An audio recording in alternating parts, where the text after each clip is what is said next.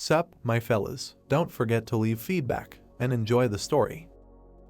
The people stood above the sky. The story tells us that the children of day and night have always respected and despised each other. Their battles that began in the age of myths were transferred to humans. The people fought to the death. The light and dark outline of a man stood back to back. We are told that they are still going on in our time. Clouds of steam rose. The sun was shining in the sky. The man's face was grinning. A pink glow came from his eyes. He said that even the ugly villains who lived in hell dreamed of heaven. The police were dumbfounded. The clown announced that they would receive a terrible and exciting welcome to heaven. The clown spread his arms, indicating that Ralph's show was about to begin. The dumbfounded boy cried out that they were retreating. Ralph struck the ground. Clouds of dust rose around him. Holding his hands to his face, he declared that it was a great view and they got him a shot. The guy pointed his gun at him. The cop was shaking. Ralph looked at him. Pink mana was coming from his hand. Spinning the bowling pin in his hands, Ralph noted that no matter the situation, there will always be guys who don't get it yet. He threw the bowling pin and wished them a safe trip. He had a smirk on his face. There was a loud explosion. The mercenaries burst into the bank and ordered them to give them the money. The bus began to slow down. Its wheels were squeaking loudly. Ralph noticed the bus. The guys were taken aback by his words that it was time to go home. Ralph landed on the ground. He grabbed the money in his hand. Ralph began to sniff the bills. He said with satisfaction that it was a sweet smell and he was using them to fill Ralph land with fear and terror. The mercenaries began to board the bus. The man knocked and asked to open the door. The door started to open. The man looked at the driver and asked why the door was closed. The driver replied that it was not a sports car, but a school bus, and the doors there opened slowly. The girl was standing among them. The man said with a grin that she was a hostage. Taken aback, the driver asked why they had taken the child. The guy was holding the girl in his arms and shouting that she was the governor's daughter. Entering the bus, he said that they were a mother and daughter and that they would give a good ransom for them. The driver listened to them silently. The girl backed away. Sitting on her knees, she asked that at least her daughter be released. The man pulled her by the hand and ordered her to shut up. The frightened girl started calling for her mother. The guy looked at the girl and said that if she did not obey him, he would do something bad. The guy suddenly turned around. The driver was standing in front of them and ordered them to release the child. He grabbed the guy by the face. Standing over him, he ordered them to let her go. The angry man asked what it was. The driver looked at him. Ralph started shooting in the air. The plot tells us that there are people in this world with special powers and they awaken them and commit crimes under the control of their own desires. He held the gun above his head. We were told that those who have the blood of the child of the night are called villains. Ralph started walking towards the bus and suggested that they go back and celebrate to the fullest, noting that they would have a barbecue. He started to get on the bus. The man flew out of the window. Ralph was taken aback by this. The guy started to get off the bus. The plot tells us that there are still people with superpowers who fight against the villains. The guy was dragging the mercenary with him. The mercenary was unconscious. The guy put his hands in his pockets. We were told that these are the ones who stand on the side of society and receive support. Ralph pointed his finger at him and asked who it was. Taking off his mask, the guy said that he just came there to throw out all the trash. He stood in front of them. The plot told us that those who have the blood of the child of the day are called psychers. There was a smirk on the face of the main character. The plot introduces us to Charlie. The main character said that he and Ralph had not seen each other for a year. The dumbfounded Ralph asked where this fool came from. Charlie pulled out the earphone. They asked him why he was going after them alone, noting that this was no longer according to plan.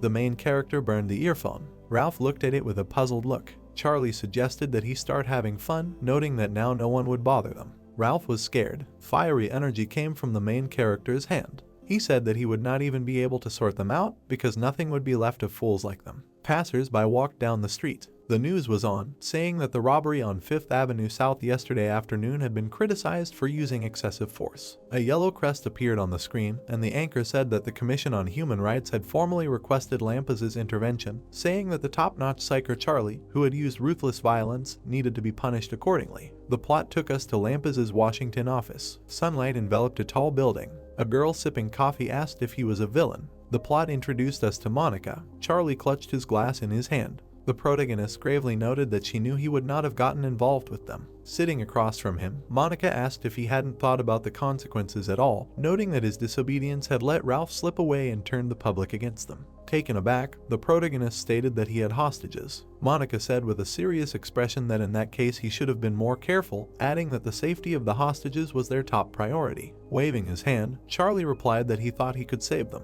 Sitting opposite, Monica pointed out what else one should do as a spiker, in other words, act rationally and calmly. The protagonist listened to her silently. Monica began to shout that one should not rush into doing anything. She asked him to just look at what they had in the end. She asked if his actions were different from those of villains. Charlie looked away. Sitting at the table, Monica asked if he realized what would happen if the protagonist screwed up, noting that he was on probation. Walking down the hallway, Charlie announced that she was a witch. Closing his eyes, the protagonist wondered how Jeff managed to be friends with her in the first place. His phone began to vibrate.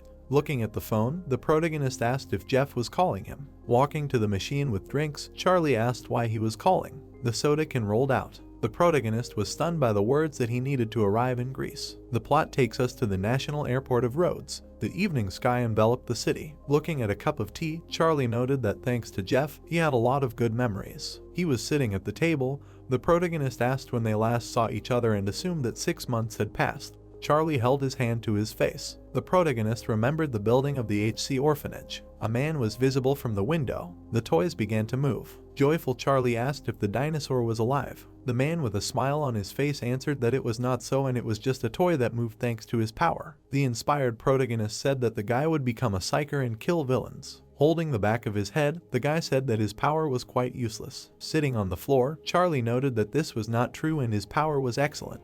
Taking a cup of tea, the protagonist thought that there really was a time when he did not know any fears. He started drinking tea. The protagonist was standing outside. Charlie looked at the time and said that Jeff was late. Holding the phone in front of him, he noted that Jeff wasn't even picking up. Jeff appeared behind him. Charlie turned around. Jeff was wounded. The dumbfounded protagonist asked what was wrong with him and whether the villain had wounded him. Jeff held onto him and said that he shouldn't have called him.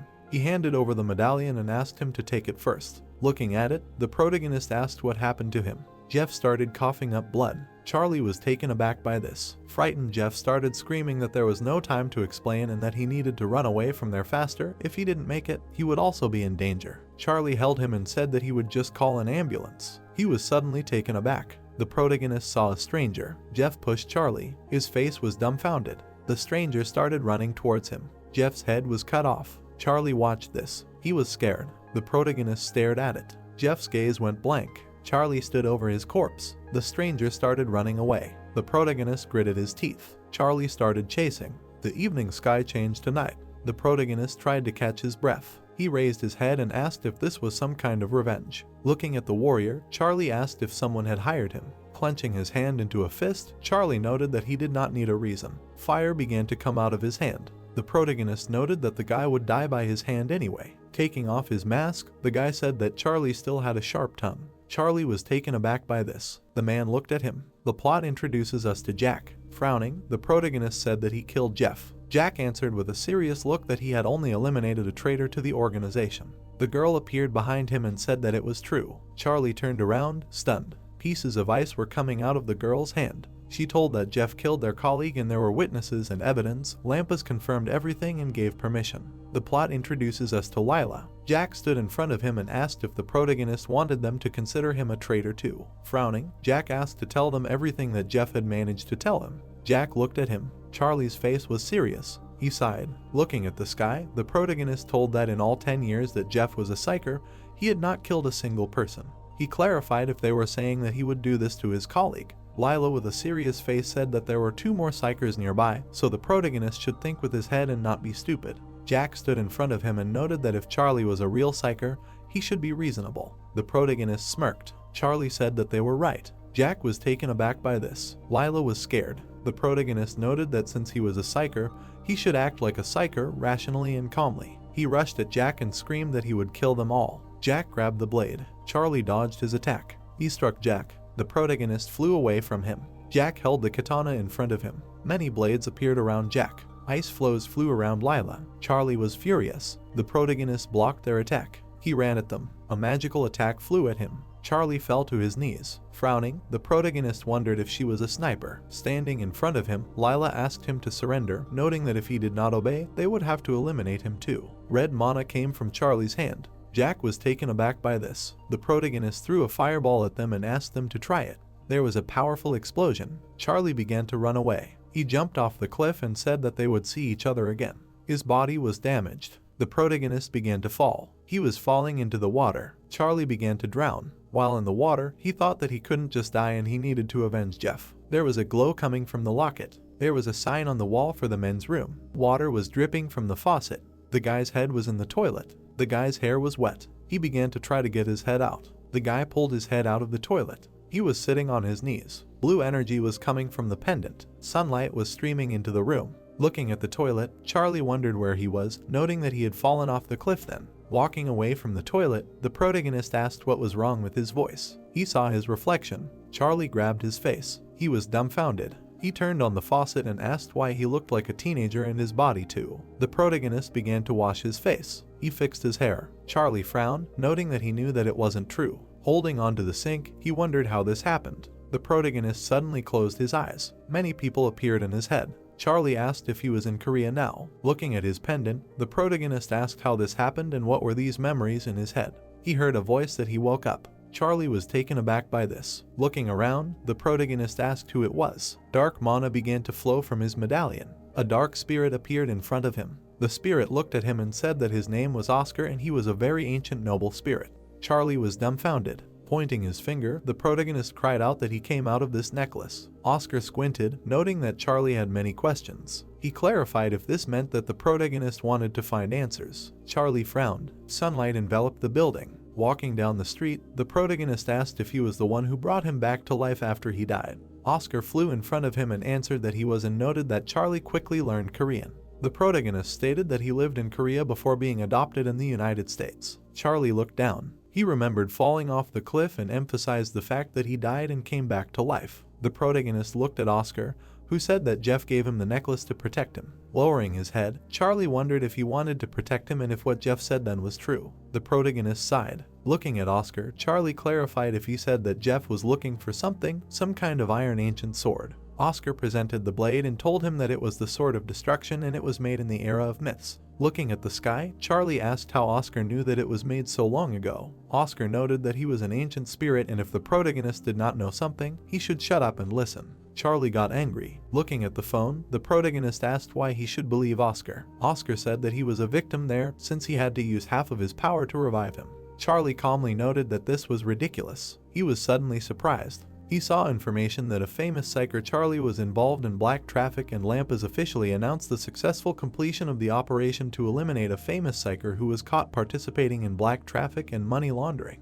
He read that in the meantime, a first-class psyker Jeff was killed by Charlie during his arrest. Many people around the world mourn his death. The protagonist asked what kind of nonsense this was. Taken aback, Charlie clarified whether he killed Jeff. His hand began to shake. He remembered the moments with Jeff and emphasized that he would never do such a thing. The protagonist gritted his teeth. Charlie asked if Lampas had decided to blame him for this. Oscar was taken aback by these words. Surprised, Oscar asked him to calm down. Dark energy enveloped Charlie's body. His eyes glowed with different lights. Blue gusts of mana enveloped him. His hand turned into a demonic one. Charlie was taken aback by this. The dumbfounded protagonist asked what it was. The guys were standing by the building and asked where he was. Squatting, the stranger answered that someone would come soon. The guy ran towards them. Looking at him, the stranger asked to look at this boar. Looking at the guy, he clarified whether he had checked. The guy said that there was no one in the toilet. The guys were taken aback by this. Holding a bat, the brunette asked if there was really no one. The brunette clarified whether there was the police or an ambulance. The frightened guy answered that there was no one. He frowned at this. The enraged blonde asked if the brunette said that Charlie was dead. The stunned brunette looked at the protagonist and thought that he definitely wasn't breathing. The stranger gave the guy the bag and asked him to calm down. Frowning, the blonde asked where he was thinking when he checked him and how he could be trusted at all. Holding the straw, the stranger asked them to finish. Turning around, the blonde asked what they were going to do. The stranger started drinking the juice. Smirking, he said that they would find him and finish him off. Sunlight enveloped the building. Charlie was standing on the roof. Oscar asked if it was true that all the schoolchildren go to the roof to be alone. He said that it was a great decision. The protagonist started yelling at Oscar to shut up and asked him to explain why he became a villain. Sighing, Oscar noted that he was starting to regret his decision. He imagined Charlie drowning and told him that his fate had changed and that he had managed to die and be reborn again, but the owner of his body was destined to awaken as a villain. The chain split. He imagined Charlie enveloped in blue energy and said that his abilities had huge catastrophic consequences. Taken aback, the protagonist asked again about catastrophic consequences. A frightened Charlie asked if he had really taken over his fate after being reborn. Oscar answered that this was true. The protagonist chuckled. He asked with a smile on his face if a top-class psyker had become a villain. His hand began to shake. Charlie punched the wall. The enraged protagonist asked why. Charlie was furious and asked why Oscar had revived him at all. Oscar noted that the protagonist had to control himself. Oscar imagined Ralph and stated that Charlie himself knew that villains were controlled by their desires and that they were taking over him right now. The evil itself was inside him now. The protagonist was taken aback by this. Oscar looked at him and told him that now he helps him contain this evil, but the angrier he gets, the stronger the evil inside him. Holding his face, Charlie asked what he should do then. He covered his face with his hands. Oscar said that he needed to survive. The protagonist was surprised by these words. Oscar was flying next to him and noted that Jeff would say the same. Charlie asked what Oscar knew. He imagined how he spoke to Jeff and said that he was very sorry that he had to drag him into this matter. Oscar remembered the wounded Jeff and noted that although he felt the approach of death, he did not plan to save himself. Jeff looked at the necklace. Oscar emphasized the fact that Jeff only wanted Charlie to have a chance to survive and this was his last wish. The protagonist sighed. He looked at the sky. Oscar was flying in front of him and noted that he needed to learn to control himself. Enraged, Charlie asked him to stop giving him advice. Oscar said that the protagonist wanted to return completely to human form. Sitting on the ground, Charlie replied that it was so. Standing at the edge of the roof, the protagonist asked what ancient noble spirit meant. Oscar asked if he was so interested in finding out. Looking at Oscar, Charlie said that of course it was. The protagonist looked at the students of the school. Oscar said that Charlie would know this if he found a sword. Closing his eyes, the protagonist said that it was a piece of metal. Leaning on the fence, Charlie asked if this sword had anything to do with Jeff's murder. Oscar said that he was sure it did. Charlie's face was interested. He turned his gaze to the guys. The guys were walking towards him. Grinning, the stranger said that he was very glad that the protagonist was alive. The sun was shining on the city. The girls were surprised. The guy was walking down the corridor. The plot introduces us to a psycho trainee, Steve. He put his hand in his pocket. He saw that he was getting a call. Putting the phone to his ear, Steve asked if something happened. The girls were watching him. Steve's face was serious. He looked out the window. He said he would call back a little later. Charlie and his offenders were visible outside the window. The guys were standing in front of him. The protagonist's face was calm. He remembered those guys and thought that they were for sure. Charlie looked at Oscar, who said that he could not worry because only he could see him. Pointing his finger, the blonde said that they could end up in jail because of his dead body. Taking out a cigarette, the stranger noted that Charlie really pissed him off. He noted with an angry look that if the protagonist had not died, he could have come to them right away. Charlie asked what kind of fool he was. The guys were taken aback by this. Standing in front of them, the protagonist said that he was in no mood at all right now. Ripping his fist, Charlie noted that he did not like to beat children, but apparently it was necessary for educational purposes. Oscar was flying next to him and told him that even without transformation, villains have enormous physical strength, which is several times greater than any human, even if he loses control of himself. Charlie answered with a serious expression that he knew it. The blonde put his hands in his pockets. He approached the main character and asked him what he said. Charlie stared at him. The blonde was furious. He swung his hand and asked why he was staring at him. Charlie dealt him a powerful blow. The guy flew away from him. The guys were taken aback by this. The main character stood in a fighting stance. The blonde was lying under his feet. The dumbfounded stranger wondered where this weakling got so much strength from. The guy with the bat ran at him and shouted that he was finished. Charlie's face was serious. He jumped on him. The main character parried the blow. He swung his fist. The guy fell to the ground. The stranger was in shock. Looking at his comrades, he thought that Charlie had defeated two of them in one fell swoop. The protagonist looked at him. He asked how they didn't feel guilty about their actions. The stranger was dumbfounded. Standing opposite him, Charlie asked why he was silent. The guy grinned. He started laughing and cried out that he didn't know what a conscience was. The protagonist stood in front of him and suggested that he didn't have a conscience, and since he didn't have one, he needed to make one. Clenching his hand into a fist, Charlie said that his fist would help him with that perfectly. They were standing on the roof. The protagonist ran at him. The guy raised his hands. They ran at each other. Charlie dodged the guy's attack. He dealt him a powerful blow. The guy flew away from him. The protagonist swung for another attack. He hit the guy in the stomach. The guy was stunned. He grabbed his stomach. Charlie stood over him. Looking at him holding his stomach, the protagonist wondered if he had a conscience. He picked him up by the collar and suggested that the blow was not strong enough. Charlie's face was serious. The guy was scared. Steve looked at them and asked what they were doing.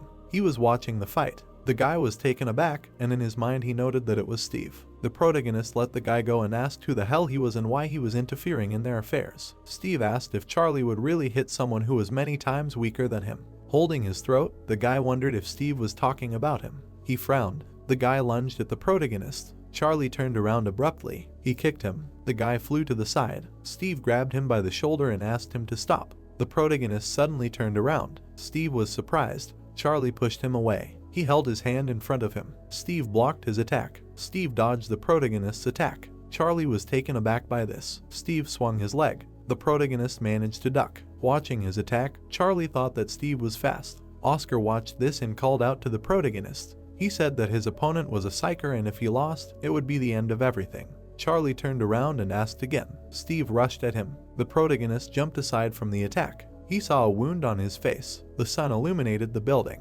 Charlie was standing in front of him. The protagonist's face was calm. Steve watched him and wondered if he was a psyker. Steve watched him closely. Steve raised his hand and asked him to stop, noting that if they continued, it would only get worse for the two of them. Steve handed him a bandage. Holding the bandage, Steve said that the protagonist was hurt. Their eyes met. Charlie took the bandage from him. He began to walk away. Steve watched him go. Looking at the beaten guys, Steve wondered if they had such a strong student at their school. He shifted his gaze. He saw a stain on his shirt. The sun enveloped the city. The protagonist came to the computer club. He sat at the computer. Looking at the screen, Charlie noted that nothing was working and Lampas blocked his account. Holding his head, the protagonist noted that he had guessed, but it was a bad feeling. The blue sky surrounded the city. Charlie was standing in an alley. Looking at the phone, the protagonist asked Oscar how he knew he was a psyker. Oscar asked if Charlie was talking about the guy on the roof. He remembered Steve grabbing his shoulder and telling him that he determined it by the waves when he touched it. Looking down, the protagonist noted that it was an interesting ability. Oscar looked at him and said that if he counted his color scheme, he would know more information. Charlie asked how he knew such complex words. Oscar replied that he was an ancient noble spirit who lives and gains knowledge from generations. Oscar watched him closely and suggested that he turn into a villain, noting that it was better for him to know about his capabilities in advance. The protagonist raised his head. He stood in front of him and replied that he did not want to do this. Charlie crumpled the paper. He held the paper in his hands and said that he needed to understand the essence of the villain's powers. Oscar told him that villains come from the inability to control the 5 desires and 7 senses. Looking at him, the protagonist noted that he was talking nonsense again. Oscar seriously noted that in his case, the trigger button was anger. Charlie clenched his hand into a fist. Blue energy enveloped him. The protagonist began to scream loudly. He raised his head up and cried out that he would kill all the fools from Lampas. Oscar asked what he was doing. Frowning, Charlie replied that he was showing anger. Looking around the building, Oscar said that screaming was not necessary and that you just need to feel the anger inside. The dumbfounded protagonist asked if he could not have said it right away. City. The car drove and talked about a villain named Blaster. He was a maniac who liked to play with explosives. A finger was pointing at the screen and someone was talking about how he was able to illegally arrive at Incheon Airport, but today he was already seen in the city. Steve was surprised that there were 102 victims. Roth was biting off a sandwich. Zach calmly looked away, saying that he did not have any special combat abilities, but the ability to create explosives really pissed everyone off. The guy calmly answered that villains only like to create problems. Steve calmly answered that sociopaths do not know how to control their desires and he must be caught before he escapes. The hero looked at the phone, answering that the task of all psychers is to administer justice to them. A smirk appeared on Zach's face. The hero suggested doing this. Steve looked ahead with displeasure. The building. Charlie looked at the system window. The guy looked at his information. Oscar began to show the hero the skills, which were the shadow sword and healing. Oscar looked at the boy's wound, saying that this was why the wound on his face healed so quickly. Charlie began to ask with interest that even if he amputated the limbs, it would recover. Oscar looked at the system window in the area of the mana range and said that there was nothing there, because the hero would have to reveal this power. The spirit was surprised to hear Charlie swear that he had all 300 mana points, when before it was more than 15-0. Oscar calmly answered that this was such potential. The spirit told Charlie that without effort he would not succeed and that he needed to try hard. Charlie asked his assistant if he could use the scanner on other people. The spirit answered that he could only use it no more than 3 times, because then he would have to sleep it off. Charlie thought about it. The hero decided to practice all his skills. Oscar told the guy to imagine a shadow sword in his head. The guy quickly raised his hand up. Charlie was surprised that he succeeded. The protagonist began to touch something from the shadow. The guy noticed that it was something sharp. Oscar was surprised that he succeeded, although he thought that it would take a whole day to train. Charlie decided to use it as a shield. The spirit calmly answered that villains can create their own defense and weapons. Charlie decided that they were in no hurry. Oscar answered that the guy had no taste in style. City. Charlie was getting ready to go home in the evening. Oscar looked at him in surprise. The hero calmly answered that Rachel had a family. Her parents were not with them. The protagonist decided to meet her. The guy understood that the boy would want to protect his family anyway. Charlie thought that the hero had actually died. There was some kind of explosion. The hero looked away in surprise. Crowds of people were running from the house. Charlie did not understand what had happened there. The house was collapsing. Everyone was shouting that it was a bomb from the villains. The protagonist heard that there were hostages. Anger and rage appeared on his face. The spirit looked at the guy in surprise. Oscar flew after the hero, asking him to wait a little. The assistant calmly answered that it was a villain who was stronger than the schoolboy from the roof. The spirit answered that he had incredible strength. Charlie shouted that they would also fight like villains. The guy looked at Oscar in surprise, who said that battles between villains were prohibited. The spirit did not understand what was driving the guy. Oscar calmly asked Charlie not to get into other people's fights. The assistant asked the guy if he wanted to make the villains his enemies and give up revenge. The leg stopped abruptly. The guy looked at the building. Charlie confidently asked the assistant what this would give him. Oscar looked away in surprise. The house continued to burn. The spirit calmly answered that he was no longer a psyker. The guy was going up the stairs, answering that the villains had a mother and child. The hero couldn't turn a blind eye to it. Charlie confidently answered that people didn't act like that. Oscar looked at the hero in surprise. Jeff sat with courage, answering that he had a difficult character. The man looked at his watch, answering that he had the biggest heart of all the people he knew. Jeff answered that he trusted Charlie. The guy was going up. The hero looked away. The spirit understood that he couldn't do anything about it. Oscar began to ask the hero to transform. The house continued to burn. Everything was broken. All the things were lying around. The toys were torn. The tied-up mother asked them not to do this. There was some kind of bottle in her hands. The villain said not to cry. The mother and child listened to the hero, who answered that they would do a good deed. The villain asked him to smile. The car was at the gas station. Steve was standing next to it. The guy wanted to look at something on his hand. The hero remembered all the moments. The guy understood that he didn't even know his name. The hand held the phone. Steve looked at something in surprise. Zach, smiling, answered that he was on a mission, so he would treat next time. Steve calmly answered that someone showed up.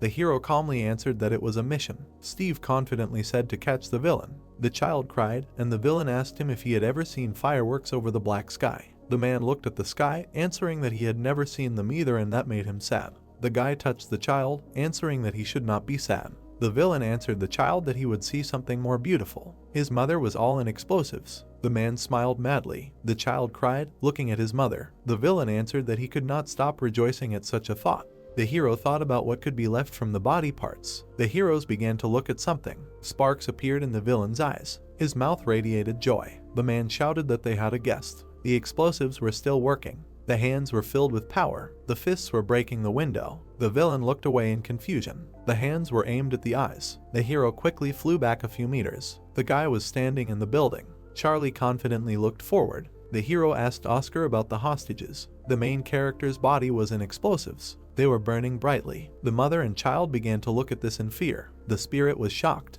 The legs quickly began to rush. The guy ran away. The building burned brightly. There was a quick explosion. People did not understand why there were no psychers and where all the police were. Debris. Everything was broken. The villain looked at this. Smiling, he told the guy that he came in without knocking. The hero shouted that he was a fool. The villain felt sorry for the guy that he exploded so quickly. The man began to look at the child with his mother. The villain smiled, answering that only they themselves can make up for all the anger. There were explosives in his hands. The villain began to look at something with confusion. Charlie's hand was burning brightly. The guy was screaming loudly. The villain raised his hand up. There was anger on his face. The guy confidently raised his hands, pressing his body into the ground. Cracks appeared on the floor. The villain was lying down, trying to raise his hand up. Charlie quickly grabbed it. The guy calmly answered the villain that even enemies do not fall for the same trick twice. There was a strong blow. The walls of the building began to collapse. The protagonist continued to inflict a huge number of blows on his opponent.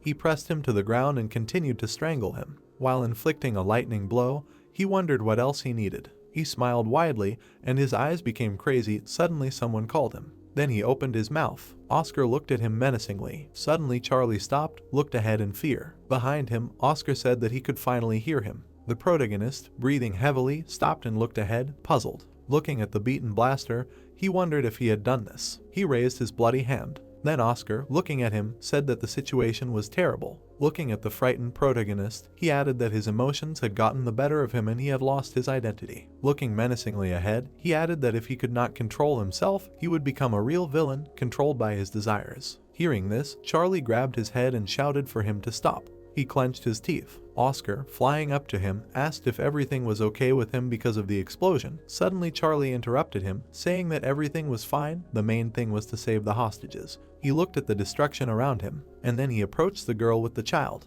He looked at them silently for a few seconds. There was fear and horror on the faces of the girl and her child. We are transported to the street to the police car. Blaster was placed on the couch. Zach, looking at the ambulance, said that it was true, the hostages were freed and safe. He looked around the building and added that they needed to continue the investigation, but at first glance it seemed like a fight between two villains. Taking a teddy bear, he said that witnesses had described it, but they had not yet been able to identify it. Verse picked up the teddy bear and looked at it silently. Looking at it, he thought that there was a child among the hostages. Frowning, he continued to think, what did it mean there were two villains? Then he turned around, hearing one of the policemen say that they said that the hostages were saved by a villain. His comrade replied that this was nonsense. He had heard something like this somewhere before. The policeman replied that there were witnesses there. Steve approached them, saying that who should not be told now. A second later, he looked ahead in fear, and the policeman replied that they were at Charlie's. Zach grabbed the phone and told Steve to go and check the cameras in the security room on the first floor. He would join him soon. Steve looked at the bear again, and then he threw it on the floor. We are carried outside. The protagonist, sitting on a bench, raises his head. He remembers how yesterday he looked at the frightened girl and boy who were screaming in horror. Exhaling, he grabbed his face with his hands. Oscar flew up to him and asked what was wrong with him. Turning around, the protagonist replied that if he had then. Lowering his head, he continued to say that he would have gone crazy too, like that criminal. Oscar answered correctly. The protagonist, looking ahead, replied that he really was a villain. Suddenly his phone rang.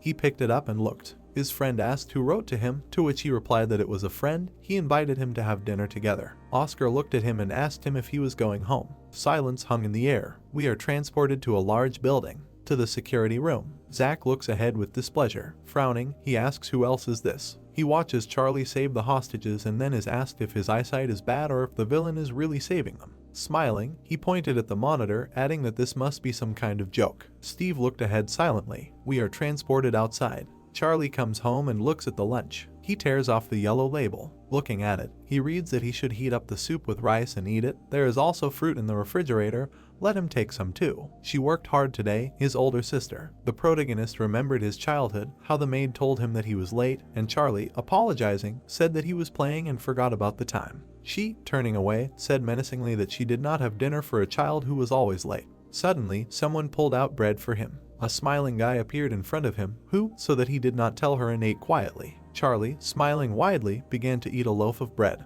We are transferred to the present. The protagonist silently looks at the yellow leaf. Then he heats up the food left by his sister, and for a few seconds silently looks at it. Then he scoops up soup with a spoon, and begins to eat slowly, that it is very tasty. He remembers his former friend, saying that when was the last time he ate home-cooked food. Looking ahead, he mentally thanks his sister. We are transferred to the protagonist's house. He is lying on his bed. The alarm starts ringing loudly, and Charlie opens his eyes. He pulls the blanket off himself, after which he silently looks at the ceiling for a few seconds. Then he goes to the shower. He looks towards the sink, after which he starts brushing his teeth, then that it is not him. He continues to think in the mirror about how he just has to live someone else's life. After gargling, he thought that he hoped that he would feel better after a good night's sleep, but no. He felt the amulet on his chest and continued to think that if he had the opportunity, he would like to go back to the past. Oscar appeared in front of him, wishing him a good morning. He replied that it was not good at all. After which Charlie stepped forward. Turning around, he heard his sister ask if he was already on his way to school. She wiped her eyes, saying that he would at least say goodbye to her. The protagonist silently looked ahead, thinking about how strange it felt to finally meet her. Looking at Rachel, he wondered if he could tell her the truth. Suddenly his sister answered that she definitely could. She pulled out a card for him, saying that it was a bank card. Lowering her head, she added that he should put his pocket money in there and use it wisely. Looking at her, the protagonist wondered why she was giving him this card. Then he took it. He remembered how in his past life he approached her. Lowering his head, he said that she could give him money in advance for the next month. The girl replied that she had just given him pocket money last week. The protagonist remembered how at school they took his money, telling him to lend them a little more, only $100. Lowering his head, he added that he had lost his wallet. Then Rachel put the remote down, saying that she understood. Looking at her brother, she added that he should not worry, to which he replied that he was very grateful. Winking at him, she said that she would put it on his bank card. Then he looked ahead silently for a few seconds. Looking at the card, the protagonist thought, "That's it." Looking back, he thanked her, saying that he would be careful, and she responded by wishing him a good day. Suddenly, she looked ahead in surprise, saying that it seemed like he had changed. Charlie, lowering his head, remained silent, and the girl shouted that his hairstyle, it turns out, greatly changes people. Approaching him, she added that she had been telling him for a long time to cut his hair. The protagonist replied that he simply styled it differently. Then he raised his hand and said goodbye to her, saying that he was leaving, and Rachel asked after him that, apparently, he had a girlfriend. We are transported to the school, to the 3rd grade. Classmates turn around in surprise. Everyone stares ahead for a few seconds. The guy looks at his phone with displeasure. Then he looks around, squinting his eyes angrily. All his classmates immediately turn away in fear. The guy slams the phone on our table, shouting for them to turn away quickly. Gritting his teeth in anger, he remembered Charlie hitting him in the face, and then thinking that it was all because of that idiot. Then, turning around with displeasure, he saw someone put a hand on his shoulder. It was Charlie. Staring ahead with displeasure, he asked where his desk was. He turned pale, raising his eyes. Then he stuck out his finger and answered that it was over there. His whole body was shaking as he looked at Charlie. Then the protagonist threw his bag and sat down at the desk. Oscar appeared next to him. Looking at the guy, he asked why he was staring at them like that, his gaze burning into his eyes. Suddenly, someone shouted that there was a villain somewhere near the school. The guy ran up to his classmates, saying that while he was at his part-time job, he watched a live broadcast. There was a huge fight between 2 villains. Oscar, flying up to Charlie, said that they were talking about him. One of his classmates said in fear that the world is incredibly creepy. His friend replied that there was a case about recently. Another classmate added that this was where the injured schoolgirl was in.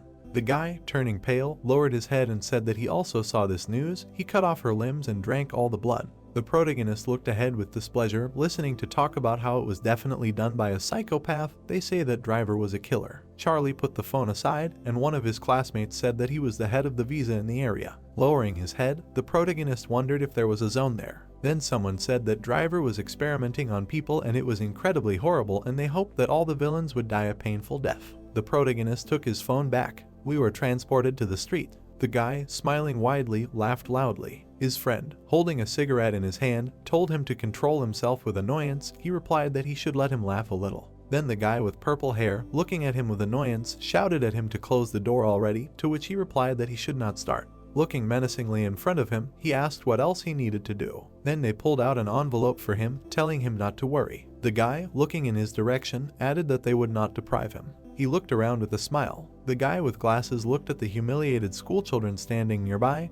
He thought that it seemed like they were quite close. Looking menacingly ahead, he continued to think that he would not want to be near this guy. Then the guy put his hand on his friend's shoulder, saying that it is good to have friends. You can always rely on someone. Smiling frighteningly, he added that he should tell him what to break or to be killed. We are transferred to the school. The protagonist is walking along the corridor. Suddenly he turns around. At that moment someone calls him. Steve appears in front of him. He says that he does not know his name, but how early it is. He points his finger at the bandage, and then, frowning, answers that as he sees it. Suddenly Oscar appears in front of him. The protagonist sticks the bandage on his cheek. Oscar, looking at him, says that he has self-healing. Why does he need this bandage then? Charlie discontentedly remembers Steve, saying that they will still meet with that guy. Suddenly he suspects something. Oscar, looking at him, answers that he is not stupid. The protagonist, looking ahead, asks why he called him to pay for the bandage. Steve looks away with displeasure, and then, looking ahead, says that maybe he will pay with something else instead of money. Charlie smiled sarcastically, and then, turning away, he answered that he does not think so. Then suddenly Steve, looking at him, asked his name.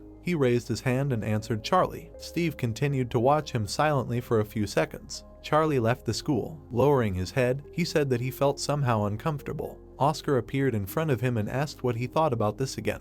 Decided in his eye, he added that since he did not answer, then he was right after all. The protagonist replied that his name was Steve and that he could wield fire. Imagine him in your head. He added that he was quite attractive. Tall, every schoolgirl's dream, excellent academic performance, exemplary behavior, a promising psycher who could not close his eyes to injustice. Oscar silently looked ahead, and Charlie, taking a step forward, added that this is what could be said about him from all the information he had dug up. Oscar replied that he was really good and that he was jealous. The protagonist replied that his dream was to become like Casson. Imagine that guy in your head. He said that he was incredibly popular with the same power. He asked his master that he was his idol, to which the protagonist replied, exhaled, that since he was so good, he should have been sent to a special school for training psychers. Why was he going to a regular one? Oscar, turning around, noticed someone in the distance. Two guys were peeking out from around the corner. Looking at them, he wondered why they were looking at them like that. The guy with yellow hair asked discontentedly what was there. Looking ahead, he added that he was continuing surveillance and would call back later. We were transferred to the roof of the school. The guy, approaching his friend, asked what was there. The tall guy with purple hair replied, looking at his phone, that everything was going according to plan. At least this idiot was good for something. Then he threw away his cigarette and said that they needed to move. They began to flex their fists and menacingly march forward. We are transported to an alley. There are trash cans and dirt everywhere. The protagonist walks forward. The guy with yellow hair looks at the back of his head. Then he clenches his teeth, thinking about why he even came here. Suddenly, he looked at the floor in fear and, clutching his chest, he almost shit his pants. A guy appeared in front of him, smiling. He said that he meant out. Another guy with purple hair asked where their goal was. He pointed his finger at the alley, but there was no one there. He replied that he was there just a second ago. The guy with glasses, looking into the alley, shouted that he probably turned left. Everyone jumped up and ran forward, and the guy, holding out his hand to them, shouted for them to wait. This is a special zone. He looked at his comrades' backs in fear for a few seconds, and then he ran towards them too. They continued walking along the streets, and at some point they stopped, looking around. The leader, raising his head, asked where he was because there was no way further. The guy with purple hair, turning around, asked why they even turned there. Then the leader kicked the guy, shouting that they decided to play with him. The guy with glasses looked ahead in fear. Looking at him, he said that they just needed to follow him. Looking at his comrade, he asked why he was silent. Suddenly, they turned around in fear. Charlie appeared in front of them. Then, looking menacingly ahead, he said that it seemed that he found them. The surveillance camera was working at that time and was watching everything. The protagonist noticed it. She watched their every move. Someone was looking at the monitor. He was sitting in a chair, examining the equipment in front of him. Mike was tapping a screwdriver on the table. He smiled and picked it up. And then, looking ahead, he said that they had guests. They were transporting us to a high-rise building. Charlie stood silently and looked ahead. The leader, coming closer, said that they should just look at him. He was not even surprised that they were here. Had he really lost his fear? Frowning, he added that it was he who attacked their comrade. The protagonist silently looked ahead. The big guy, laughing, said that they should just look at him. Raising his hand, he menacingly said that he would give him 3 seconds. He could run while he had a chance. The protagonist continued to look menacingly ahead. The big guy, clenching his teeth, began the countdown. Then they silently looked ahead. Everyone was surprised, watching Charlie's actions. Then the big guy approached him, shouted that he was an idiot, and then added that he was really asking for it. Charlie asked him why he couldn't fight, and then he stuck out 2 fingers forward. The big guy jumped back, clutching his eyes. A second later, Charlie grabbed him by the head and slammed him against the wall. He turned pale, his mouth wide open. The rest of the gang watched this in fear. Their leader fell to the floor, and Charlie, looking at him, asked what he was exposing himself to. The other guy clenched his teeth. He jumped up and ran at Charlie, and then, swinging his fist, he hit in front of himself, but the protagonist managed to dodge. The guy swung again, but Charlie suddenly appeared behind him. He began to turn around, and a second later, the protagonist hit him, tripped him. He fell to the ground with a crash. Charlie, looking menacingly ahead, swung his leg, saying that he had already given them a chance to come to their senses, but they, idiots, were asking for it. Then he pressed down the attacker, and then turned around to look at the rest. Looking menacingly ahead, he asked that maybe they would leave. Suddenly, he turned around in surprise. The leader of the gang began to slowly rise. Clutching his eyes, he said menacingly that he would not leave alive. Charlie, calmly looking ahead, thought that maybe he had overdone it. The big guy stood up. Since he was in second place in the national Muay Thai competition, he had every chance. The guy with purple hair, smiling widely, thought that he had finally gotten angry. Now he was definitely finished. Everyone looked ahead in surprise. The protagonist calmly clenched his fists, and then a second later he frowned. Charlie remembered being in the gym, how the big guy was attacking him with powerful blows. The guy, looking at this, said with a smile that he was going to die. Someone came up to them and asked what they were doing. Jack appeared in front of them. Looking at him, the guys said that he was late. Jack looked at the ring and asked what they were doing here, to which the guy replied that he didn't see or something. I was watching a sparring match. Jack stared ahead for a few seconds in silence. He watched as the big guy delivered powerful blows to Charlie. Then Jack menacingly asked why without protection, to which the guy answered with a smile that the newbie said that he didn't need it, to which Jack replied that he wasn't talking about the newbie, but about the big guy. The guys looked ahead in surprise. He, looking at the protagonist, said that this guy was a graduate of the ABPP, the youngest in the entire history of the agency. Looking straight ahead menacingly, he continued to say that he was a master of hand-to-hand combat and had never lost a one-on-one fight. The guys, hearing this, shouted that he was a master of hand-to-hand combat, wasn't his strength simply in fire, and he was from the enlightened class. Then they looked at the ring in fear. Charlie made a lightning dash forward and hit the big guy with all his might, and a second later he fell to the ground. We are transferred back. The protagonist destroyed the leader of the gang. Everyone looked at him in fear, and the leader spat blood on his hand. A second later, Charlie grabbed his face with his hand. Frowning, he looked menacingly ahead. Then, raising his hand, he thought that they were minors. They only know how to attack schoolchildren, since they themselves do not yet know how terrible the world can be. Looking madly ahead, he continued to think that if they had encountered such a strong opponent like him earlier, they would hardly have formed this group of idiots. He remembered his comrades and thought that they would have been the same if he had become much stronger. Remembering how all his comrades died, he thought that they could have avoided such a fate, and he needed to become so powerful. Looking menacingly in front of him, he thought about how he needed to destroy Olympus. The guy with purple hair, trembling in fear, said that they needed to run. His comrade, looking back, replied that they needed to get out. Then the protagonist raised his head, hearing screams. Mike appeared above them. Someone shouted that he was a villain. Driver was hanging in the air on a screwdriver. The guy was flying down. Someone shouted about Mike. Mike grinned slightly. The guy clenched his teeth in fear. Running away, the people shouted that they were running faster. The protagonist looked at the guy who shouted that they should wait for him. Charlie frowned. Mike smiled, looking at him. Looking at the hero, Oscar turned to him. The protagonist thought that he was Mike. Taking a step forward, the guy said that how interesting. He grabbed the gun tightly. Looking straight ahead, he said that he thought that they were going to beat him up here, so he decided to help, but it turns out that everything is different. Standing in front of him, the protagonist said that he did not remember asking him for help, to which he laughed. Mike asked why he was so prickly, did not know who he was, to which Charlie replied that he was Mike. Lightning emitted from the gun. The guy said that it even hurt his pride that he did not react in any way, pronouncing his name. A bright beam appeared in the gun. The hero looked at it in amazement. Pulling out the gun, the guy said what he thought. He was ready for this anyway. He grinned and asked what happened when he entered Vilzona, right. Suddenly a bright light appeared. A flower flew out of the weapon. The hero looked at him thoughtfully. Hearing that, well, he got a little scared. Yes, it was a joke, let him not worry, but bringing the weapon to the hero's head, he added that next time there would be no jokes, he would kick his ass properly. The hero looked at him in bewilderment. Looking at the leaving hero, the guy asked where he was going, to which he received the answer that he was going home. Mike was at a loss and asked that he would continue to ignore him. The main character walked down the alley. Oscar said that he had just almost gotten into a big mess. The image of the guy appeared, and the spirit said that Mike, he was too serious an opponent for him. The hero looked away, hearing that he had much more mana than. Oscar turned to the hero in surprise. He looked questioningly to the side. The protagonist leaned against the wall. Sighing, Oscar told him not to be upset. A dark sky appeared. The spirit added that they would start training, and then he would definitely, to which Charlie said that he should tell him everything about Mike. The spirit asked again in surprise. Bright lightning appeared, and the protagonist said that this was a great chance to fight a strong opponent. Standing with his back to the spirit, he added that yes,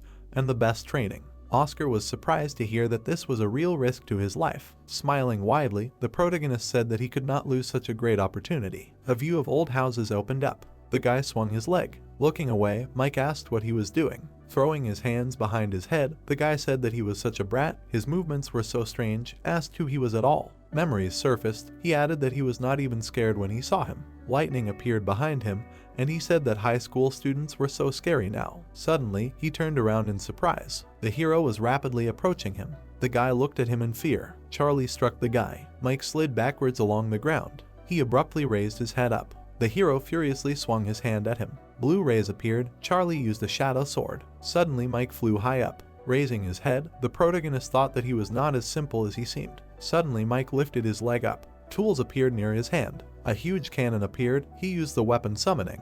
Looking at this, Oscar said to be careful. He was getting ready to shoot. Pointing the cannon at the hero, the guy said that he was in great danger now. Looking straight ahead, Mike asked what he understood. Many bright beams appeared. Grinning, the guy asked that what you receive should always be given back, right? The hero opened his eyes in surprise. The glow became even brighter. Mike's huge beam appeared. An explosion flashed over the city. The girl with the mask was perplexed. The man looked away. Looking straight ahead, the guy asked what the. Mike pointed the cannon down. Lightning emitted from the hero. Charlie put up a shield, reflecting the blow. Looking straight ahead, Oscar said that his amount of mana exceeds 1,000. The guy's characteristics appeared. The spirit said that he was 3 times stronger than him. The hero thought about it, and the spirit asked him why he was even listening to him. Looking at the menu, Charlie said that the battle would be even more interesting. The hero raised his shield, and the spirit asked why he was so confident. Mike grinned and said that he had blocked well. Swinging his weapon, the guy asked if he hadn't used enough force. Flying down, he shouted that he would try harder now. The hero looked up at him. Mike abruptly struck the ground. The hero deftly dodged the blow. The guy swung his weapon at him. The hero had dodged attacks many times. Gritting his teeth, the guy thought, that's it. Looking at the hero, he wondered how the hell he managed to predict his movements, and who the hell he was. The stones flew up from the blow, and the guy added that he couldn't help but know a guy with such skills. Swinging his weapon, he thought, really? The hero's eyes glowed brightly. Mike wondered if it was he who had killed the guy. The hero stopped the guy's blow. Mike looked at him in surprise. Lightning emanated from the hero's hand. The guy was confused, looking at the hero. Suddenly, his eyes glowed red. A huge beam flew out of his eyes. The hero hit the guy on the leg. Mike flew back sharply. Gritting his teeth furiously, he thought, let them just look, he's crazy. The hero rushed forward, and Mike asked, is he really a master? The guy suddenly jumped forward. He put his hand forward. A huge fist appeared. He summoned a mechanical hand. The fist rushed towards the main character. Charlie's eyes glowed blue. Suddenly, a bright beam appeared in the distance. The fist flew to the side. The guy looked at it in surprise. Jumping up, the main character swung. He dealt a crushing blow to the guy. Mike slid back along the ground. Looking straight ahead, he thought that this was no longer a joke. His skills were really on another level. The hero looked down, and the guy was thinking about how these movements can't be mastered without professional training and practice. A voice appeared, saying that here he is, what they are doing. The main character and the spirit were surprised to hear this. The guy was at a loss. Suddenly a woman in a hat appeared. The man with the bow looked straight ahead. The guy behind them exclaimed. Grinning, Felix asked that he didn't think it was too long, said that it was time to stop playing with the newbie. The hero was surrounded by people. Then he grinned slightly. The main character asked that he really called his friends since he was losing a one-on-one battle with him. Julia asked in surprise that he was losing, to which Mike laughed and said that he was not really losing, he was in the process of losing. Looking at the guy, the woman said that he was probably really losing, to which he replied that he said he was just in the process of losing. Felix, his eyes wide with surprise, asked why he was losing. Looking at the hero, he added that their Mike was losing to a schoolboy. Looking straight at him, the guy asked why he would even want to fight him. Suddenly there was silence. The hero calmly said that he wanted to test his strength against a strong opponent. Looking straight at him, he added that he couldn't just leave alone a creature that killed innocent people for fun. Mike was confused by this. Then he asked what he was talking about now about the serial killer, about whom there were still rumors, to which the woman looked at him and said that since he was a killer, he should cut off his head. The guy asked what she really thought, that it was him, to which she replied, of course, and left. Standing in front of the hero, the guy was surprised and said that it was even offensive, asked that someone seriously believed in these empty gossips. Looking at the hero, Felix thought that whoever he was acting too confident in front of Mike himself. Clenching his fist, he thought that he should curb this confidence of his. Throwing the weapon over his shoulder, the guy said that, in general, he would say briefly, he is not the killer he is looking for. Looking at him, the hero asked what evidence, to which he said that there was none. Opening his eyes wide, the hero asked again. He put his hand to his face. Looking straight ahead, the guy thought that now, swinging his fist, Felix thought that he was finished, he would teach him respect. Yellow lightning emitted from the guy's hand. Gritting his teeth, he used the death glove. Approaching the hero, he thought that he would die. Suddenly, he hit the ground sharply. Dodging, the hero asked what and who of them was still a scoundrel. The guy looked away in surprise. Looking at him, the protagonist said that he knew, they say only the last scumbags attack from behind. The guy swung his fist furiously. As he struck, he screamed loudly. Crouching down, the hero said that he would have to. Having hit the guy, he added that he would undertake his re-education. Julia looked at him in surprise. Tom was amazed at what he saw. Mike grinned slightly. Felix flew to the side. Looking at him, the guy said that he should not have gotten into trouble. The guy was lying on the floor unconscious, and Tom thought it was incredible. Looking down, the man thought that he had defeated the third most powerful villain from Wilson. Looking at the hero, the spirit asked if he was okay. Holding his head, the hero asked what, if not counting the wild pain in his head. Numbers appeared on the guy's glasses. Grinning, he said that his amount of mana did not exceed 300, but in such a short time he was able to use it to the fullest. Putting her hand to her face, the woman asked what only 300 mana points were. Tom said in fear that this was true. Turning to look at the hero, he thought that he was a D-class villain. The hero looked straight ahead, and the man thought about how a D could be capable of such a thing. He was able to knock out Felix with one blow. Grinning, Mike said that they should not be surprised, there are diamonds everywhere. Tom turned around in surprise. Throwing the weapon over his shoulder, the guy said that the amount of mana does not determine who he will emerge from the battle as a winner or a loser. A memory from the battle surfaced, and he added that incredible strength and reaction speed, a strange but very effective combat technique. Looking at the main character, Mike thought that he was really on another level, not a person, but an ideal killing machine. The crystal in the weapon caught fire. Holding it in his hands, the guy asked that he knew what it was. The hero looked at him in surprise and thought it was a mana crystal. Looking forward, Mike said that villains can increase their points not only through high-intensity training, but also by taking mana crystals. The hero caught the crystal deftly. Looking at his hand, he heard that he should eat it. Looking at the guy, he asked why he was giving it to him, to which he replied that he wanted to make a deal, and the hero said no. Mike said that he understood. He didn't like injustice. It was about the serial killer he thought he was, so he wanted him to catch him instead. Pointing his finger forward, the guy added that even if he accepted his gift, he would automatically take it as a yes. It was up to him to decide, but if he were in his place, he wouldn't refuse. Raising his hand, Charlie asked what he was trying to tell him in such a veiled way, that he was not the killer he was looking for, to which he replied that it was the truth and he didn't want unnecessary suspicions. The hero asked why he didn't catch it himself then, to which the guy laughed. He grinned and said that there was a reason for everything. The hero looked at him attentively. The guy smiled back at him. The main character was walking down a city street. Looking at the crystal, he asked what he should eat. Glowing crystals appeared. The spirit said that there were only two types of mana crystals, natural and artificial, and the difference between them was even greater than the difference between heaven and earth. Austin said that it was a pity that it was an artificial stone, but even it helped him add mana, to which the hero looked at him and said that he already knew that. Looking at the crystal, the hero heard that he needed to remember one rule: crystals should only be taken in the state of a villain. The crystal in the guy's hand lit up. The hero transformed into a villain. Charlie asked if it was definitely a mana crystal, to which the spirit replied that of course. The crystal in the hero's hands lit up. Opening his mouth, he said that Jeff had told him so. Swallowing the crystal, he added that one should not take food from strangers. The hero looked down questioningly. Looking at the spirit, he said that something had not changed, to which Oscar replied that he should wait a little. Suddenly, Charlie opened his eyes in surprise. Lightning appeared on his hands. Looking down, he asked what was going on. Oscar said excitedly that he should control himself and calm down. The spirit looked at him in surprise. Black particles appeared near the hero's leg. Wings appeared on his back. His hands glowed brightly. Suddenly, a huge yellow beam hit him. It was visible throughout the city. Looking to the side, the hero thought that there really was more mana. The main character looked at his hands in surprise. Stretching out his hand, he thought that he had absorbed only one mana crystal, but he felt such enormous power. Looking down, he added that now he understood why all the villains were so eager to get mana, but still, was it fair? The spirit was surprised to hear that he should check his profile again. A picturesque sunset appeared. Looking at his profile, the hero asked in surprise, what? The amount of mana is 350.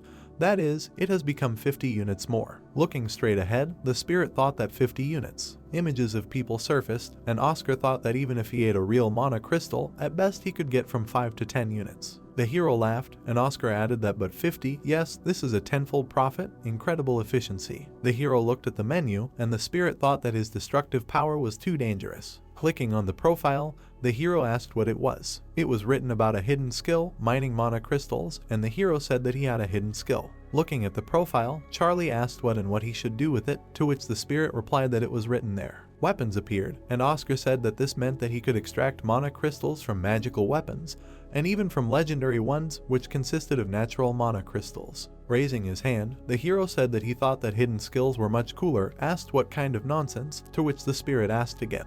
Looking surprised, the spirit said that extracting mana crystals from magical weapons, only he is capable of this. This means that he can extract all the mana crystals he wants. Standing on the roof, Charlie said that this is so, asked what and where to find magical weapons. The evening city appeared. Smiling, Zack picked up the sword. Sitting at the table, he said that finally it is in his hands, his darling, and his name is Brilliant Megrets. Then he said that he should also say something, to which the guy said that it was a good sword. The man said offendedly that he could at least praise it like a human being.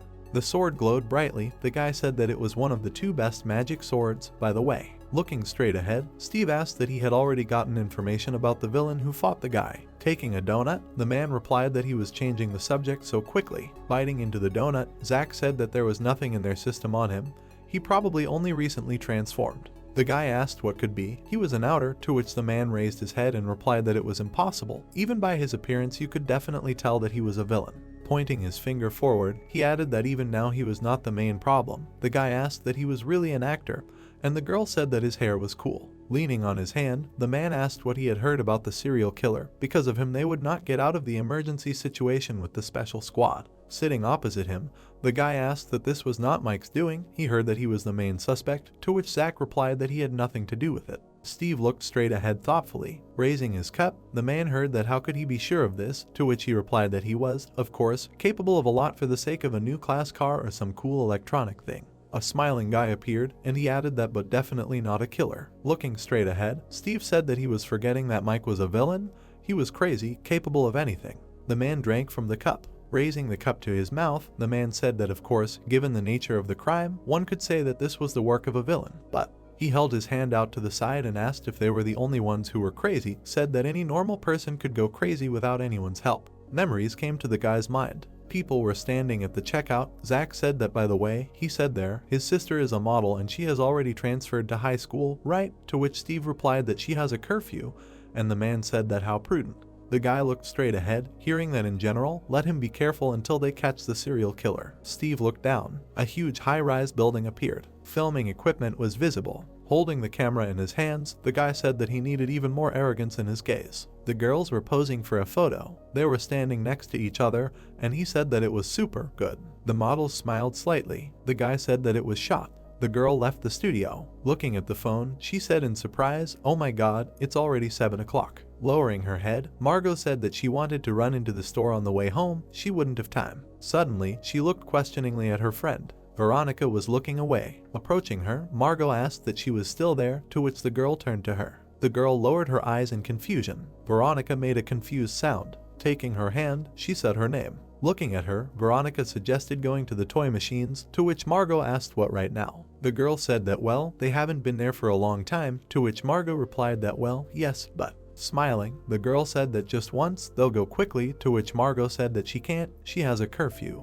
With wide eyes, the girl kindly asked. Margot replied that it was okay, but only quickly, to which she replied that it was good. Suddenly, a silhouette of a man appeared behind them. He smiled sarcastically. Modern residential buildings appeared. News appeared that they would soon catch a serial killer. Sighing, the hero said that there had already been 3 deaths, to which the spirit asked that he would agree to Mike's offer, and Charlie replied that he did not care about the deal. Looking down, the protagonist asked that if there were more victims, the killer would hardly stop. The spirit thought about it. Taking the mouse in his hands, the protagonist said that it was difficult to catch a criminal who had no goal. A view of the map opened. He added that there was nothing more than information about the murder sites. Looking at the hero, the spirit said that he could use Mike's gift. Turning his head, the hero asked if it was worth it.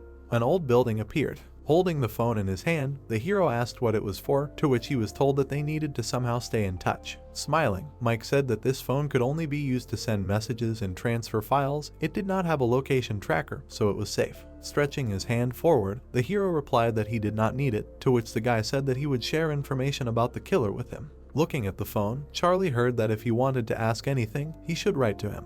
Pointing his finger forward, the guy said that he really wanted to help him with all his heart, so he should definitely catch the bastard. The hero opened his eyes wide, and the guy asked. The protagonist looked at the screen in bewilderment. He began to press it. Then he suddenly looked up. Throwing the phone on the table, he said that he would not. Leaving, Charlie said that he had self-respect. He was not going to cooperate with the villain, to which the spirit asked where he was going. The main character said that he couldn't stay in the apartment. Turning around, he said that he needed to get some fresh air. A center with slot machines appeared. Pulling out a toy, the girl joyfully shouted that finally, it works. Margot frowned, and the girl said that a little more. Suddenly the toy broke off and the girl shouted that it didn't. Margot sighed heavily, and her friend said that almost. A drone was visible outside the window. Veronica asked why they hadn't caught anything, offered to try again, to which the girl replied that it was a pity, of course, but she had to go already. The drone was flying near the center, and the girl asked what it was already, but it was not even 8 o'clock. The drone was filming everything on camera. Looking away, Margot said that she told you she had a curfew.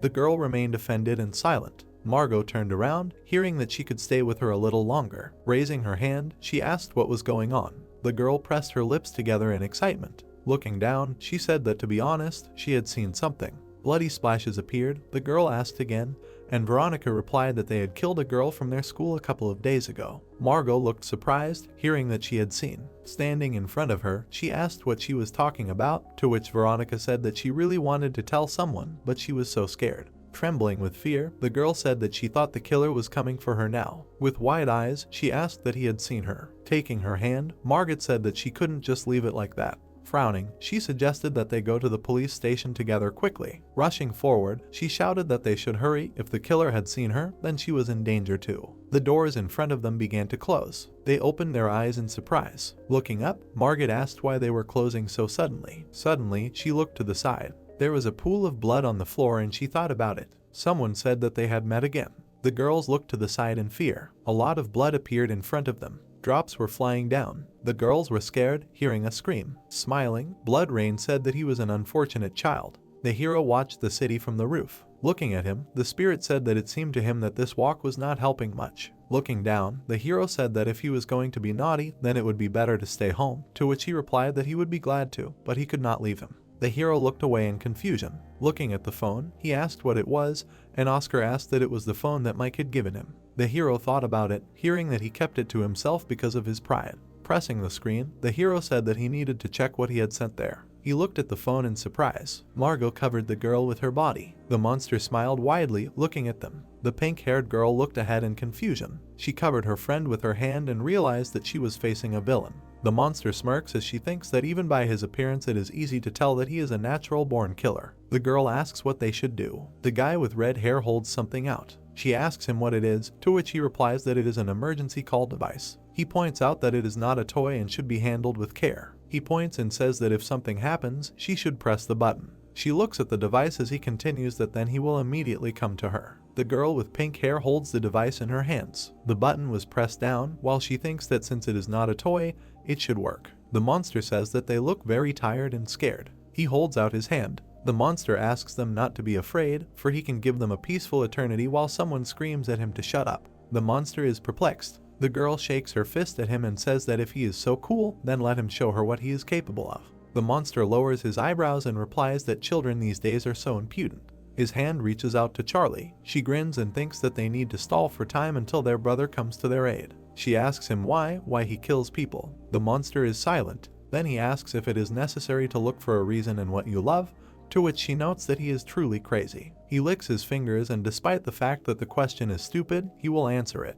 He smirks and continues that he likes the taste of human blood and the sound of Prody being torn to pieces, because this is what he lives for. The girl swings, and he says that his greatest pleasure, to which she asks him not to come closer because she is going to defend herself. She says that her brother will be here soon. She frowns and continues that he is super strong and he will kill someone like him in 3 seconds. The monster smiles again. He asks if she said that their brother would come there, to which she thinks that this idiot is like a mosquito and gives him a positive answer, because when he comes, there will be nothing left of him. The monster is interested. He uses blood from his fingers and continues that when he sees his sister's body without a single drop of blood inside. The monster is about to attack and asks what the expression on her brother's face will be in that case. The girls are taken aback. He swings his weapon and starts talking about what will happen before that. The pink-haired girl opens her eyes. He hits her in the chest. Then her friend. She falls to the ground. Her friend is terrified. She screams her name. The pink-haired girl falls to her knees in front of her and asks her to wake up.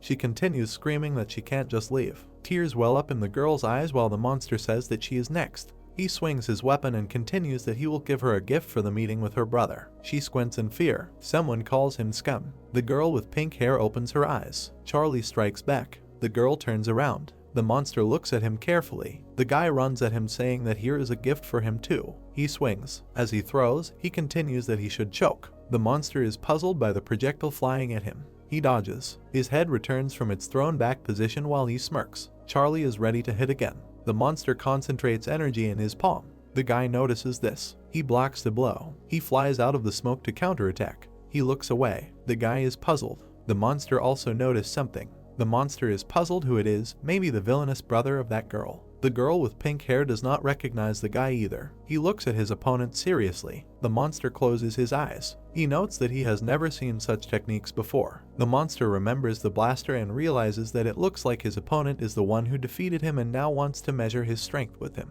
He smirks because it will be interesting. The monster raises his hands up and offers him to return to this moment again, but only so that he does not rejoice too much. Charlie is perplexed. The monster continues that he will be the cause of his death. The girl with pink hair trembles, while he asks again if he will die and answers that he can talk teeth. He goes on the attack and calls him to attack and asks why he runs away. Charlie reaches out to him. In front of her hand are drops of blood. The blood glows. The guy jumps back. He looks around and does not understand where the monster went, and someone asks to listen. This person was the girl with pink hair. She asks to save her friend. She cries and asks for help. Someone says that she pressed the emergency button. The car drives up and he wonders if it was an accident. The guy with red hair says that then she would have called him and told him about it because she would not have pressed it for no reason, to which the second agrees. The guy looks at the screen while it has already alerted the police, so they will be there soon. The brother, the girl with pink hair, hopes that his sister should be okay. A sign on the canopy of a building. Charlie says that there is an urgent patient here and they should hurry. He gives the girl a phone and continues that he called an ambulance,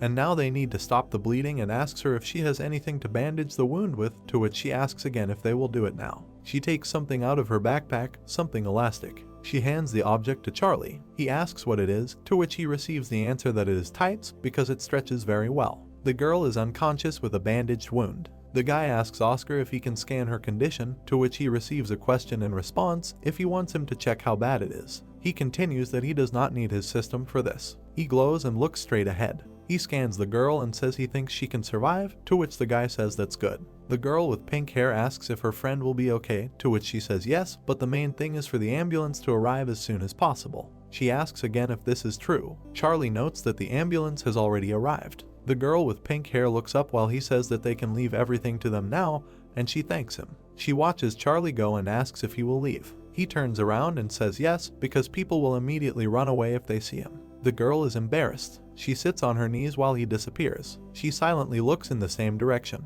Something quickly moves across the rooftops. Oscar says that they are very lucky, because if he had not come in time, the two would have died, to which he remains silent. He looks away. He is heading for some roof. Charlie jumps on it. The guy replies that it pisses him off. He looks at the drone and asks what it is. Someone in gloves whistles. Charlie notices it. He looks at the girl on the other side. She notes that they finally met again. She asks if he remembers them because she is so sad that she even wants to kill him. Charlie remembers this woman. He says that it is unlikely that she is so easy to forget, to which someone thanks him for being able to remember. The girl asks if she told him her nickname. She replies that her name is Crow and clarifies whether it suits her or not.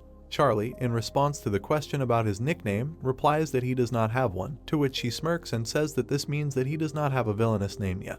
The guy asks her to get to the point and asks what those things are. She turns around and says that the driver uses them to catch the serial killer. He looks at the drone while Charlie asks if that's how they finally found out the location of the crimes, to which he answers yes. She doesn't look at him and continues that thanks to them they found out the identity of their killer, to which he clarifies who it is. She replies that it's a blood rain, a bloodthirsty criminal who has committed horrific murders all over the country. The Raven calls and she continues that they suspected him from the beginning, but they didn't have the necessary evidence. She looks at the bird and notes that it's hard to go against your nature. She laughs and asks him to forget what she just said, because otherwise she will beat him to death. The girl says that she wouldn't want to do something that the driver doesn't like, to which he looks for his popcorn. I think he put it in there. The Raven takes out something while she starts a new thought. She takes the item and continues that he asked to give him this. All the explanations will come later, so it's simple. Charlie catches him. He asks what it is, to which he receives in response that this is the promised reward. He opens the box and sees crystals in it. He thinks that they are of the highest quality. The sun was shining on the building. The presenter said that yesterday, at 8 o'clock in the evening, the villain suspected of a series of murders committed an attack again.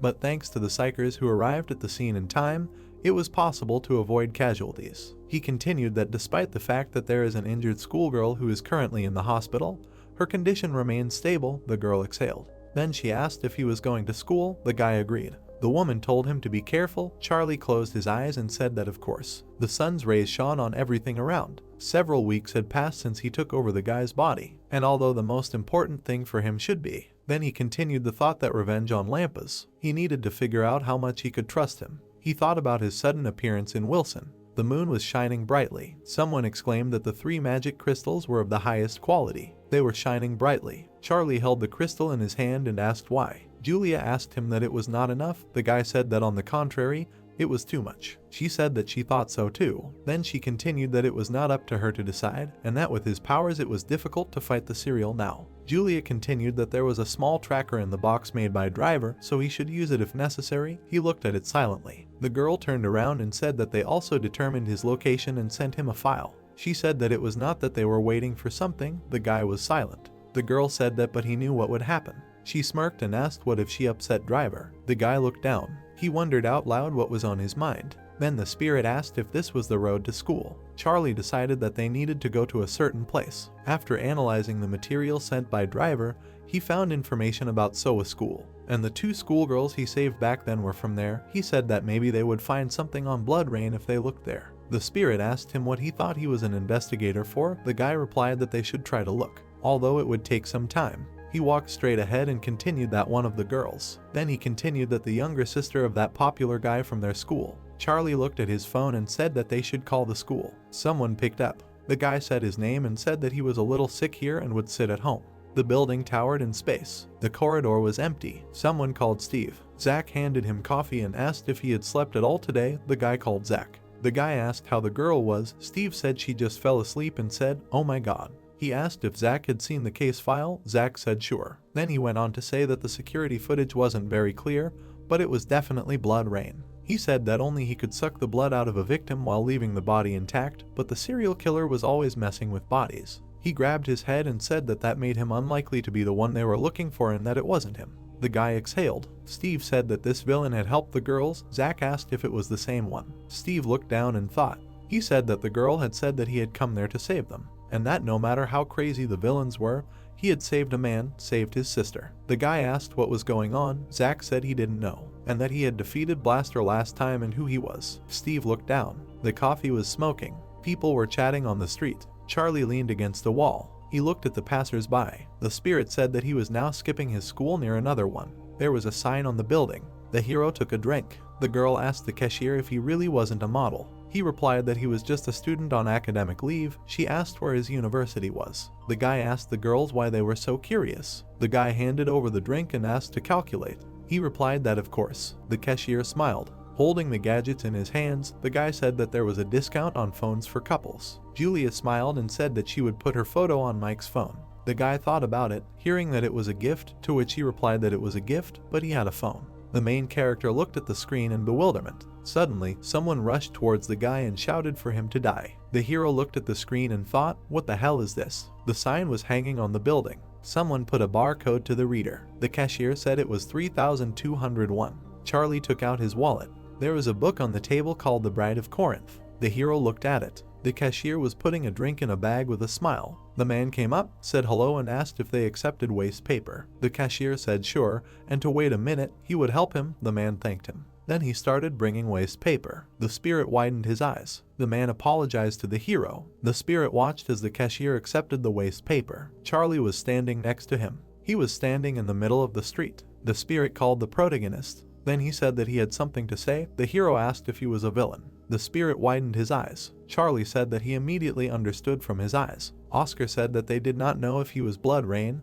The hero answered that he was the Bride of Corinth. He remembered the book lying on the table. It's a novel about vampires. He remembered the words not to be too happy and that he would be the cause of his death. Charlie repeated the words about the cause of his death and said that it seemed like lines from that novel. Oscar said that he even remembered such things from his past life. Charlie opened a soda saying that he had become addicted to reading books back in the orphanage. The guy took a sip. He smiled and said that it remained to check if they had pulled the Joker out of the deck of cards this time. The sign hung above the store. The guy was looking at his phone. Charlie and Oscar were looking at it. The sun was shining on the street. Oscar frowned. Then he said, "Isn't this the road to that school for girls?" The hero remained silent. The guy was thinking where he was going then. Then he looked sharply to the side. A car was flying at the man. He opened his mouth. A moment later, the hero grabbed the man and flew to the side. The car stopped. The driver got out of the car and asked if they were okay. The man said, "Oh my God." The protagonist turned around. The guy was gone. Charlie frowned. The building towered over the ground. Oscar said he didn't even know if he should take his villainous form here. The hero replied that there were no buildings with open roofs nearby. What else was left?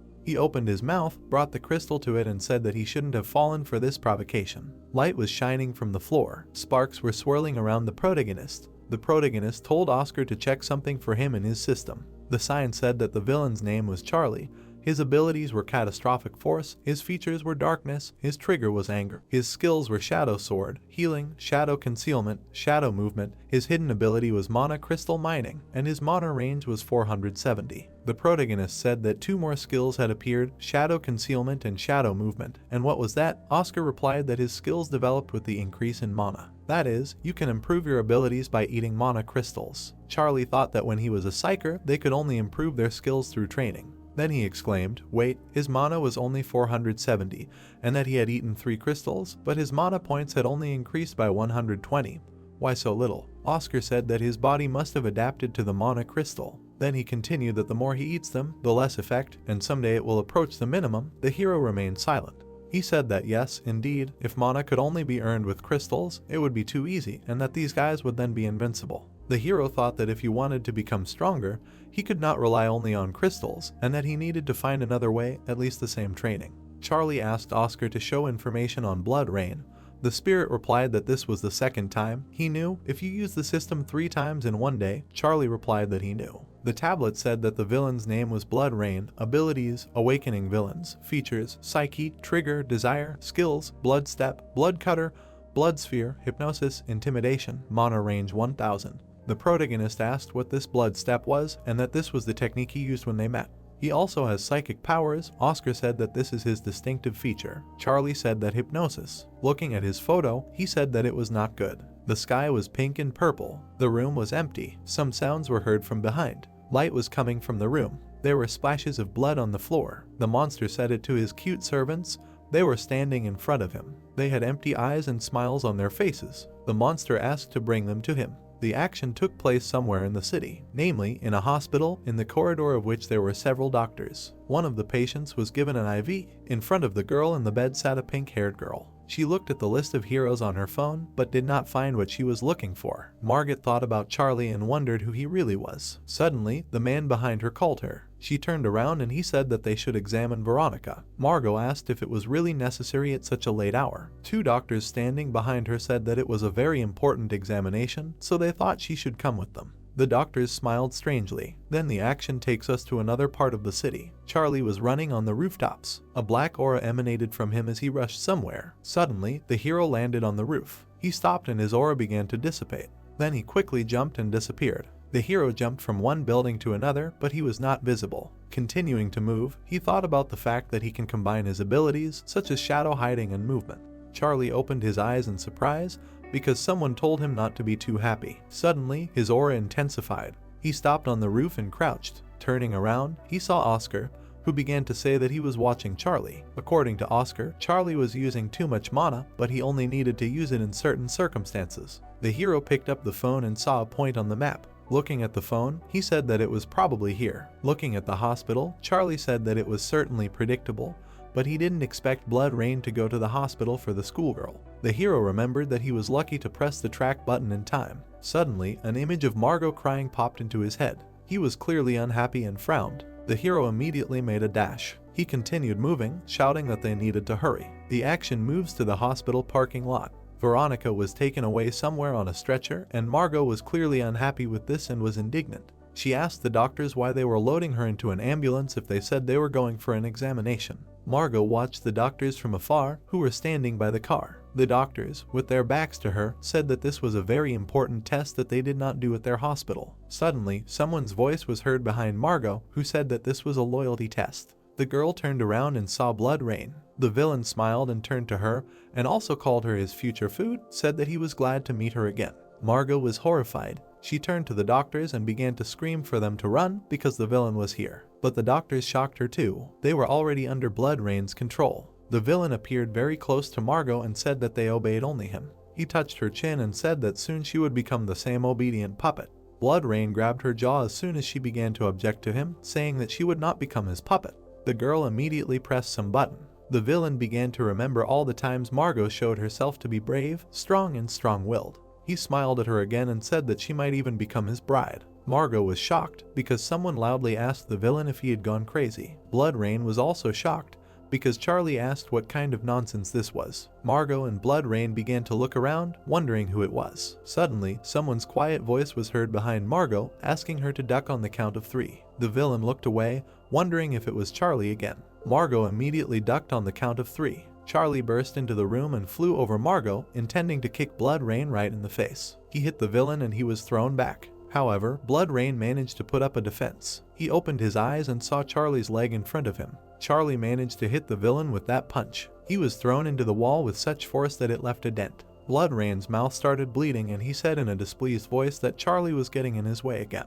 Charlie raised his fist and shouted that it was time to destroy the villain. Blood Rain's eyes widened in surprise. Charlie punched him in the face with incredible force and slammed him into the ground. He then began to deliver a series of punches to the villain who was lying on the ground. Blood Rain bared his teeth because he was so angry. He stood up and started to scream, swinging his claws. He reached out and used his blood cutter technique. However, Charlie ducked under those blades. He then immediately gave the villain a powerful uppercut. Charlie then swung again, intending to kill Blood Rain with that punch. He hit the villain again with incredible force, slamming him into the ground. It seemed that Blood Rain had lost consciousness. However, he suddenly stood up abruptly, looking straight at the hero. He opened his eyes wide and they glowed red, which meant that he had used hypnosis. Charlie opened his eyes wide and seemed to be in shock. Blood Rain began to rejoice and shout that Charlie was caught. But suddenly Charlie pointed 2 fingers at him. He hit the villain with 2 fingers right in the eyes. Blood spurted out of his eyes. The hero began to inflict many attacks on Blood Rain. The air was raging with aura. He grabbed the villain by the face, and then slammed him into the ground. Sitting on Blood Rain and threatening him with his fist, Charlie asked if this villain had been happy and living without worries all this time. Charlie swung his fist and said that it was time to give him a good punch. However, Blood Rain smiled for some reason. Morgana was trembling, watching all this. Charlie asked if Blood Rain was laughing, and Blood Rain replied that all he could do was laugh. Blood Rain smiled and said that Charlie couldn't beat him because that's the way he was made. Charlie, holding his hand out and sitting on Blood Rain, called him names and asked him what he just said. Suddenly, a red aura began to surround Blood Rain. It completely enveloped him and the villain began to laugh. Charlie was shocked. He punched the villain right in the face again. However, Blood Rain was not on the ground, he had disappeared somewhere. Oscar, flying behind the hero, said that he was some kind of annoying opponent. He flew closer to Charlie and said that physical attacks were useless while he was in the blood state. He remembered his past life. He wished that he had his flame now. Suddenly, Charlie turned around, hearing someone wondering where he was. The doctors could not understand why they were in the parking lot. Margot asked them if they were okay. While Margot was talking to the doctors, Oscar, standing behind them, was saying that they must have woken up from hypnosis. Charlie shouted to the nurses and told them to quickly take the patient to a safe place. Margot stretched out her hand and shouted at the hero not to go, but he ran away at that very moment. Margot was left blushing, standing with her hand outstretched. Meanwhile, the hero was running somewhere. Moving forward, Charlie said that Blood Rain could not have run far anyway. The hero grinned and said that they needed to catch the villain before it was too late. 2 heroes were running towards Charlie. Charlie had almost reached the door, but suddenly 2 heroes appeared there. Charlie stopped and looked at the 2 heroes. One of them was red-haired and the other had purple dreadlocks. The guy with purple dreadlocks started shouting that Charlie was a villain. The guy was shocked. The red-haired hero seemed to recognize Charlie because he looked at him in surprise. Suddenly, the guy with dreadlocks pulled out a sword. He pointed his legendary sword at Charlie. Charlie swung his hand and asked in displeasure who was attacking so suddenly. He blocked the legendary sword with his hand and shouted for them to get out of the way. The sword started flying back towards its owner. Then the guy with dreadlocks caught his sword. He stood in front of Steve and asked him why he was standing there. Steve remembered Margot telling him that Charlie saved her life. Steve began to doubt and get nervous. The guy began to remember events from the past, namely how he was standing at someone's funeral. However, suddenly his eyes lit up because his partner shouted his name again. An aura began to gather around Steve's hand. He extended his hand and decisively said that all the villains needed to be destroyed. Then he used flame and shot Charlie. The hero was not going to run away and walked straight into the fire. Then he stood up, swinging his hand. Charlie used a shadow sword and reflected Steve's flame. However, suddenly a guy with a sword appeared behind him. Charlie quickly turned around. The guy with dreadlocks hit the protagonist with a starburst. However, Charlie managed to dodge by jumping back, but he was still slightly injured and blood began to flow from his wound. The guy with dreadlocks began to scream for Steve to finish off the protagonist. Steve began to run at Charlie, preparing a powerful flame attack. Steve extended his hand and used the flash. Suddenly, a memory of Margot telling him that Charlie saved her popped into Steve's head. The protagonist looked at the flames in surprise. Suddenly, Steve changed his mind about attacking. Charlie turned to look at him.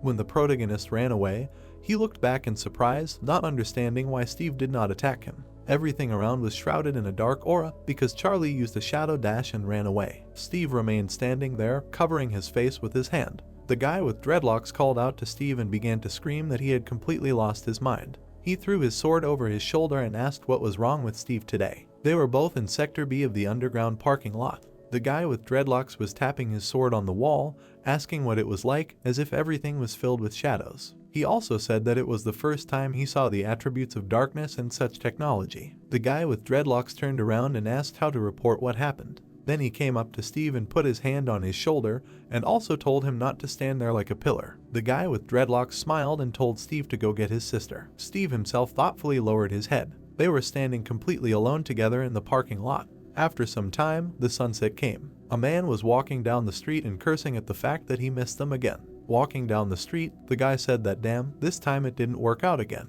The red sky appeared. Gritting his teeth, he said that his throat was also dry. The guy looked straight ahead. He bit his tongue slightly. Looking at the building, he said that he thought if he went there, he could quench his thirst. A glowing disco ball appeared. People were dancing happily. Suddenly, the girl looked away in surprise. Looking at the guy, she asked why he had blood on his shirt. Did he hurt himself somewhere? To which he replied that no, he was just really thirsty. He slightly opened his mouth, hearing that he wanted to drink. She would buy him a cocktail, to which he replied that he needed something tastier. The girl looked ahead in fear, hearing that an ordinary cocktail. The car was rapidly moving forward. Holding the steering wheel, the man heard that there was an emergency at the Red Juice Club. It was reported that a villain similar to Blood Rain was attacking citizens. Gritting his teeth, Zack said that he was crazy. Grabbing the steering wheel, he asked that he had completely lost his mind, to which Steve asked what happened. Looking to the side, the man said that Blood Rain attacked the locals. How much longer can this go on? The guy looked straight ahead in confusion. Margot turned around, hearing her name. Breathing heavily, the guy asked if she was okay, to which she turned to him. Taking her hands, he asked if she was wounded, to which she replied that he had saved her. The guy asked again in surprise. Looking down, the girl said that it was the one who saved her last time. The guy thoughtfully lowered his gaze. The car was driving quickly along the road. Night had fallen outside. The protagonist covered the wound with his hand. Leaning against the wall, he wheezed, and the spirit said that it was good that everyone was alive. Looking straight ahead, Oscar said that then it seemed to him that he was not himself. Turning around, the hero asked what he meant. Remembering the battles, the spirit said that he behaved differently when fighting villains. Was it only because his opponents were psychers? The protagonist looked straight ahead thoughtfully and said that this would not happen again. Looking down, Charlie said that because his enemies were not only villains. The hero heard that his wound was almost healed and looked at it. Then he noticed the glow. Looking at the ball, the hero asked what else. He looked at the window that appeared. Red smoke was flying in the air. Several corpses were lying on the ground. The girl was climbing forward in fear. Zack and the guy were breathing heavily. Sitting at the table, the vampire drank blood. There was red liquid in the glass. He said that now he quenched his thirst. Great. Looking at him, Zack said that he was a bastard, asked how he dared to do this to all the people, to which he replied that he should be silent. Blood Rain smirked and said that he better not interfere while he was recovering.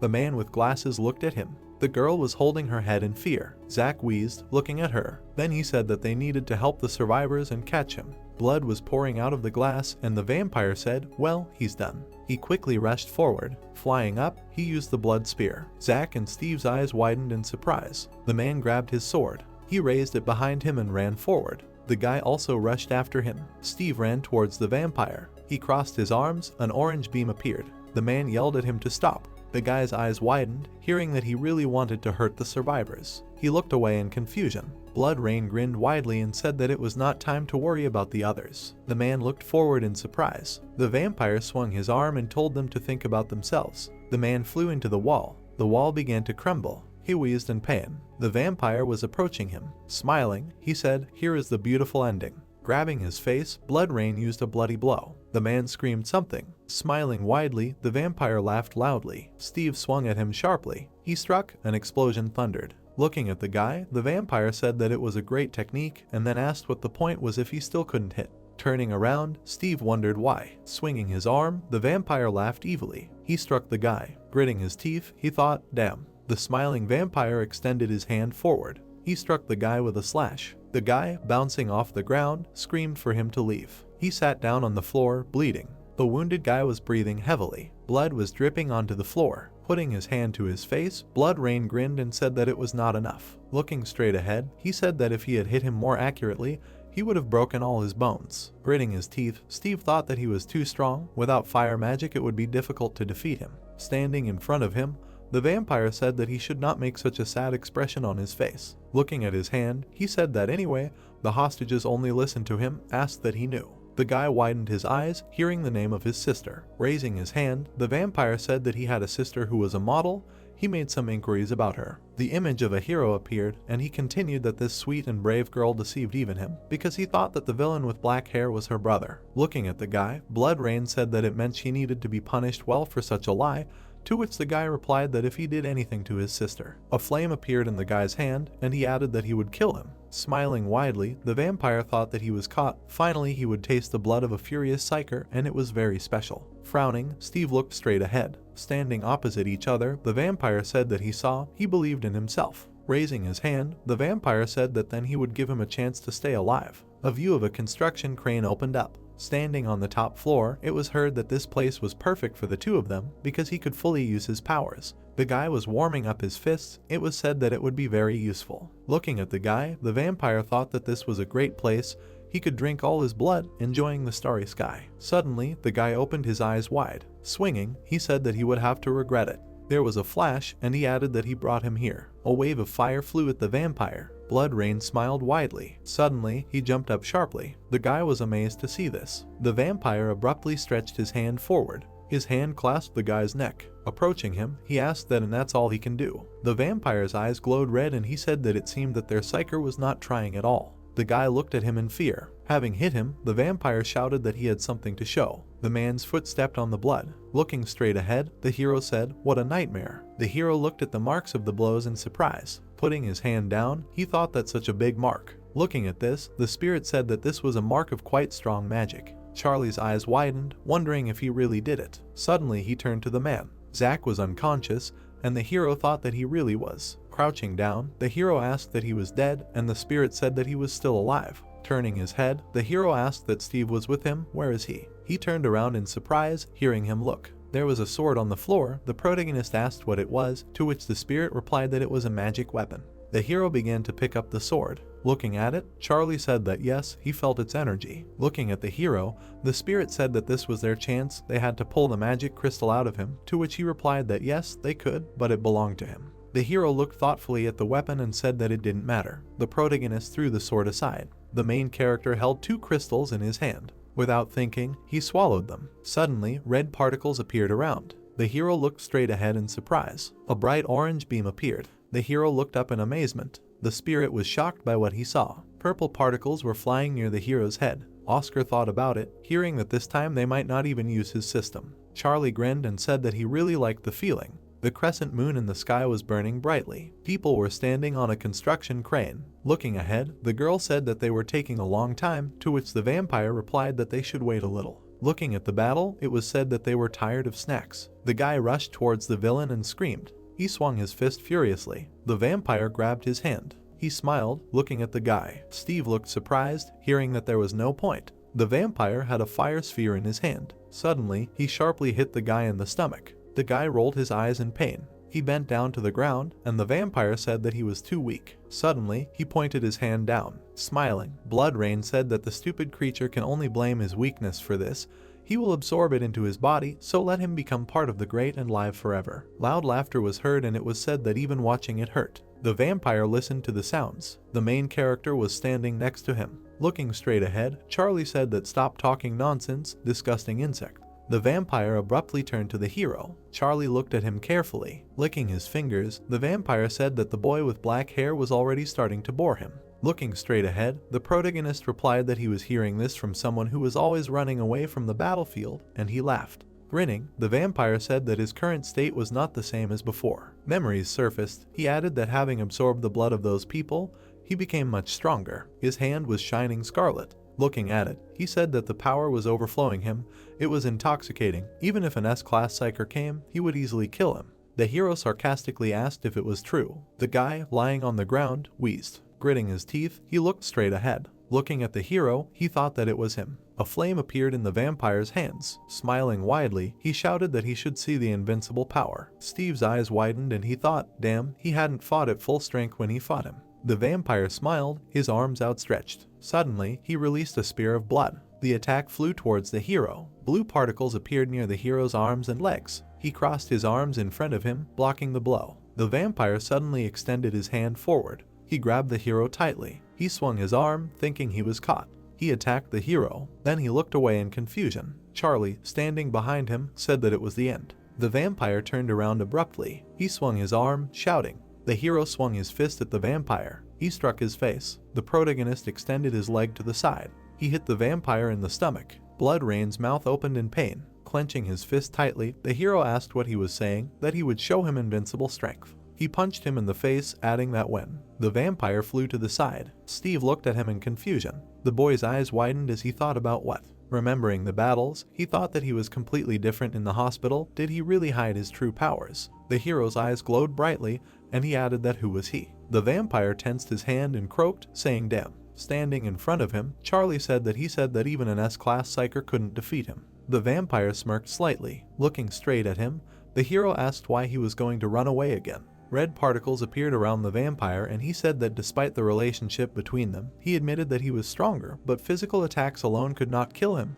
His body could turn into blood. Smiling widely, he said next time. The hero interrupted him and said that there was no next time, bastard. The hero used a shadow grab on the vampire. He looked away, hearing that trash like him needed to be gotten rid of immediately. Steve was confused. A bright blue smoke appeared. Smiling, the hero said that he would be roasted well. The vampire opened his eyes in surprise. The hero used a dark firework on him. The main character's characteristics were shown. A view of the city hospital opened up. News could be heard in the ward. The presenter said that after a fierce battle, the villain known as Blood Rain was arrested in Katamgu. People looked at the guy in surprise. It was said that the famous killer, who instilled fear in the whole country, was caught by the young psyker Steve. Hitting the guy on the shoulder, Zach said that well done, he tried hard. Looking at him, he added that they almost lost. Holding a drink in his hand, the guy said that it was not him, to which the man asked again. Steve looked down. He said that he just called headquarters when it was all over. The main character put his hand on the vampire. Steve watched this. His eyes widened in surprise. He thought it was fire. Blue particles were flying around the hero,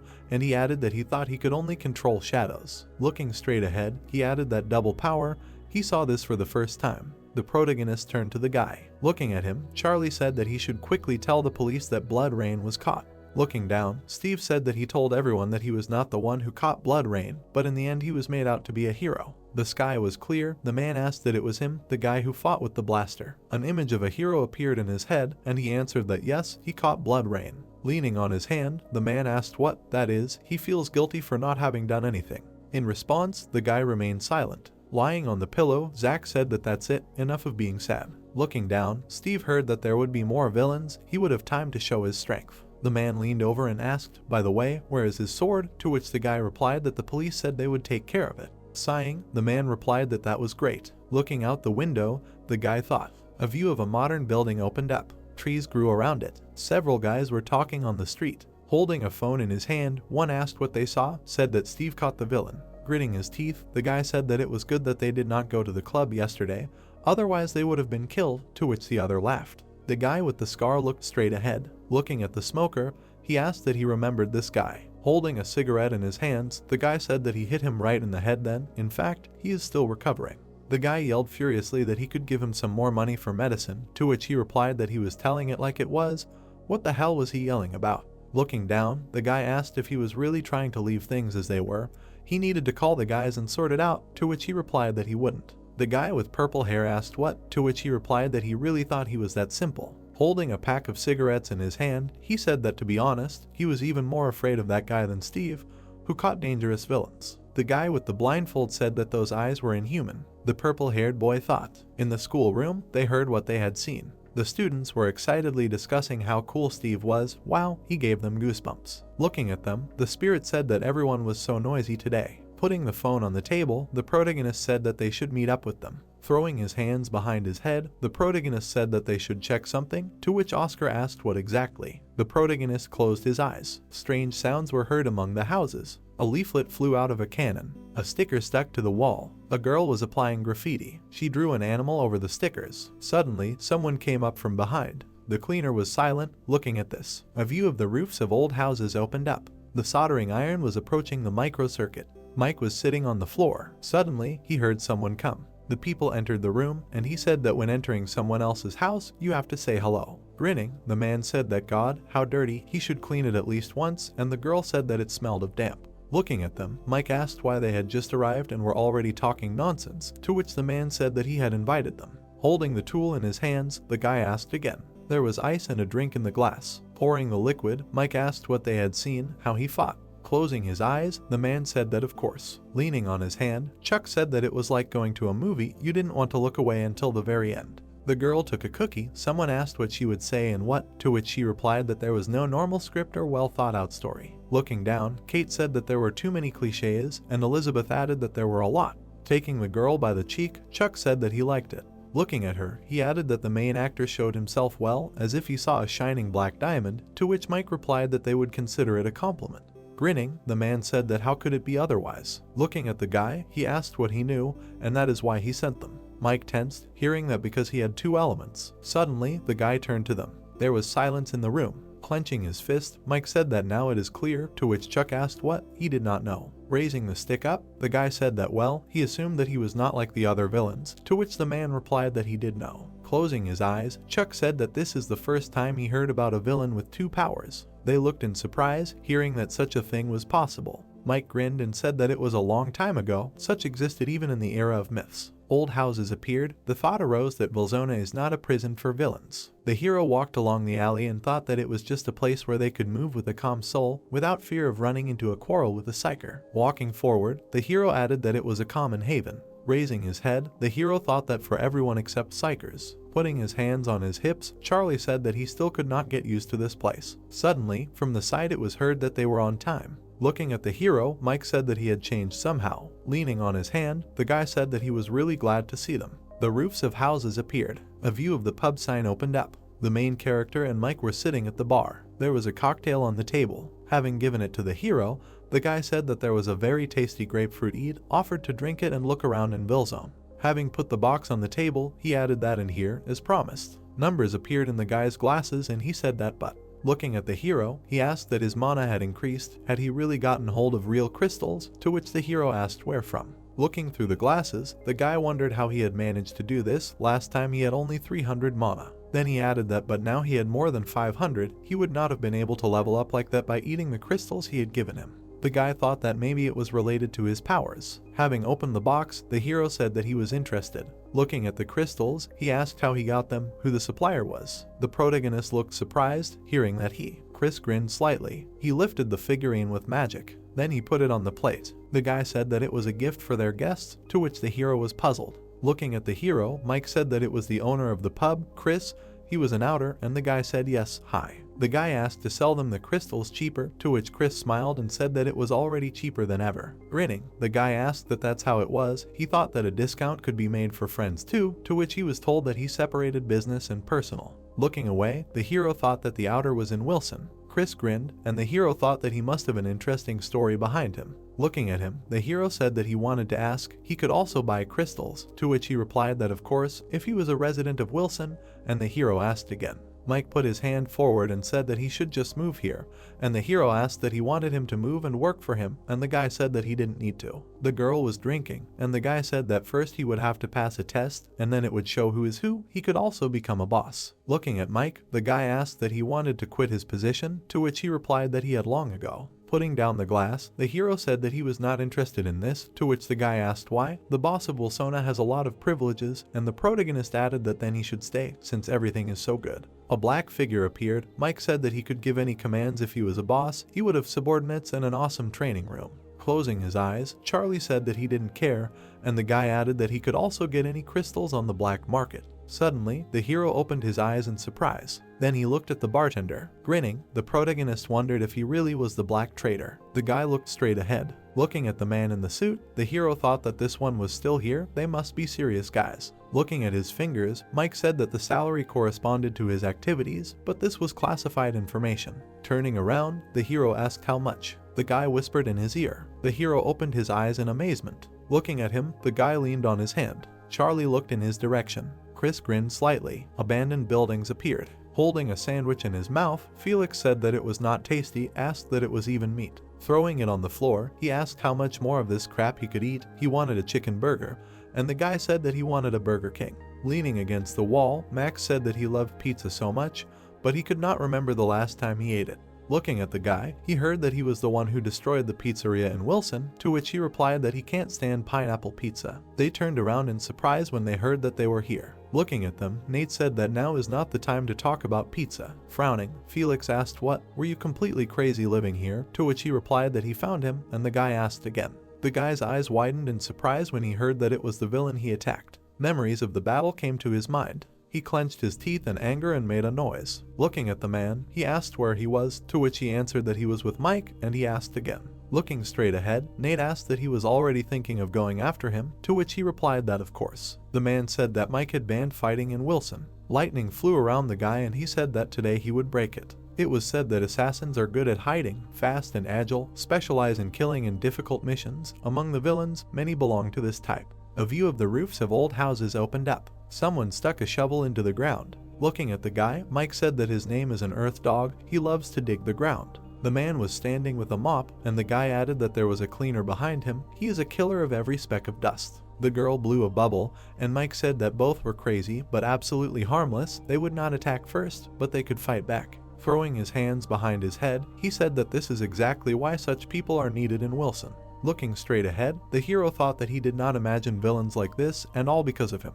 The sky appeared at sunset. The hero asked why he ordered him to catch blood rain, to which he replied that they had a traitor. The hero looked at him in bewilderment. Silhouettes of villains appeared, and the guy said that he needed to fool the traitor by choosing a person who was not connected to him or Willzone. Taking a step forward, Mike said that if he didn't know, villains also have their divisions, like psychers. Chuck and Julia smiled, and he said that those who follow the rules. A clown appeared, and he added that those who spit on them and create their own coalitions, to which the hero asked again.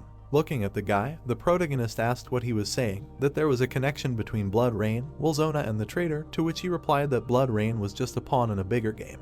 Looking at the sunset, the guy said that he was sure that there was something bigger behind him, and they wanted to bring Wilzona to an end. Looking away, the hero said that he was not interested, to which Mike replied that he knew he would say that. The hero looked at him questioningly, hearing that this was why he liked him. Turning to the hero, he said that he should become a resident of Wilzona. The protagonist said what nonsense, and the guy said that he was putting his life on the line. Grinning, he added that he was really asking him about it. A view of a modern city opened up. A sign with an address appeared. Inside, there was a luxurious space with a fountain. There were bottles on the shelves. The girl looked at the paper. As she traced the card with her pen, she wondered what the guy had eaten, since she hadn't managed to talk to him since she had given him the card. Suddenly, the guy turned to the girl, to which she responded. She asked again, hearing that the director was looking for her. Walking down the corridor, she was told that this was for sure. Talking on the phone, the man said that she was an excellent employee, so there should be no problems. The girl, looking out the window, said that he was a worthy person, looking forward to meeting her, and the man answered that he even felt sorry to give up a valuable employee. Smirking, the girl asked what he was, said that now she felt guilty. There was a knock on the door, and the director said that it was Rachel. She was here. Hanging up, he said until the next call. The girl looked at the phone. Flowers appeared on the dresser. Handing over the letter, the man said that he could keep it. The girl looked surprised, hearing that she had received an invitation from the American department. Pointing his finger, the director said that thanks to her hard work she was being sent to the main office, to which she asked again. The girl put her hand to her mouth, hearing that the company would pay not only for the plane ticket, but also for an apartment close to the place of work. He asked that this was a great chance she would go, to which she smiled and did not finish. She thought about the main character. Abandoned buildings appeared. The hero was walking among the ruins. He slightly pressed his lips. The guy said that he should become a resident of Wilzone, to which he asked what kind of nonsense. The hero opened his eyes in surprise, hearing that he was putting his life on the line. The guy looked at him and added that he was really asking him about it. The hero looked into space. Then he thought about it, and the spirit asked him if he liked his offer. Suddenly the hero looked away. In front of him stood a guy leaning against the wall. Holding a bat on his shoulder, Max asked what he was doing. The hero looked at them in bewilderment. Walking towards the guy, the protagonist said that he saw a rat hiding here. Looking around the corner, Nate thought about how he found them. He really is an unusual villain. Someone said that damn, it's annoying. Gritting his teeth, Max said that he wanted to blow his head off right now, and Felix said that he should wait in line, he was first. He clenched his teeth angrily. Swinging his fist, he said that now he would find out what would happen to those who mocked him. Looking at him, the hero wondered what other mockery,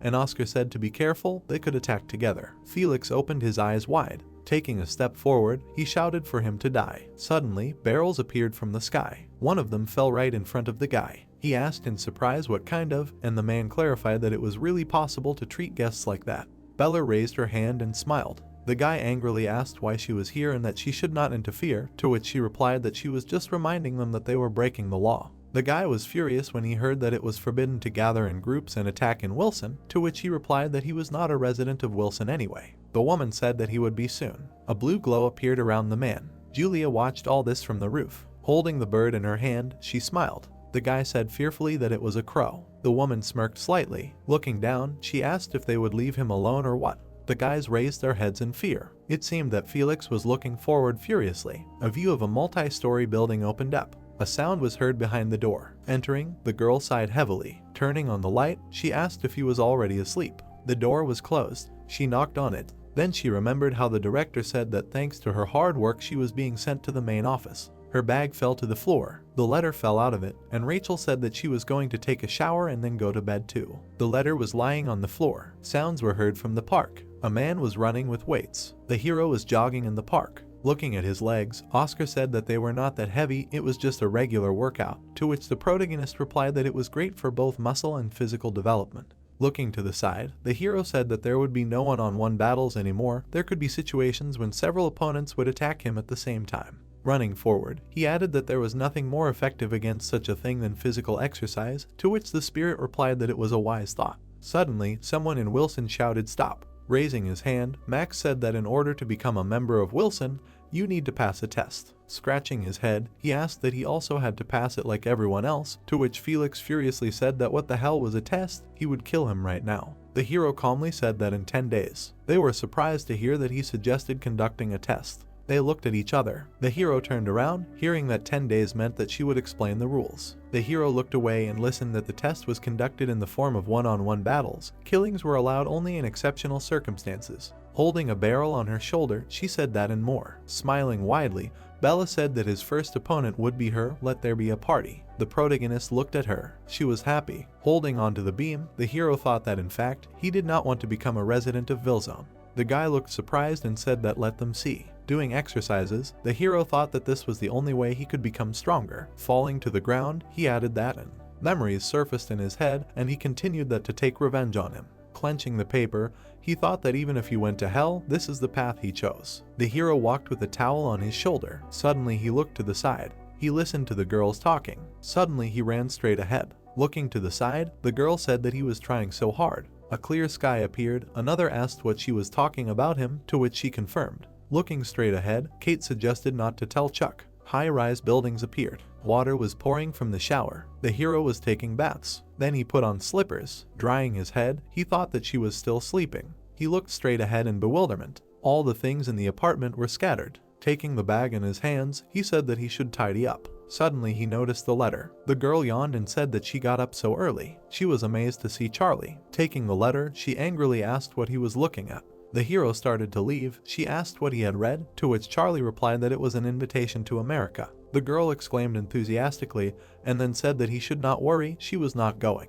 Approaching the refrigerator, the hero asked why, to which she said that she was still asking whether she should leave him alone or not. Looking at the milk, the protagonist said that he could live just fine on his own, and then thought that it would even be more convenient, and the girl asked what kind of nonsense. Drinking the milk, the hero heard that he could cook his own food, and that laundry and cleaning, he needed to sort the garbage and other various responsibilities. Leaving, the hero said that he was not a child, he was already old enough for all this, to which she replied that he was only 19, he was in his third year of high school. Turning around, the hero said that he should go, asked when else he would get such a chance. The girl thought about it, hearing that she should do what she really wanted.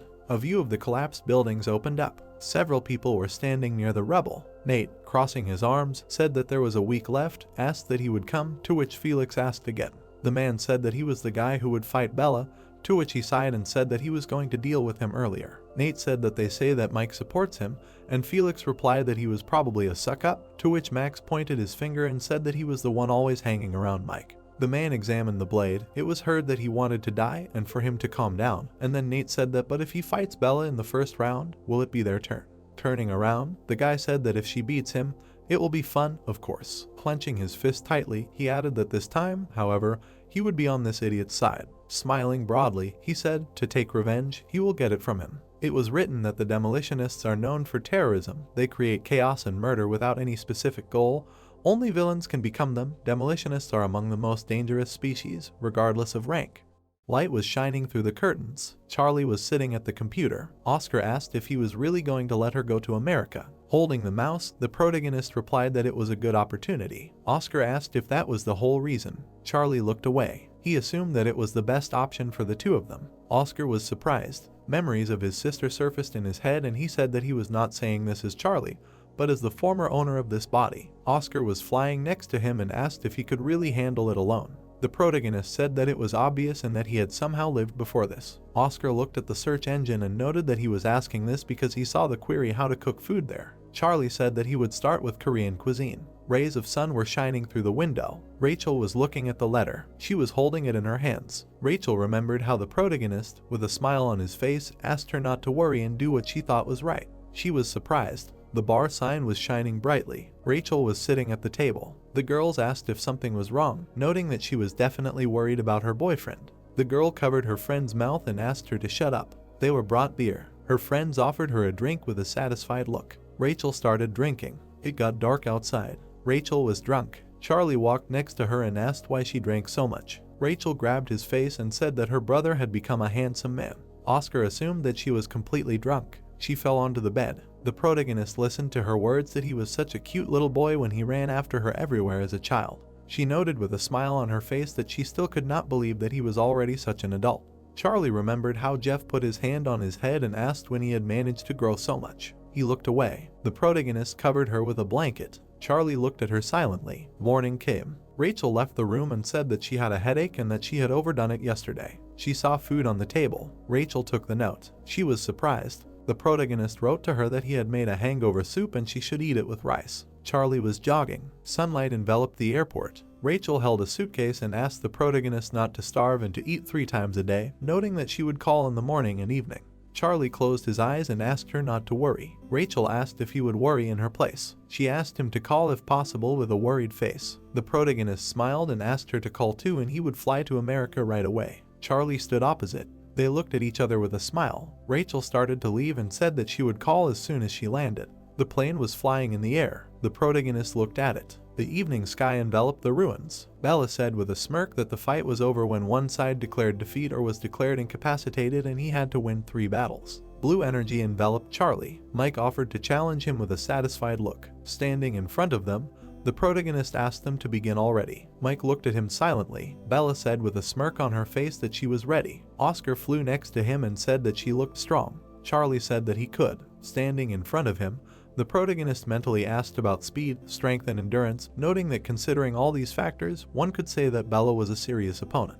Bella clenched her hand into a fist. Nate watched him closely. Bella held the barrel on her shoulder. Charlie thought that the speed attack would not work on her and he was in for a terrible start. Standing on the roof, Mike said that they could begin. He raised his hand up. Bella rushed at him. The protagonist dodged with lightning speed. Dark energy bound her hands. Bella was surprised. She looked up at the sky. Nate, dumbfounded, cried out that she should look forward. Bella was enveloped in blue mana. Charlie was next to her. He dealt a powerful blow to Bella. Mike adjusted his glasses. The villains were surprised. Bella was lying on the ground. The protagonist, with a serious expression, asked the next one to attack. Bella was unconscious. Felix stood in front of the protagonist and thought that it was impossible. Frowning, he noted that Bella was one of the strongest villains in Wilsona and he had knocked her out in the first round. Charlie raised his hand and asked the next one to come out, adding that he did not want to waste time. Max looked at Felix and said that his name was being called. An arrow was flying towards the protagonist. The arrow landed at his feet. The protagonist looked up. Tom stood on the roof and asked Charlie not to get cocky because of one victory. Red mana was coming from him. Tom declared that he was the best archer in Wilsona and asked to fight him. The night sky enveloped the building. A voice was heard in the hallway saying that he didn't think so. Sitting on a chair, the guy asked not to worry about blood rain, noting that they didn't expect anything special from him anyway. They asked him about Wilsona. The guy spun around in his chair and noted that it would fall apart very soon. Grinning, he said that the chairman could rely on him. Crossing his legs, he said that he would definitely help with that. Powerful blows were heard in the street. Arrows flew in different directions. Turning around, the protagonist noted that there was more flying at him. An arrow was flying at his back. Charlie pushed off the wall. He dodged the shot. Tom declared that the protagonist was caught. Charlie turned his gaze. Tom was aiming at him and noted that this was the end of his hunt. He fired several arrows at the protagonist. Charlie held his hand out in front of him. The arrows fell to the ground. Tom landed on the roof. Putting the bow behind his back, he said that the protagonist was not as cool as they said. Dark energy appeared behind him. Tom was taken aback by this. Charlie swung his fist. Tom noted that the protagonist had been a hunter all this time. He held his hand out in front of him. Holding his hands in front of him, Tom said that he was surrendering. A dumbfounded Charlie asked again. Tom replied that he had already caught him. The surprised protagonist asked if he was just surrendering. Putting the arrow in his quiver, Tom said that if Mike hadn't asked him, he wouldn't have come there. The drone was flying in the air. Standing in front of him, Tom said that Mike didn't want serious injuries during the test. Tom handed him a small box. Looking at it, Charlie asked what it was. Tom said that it was a desire suppression patch and that all the villains in Wilsona had one. Pointing to his neck, Tom asked to attach it behind his ear, adding that it would have an effect and that it was flesh-colored so it wouldn't stand out. Charlie looked closely at the patch. Holding it in his hand, the protagonist emphasized the fact that he knew that these were injected into the villains in prisons, but in the form of a patch. Charlie wondered who made them.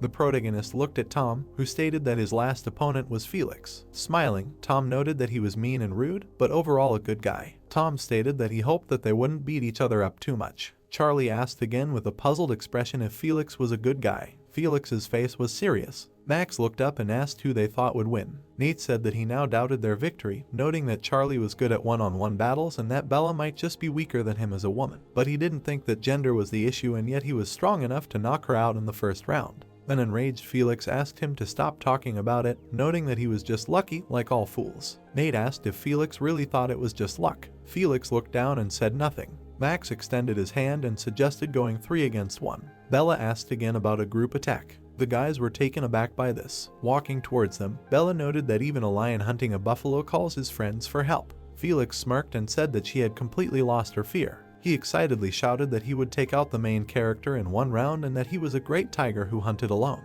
Bella looked away and said that she hadn't come there to joke and that it was a test in words only, but in reality it was a trap for people like them. She stood in front of the guys and emphasized that she and Tom were serious. Bella noted that they were all there just to make that fool look better against their background. Felix got angry at these words and asked what kind of nonsense she was talking. Bella frowned and asked to listen to her first. She told him that she had heard Mike's conversation in the pub. Bella told him that Mike wanted that fool to be the next boss of Wilsona. Felix was dumbfounded by these words. Surprised, Felix shouted that this was complete nonsense. Bella said that she was not alone there and that he could ask around. Taken aback, Felix continued to say that it was impossible. An enraged Bella pointed out the fact that Charlie was a fool, a stranger who didn't even know anything about local life. She asked how they could give Wilson to him. Bella introduced Mike and the protagonist and asked if Felix really couldn't believe that the driver was patronizing him, adding that he wasn't the driver they all knew. Bella remarked that they all needed to show this fool his place. Surprised, Nate asked again. Bella had a smirk on her face. She was walking with her comrades and said that she had brought her friends. The plane was flying in the sky. People were sitting in their seats. Looking at the food, Rachel thanked the stewardess. Looking at her watch, Rachel said that she still had a long flight to go. She shifted her gaze. Looking out the window, she mentally wondered if Charlie was eating well. The protagonist took a bite of his sandwich. Tom passed him another sandwich and asked him to eat normal food, noting that then he would always be healthy. Oscar was flying next to him and asked if Charlie thought that Tom was up to something. Charlie looked back and said that Jeff always said to be careful of those who are kind to him for no reason. Felix was walking towards him. The protagonist looked at him. Charlie said that this meant that he was his next opponent. Enraged, Felix asked what his business was with Mike. Looking at him, Charlie asked what he meant by that. Felix asked what the protagonist did to him. Max swung at him. Charlie dodged the attack. Nate appeared behind him. The protagonist's eyes began to glow blue. He hit Nate. Nate flew away from him and mentally asked about a counterattack in such a situation, noting that he was really something. Nate landed on the ground. Charlie smirked. Standing surrounded by opponents, the protagonist asked if they could not win the duel, so the three of them attacked. Charlie turned around. A huge club was flying at him. The protagonist jumped back from the throw. He was suddenly taken aback. Charlie was dumbfounded. Bella appeared in front of him and asked if 3 was not enough. Bella had a smirk on her face. She delivered a powerful punch. Julia, watching the fight, noted that the day was drawing to an end. Mike was drinking a soda and asked how he was. Julia asked if he was talking about his favorite black duck. Mike asked again about the black duck. Julia said that it was still very small. Mike, dumbfounded, said that he did not even have a villain name. Julia noted that Mike was too interested in him and she was even jealous. She put her finger to his face. Julia approached him and said that if Mike was that interested in her, she would repay him for such interest. Mike asked what villain name he should come up with. Tom landed on the roof and said that they were there. Standing in front of them, Tom clarified if they were on a date. Mike said that Tom was great and did a good job. Julia asked him to get lost. Sitting in front of him, she asked how their duckling was. Tom asked who it was. Mike's glasses lit up. Surprised, Julia asked what was there. Mike's face was serious. He saw destroyed buildings. Margaret was looking at her phone. She was surprised. Margaret looked at the ruins. Charlie flew into the wall. He was furious. Max rushed at him. There was a powerful blow. The protagonist grabbed his hammer. He delivered a powerful blow to Max. Felix swung his fist. Yellow energy emanated from it. Charlie dodged his attack. The protagonist grabbed him. He kneed him in the back of the head. Charlie swung his fist. He slammed Felix into the ground. Max was flying at him. The protagonist kicked him. He suddenly turned around. Charlie ducked from Bella's attack. The protagonist jumped up. He jumped over Bella. She was surprised by this. Charlie prepared to attack. He hit her hard. The protagonist stood among the opponents. Felix was dumbfounded. Charlie was emitting blue mana. Holding his face, Felix wondered how he could lose to this fool. Max asked if he was alive. Looking at Charlie, he mentally asked where this monster came from.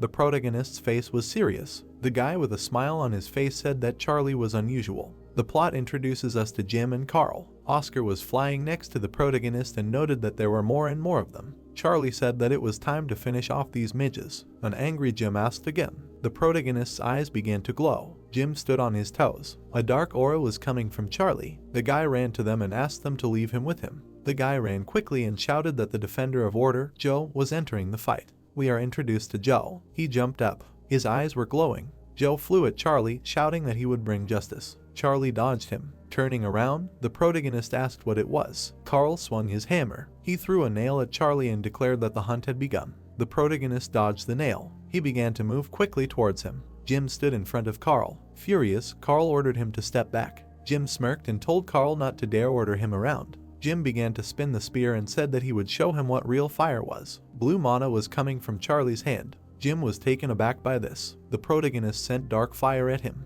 Jim frowned. Stunned, Carl wondered where he got such power from. Max jumped up and asked if he was really an enlightened class. Bella threw Max and asked not to waste time. She swung her barrel. She threw it at the protagonist. A dark aura covered Charlie's body. He cut Bella's barrel. He pointed a huge blade. Max swung his hammer. Blue lightning came from the protagonist's hand. He cut Max's hammer. Charlie rushed past him. He suddenly turned around. He kicked Max. Felix was scared. Watching the fight, Felix wondered who he was, noting that he did not hesitate at all. Gritting his teeth, Felix mentally wondered if they were hunting him, but he was hunting them. The protagonist was heading towards them. He was bound by purple threads. The guy was holding him back. He noted with a smirk on his face that he knew Charlie would fall into his net.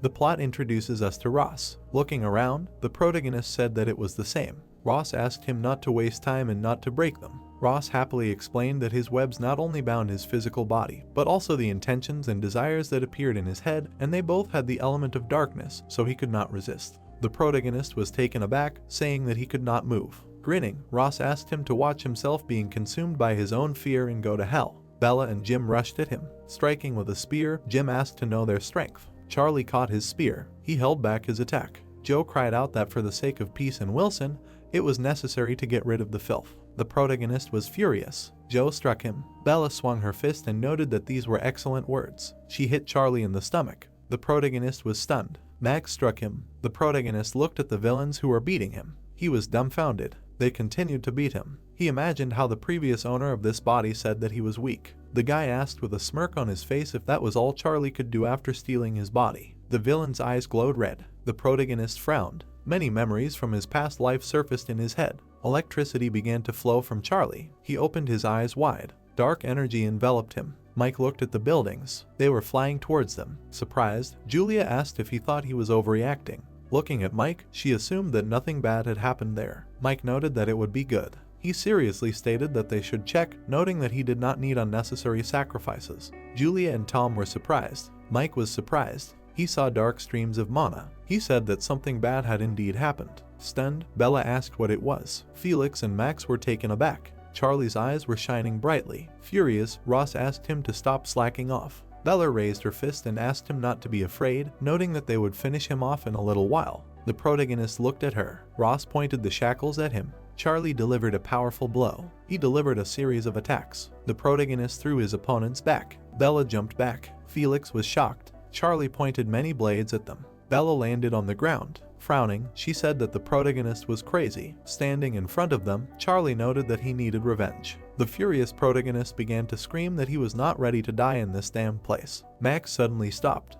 Julia watched him and asked if this was their duckling. A crosshair appeared in front of Max's face. He said that his magic had exceeded 2,000 points. Stunned, Tom cried out that this could not be. He frowned, thinking that if the magic exceeded 2,000, it was a catastrophic level. Julia held the raven and asked what they should do, adding that she did not even know how to stop it. The blue aura hovered around Max. Oscar, dumbfounded, asked Charlie to come to his senses and asked if he was really that bad. Oscar watched his transformation and screamed for him to remember why he was there. The protagonist suddenly opened his eyes. Charlie turned around. He asked Oscar with a smirk on his face if he really thought he would lose control of himself forever. The protagonist pointed his finger at his neck and asked him not to doubt him. Oscar was surprised. He thanked the SP from Tom with relief. Adjusting his glasses, Mike assumed that Charlie had come to his senses. Julia noted that she was even sorry and that such a show was planned and they would see his true power. Mike's glasses were shining brightly. Watching the protagonist, Mike mentally noted that his mana points had returned to their previous levels. Mike seriously wondered if it was really an ordinary explosion. Oscar was flying next to him and asked if he was okay. Charlie replied that he was just dizzy. He shifted his gaze. Looking at the villains, the protagonist asked if they wanted to fight further. Bella was furious. Felix walked towards Bella and declared that they were giving up and had lost. Felix screamed with a serious expression that Bella was also giving up. He grabbed her by the collar. Felix slapped Bella in the face. He screamed for her to stop. Felix held her hair and asked if she was so ashamed to admit defeat.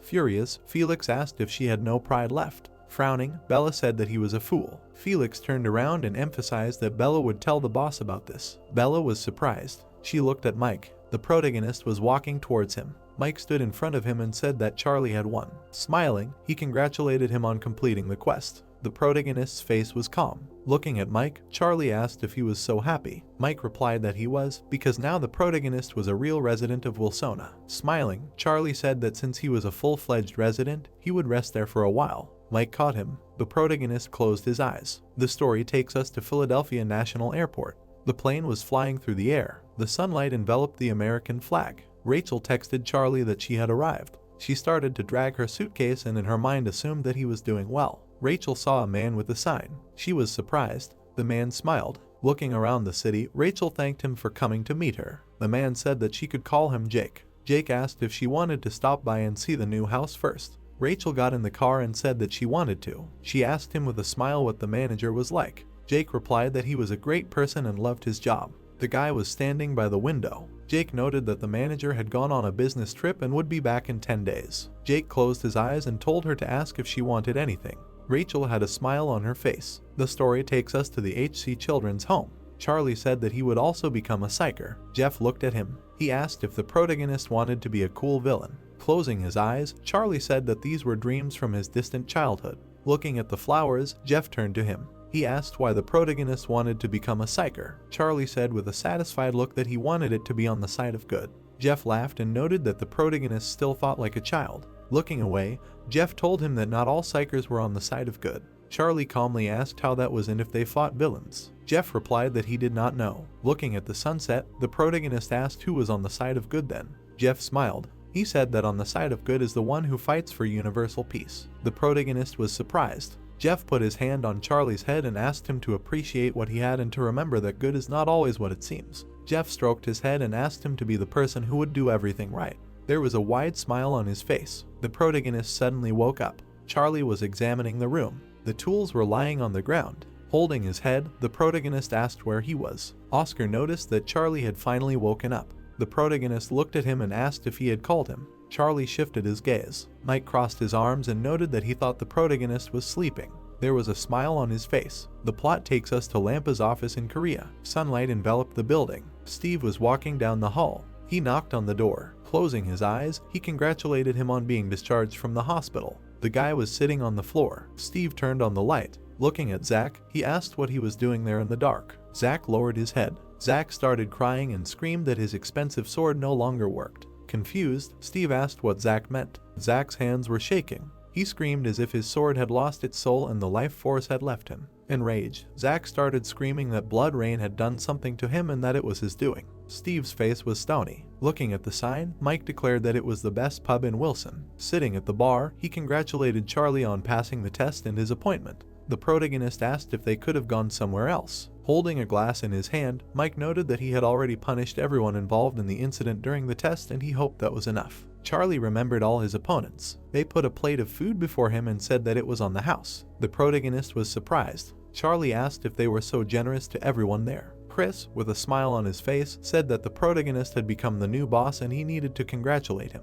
Charlie, with a serious look, asked again, noting that it was funny. Mike noted that he was certainly the boss since he had surpassed everyone else. The protagonist asked with an interested look whether he had surpassed Mike. Mike answered with a shrug that he was giving in advance. Chris listened to him with a smile. Mike noted that he had said that he did not want to become a boss. Mike said that they were paying his salary and there were no problems. Charlie asked with a displeased look if Mike was his employer. Mike replied that the protagonist could call it whatever he wanted and that it was only important to him that the boss position in Wilson was filled by such a strong and charismatic leader as Charlie. Mike's face was satisfied. The protagonist asked if Mike thought that the locals would just agree to follow him. Looking down, Charlie emphasized the fact that he was an eyesore to them. Mike replied that they would change their minds. Holding his hands behind his head, he noted that the main thing was that he believed in the protagonist and that this would be right.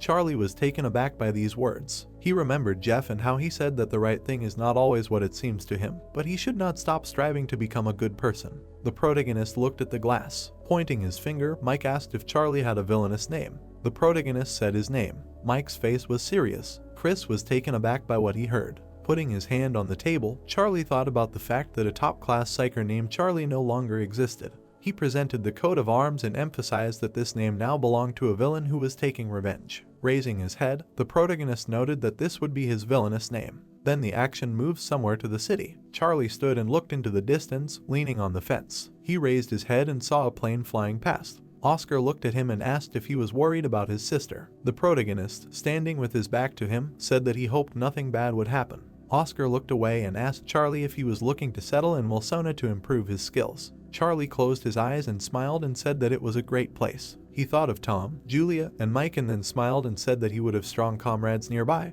but he also had to keep up with them. Charlie started talking about how the more effort he put in, the stronger he would become, and if he used his abilities more often, he would be able to control them better. Charlie also said that Lampas had eyes everywhere, so Wilsona was the best place to train. He also thought of his abilities and said that perhaps, due to his potential, he had managed to gain 2 powers at once, which no one had ever managed before. Charlie raised his hand. Holding it above himself and smiling, Charlie said that if he used all his skills correctly, then his revenge would be perfect. Charlie turned around in confusion, because Oscar said that then they could move on to finding the sword of destruction that Jeff was looking for. Oscar looked at him carefully as if he was indignant. Then he caught the protagonist off guard, asking him if he had forgotten. After some time, Charlie was still standing by the fence. There was no longer a smile on his face. He looked at the city and thought that he really had become the boss of Wilsona. Then the events take us to the Chatham district, to the girls' high school. Something was happening in one of the classes. They were taking a break because some of the students were discussing something. Margaret was in the class and she was surprised by something. She approached the girls and asked them what they were watching, to which they replied that they were watching the news about Wilsona in their area. She saw Charlie on the phone. Margaret was shocked because she recognized him. The girls started talking about how they had a new boss who was terrifying. However, one of the girls waved her finger and said that Margaret's older brother would easily catch this villain. Margaret was still looking at her phone in surprise while the girls continued to discuss something. Memories of Charlie began to pop up in her head. Then her eyes widened even more in surprise and she wondered if Charlie was really the boss of Wilsona. The action moves to another place. 3 villains were walking through Wilsona, one of whom was shouting that he didn't like it. Felix angrily asked who made this rating. Max asked if Felix was angry because he didn't make it into the rating. Felix got even angrier and shouted that he wasn't. Max smiled contentedly and said that he was in 6th place. Felix shouted that the rating was complete nonsense. Nate agreed with him and Felix immediately turned to him, continuing to prove that the rating was complete nonsense. Nate looked closely at the protagonist and wondered why he chose this nickname. Max put his hand to his chin and said that it was interesting, and Max started shouting, asking what difference it made to them. Max immediately added that this name belonged to one of the best psychers. Felix was confused and asked in surprise who this dude was. Max looked at him and said that he didn't understand anything at all, and yet he was called a villain. Felix angrily began to ask why he needed to know all the psychers by name. Nate, holding the phone in front of him, said that the psycher had recently died. Felix was surprised. Nate explained that the psycher had been killed for killing a colleague. Max gave a thumbs up and said that maybe Charlie took that name out of superstition. Max started talking about what would happen if a villain took the name of a dead psyker. However, Nate immediately interrupted him, saying that in that case, the villain would gain new powers. Felix sighed in displeasure and asked what kind of nonsense that was. Then he smiled and said that only a worm would do that, but Max replied that many do. Max and Felix began to argue angrily, and Nate tried to stop them, saying that they had already been punished, and so that was enough. Looking at his phone again, Nate wondered if Charlie's name was chosen by chance. He looked at the protagonist's icon and wondered if he could really get new powers. Then the action moves to another area, namely to the training room in the basement. Charlie has just gotten out of the shower. He touched his hair and said that he finally felt refreshed. The protagonist turned around because Oscar said that he had trained much more than usual today. Oscar asked if Charlie's body could handle it. The protagonist closed his eyes and told him not to worry because he was only doing what he could. Then Charlie held out his hand and said that his body was much stronger than before. A memory appeared in his head and he said that after that explosion his body had changed. Oscar seemed to squint in displeasure. Suddenly, someone knocked on their door. Oscar and Charlie turned around in surprise because someone asked if they could come in.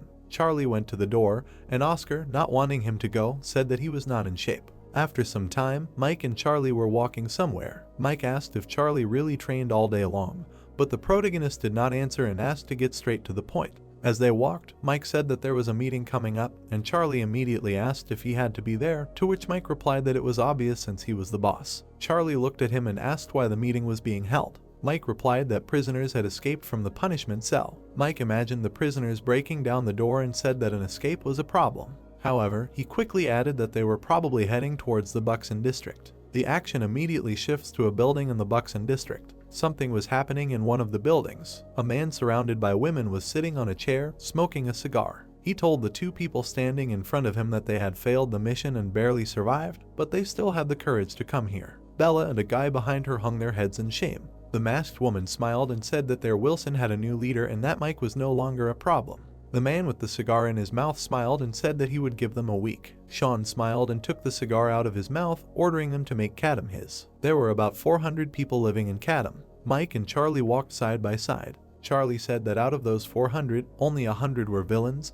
and the rest were homeless or rejected by society. Mike added that although they got along together, such a life was far from ordinary. After some time, a meeting began in Cadam District, Wilson. The villains were sitting at the table. Mike said that they checked the trackers of those who had escaped from the punishment cell. He said that the 2 villains were in Buxton District. Charlie put his hand to his chin and asked why they chose that particular district, since there were 4 Wilson districts in Seoul. Mike replied that they had a conflict with them. Charlie looked at him and asked about what they had a disagreement about. Mike, using some gadget at the same time, said that they wanted to unite, but they could not understand Mike's words about not needing it. Suddenly, something caught Charlie's attention. He looked at the projection and asked if this was the boss of Wilson Puxon, Sean. Tom looked at Charlie and said that this was an S-class villain, a very aggressive and cunning person. Mike smiled and asked so what if Sean was an S-class since he could not defeat them. He also said that the brass knuckles were the only thing Sean could be proud of. Someone added that they said that this was a brass knuckle with magic crystals. Charlie's gaze darkened and the protagonist wondered about the magic crystals. Looking at the map, Mike began to say that Puxon outnumbered them,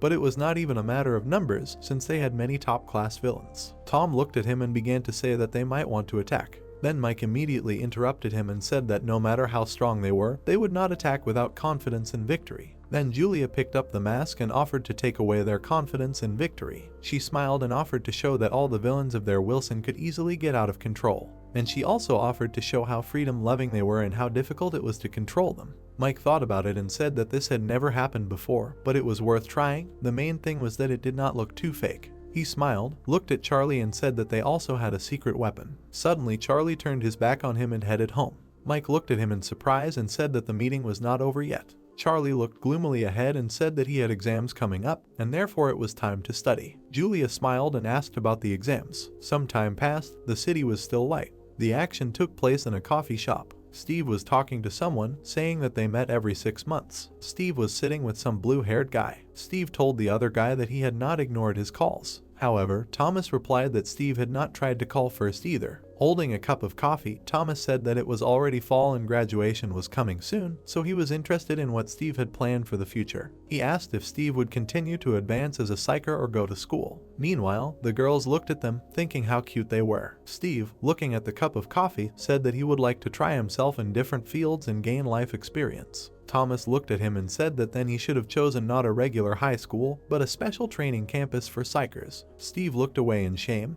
because Thomas had brought up what his father had wanted so much. Thomas looked at Steve longingly. Then he brought up the fact that Steve, like his father, could become an S-class psycher. However, Steve closed his eyes and immediately said that he was not ready. The guy added that only 30 people in the entire world had this title. But he also said that his goal was to become one of them. Steve put the cup of coffee on the table. An image of some villain appeared in his head and he said that then he would be able to take revenge on him. Thomas looked at him silently. Looking at the interior of the coffee shop, Thomas said that top-class psychers are usually very strong in themselves and their abilities are well developed. Closing his eyes and smiling, Thomas said that a simple support like him would not reach such a level. However, Steve immediately said that among the supports there is a top-class psycher, but Thomas sighed sadly and said that this is true, but there is only one top-class psycher among the supports. Continuing to look at the interior of the coffee shop, Thomas said that if he does not succeed, then Steve's chances are much higher. Steve looked at him darkly as he talked about how Steve had caught the villain, Blood Rain. However, Steve remembered the situation and how it was actually Charlie, and so he lowered his head in silence. Thomas smiled and said that everyone at school was trying to imitate Steve. Suddenly, Steve received a notification on his phone. He picked up the phone and looked. Thomas immediately became embarrassed when Steve started talking about Margot writing to him and offering to meet.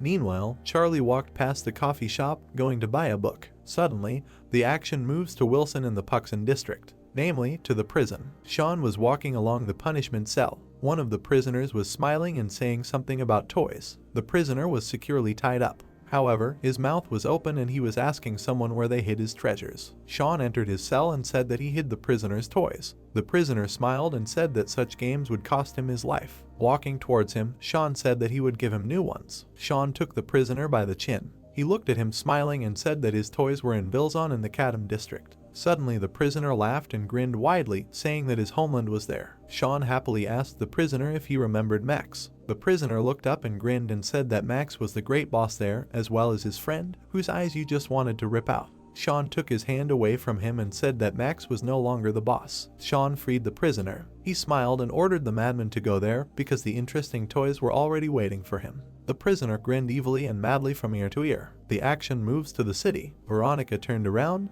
because someone called out to her. Margaret was standing in the distance, happily waving at her. Margaret approached Veronica and said that she had arrived early, but Veronica replied that she had just arrived. Margaret also said that she was surprised that Veronica had called from a new number. Margaret's eyes widened in surprise when Veronica said that she had changed her number after being discharged from the hospital. Margaret remembered the horrors they had gone through because of Blood Rain. Veronica looked away and said that she wanted to forget about everything. Then they slowly walked around the city. Then Veronica asked Margaret where her brother was, to which she replied that they had agreed to meet at the bookstore and that was why he was there. Suddenly, Veronica handed Margaret a package. She lowered her head in embarrassment and said that it was a gift. Then Veronica began to shake her head even more embarrassedly and said that it was a gift as a thank you. After some time, they were already in the bookstore. Margaret was smiling and holding a book in her hands. Veronica looked at her in surprise and asked what she was doing, to which Margaret replied that she was sniffing new books. Veronica was confused and also picked up a book. Then suddenly Margot happily ran off somewhere to the side, saying that she wanted to buy a book there. They went to the display case and saw a Korean cooking recipe book there. Margot said that her brother was thinking of buying the book,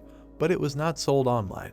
While Margot was looking for something, Veronica asked if Steve really needed a cooking book. Suddenly, Margot exclaimed that she had found the book. She reached for the shelf to get it. However, someone else suddenly snatched the book faster than she did. Margot turned around and indignantly started screaming that she had taken it first. However, the man replied that the book was in his hands now. Then they both silently looked at each other. Charlie clearly recognized her. Looking at Margot's indignation, he almost let it slip that he knew her. The protagonist remembered how he had saved her back then. Charlie also remembered Veronica and thought that she was okay. He looked at her with displeasure and handed her the book, telling her to take it. Then he left silently, and Margot looked after him in surprise. As Charlie was leaving, Oscar told him that he was not going to help him with cooking tomorrow, to which Charlie replied that they would ask the worker now and would probably find another one in the warehouse. Veronica asked Margot if she knew this guy, but the girl continued to watch him silently. The action moves to some store. Some schoolboy hit the metal, shouting something. The guy with glasses looked at him and began to grin.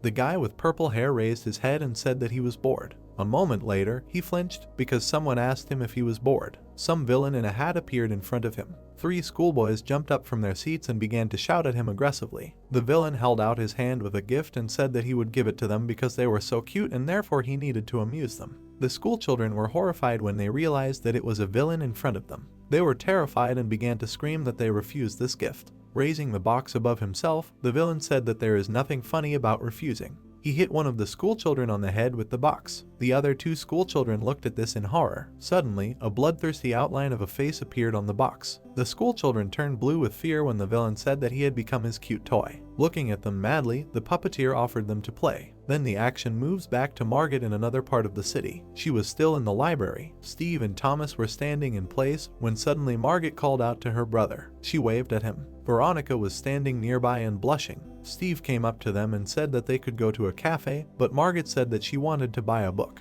Then she pulled out a book and, showing it, happily shouted that he had been looking for it. Steve took the book in his hands and thanked his sister. Thomas looked at the book in surprise and said that he had never seen anyone give cooking books as a gift before. Steve turned to Veronica and she immediately blushed because he asked if she was okay now. Veronica began to blush even more when Margot handed her brother a package, saying that it was from Veronica to him. Margot looked away with interest while Veronica and Steve were talking to each other. She saw Charlie behind her. He was standing near the checkout to see if there was another cooking book, but the cashier told him that this book was the only one left and there were no more. Suddenly there was a scream and everyone turned around in surprise. Thomas and Steve also turned around in surprise, wondering what was going on. Nothing could be seen through the panoramic windows, but terrible sounds could be heard. Steve was shocked. However, Charlie was unperturbed. Steve immediately covered his comrades with his back from the flying shards of glass. They raised their heads, wondering what had happened. In the distance stood the same monster. It was the puppeteer's toy, which was clearly in an aggressive mood. The action moves to Wilson in the Chatham district. Mike was sitting and fixing his gadgets. Suddenly, breaking news started on TV. Sitting in front of the TV, Mike thought that the exams would definitely keep Charlie busy for some time. The news, meanwhile, said that right now people in gift boxes appeared in the Callum shopping district. Julia also went up to the TV and asked what they were broadcasting about. Seeing people in gift boxes, Julia said that it seemed to be that same guy because the boxes were very familiar to her. Mike remembered the crazy puppeteer who escaped 3 years ago. And again the action moves to the mall. A man in a gift box appeared in front of Steve. Thomas grinned and wondered if this was a villain. Suddenly, something began to happen to the man's head. The box on his head exploded, and 3 mystical toys jumped out of it. They headed straight for the heroes. However, Steve immediately attacked one of them. Thomas dealt with the second toy. The third toy in the form of a fish was going to attack Margot. It was already very close. Margot grabbed Veronica and began to scream in horror, but suddenly someone hit the toy. Charlie hit the toy with an ordinary book. Margot thanked him, but Charlie silently looked at the toy. He looked at it in surprise, trying to understand what was happening. The toy melted and turned into a green liquid. Another man in a gift box was nearby. Thomas yelled excitedly for them to be careful because something might come out of the boxes again. Steve ran ahead and told Thomas to cover the others, saying that he would deal with this enemy. Steve pointed his hand at the man in the box, deciding that he should destroy all the villains, but suddenly someone yelled at him to stop. Charlie asked Steve if he really wanted to kill the man. Charlie looked at him calmly and began to explain that the man was being controlled and that he was just a puppet in the hands of the villain. Thomas turned around and wondered in surprise how Charlie knew about this. Charlie remembered how Monica told him that if he was a psyker, then he should think like a psyker. According to her, you need to first consider what is happening from different angles and only then act. Charlie looked darkly at Steve and said that for all psychers, the safety of civilians is paramount. He repeated Monica's words, addressing Steve. The guy looked at Charlie in surprise and so did not notice how the puppet approached him and was about to attack. Charlie began to shout for Steve to look forward. The puppet had already swung its fist. Steve turned around and noticed it.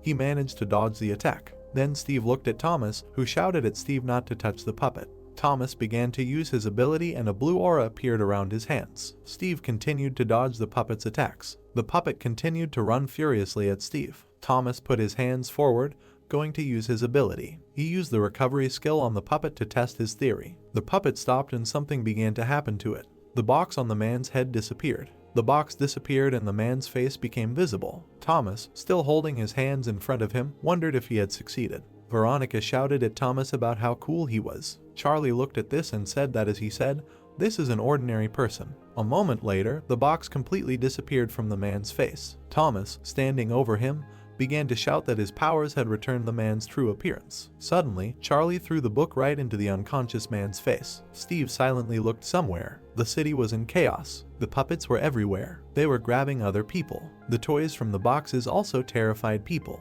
The puppeteer stood on the roof of the building and, laughing happily, said that everyone was delighted. Suddenly, he felt something and his eyes widened in surprise. He put his hand to his ear and said that someone had hurt his toy, and therefore they should be punished. Getting ready to leave, the puppeteer laughed and said that he would find them. However, Mike appeared behind him, who said that the puppeteer would not find anyone. The puppeteer happily turned around, recognizing him. Standing over the puppeteer, Mike reminded him that he warned the villain that if he ever came into their area again, he would not leave him alone. With that, Mike pulled out his weapon, which looked like a big bat. The puppeteer looked at him and started laughing like a madman. He spread his arms and asked if Mike really expected to scare him with his babble. Then the villain stuck out his tongue. The puppeteer blushed and smiled and said that he was very glad to see them again.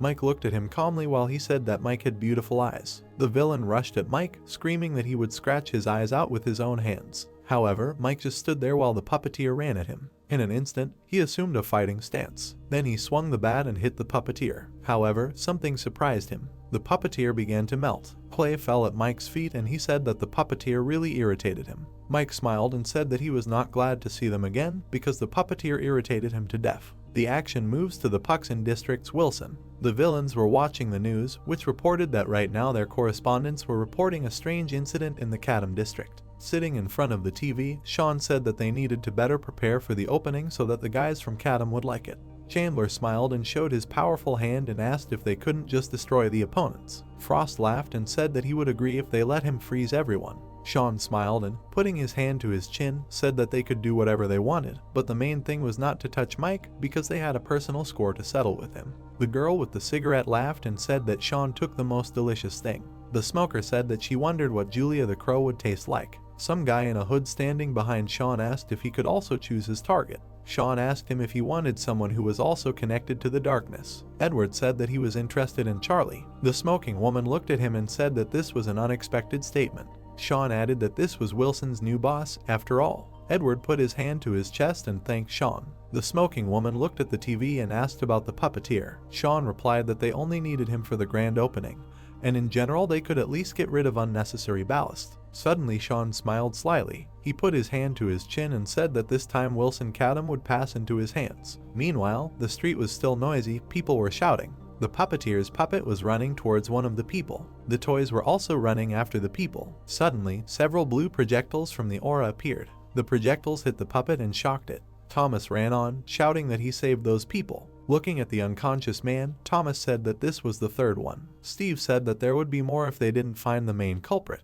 Thomas looked at him worriedly and tried to convince him otherwise because it was dangerous, and besides, they had already reported it to the headquarters, so they just needed to wait. Steve, looking somewhere into the distance, said that the villain could do something worse, and therefore they didn't have time. Thomas looked somewhere into the sky and asked Steve if he knew the criminal, to which Steve replied that it was the dollmaker, a well-known psycho. Thomas looked at him in surprise when Steve said that he had read about him in the notes of Wilsona Chatham. An image of the villain appeared in the guy's head. Steve lowered his head and said that the dollmaker would do everything for his own pleasure. The action is transferred to another part of the city. Charlie thoughtfully looked at his phone and Oscar asked him about what happened. Looking at Oscar, Charlie said that Mike had sent a message saying that the villain behind this was the dollmaker. Oscar replied that the dollmaker must be dangerous since the protagonist had been told about him. Charlie turned and walked on, saying that he seemed to be around here somewhere and that they needed to get out of here quickly. Oscar looked around and said that there were too many people here. Suddenly, Margot appeared behind the protagonist,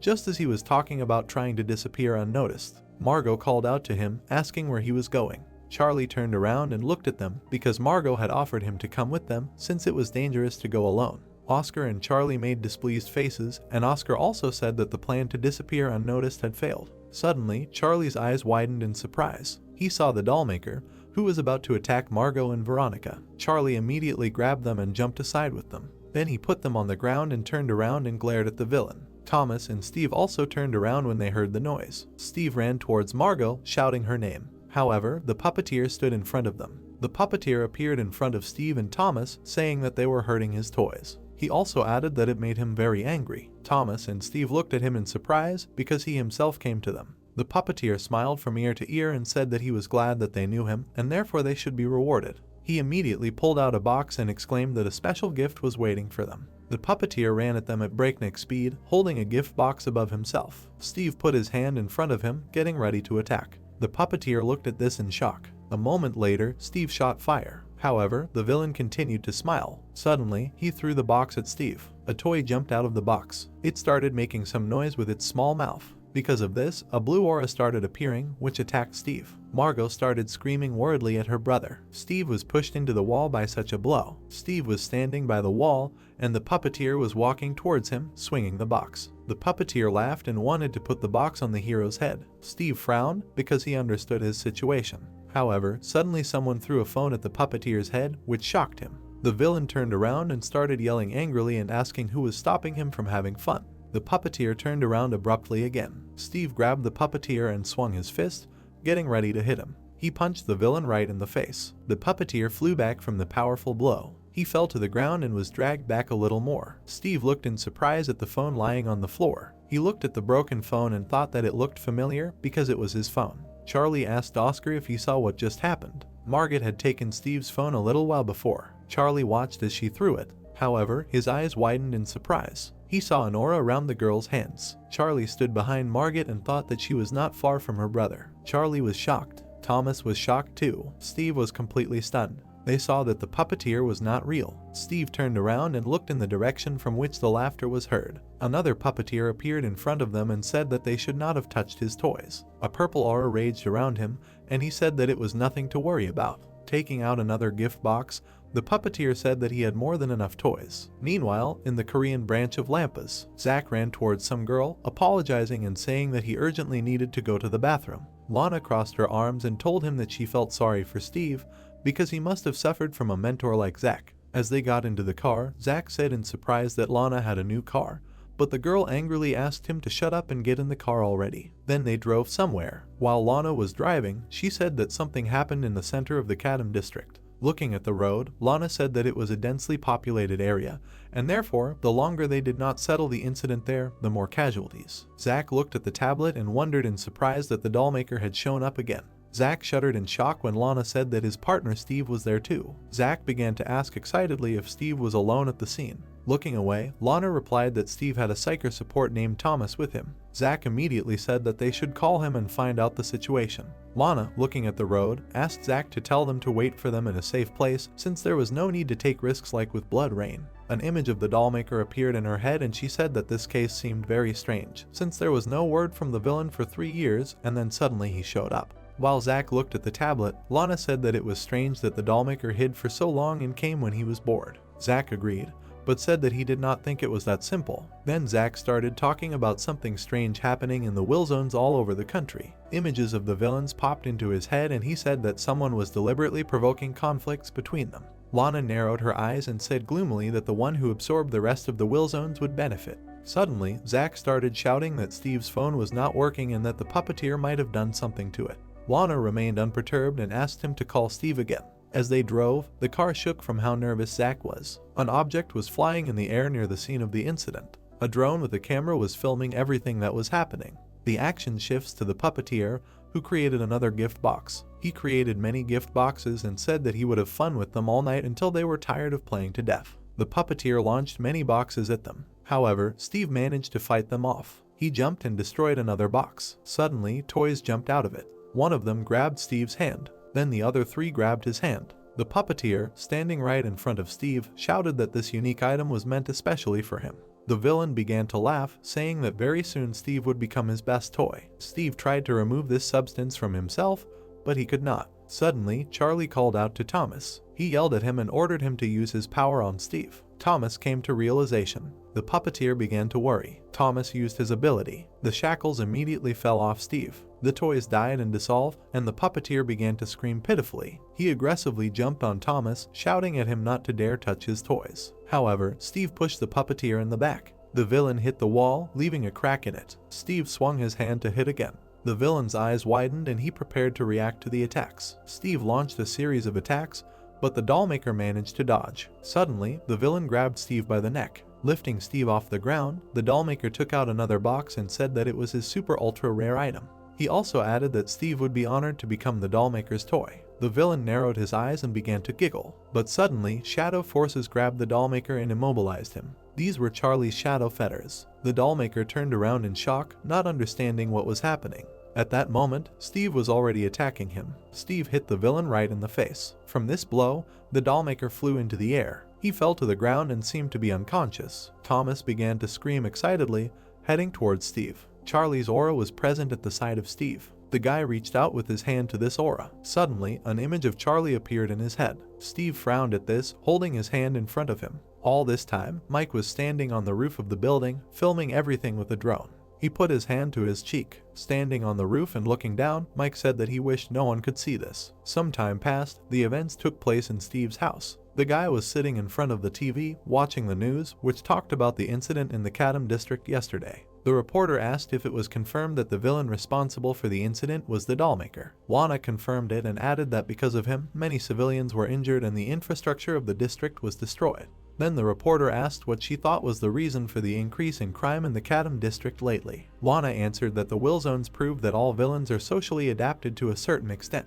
Then Lana said that cities with a will zone also show a lower rate of crime. Then she brought up the villains and stated that all the villains guilty of the crimes were not in the will zones, which proved the negative result of such an omission. The reporter asked what she could suggest as a solution to this problem. Lana replied that she thought it was worth working on the will zone system. Lana said that if it were not for the Psychers, everything could have ended in a worse tragedy. The reporter looked at her and said that he heard that the Psychers Steve and Thomas showed themselves well in this battle. Steve watched as the reporter on TV said that Steve was actively involved in many recent events. Lana commented on this, saying that Steve was a rising star in the Korean branch of Lampas. Lana started to say something, but Steve turned off the TV. He was holding the remote in his hands, his head down. Steve remembered how Zach told him that he was proud that they were partners. Zach then also said that he thought that Steve's training could be considered successfully completed. Suddenly, the guy grinned evilly. Steve remembered Charlie, about how Charlie helped with Blood Rain and how he helped defeat the dollmaker. Steve wondered why the villain saves people. Steve could not understand what his goals were and what he was achieving.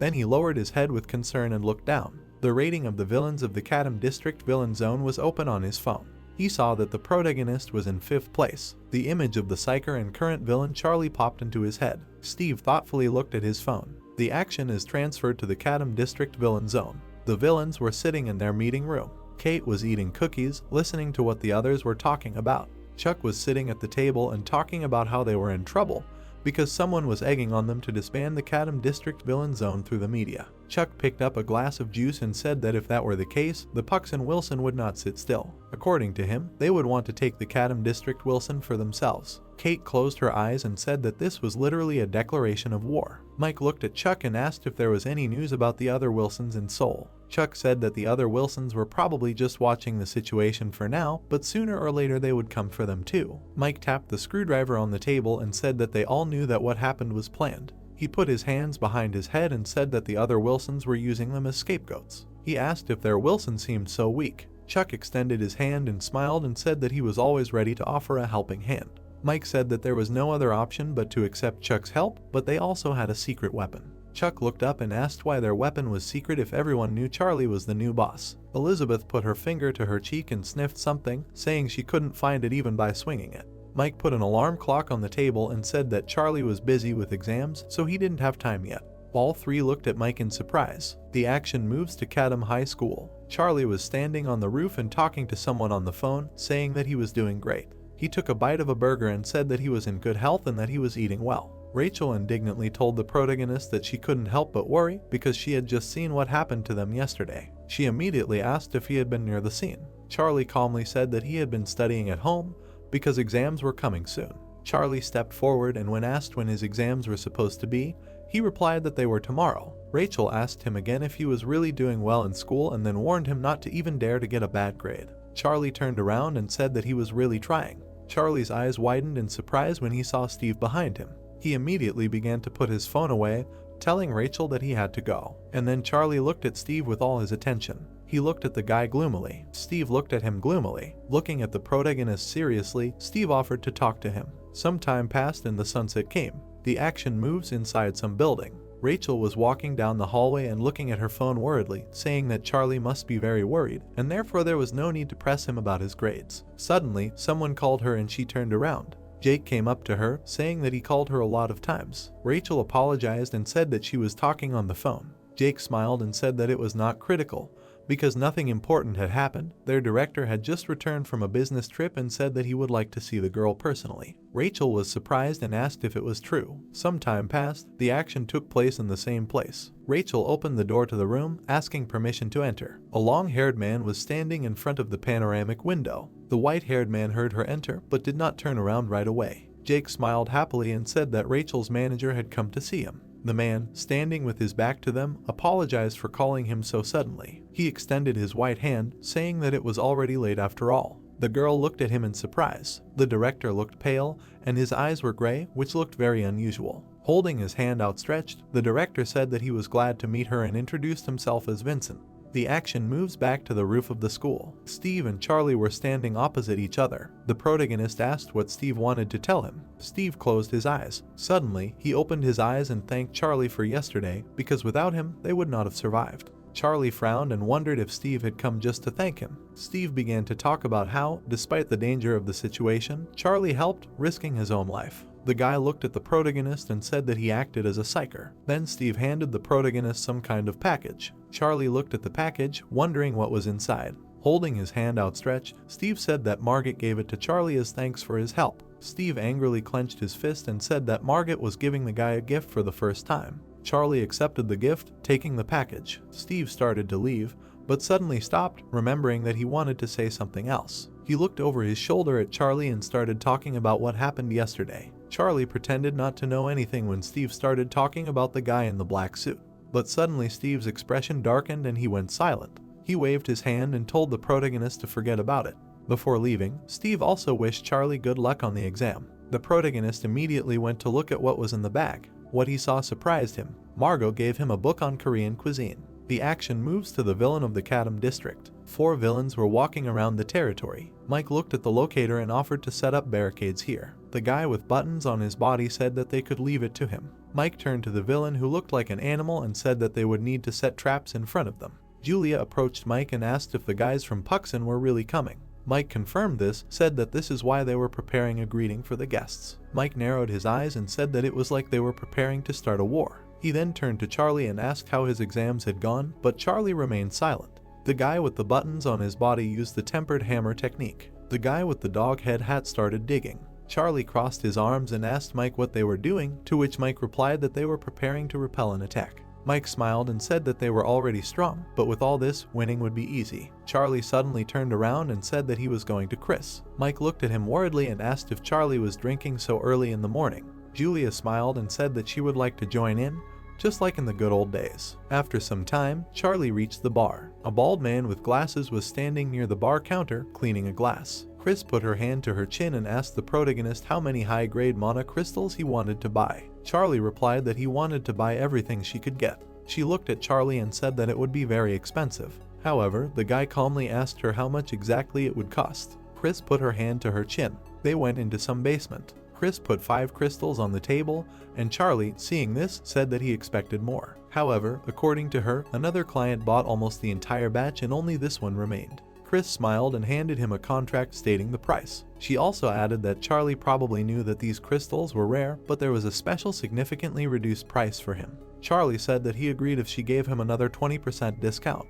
Chris smiled and said that this was a dubious offer. Then Charlie showed her 4 on his fingers and told her to sell him 5 crystals for the price of 4. Chris smiled, but she was very angry, and yet she agreed, saying that she would only accept cash as payment. But suddenly Charlie took out his phone and asked her for the bill. He said that he had a secret account in Cashin's name in a Swiss bank. The hero remembered sitting in front of the computer, pressing something on the keyboard. Charlie said that Jeff told him to make this account. Charlie smiled, looked at the monitor and said that he had succeeded. Charlie crossed his arms and sighed sadly, said that if he had known that this would happen, he would have transferred all his money here. Oscar looked at him in surprise and asked what he planned to do with the money. Charlie looked down and said that he was going to invest in his power. Chris watched Charlie leave, thanking him for the deal. Then she picked up the phone. The girl frowned and wondered who he was. The day passed and morning came. Margaret and Veronica went into a cafe after seeing an ad. There were a lot of desserts on the counter. However, the girls ordered 2 mango desserts. Veronica exclaimed happily, saying how delicious it was. While Veronica was eating her dessert, Margaret asked her if she was sure she hadn't seen where that guy went yesterday.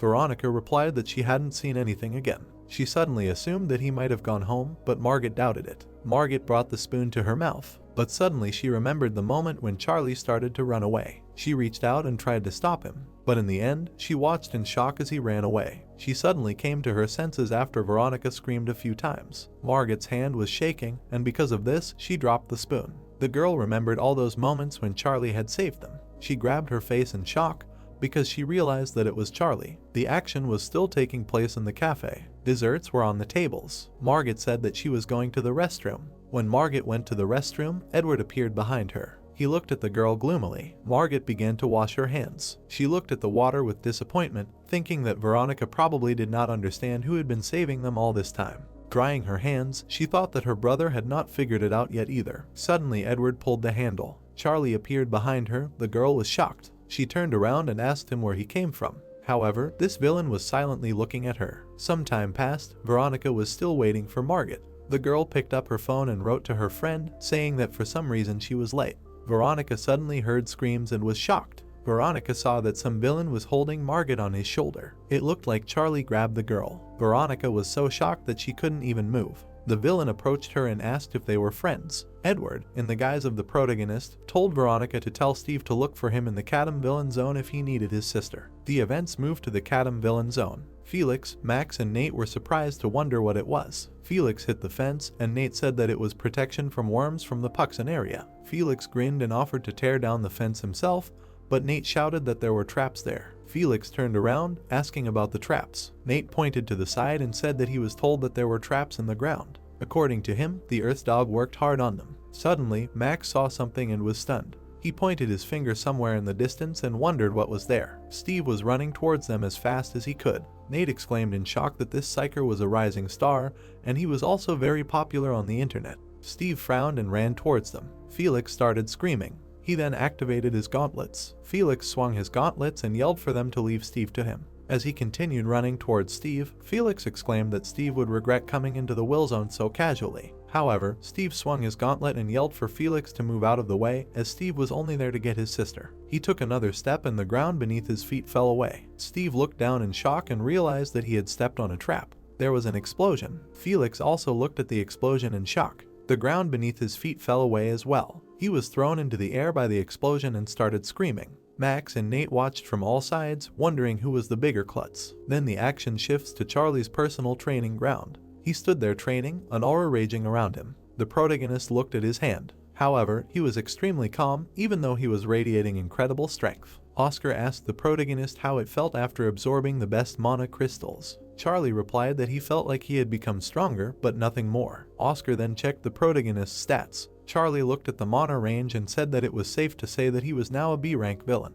Oscar reminded him that he said that the more mana he had to begin with, the less the crystals would help. Oscar narrowed his eyes and said that was true, but it would be a different matter if Charlie found a true crystal. Otherwise, he said, the protagonist would have to consume artificial crystals in huge quantities. Charlie looked at his hand again and said that he could just focus on training then. Oscar brought up the explosion. He narrowed his eyes slyly and said that Charlie had a choice, but he wanted to see the rapid increase in mana like during the explosion. Suddenly, Charlie noticed something else. He asked about the numbers next to the skills, to which Oscar replied that they were enhancements. Oscar asked if Charlie had used 2 shadow swords at the same time during the fight with Blood Rain. Charlie replied that he himself did not know how that happened. The protagonist put his hand to his chin and thought that he had never trained specifically to improve his skills. He mused that perhaps with the increase in mana, he could develop skills. Charlie understood that for psychers, such an improvement was only possible through diligent training, and only some could combine existing skills to create new ones. An image of a crystal appeared in his mind and he decided that he could not simply rely on crystals, he had to diligently develop himself.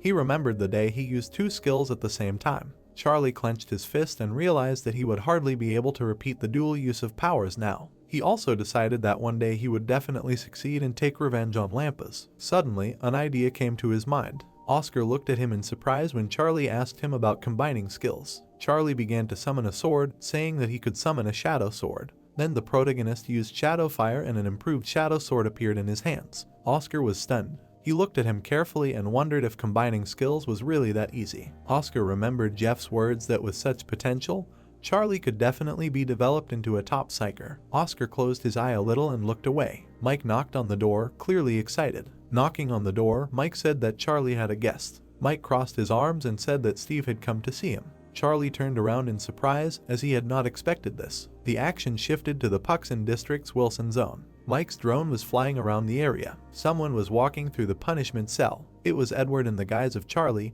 who was carrying Margot on his shoulder. Finally, the illusion dissipated. He opened the door and entered the room. The smoking woman asked him if he had already managed to do everything. Sean and the smoking woman stood in front of Edward. Margot was unconscious. Sean looked at her with a smile. Edward said that he would put her in a cage, to which Sean agreed. The smoking woman asked Sean if he really wanted to corner them all. Sean smiled and said that it would be very interesting. Sean had already begun to imagine how what had happened would soon be announced on all the news, and that they would also start talking about the villains kidnapping the psycher's sister. The smoker smiled, looked at him and said that they would defeat them all in a moment. Sean said that the whole world would turn its back on the Kadam District Villa Zone and they would be isolated from society. An aura covered the brass knuckles on Sean's hand. He clenched his fist and smiled and said that then they would defeat everyone. The action again moves to the Kadam District Villa Zone. The protagonist was in a building. Steve was sitting tied up in front of him. Charlie, crossing his arms, asked that it really turned out that he had stolen Steve's sister. Charlie began to remember about Margot. He put his hand to his chin and thought.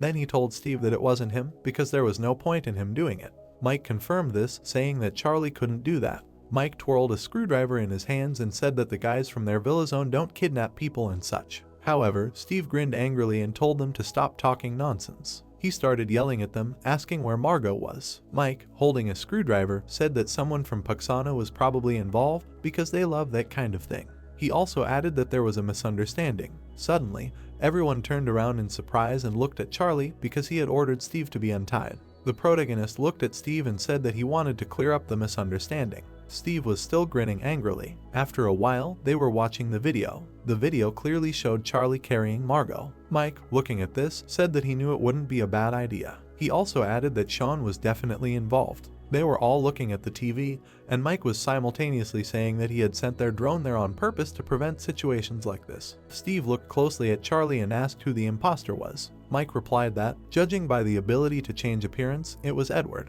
Charlie leaned over and asked about changing appearance. Mike looked at him and said that Charlie couldn't see that Edward had turned into him. Suddenly, Charlie exclaimed in surprise that he didn't look like that. Steve, putting his hand to his chin, thought that they were as alike as 2 peas in a pod. Charlie went to the exit, saying that they knew who the culprit was and therefore it was time to punish him. Mike turned around and asked if it was really necessary right now. Charlie answered that of course it was, because kidnapping a person should be punishable. Suddenly Steve came up to him, asking him to wait. Julia looked at him in surprise when he said that he would also go to the villainy because it concerned his sister. Mike turned around and asked why they had decided to leave them. Julia said that she was coming too. Mike turned to them and said that an attack was much better than waiting, and therefore he wanted to deal with them today. 3 other villains burst into the room and said that they were coming too. Felix told the protagonist to share the fun with them too. Charlie looked at them and said that he didn't care how many there were because the problem was different. Mike looked at him questioningly. Suddenly he exclaimed, realizing what Charlie meant. They all looked at Steve. Meanwhile, in the hotel corridors were empty. The action took place in the director's room. Laura looked at the decorations and made surprised exclamations. She folded her hands and said with a smile that these decorations were magnificent. Two twins were sitting behind her who could not understand what was wrong with her. Suddenly the phone rang. Laura took the phone and, looking at the decorations, asked what was the matter. Suddenly she smiled and agreed to something. The twins looked at her, not understanding what was happening. She immediately raised the phone above herself, asking if this was all. An aura appeared around her, and her suit changed color. The events moved to the villains' building in the Puxana villain zone. Charlie is standing by the building, looking at it with his arms crossed. The whole team is looking at the building, realizing that Margot is there. Mike looks at them and says that they are there, so it's time to act. But before that, he suggests a quick briefing. They all turn around and Mike tells Steve that he can't be so mean just because he's new. Steve has completely changed his clothes, and he has a helmet on his head. They call Steve the Red Mask. He is holding the helmet in his hands. He says that if he is going to go, he should put it on, to which Steve asks why he needs it. Charlie replies that a psyker among villains is a very strange sight, and Mike adds that he made it for fun, but he can have it. And he continues that it is better not to attract attention, so he should do as he is told. Against the background of the full moon, he says that their target is the Puxan leaders. They are near the Puxan will zone. Charlie says that they will capture the leadership and release the hostages, to which Julia adds that they will attack the entire will zone in a small group. The guy asks Mike to check which route will be the shortest, and while he replies that he is doing just that, he continues that the element of surprise and a quick attack are the best they can rely on now. Steve puts on his helmet and Charlie says that they should divide the responsibilities and urges everyone to listen carefully. He looks at Mike and Julia and continues that the guy will be in reconnaissance, and he will take on the infiltration and attack, and the girl will cover them, to which the latter replies that she does not really like to carry out someone's orders, but this time she will give in. The guy in the helmet asks if there will be close combat on him, to which Charlie replies that there will be a rear. Julia asks what close combat is. The guy continues that now they should separate the attack zones. Someone shouts asking them to wait. He asks why his plan doesn't include them and notes that this is nonsense, to which the second adds that why don't they just barge in and beat everyone up, that's what villains do, right? Charlie crosses his arms over his chest and replies that there is a separate important robot for them, to which they ask how important it is because they are like an ace up their sleeve. He looks down and explains that they will be guarding the exit from the building for them and until then they should not stick their heads out, to which he hears indignation in response. He continues that without them they will not get the hostages out, so the matter is very important. However, his opponent considers this nonsense. The man in the helmet watches as one asks if he thinks he's a fool, and the second answers positively and explains that it's true if the other doesn't understand how responsible their task is. The kids are training while someone says that the element of surprise and a quick attack are the best they can rely on because they can't attack thoughtlessly. Little Steve looks sadly. Someone pats him on the head and says that number 45 is a very capable kid and asks him to remember his words because they'll come in handy later. He looks down thoughtfully while standing in the helmet. He thinks about being a villain. An abandoned building at night. The team looks down. A drone flies over the camera. It approaches and disarms it. The thing looks straight at the camera. At another one. While the last one is being disarmed, Mike says that number 10 and 11 are ready. He continues that he has all the surveillance cameras under his control and Julia says that it's time for them to move. Charlie gives the command to move. He runs. Everyone goes to perform the operation. Steve looks down. His sister is lying with her eyes closed and he asks her not to suffer because he will soon save her. A long rusty corridor. The girl is lying face down. Her hand touches her hair. She opens her eyes. She is perplexed. The girl screams. Margaret looks around and does not understand where she is and what happened at all. She begins to remember. Margaret remembers Charlie thinks that the man was not him, although she doubts it, because how can she know? After all, she was unconscious. Margaret sees something ahead. A rusty corridor. Someone is indignant that this pisses him off. He kicks a trash can and asks for the back exit and why they need to guard it, to which the second agrees with him. He continues that the best villains are always eager to fight and the first one agrees with him because he thinks that he is saying the same thing. Against the background of the moon, someone asks if they can't just wait quietly. He continues that soon the whole will zone will come running to their screams, to which he shouts what does this have to do with him at all. The man in the hat is perplexed how he even lives with such a level of intelligence and more. He crosses his arms over his chest and asks if their boss seems strange, to which he is asked again what he is talking about and the second adds that he has always been like this. The man in the hat listens to what he had a strange feeling during the distribution of duties. He remembers Charlie and thinks that it seemed to him that he explained everything like a psyker. He asks again about the psyker and why he even thought so, because what he is talking about, to which the second does not agree because it does not sound as stupid as he would have done it. Someone asks who is there. Everyone suddenly paid attention. They see Belle and Jim and understand that they are caught. Bella asks what they are doing in the wrong will zone, while the second notes that they are a trio of fools. She grits her teeth and says really. She looks at them. She asks if they came to surrender to Puxin, to which all three are perplexed. They protest and ask again about surrendering, because that is nonsense and they came here to fight. Someone asks what is that noise. He lambs. The three turn around fearfully. They recognize Chandler and the man with the monocle. Abandoned buildings. Chandler scratches the back of his head and notes that he has not seen them here and asks if they are idiots who came there from Cadam to spy on them. He is angry that they were called idiots. Bella points at them and asks them to wait, because they do not have enough brains for spying and they probably just came to surrender because she thinks they are stupid, to which he asks her again. The man with the tattoos gets angry and says that they came to take over the Puxin-Wilson zone, and the other one agrees that it serves them right.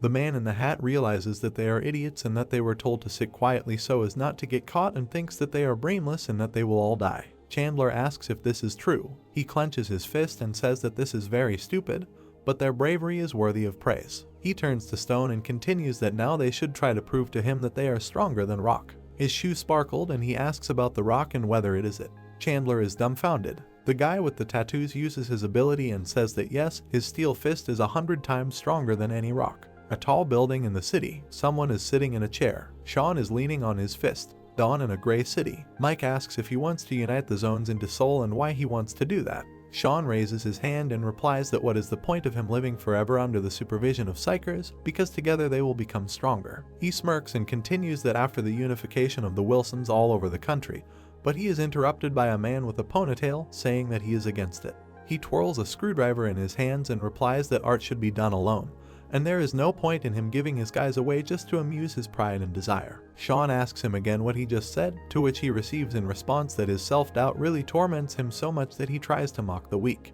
Mike turns away and says that in general he is against it and those two, it seems to him, will be of the same opinion. Sean grins and wants to answer. Mike warns him that they should not complicate each other's lives. Sean is taken aback. The guy pointed a blaster at him and asks him to remember his words, and if he still decides to ignore him, then he will have to hurt him. Sean calls him by name. He looks away thoughtfully. The girl asks for permission for them to make a report, to which he asks what's there. She smiles and says that there are villains from Cadam outside. Lila continues that there are 3 of them and they all look like B rank, to which he asks again if there are only 3 of them. Against the background of the battle, he asks who is with them now, to which she replies that Chandler. Sean smirks, because if they are really of that rank, then Chandler can handle it. He thought about it. The guy looks at Lila and says that this is strange and asks to inspect all the rooms, because maybe those 3 are just bait, to which she clarifies. Sean laughs and says that Mike is too obvious, but his tricks will not work on him. He uses the ability Barracuda Fangs and continues that he and the other Wilson bosses should know that he is not going to lose. He continues that he should not think that time has not changed him.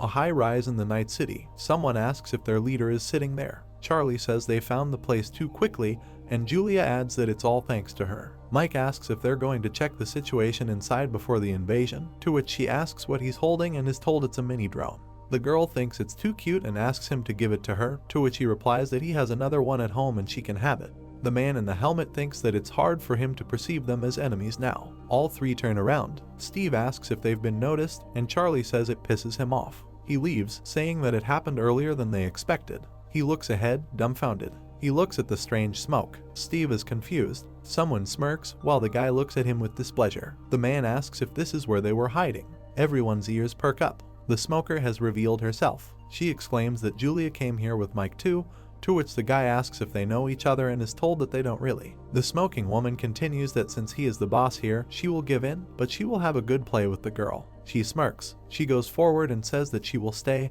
and the others should go. Mike tries to dissuade her, but she replies that she has something to talk about. She smiles maliciously and asks not to interfere when the women are talking. Charlie asks if she really does not need help, because it seems to him that she is angry, but Mike gives a negative answer because it is only for her pleasure. Charlie and Steve move out. Mike asks to find them as soon as she finishes, to which she smirks and agrees. He turns around. The smoking woman smiles. She says that since the interfering rats have disappeared, shouldn't they start having fun? Julia asks again about the rats. She adds that she seems to have confused them, because they are saviors, and she is perplexed. Julia continues that if they had stayed. The girl uses the staff. She summons a flock of crows and continues that no one can stop her now and asks if they will have fun until the hour of death. Someone shines a light on the building and declares that this is an invasion and orders to catch all the trespassers. Someone runs. The team rushes forward. Charlie frowns. A crowd of people runs out to meet them. The man shouts that they must kill them. They look at the team and order to attack. Charlie breaks forward. He breaks the enemy team. The guy kicks. Charlie lands a well-aimed blow on the masked man. He grins and says that he was counting on something more serious. He smirks and continues that such a stupid attack will not work on him. His body is too strong for them to penetrate it.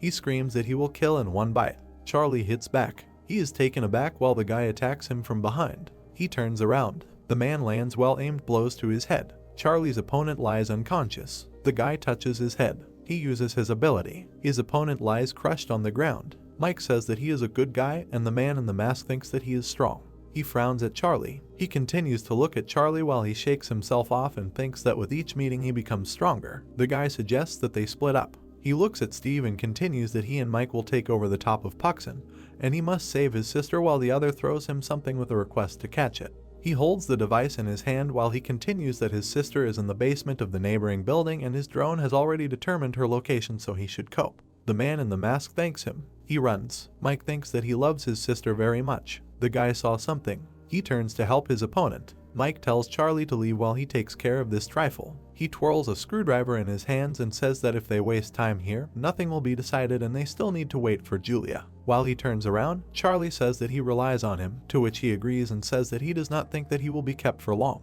Charlie continues on his way alone. Mike takes his screwdriver tighter and prepares to attack. He goes to the crowd of enemies. The guy wonders if the villains will do anything interesting. The smoker says that it creeps her out and asks how they can be on the same level with her. He uses the ability of the breath of death. Julia dodges all her attacks. She slows down. The smoker smirks and notices something perfectly dodges it is so just like a real crow, and she admits that something is not bad in this. Julia asks again what is she laughing, because she thinks that she is excellent, to which she receives in response that it is very difficult with her. She continues that she has not given it her all yet. She opens her palms, continues, so who knows, maybe this time she really will die. He attacks the girl with the breath of chains of death. She spins her staff in response and prepares to counterattack. The staff's mouth opens. She uses the ability of the crow's heel. The smoker is perplexed. There is a swirl on the battlefield. Julia hits the floor with her staff. The girl sarcastically remarks that it was very difficult for her, and since she has nothing more to show, it's time to finish. Smoke sparkles behind her. She dodges. The smoker delivers an aimed blow to her. She looks forward, stunned.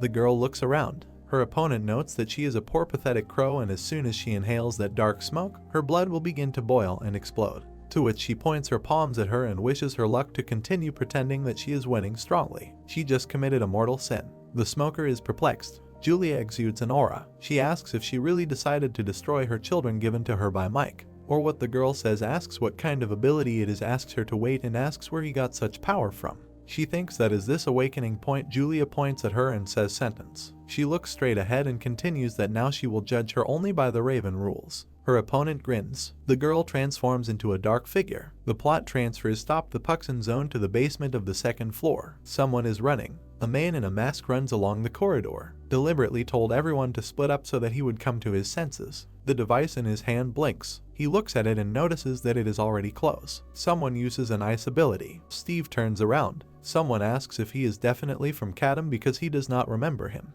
There is ice around his boot. The man in the blue mask notes that it is good that he decided to wait here because he knew that someone would show up to save the hostages. The guy uses fire. His opponent freezes his boot. He splits the ice with fire. The guy yells at him to talk nonsense and orders him to get out of the way. To which the man in the hood asks again if it is fire and notes that it is interesting because they have opposite skills and they perfectly suit both their characters and appearance. He creates ice spikes and says that fire is against ice and asks if he agrees that their fight promises to be interesting. The man in the mask uses fire. Julia screams on the roof of the building. A semi-abandoned high-rise. We are transferred to the 12th floor of the villa zone of Puxana. Charlie clenches his fist. He walks forward. He frowns and asks him to stop hiding and orders him to come out. The ominous aura is gathering behind him. The man notes that he has well-developed senses. He continues that he has long wanted to meet him as a villain with skills like his. Charlie asks if he is the kidnapper, to which I reply that before their meeting he managed to dig up a lot of information from her, that he had achieved a lot here before his debut. He recalls the battle and continues that a fight between villains outside the villain zone is the strictest taboo, but not for him. He points his finger at him and continues that he is an enemy of the public. If he kills him here, he will go unpunished. While here he frowns at him. Here you continue that although he is still the boss of the villain zone, to which he asks again, so what? The guy raises his hand up and asks not to think wrong because this is not a mockery and he truly respects him. He puts his hand on his chest and says that if he were a real villain he would have run away long ago because villains are criminals. Asks if he agrees with this. Charlie continues to look at him and listen that they have the same skills, but in everything else they are close and not similar, to which Oscar notes that he should consider this a compliment. His opponent uses the ability and says that he would really like it.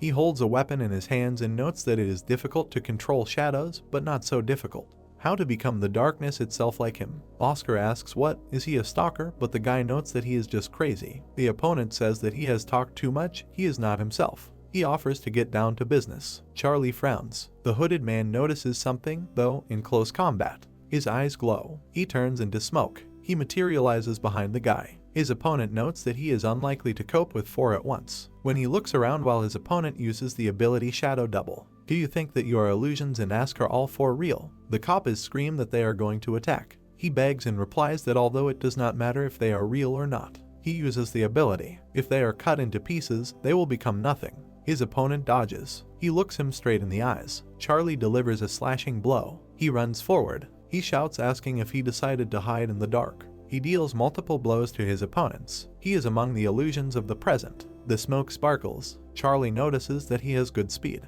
His opponent thinks that the guy is several times stronger than he expected. If so, he points his palm at him. Black shards are carried around the room. Charlie looks around the dark room. The opponent takes advantage of the moment and attacks. The guy turns around. He notices that everything comes together here. He is holding a weapon in his hands. Charlie listens to what he says. No matter how strong he is, it is difficult for him to see in the dark, while he thinks that this voice comes from everywhere. The guy's eyes glow and he continues that, although they have the same skills, he is head and shoulders above Charlie in stealth in the dark. He prepares to attack and says that his previous attacks were trial attacks, and now he will feel the horror of a terrible death in impenetrable darkness. Charlie laughs and asks from a terrible death. He grins and replies that this sounds like complete nonsense, because he seems to be reading lines from a play. The guy is perplexed while Charlie continues that he will never feel it. His eyes glow and he says that the fear that arises when darkness envelops and death is already on the doorstep. He continues that he had to die and be reborn. His opponent looks into the black smoke. He says the demon of darkness and offers to try to show him what true horror is. But the light is on the Wilson floor. Someone is sitting behind bars. Margot holds onto the bars and asks what those sounds are. The opponent's attacks glow. Steve delivers multiple blows to the crowd. His opponent uses a blast of cold. Margot's brother dodges. He slows down while his opponent prepares to attack. Verse tries to catch his breath and realizes that he is moving too smoothly and apparently has experience in such battles. The man in the blue mask says that he didn't think the guy would be so collected and it would be much more interesting to play with him when he is confused. He frowns and notes that on the other hand, their battle is getting more intense. He asks what he likes most about his skills, to which he is perplexed. The man in the mask makes a figurine and continues that he is very excited about freezing living people because one wave of his hand and everything and all his limbs are in ice. He splits the figurine and continues that he sees fear on their faces when the ice penetrates deeper and deeper. Steve calls him a vile villain. The guy is perplexed. The man in the red mask understands what he is now, to which he asks again about the vile villain. He says that it is strange because he does not feel negativity from him and that girl seems to have a psyker brother. His opponent asks if it is him. Steve's legs light up and he asks if he compares him with crappy psychers. He gets angry and notes that he is the most dangerous villain of the Puxin villain zone. He is the red mask. He is preparing to attack. The man in the blue mask creates ice spikes. He uses the ability of ice needles. Steve counterattacks with fire. He splits the ice. Brother Margit says that he came and asks what he wanted to tell him. Charlie says that there is little time so that he will come to the point because he thinks too long when attacking. Perhaps it is due to little combat experience. But he still needs to think and act much faster. Steve listens to him attentively. The guy turns away and says that he will demonstrate better. He uses dark fire. The guy with red hair is taken aback. Against the background of the broken mannequin, Charlie says that speed is the main part of the attack and you cannot give the enemy time to attack first, because the best defense is an attack. Steve looks after him and asks why he shares this with him.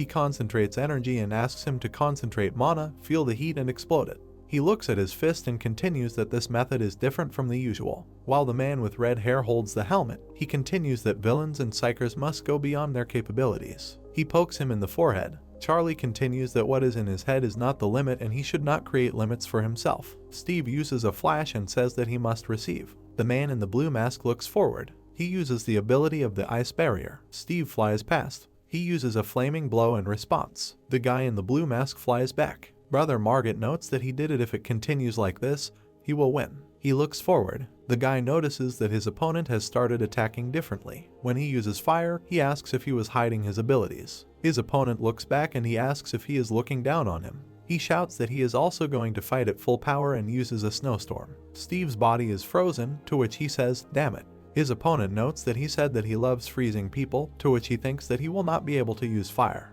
He asks if they will take off this stupid mask from him. Steve notices that he cannot move. Someone in the hallway shouts who is there and whether they came to save her. Steve recognizes the voice of his sister. The man in the blue mask shouts at her to close her mouth, to which she asks to save her. He repeats his command and prepares to attack with ice. The ice heads towards the cage. He shouts his sister's name. Charlie tells him that in his head this is not the limit, he should not create boundaries for himself. He thinks that how dare he touch his sister. Steve's opponent is perplexed. Ice fragments fly in different directions. There is a strong flash of fire against the background of the ice. The guy in the helmet uses his ability. He remembers how he was taught and strikes, saying that he will never spare him. He uses the Hellfire ability, a metal structure of the Puxin Will Zone on the 12th floor. Someone says that he does not like it. He clenches his fist and says that he does not understand why no one has returned victorious yet. There is an ominous aura at his feet. He approaches Sean from behind and apologizes. He is stunned. Sparks fly in different directions. Charlie asks Sean if this is Sean. The plot takes us to the Cadam Will Zone. Inspecting the buildings, Chuck said that he thought the guys from Puxin would take the chance and attack, but it was very quiet there. Crossing his arms, Tom said that peace is a good thing.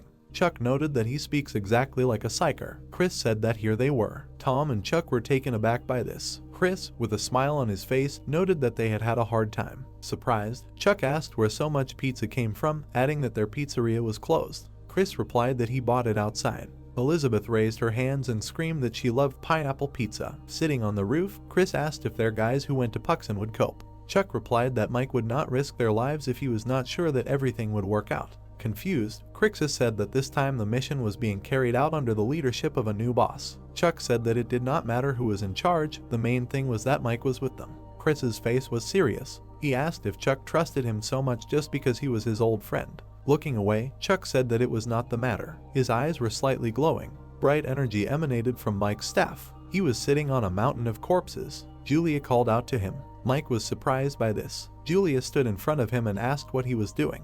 Mike replied that he was waiting for her. Mike jumped off the corpses and noted that he had promised her. Julia showed the raven's head and asked what she should do. Looking at the parts, Mike said that he could fix it. Julia said that she was happy. Surprised, Mike thought about what if the raven was broken. Holding the baton on his shoulder, he asked if it was really her. Looking at the floor, Julia asked if there was anyone downstairs. A sight appeared in front of Mike's eyes. He looked at the ceiling and noted that he saw that their boss had begun to act. The plot takes us to Sean's room on the 12th floor, Wilson Puxin. Nettlebeam stood in the room. Edward was scared. Sean stood in front of him and said that he was extremely disappointed. Edward was shaking with fear. Sean hit him in the face. Edward flew to the side. Turning around, Charlie said that Sean was very strict with his subordinates. Sean replied that it was none of his business. Oscar was surprised. Sean had brass knuckles on his hand. Oscar, dumbfounded, said that he had weapons made of real mana crystals. Looking around, Sean asked where Mike was. The protagonist replied that he would be there soon, but that he would be enough for their duel. Pointing his finger, Sean said that he and Mike had business, so he should disappear. Charlie said that he had business with him. Sean was taken aback by this. Dark energy enveloped the protagonist. He said that he knew that Sean kidnapped a man and tried to pin it on him, so he thought he should be compensated for the damage to his reputation. Charlie stood in front of him and said that beating Sean would be enough. Holding his face, Sean asked if the protagonist was lost and if he thought that since he defeated Edward, he could defeat him. Sean imagined Charlie fighting the villains and told them that he heard from Bella that he had great fighting skills despite his not very high mana stats. But it seemed like he had just been lucky with everyone who was about the same rank as Edward. Sean smirked and asked if he could handle him, an S rank. Rocks rained down from the roof. Sean's face was serious. He introduced Mike. Standing in front of the protagonist, Sean asked if he was trying to throw him off balance because of the difference in their strength. Charlie replied that he was doing nothing, although it would be more interesting when he was excited. Edward was lying on the ground. Sean, flexing his fist, said that it would be better to have a snack before the main meal. Sean, smirking, said that he would try how tasty the snack was. He got into a fighting stance. The dumbfounded protagonist asked about the needles in his mind. Sean rushed at him and screamed that he was the ruler of Pucks and Wilson. Sean was flying at him. Charlie hit him and asked if that was all. Sean flew to the side. The protagonist hit him in the stomach. Sean grabbed him by the hair and said that it was boring. He headbutted him. Charlie flew to the side. The protagonist ended up behind him. Turning around, Sean asked where he was going. Charlie blocked his attack. Sean delivered a powerful blow. The protagonist dodged a series of attacks. He jumped up. Charlie rushed at him. Sean delivered a powerful magic blow to him. A cut appeared on the protagonist's face. He looked at Sean's claws. Sean cried out with satisfaction that his best weapon was his claws. He pointed the homing blades at Charlie. The protagonist jumped back from the attack. Charlie moved at lightning speed. A black aura emanated from him. The protagonist dodged many attacks. He stopped in front of Sean. A bright glow emanated from his eyes. Charlie said that he knew he was strong, but he had no idea that he was that strong. Oscar said that this ability seemed to detect moving objects. The protagonist introduced Mike and wondered what if he had not heard about Sean's claws before. Charlie stopped and asked why Sean was dodging attacks if he was going to talk to him. Smiling, Sean replied that the protagonist was the new boss of Wilsona, which meant he must be stronger than Mike. Charlie said with a serious look that the difference between their mana stats was simply huge and he simply could not lose this battle. The protagonist watched him and noticed that no matter what techniques and tricks he used, he understood his fighting style perfectly. Sean frowned at this. Charlie pointed out the fact that Sean fought by copying his opponent's actions, which meant that he only fought weak people, and this was proof that his own skills in battle were worthless. Charlie pointed his finger at him and said that Mike was right and Sean only relied on his items and stats. Sean was shocked. He asked him again. Furious, Sean asked if Mike had said that and how that psycho dared to give the boss's position to such a brat. Oscar noted that if the protagonist wanted to provoke him, he succeeded. Oscar was flying next to Charlie. Sean's claws began to glow. He asked if it was true that he relied on his items. He rushed at the protagonist and asked if he thought anyone would care if he won.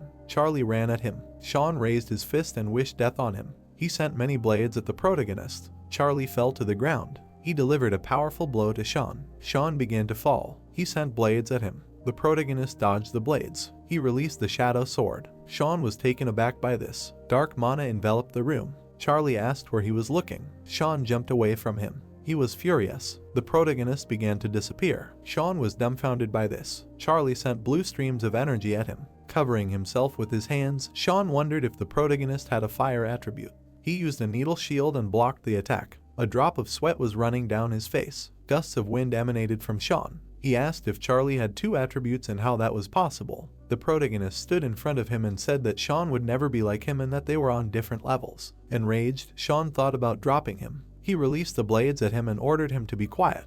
Charlie dodged all the attacks. He asked if Sean still didn't understand. He appeared in front of him. The protagonist hit him and said that he had known how he fought for a long time. Sean flew to the side. Clouds of dust rose. Sean's face was covered in blood. Charlie asked if he had ever tried fighting someone stronger. Sean held his face. A stream of blue mana was coming from the protagonist's hand. He stood in front of him and suggested that they finish quickly, noting that he did not like long duels. Sean's eyes lit up with a green light. He asked how the protagonist dared to treat him like that. He pointed the blades at Charlie and screamed that he was the boss of Puckson's, Wilson's Own, and an S-rank villain. A dark blade appeared in the protagonist's hands. It cut through Sean's claws. He was shocked by this. Holding a huge sword in his hands, Charlie said that it did not matter what his mana stat was if the difference in skills was so great. He noticed that it was a predetermined victory from the start. Sean was beside himself with anger. He was enveloped in green energy. He began to scream that he would definitely kill him. Sean rushed at him. He released his claws at Charlie. The protagonist cut off his arms. Sean was surprised. Charlie was behind him. Sean began to scream in pain. His claws fell to the floor. He knelt down. The protagonist with a serious look said that Sean, as the boss of Puxana, should still be happy, and losing 2 arms as a price for greed is not bad. Sean bowed his head. He looked down. He began to breathe loudly and asked him to stop talking nonsense. Enraged, Sean screamed that the protagonist would answer for everything. Grinning, Charlie asked what kind of nonsense this was. A powerful aura began to emanate from him. He noted that the next payment for what he had done was his life, although he had not yet begged to spare him. Sean was dumbfounded. The protagonist stood in front of him and said that he was finished. Sean started shaking. Charlie rushed at him. A beam of energy flew at him. The protagonist flew to the side. Sean frowned. The girl was holding his glasses. Lila came up to him and asked if he was okay. Sean said that they needed to get out of there faster. Lila was glowing brightly. She said that she would make a passage for them to another room. A portal appeared in front of them. They started to go into the portal. The portal dissipated. Charlie got out of the ruins and said that he didn't think that someone was lying in ambush. Rising to his feet, the protagonist asked where they went. Oscar said that they went into the portal. Charlie imagined Lila and thought that he didn't even feel her presence and that she was definitely not as simple as she seemed. Oscar was flying next to him and asked if he would run after them. The protagonist said that he didn't know where to run. He looked at Edward and noted that they wouldn't attack in such a state.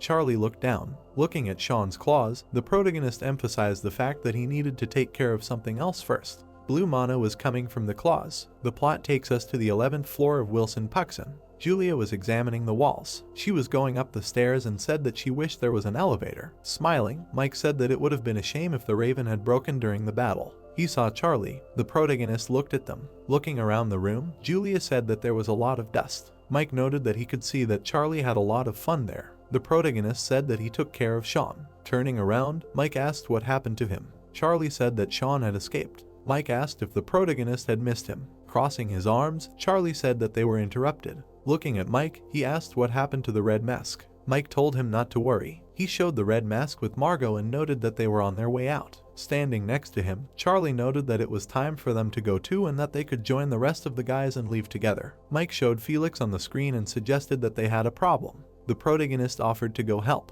The guys looked at Mike, who told them to go together, noting that he still had things to do. Charlie's face was serious. Mike smiled and said that he would be back soon. The plot takes us to Sean's office. A dim light enveloped the room. Sean wrapped his wounds with bandages. He said with an exhausted look that if it weren't for them, he would have taken over the whole world. He introduced Mike and Charlie. Lila stood in front of him and said that they could restore his hands, but the treatment needed to start now. Lila started to leave and asked him to stay there and rest, adding that she would find his hands. Sean was stunned. Lila opened a portal. She was suddenly surprised. She saw a red glow. Lila was wary. The door flew at her. Lila flew into the wall. Sean turned around. Mike said that he found them, noting that he had already searched. Surprised, Sean said that the voice was familiar. He saw Mike's gun. Mike entered the office and said that he warned them not to cause problems for each other. He looked at Sean and asked why he did not listen. Holding his glasses, Mike asked if Sean knew how angry he was. A powerful aura enveloped him. Grinning, he noted that it was time to answer for his actions. Chandler delivered a powerful blow.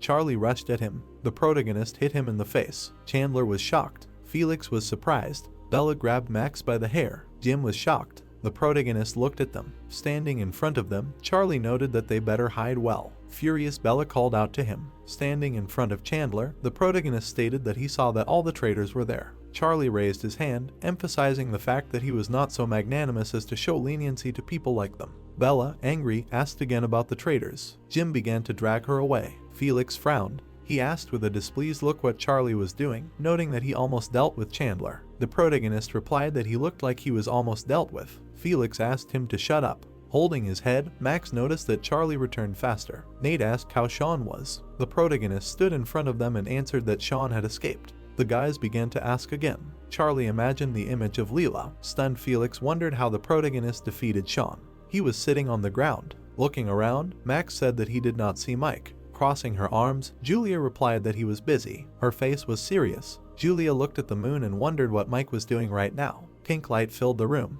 Mike walked towards Sean and said that all the incidents that Kadam was blamed for were his doing. He pointed the blaster at Sean's head. Standing in front of him, Mike asked how Sean was going to pay for their damaged reputation and bad rumors. Sean was scared. Mike started walking towards him and said that responsibility was not a quality he possessed. Mike approached him and asked who was behind him. Lila, with a smile on her face, said that Mike was as cool as they said. He, with a surprised look on his face, asked in his mind if she survived such a blow. Lila opened a portal and said that he wanted to see Mike. Holding the baton on his shoulder, he replied that it was not in his rules to go to unplanned meetings. The man asked not to upset him. Mike was surprised by this. The man came out of the portal and said that any meetings are wonderful. There was a smirk on his face. Mike pointed the gun at him and asked if he was serious. Standing in front of the man, he noted that he was definitely not being taken seriously. There was a scope in front of Mike's glasses. He asked if the man wanted to fight. Raising his hand, the man asked him not to make things up, noting that they had not come to fight, but to see him and take him away. Mike listened to him silently. Looking at the man, he asked how important this meeting was since he had come in person. The man replied that he cared about his employees, even the incompetent fools who were incapable of anything. Taken aback, Mike asked again. Smiling, he asked if the man had ordered Sean to plunge Soul into chaos. The man closed his eyes and laughed. A glow began to come from his eyes. He replied that Soul was just the beginning and soon the whole world would become a solid will zone under his control. Mike stood in front of him and said that this was strange and that he was taking tiny steps towards his goal. The man said that he had better go over to his side before it was too late. Mike refused. The guy looked at him with a satisfied look. The man asked if he understood that he would regret it later. Mike answered that he didn't care. The man with a smirk on his face told him to think as he wanted, but everything would be as he wanted. Mike asked to listen to him. Red energy surrounded him. Mike asked not to touch them, noting that otherwise he would have regrets. They locked eyes. We are transported to Wilson Cadam. The moon was shining brightly in the sky. Light enveloped Charlie's personal gym. The protagonist held the crystal in his hands and noted that it was unexpected that he was able to get it. Oscar watched him and asked what he was staring at. Charlie replied that it was strange to hold it in his hands. Oscar sighed and assumed that the protagonist did not know and asked him to listen. Oscar presented the crystals and told that the magic crystal extracted from the weapon has slightly less magical power compared to the unprocessed one. Charlie asked again if it was worse in power. Looking at the crystal, the protagonist specified that if he ate it. Oscar introduced Sean and said that then Charlie would gain features like his claws. The protagonist calmly noted that he still wished it was as powerful. Charlie brought the crystal to his mouth. He swallowed it. Many memories came to his mind. The protagonist emphasized the fact that the day of revenge was now much closer. Sunlight enveloped a large building. There was an article on the internet about the deadly fight between the Wilsons of Cadam and Puxana. Steve looked at the red mask. He held the phone in front of him. Zach called out to him. Steve looked over. Zach asked with interest if Steve had slept last night, noting that he looked tired. He asked how Margaret was. Steve imagined her sleeping and replied that she had recently fallen asleep. Holding a soda in his hands, Zach asked if he had seen the news. Zach introduced the villains and suggested that the Cadam villains were the ones causing trouble in Puxan. Zach opened a soda and noted that Charlie didn't look menacing, but no one knew that he would attack Puxan first. Steve looked down. He said with a serious expression that Margot had been kidnapped by the Puxan villains. A dumbfounded Zach asked again. Sitting on a bench, Steve said that the Puxan villains had done it. A surprised Zach asked how he knew and whether he had visited them. Steve replied that the Cadam villains had helped him. Zach asked if he was serious. Steve said calmly that he had and that he had asked them to save Margot. A surprised Zach wondered if Steve had agreed to accept help from the villains. Steve drank a soda and noted that everything had been resolved and that was the main thing. Zach turned away. His face was serious. The plot takes us to the Cadam villains. Sunlight enveloped the buildings. A loud scream was heard in the will zone. The guy held his head and asked what fool had turned off the electricity. The dumbfounded guy noted that he had almost managed to go further. The plot introduces us to Dylan. Chris assumed that the electricity had gone out throughout the will zone. Surprised, Dylan asked again. Smiling, Chris said that the problem was not only the lack of electricity, and that someone had stolen the TV and record players. Enraged, Dylan asked if they had a thief and who he was. Tom replied that it was Mike. Crossing his arms, Tom said that he had used his maximum in the last battle, and that this was the consequence. Surprised, Chris asked again. Tom imagined Mike and said that he was usually smiling, and many do not know, but if Mike had reached his limit, it was better not to approach him. Taken aback, Dylan clarified what he was talking about. Tom stood in front of Chris and noted that things weren't that bad right now. Mike was sitting in front of a lot of equipment. Tom said that this had happened before, when he'd taken electricity even outside the will zone and made some huge useless thing. Looking around, Chris asked what he was doing. Tom's face was serious. He imagined a rocket and replied that Mike was making an unmanned rocket to Mars. The sun's rays illuminated the settlement. Oscar watched the guys and said that it was noisy there today. Charlie was standing on the roof. The protagonist noted that it was time to explain. Oscar was surprised. Leaning on the fence, Charlie emphasized that he was talking about Jeff's death. Oscar frowned. Looking at the protagonist, Oscar said that he had already said that his death was connected with the Sword of Destruction and more. The plot takes us to Neo Factory. A huge building stood in the middle of the city. Oscar said that in order to find the sword, the man was sitting at the table. He was looking at the medallion. The man began to laugh. Oscar said that they needed a platinum disc, which was the only key. The man said with a satisfied look that the Sword of Destruction is really power. The plot introduces us to Bill. It was dark outside. Light was coming from the windows. Rachel wrote to Charlie that she couldn't worry when something like this happened in Seoul and everyone was talking about it. The main character wrote that he would sort everything out. Rachel was dumbfounded and asked what was wrong with him. She ran into the guy and apologized. The guy said that he should apologize, noting that he hadn't noticed her because of the box. Rachel was surprised. The guy had a smile on his face. Rachel was dumbfounded and asked if it was the director. Looking at the chandelier, Vincent said that it was very kind of her to agree to help him. Rachel said with a satisfied look that it was nothing. Turning around, she asked if she should put a frame there. Vincent said that would be great. Rachel was surprised. She asked if this was his friend. Vincent came up to her and said that it was. He was standing next to Rachel. There was a smile on his face. Looking at the photo, Vincent noticed that this was his dear friend. End of Season 1. The plot shows us Sean and says that he, who is called a tyrant, was the boss of the Puskin Villain Zone and tried to destroy Seoul. But after losing the battle, the image of the Puskin Villain Zone changed. We were shown many villains. Bella was sitting on a chair. The sun was shining brightly in the sky. A loud sound was heard in the hallway. There were notes on the board. The ball fell to the ground. Charlie caught it. Looking at the ball, the protagonist thought that by using mana crystals, villains can increase their strength and gain skills. The protagonist swung and noted that despite the fact that they have many unique abilities, due to the fact that only some train regularly, in general, their fighting skills are not as good as his. Charlie threw the ball. The ball began to bounce around the room. He destroyed the wall. The protagonist cut the ball in half. Sparks came from the ball. He remembered Sean's claws. Oscar was flying next to him and asked if he was able to add the target attribute to the shadow sword. Charlie replied that he was and that he had also added the armor attribute. Looking at the records, the protagonist noted that there were exceptions. He imagined the outlines of people and noted that even among the villains, there are those who are willing to do anything to become stronger and many of them become real monsters. Charlie imagined a lot of money and emphasized that many strive for strength and power. He imagined a bright flash and noted that these are special villains who are overwhelmed with darkness. The protagonist imagined 4 villains and said that they are called the 4 evils. He circled the record with a marker. Holding his hand to his chin, Charlie asked if it meant that in order to find the Sword of Destruction, you first need to find the platinum disc. Charlie assumed that the disc must be in the possession of one of the 4 evils. Oscar narrowed his eyes and replied that he did not know. Looking at him, the protagonist mentally asked if Oscar was hiding something. Charlie looked at his stats. Oscar looked at him and said that his mana points and skills had improved, and it was probably the effect of absorbing the natural mana crystal. The protagonist's face was thoughtful. Looking at his stats, Charlie noted that the shadow sword and healing stats had increased, but the protagonist said with a serious expression that it was not enough to face the evil 4. He imagined himself in his current life and past life, and noted that he had a lot of mana and good fighting skills in battles, but he would not be able to defeat them now. Holding his hand to his face, Charlie emphasized the fact that he should at least reach S rank to be confident in his abilities. Oscar hovered near him and said that in any case, they needed to move, but there was no need to rush. The protagonist said that if they hesitated, the goal would become unattainable. Turning around, Charlie said that he had already outlined the path. Mike entered his room. Smiling, he said that he had a guest. Edward was kneeling.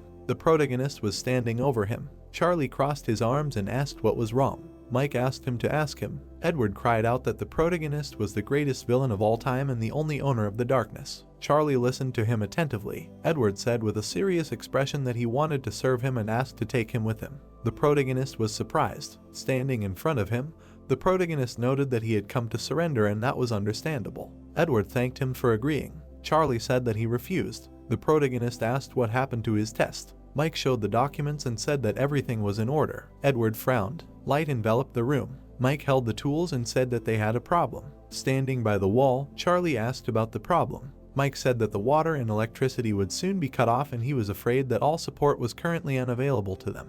The protagonist asked with a serious expression if the Will Zone was not the legal place of residence of the villains and they received support from the government. Mike replied that it was, but there was a catch. Charlie asked if they were out of money. Mike sat on the floor and noted that the protagonist thought like a villain. Looking at the boxes, he noted that things weren't that bad and he thought they would find a way out. The protagonist suggested that the problem was more likely who exactly cut off their services. Mike, with a smile on his face, said that it was. He introduced Bill and said that there was one very influential person in the Evil Four and that this was probably his doing. Taken aback, Charlie wondered if the Evil Four were connected to this. Standing in front of him, Mike said that cutting off the lights and water was just the beginning and that they would probably be under more pressure from now on, and that if this person wanted, he could take over the Cadam Will Zone in half a day. The protagonist crossed his arms and asked why he was doing this. Mike stated that he ignored the old man's offer. Turning away, he suggested that Bill was connected to Will Zones all over the country, not just Seoul. Charlie asked if it was all because of his power. Mike said he didn't think so and Bill was greedy for money,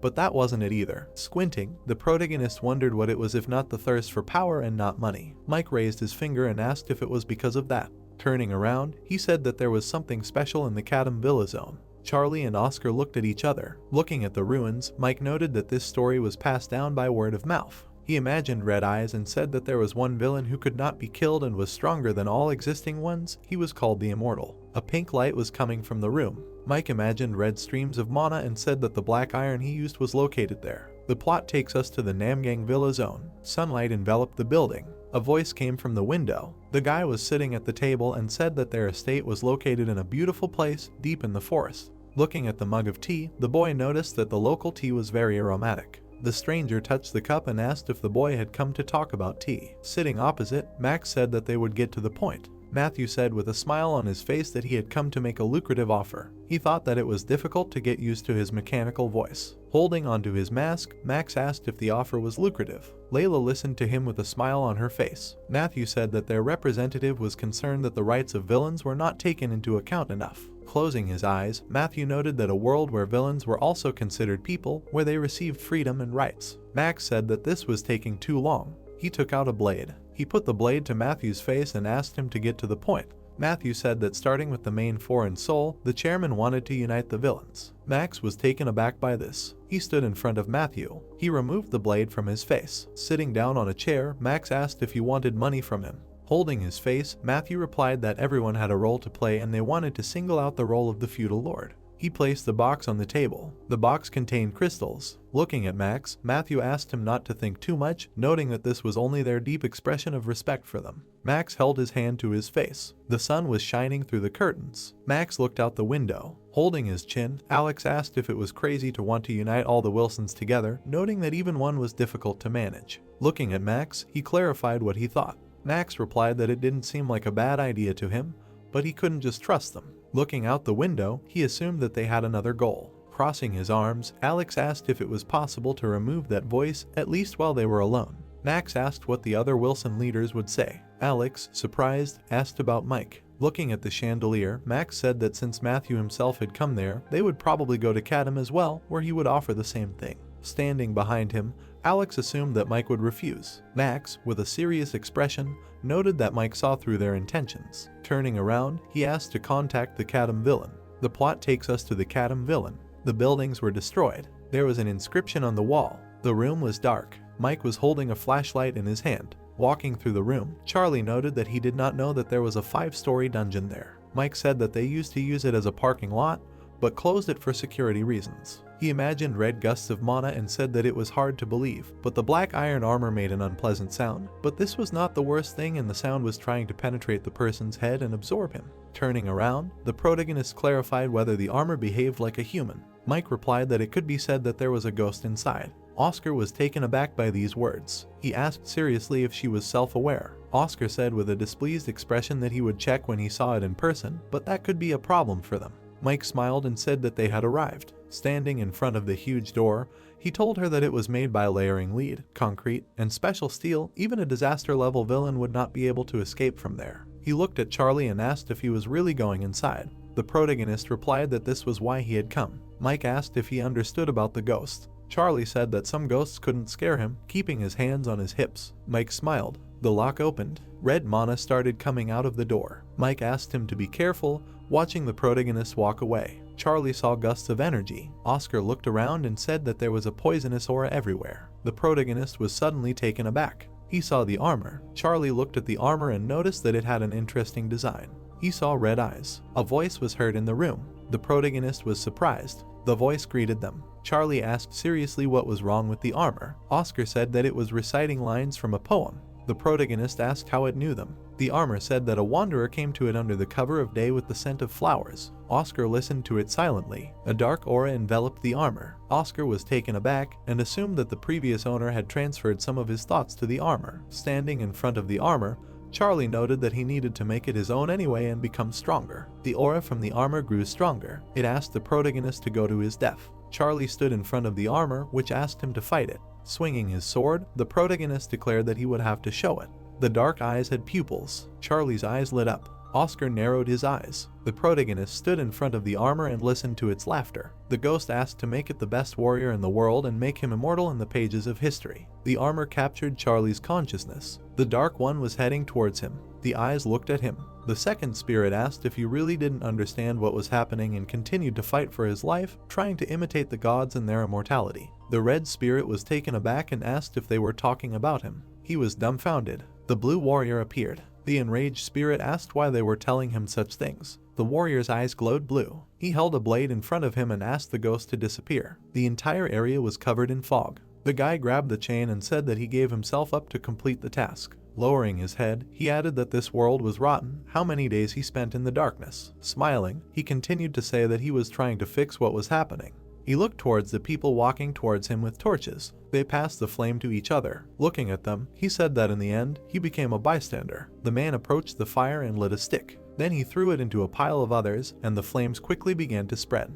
The guy began to burn alive, saying that all his unfulfilled desires would forever remain with them. We are transported to a large door. Oscar calls Charlie. The protagonist suddenly wakes up, his eyes wide open. He stares ahead in fear for a few seconds. Then, sitting up, he clutches his head, asking what happened, to which his comrade replies that the armor almost swallowed him. Charlie, hearing this, looked ahead in confusion. He remembered all the events that happened to him while he was sleeping. He thought about how he felt dizzy then. Looking to the side, he asked where she was, why he couldn't feel her energy. Oscar replied that her consciousness had disappeared. Looking ahead, he added that her spirit had languished inside for too long, so it flared up brightly and disappeared. The protagonist stared ahead in silence for a few seconds, and then, lowering his hand, he replied that it was clear to him. Getting up, he added that he should be more careful and not act carelessly. Oscar replied that he warned that even for him, this would be a serious opponent. Stepping forward, the protagonist thought that he didn't expect that a mental attack could be so strong. Looking at the broken armor,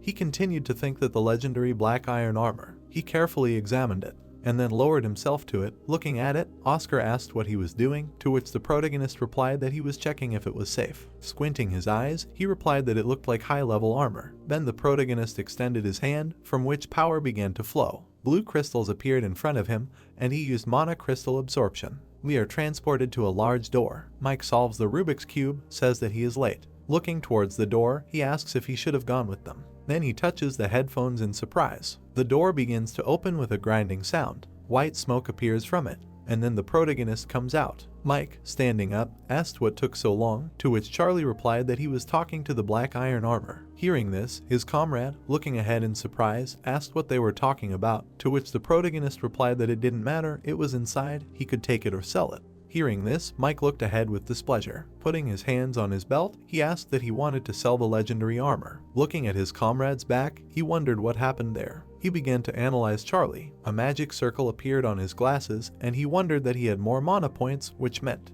using his skill, he, looking closely, thought that this was due to the dual attribute. We are transferred to the city. The girl in the hat looks at the streets from the roof. Looking ahead, she says that if Tom misses the target, she will return it with a knife. The guy immediately pulls the bowstring. The arrow rushes forward at great speed. After a couple of moments, it almost reaches its target, and then a second later it hits the target exactly. Julia looks ahead in surprise. Smiling, she says that she is sorry and now she will have to hide the knife. Looking at her comrade, she laughs, adding that she congratulates him on surviving. Tom suddenly looks away. Lowering his head, he says that someone is coming. Julia looks ahead in surprise, observing three figures, and then asks what they are doing here at such a time. We are transported to another building. Someone takes a cookie from a plate. Chuck, folding his arms, says that today he came as a negotiator. Looking ahead, he adds that where is the black duck? Mike, looking ahead, replied that he probably trains, to which Julia replied that he trains constantly and does not rest at all. Looking at the guests, Mike asked what they were going to negotiate about. At this time, Kate wiped the crumbs from her face, saying that she did not like it.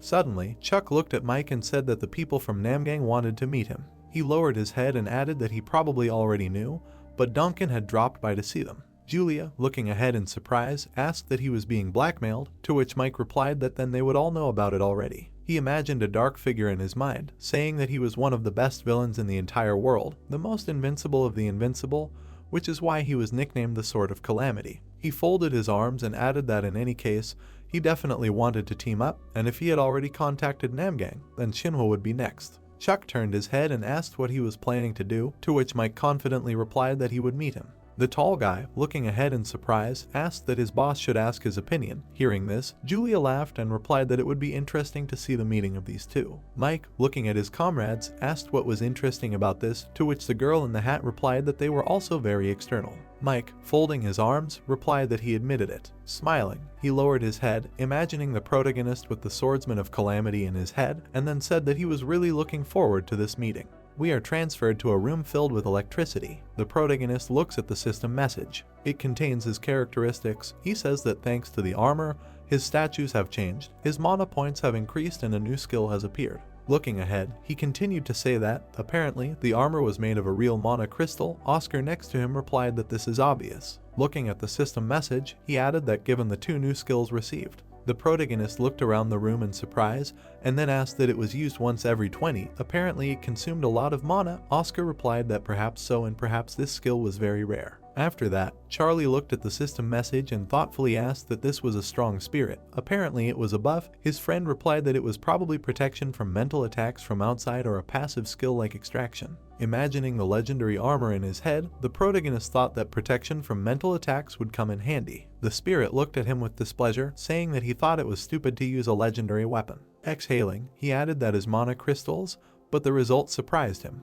Charlie narrowed his eyes. Then he clenched his fist. Images of his enemies appeared in his head, and he said that it was too early for him to fight them. Looking menacingly ahead, a blue glow began to come out of his hand, and he said that, however, now no one would call him weak. Oscar looked at him and replied that he was showing off his new body after getting skills. The protagonist looked menacingly ahead, saying that he wanted to fight a suitable opponent. We are transported to the American office. We find ourselves in a small room. Steve, trying to catch his breath, holds his fists in front of him. He remembers Charlie, thinking that in the Psychers he are the villain. He is incredibly strong. You cannot limit yourself with common sense. The unexpected and a quick attack is the key to victory. Frowning, he thought that he needs to increase his speed. Then he swung his fist with all his might. Striking in front of him, he caused a fiery explosion.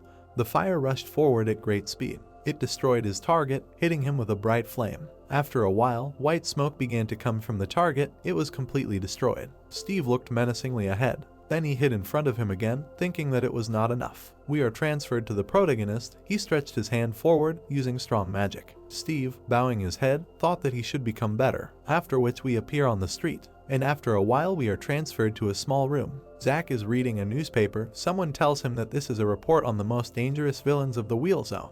Looking at him, she added that he remembers her words, so he answered that she was talking about what will happen to the wheel zones across the country. Raising his gaze, he added that he remembers, but why is it necessary? These are only one-time cases. Smiling, he continued to say that cutting off their water, light, electricity seems like a simple solution, but did not government agencies take part in this? The girl took a sip of tea and then answered that it is true. She put the cup on the table. She said that there is a lot of pressure on the wheel zones. Who is behind this? The girl answered, Donkin. Hearing this, Zack, looking at the photo, shouted discontentedly that she was serious, to which his girlfriend replied discontentedly that he had read everything that was written in the report. Imagining the villains in her head, she continued to say that many famous Ved Zone bosses across the country were already working on him. Looking away, she added that he called himself the feudal lord of the family. Looking ahead, she added that, apparently, he wanted to clean up all the Ved Zones in Seoul. Hearing this, Zack replied that she should give up this idea. It was unlikely to work. Imagining Mike in her head, he added that Driver would not agree to this, and the rest even more so. Raising his head, he said that he heard that the new boss was very strong. Even his friend said that he was special. The girl narrowed her eyes, and then, looking away, she replied that she only recognized Driver. All the others were clowns. Hearing this, Zack answered with displeasure for her to stop. Lowering his head, he thought that she had an expert level in physical and mental strength, so it was understandable why she was saying this. Secondus silently looked ahead, and then he remembered how Charlie fought and thought that his skills were really amazing. His vision of the battle was more reminiscent of a psyker who had undergone training. The girl, looking at the tea, asked why he was in the clouds again, to which the guy replied that no, he was listening carefully, she was talking about their opponent. The girl, imagining a man in her head, replied that he was terribly strong if he decided to appear on the Velzone. Zack, looking at her, asked why he needed this, he wanted to start a war with Rampas. She replied that he should stop talking nonsense. The guy looked ahead with disappointment and asked if they couldn't attack first, to which the girl shouted that it was his job to find a way out, and that he would hardly be able to influence all the Velzones anyway. Pointing a finger at Zack, she added that if they were planning to intervene, they should find allies, and that any threat should be eliminated for the safety of their inhabitants. Zack lowered his head. The girl then sat down in a chair and said that they had to do it. Stretching out her leg, she added that this was what the Rampas were for. Walking up to the window and folding her arms, she said that this was a psyker's duty. We are transported to a destroyed high-rise building. Someone is sitting in the center of it. Felix looks ahead menacingly. He remembers the battle with his opponent, and then he lowers his head.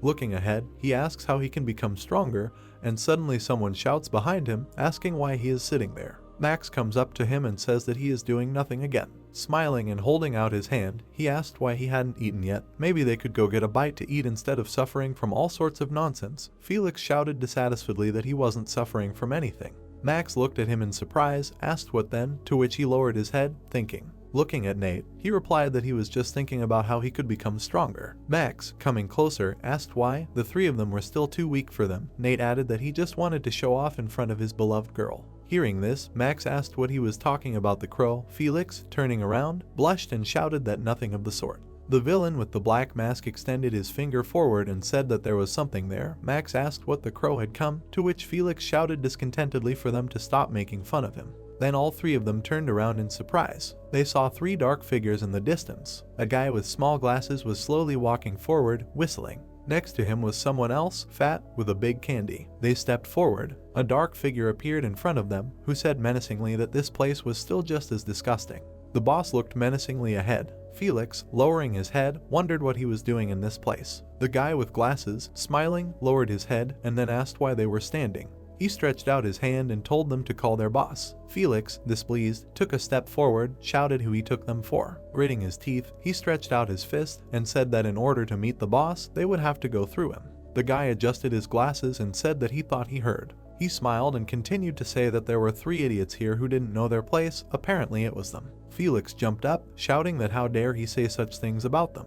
He raised his fist and made a quick dash forward. Approaching him at great speed, he added that what other three idiots? The guy with glasses smiled, and then a moment later, he appeared next to him. Menacingly looking ahead, he added that it was them. Felix looked forward in fear. Then he punched with all his might and shouted for him to shut up. But his attack flew past, and the guy grabbed his arm. Magic circles appeared on his arm, and he made a strong punch forward. Felix's bones cracked, and then he fell to the floor, grabbing his arm. The guy, looking at him, said that it was strong enough, after which he grabbed his arm. Having fallen, he said that his presence alone would easily break it. Felix's allies rushed forward, swinging their weapons. Suddenly, something flew at them. They fell to the floor and then turned around. A fat girl appeared in front of them, holding dynamite in her hand. The fuse lit, and she, smiling, said that food tastes better when you share it. Throwing it forward, she added that she wished them bon appetit. Suddenly, a fast-flying arrow appeared from somewhere. It pierced the dynamite at great speed, and it flew back and exploded. The girl turned around displeased. The protagonist appeared in front of them with other villains. The guy in glasses, raising his hand, said that it was getting more interesting with the arrival of the owner. Charlie looked menacingly in front of him. Mike turned around, he saw Felix lying on the ground, and not far from him was a dirty villain. Smiling, looking in front of him, he laughed, said that there was a fight here. The guy in the black suit said menacingly that they started it. The girl smiled and laughed. She waved her sword, saying that they wanted to have a fist fight. Suddenly, Mike extended his spear towards her and told her to wait. Turning around, she replied that why? They were making fun of them, to which he replied that they needed to listen to what you needed. Turning to the protagonist, he said that he thought they would make an appointment and did not expect him to show up so suddenly. Charlie turned to the boss. Menacingly looking ahead, he said that since he was already here, let them talk. The boss lowered his head menacingly, and then, taking a step forward, said that Charlie, when he learned that the villain used such a name, he immediately realized that he was still crazy. The archer began to lift Felix onto his back, asked how he felt. The boss, looking menacingly ahead, said that he would speak frankly. He did not recognize him as the main villain. The driver only wanted to get rid of responsibility. Mike, smiling, laughed. Abaz, squeezing his sword, added that such a weakling on the replacement, like him, was no more terrible than a cockroach, after which he narrowed his eyes. An ominous aura began to emanate from him. The villain, who was nearby, began to cough. The others shook, thinking about the incredible pressure emanating from him. The guy with glasses froze, and Mike and the girl, smiling, looked ahead. Someone thought that their level was completely different. The boss looked menacingly at Charlie, saying that he did not care about him. He came to talk to the driver. Taking out his sword, he added that he was warning him. Let him blame himself for the consequences if he crossed him. The protagonist looked menacingly ahead, after which he answered that he had a condition. The guy with glasses asked in surprise what the conditions were. A second later, Charlie stretched his hand forward, telling the boss to fight him. Hearing this, the girl laughed, and the guy with glasses turned pale. A moment later, he appeared near the protagonist and hit him on the hand. Grabbing his arm, he looked menacingly and asked him that he had just ignored the boss's warning. Suddenly, Charlie grabbed his face. Frowning, he said that he had warned him too. The guy, looking ahead in fear, tried to get out of the hold, thinking that he had incredible strength. A moment later, the protagonist hit him on the ground, shouting that he should not talk to him like that. The girl looked ahead in fear. Looking towards the boss, he addressed him. The protagonist, raising his hand, added that he was the boss in the villa zone. The girl in the hat, smiling, said that now the conversation would drag on. Mike smiled too. The wagon train, looking ahead, said that he was more daring than he thought. Looking at his comrade, he added that he had been warned. Stepping forward, he continued to say that they would refuse to fight. Charlie frowned and thought about his trembling voice. The boss opened his sword and said that they would see. Menacingly walking forward, he added that the price for his self-confidence would be high. He looked at his opponent for a few seconds. The protagonist narrowed his eyes. Looking at his opponent's blade, he thought that he had a left-handed sword. Oscar, looking forward, said that his aura was completely different from others. Charlie replied that he knew. His comrade added that new skills could be tested, but he had to be careful, after which the protagonist took off, shouting forward. They quickly approached each other, after which the boss swung his sword, using the flying sword execution. A huge energy wave was approaching the protagonist. At the last second, he put his hand in front of him and was able to block it. Mike watched this in surprise, thinking about how he was fighting with all his might. Charlie looked ahead menacingly. He swung his hand at his opponent, but at the last moment he ducked, dodging the sword strike. Their weapons collided in a confrontation.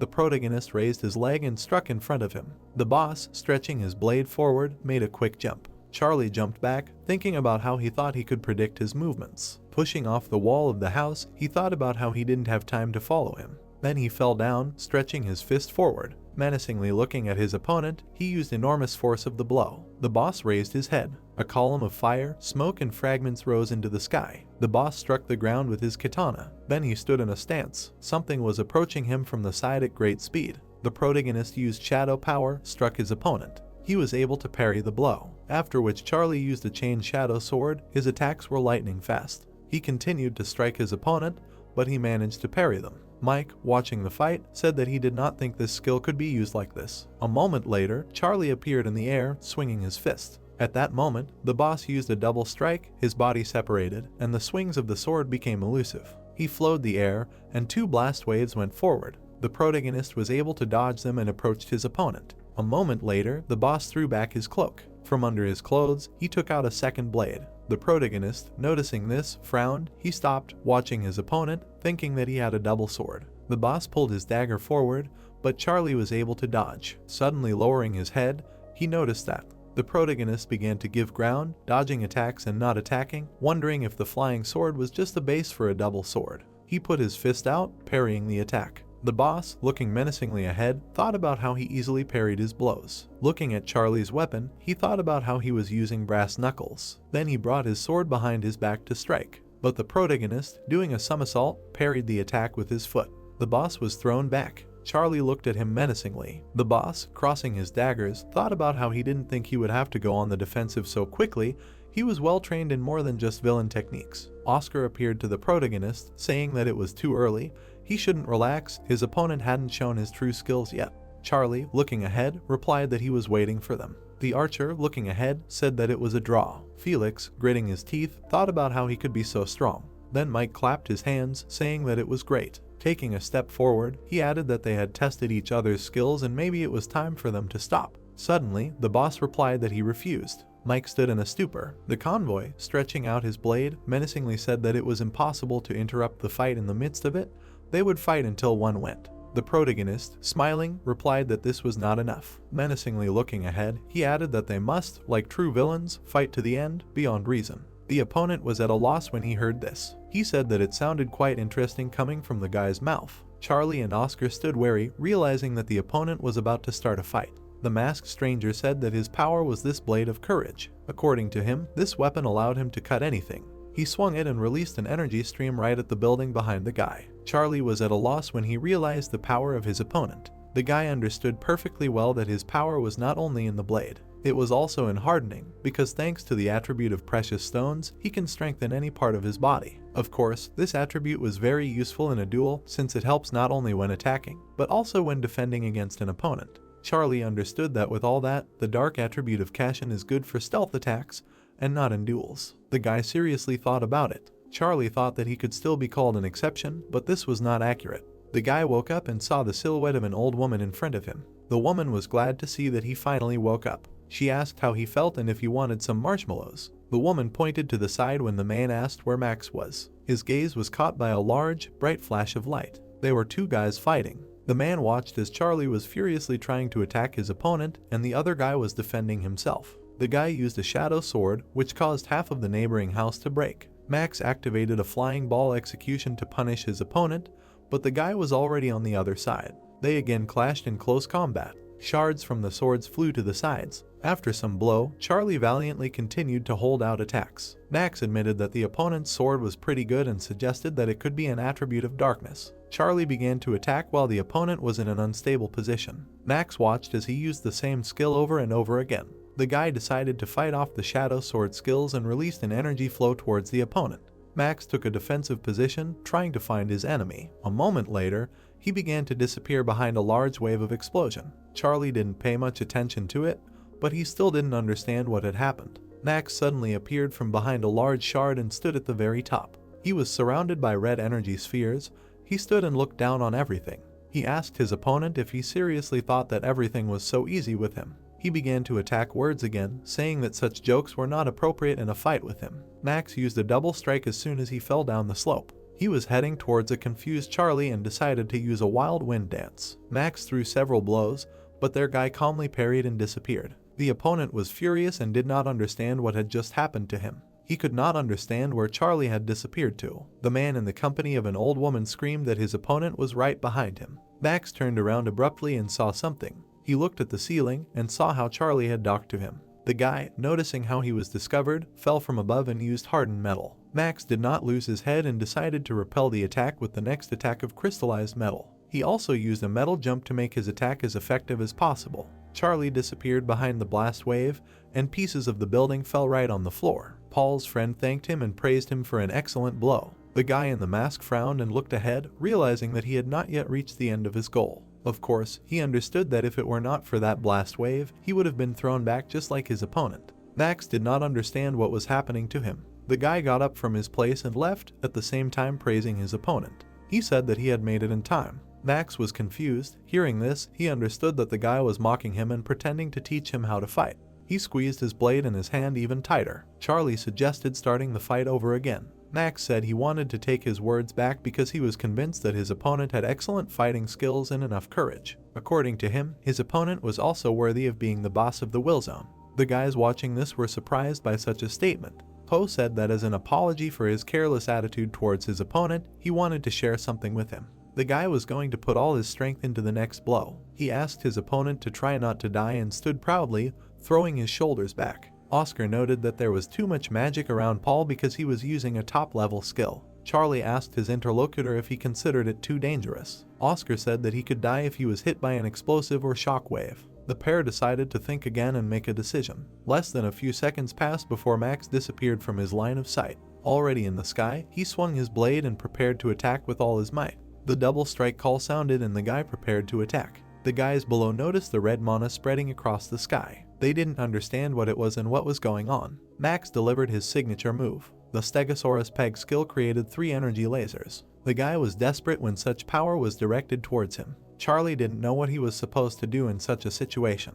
The shockwave spread throughout the city and was heard by absolutely everyone. The guys looked at the guy. They didn't understand what was happening to the atmosphere around them. In the direction where Charlie had been standing, a red energy ball was visible. Max said that if he decided to take the full brunt of the blow and didn't retreat, then he was a fool. The guy asked if that was all his power. The opponent turned around and looked in horror. He saw his opponent's silhouette emerging from the smoke from the ruins. Charlie noticed that there was more talk than action. According to him, he simply put on the shadow armor in vain in order to protect himself. His skill check was successful. Oscar was happy for his interlocutor, but still did not understand how he managed to avoid such a fate so deftly. Max did not understand what was happening, because according to his assumptions, the guy could not survive the blow and remain without a single wound. He knew that even for villains of class S and above, this would be very difficult. But still, despite this, he did not understand how someone like Charlie managed to do this. The guy assumed with horror that his opponent was even stronger than he thought.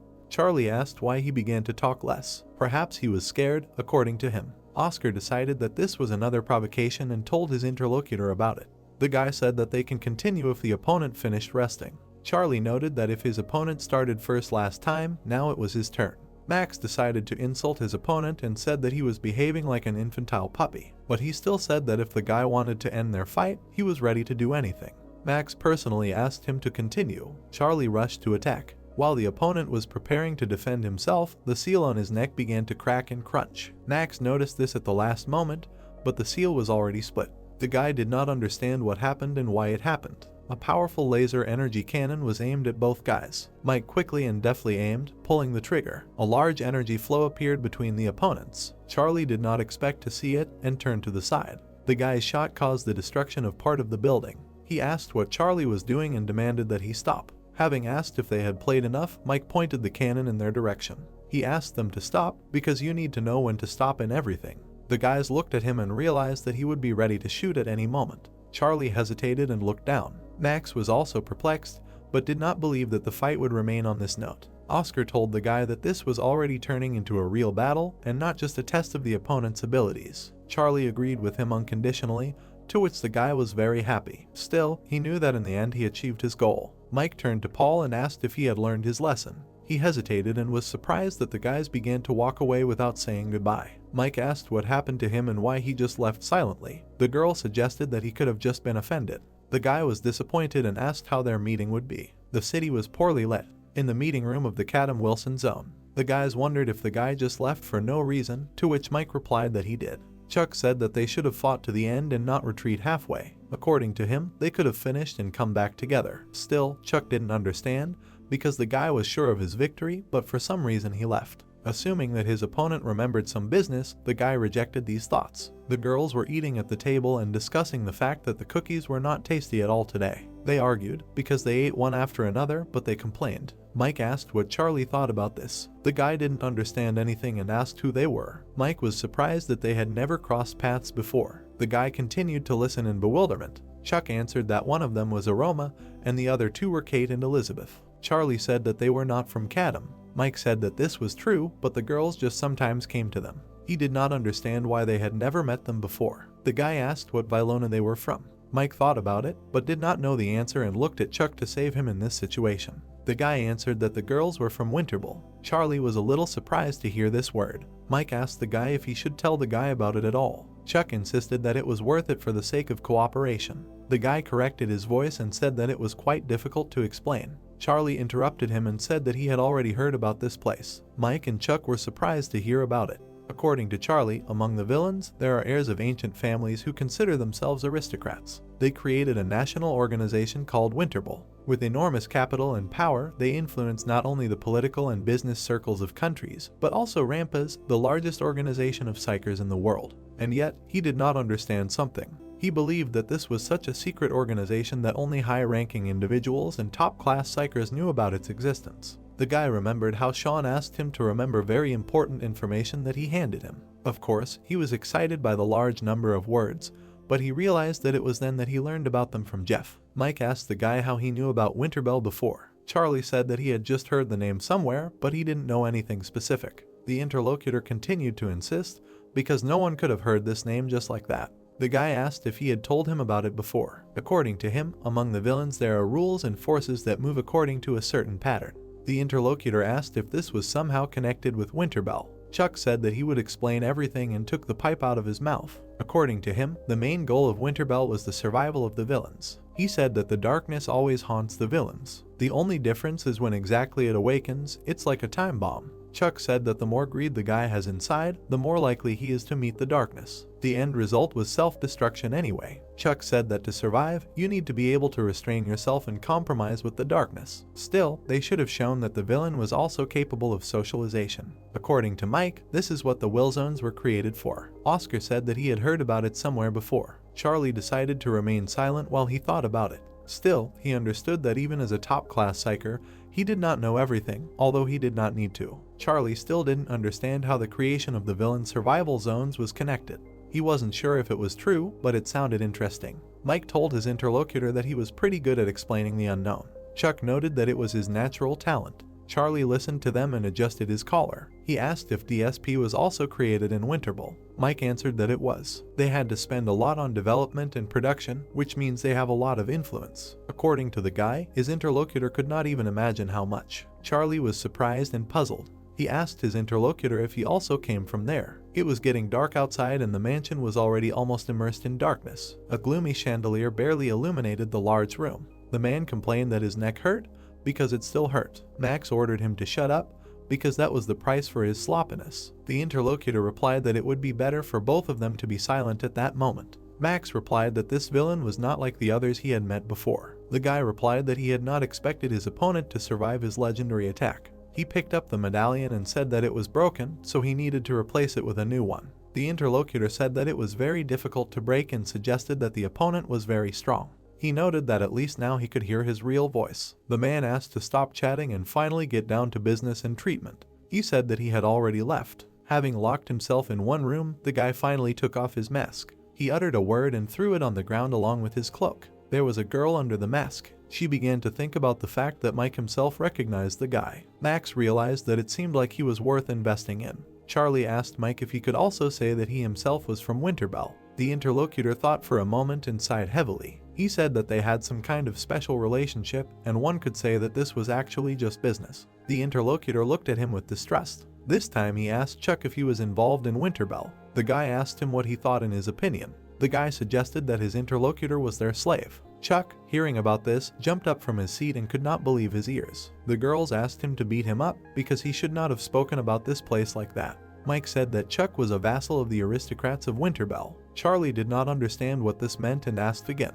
Mike said that there were 7 main families in Winterbell. They are called the families of the aristocrats. Charlie asked what about Max and whether she was connected to them too. The guy said that in order to tell about Max, it would be necessary to clarify something else first. He said that he had already said this, but he would repeat it again.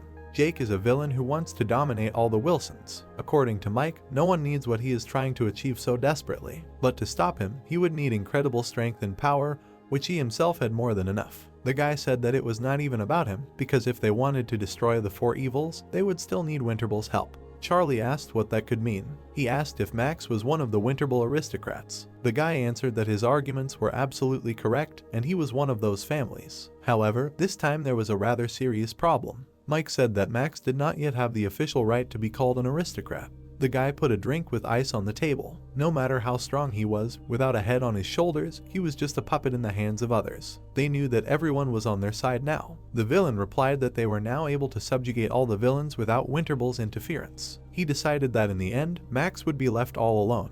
The villain understood that, of course, the child would try to stop them, but if her powers were unequal. He thought about Mike. The man thought it would be a good idea to add this guy to his ranks. He took an iced drink in his hand and decided that he was going to take Winterbell into his own hands as well. The company office stands under the bright sun of the day. The guy asked if the girl should stay here a little longer. Steve said that the doctor advised her to lie down for a little while to recover. Margaret replied that she was fine and completely healthy. According to her, the wounds were not that serious, so there was no point in staying within 4 walls for so long.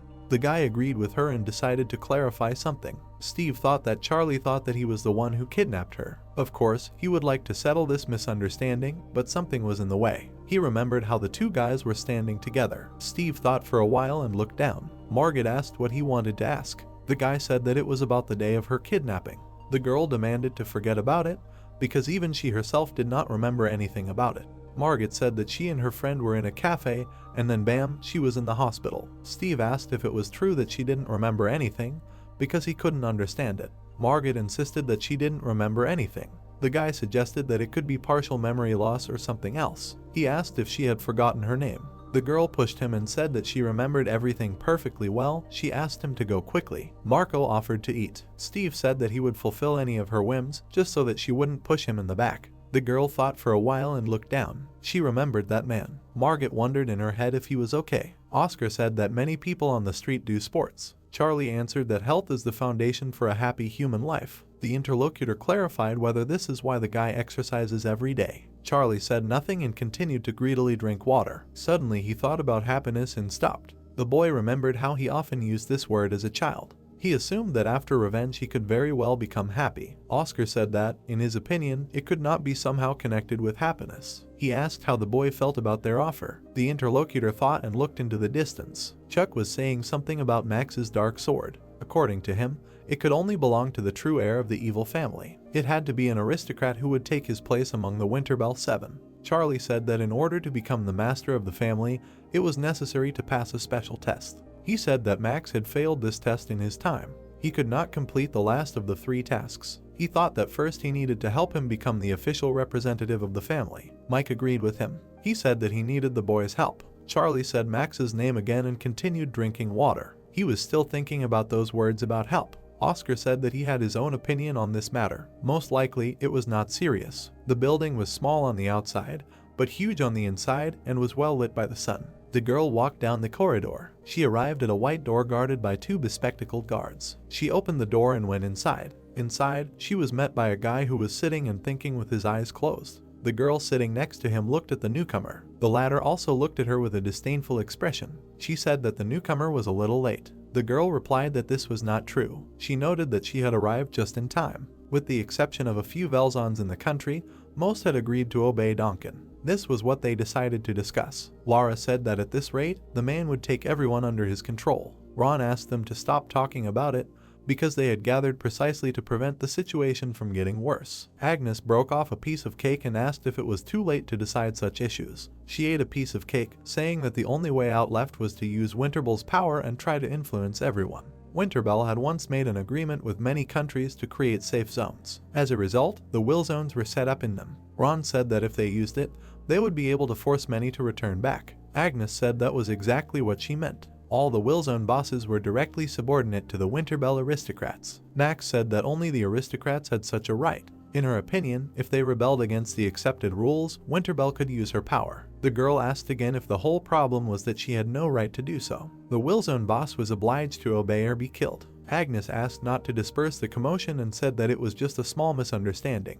Laura also tried to justify herself and said that she did not mind her words because the girl was doing something to change the situation. She praised her and said that everything was fine. Max said that it was not so. She took a cup of coffee and said that in any case, there was another approach. Donkin is already putting his plan into action. According to her, the Evil Four are something forbidden for the villains, but they do not know that those who must not be named are now focused only on making money. She thought that they are unlikely to be interested in the Wilsons. Still, the girl asked a question, why did Donkin need them now? Laura said that she did not know, but assumed that he was waiting for the moment when the aristocrats of Winterbell would not be able to protect themselves. Max sipped coffee from her cup and said that they had only one way out. In her opinion, she needed to become worthy of the power of Winterbell. Ron said that it would be great, but the last test was very difficult. Laura said that she had a solution to this. During the tests in the dungeon, you need to use the opening device, which is created in case of unforeseen circumstances. According to the girl, if you make it work, you will be able to enter without problems. Ron banged on the table and said that everyone already knows about it, but it is not that easy. According to the guy, they didn't have a key for this. Max said that there was one who didn't need a key at all. Charlie. He has the attribute of darkness and skills related to shadow control. That's why he can easily move between places and will be able to get inside. Ron thought about what was said and closed his eyes. Agnes was surprised and said that she had never heard of such a skill. The guy said that getting inside was half the battle, because he would have to go around a bunch of traps and activate the device himself. The girl said that it would not be a problem for him. According to Max, the guy is so talented that the traps in the cave will definitely not be an obstacle for him.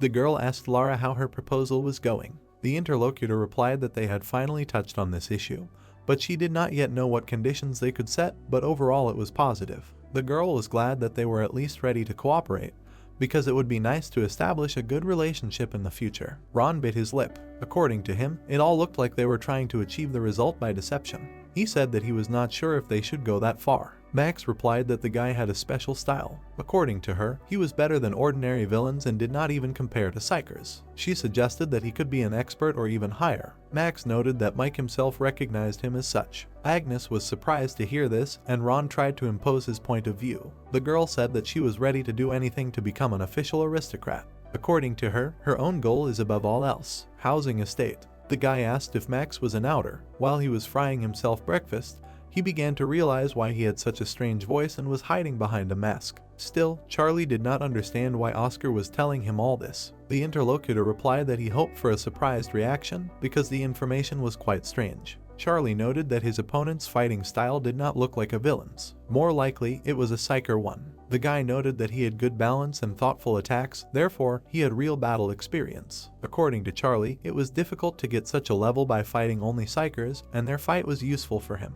Chuck asked the guy if he needed mana or crystals in return. Charlie said that he did not need it. The guy said that he could do as he wanted, but he could assure him that they had more than enough. Charlie thought that it would be nice to train with them further. Suddenly, he caught himself on a strange thought. He kept saying that something really pissed him off. Oscar did not understand what he was even talking about. Charlie could not understand why.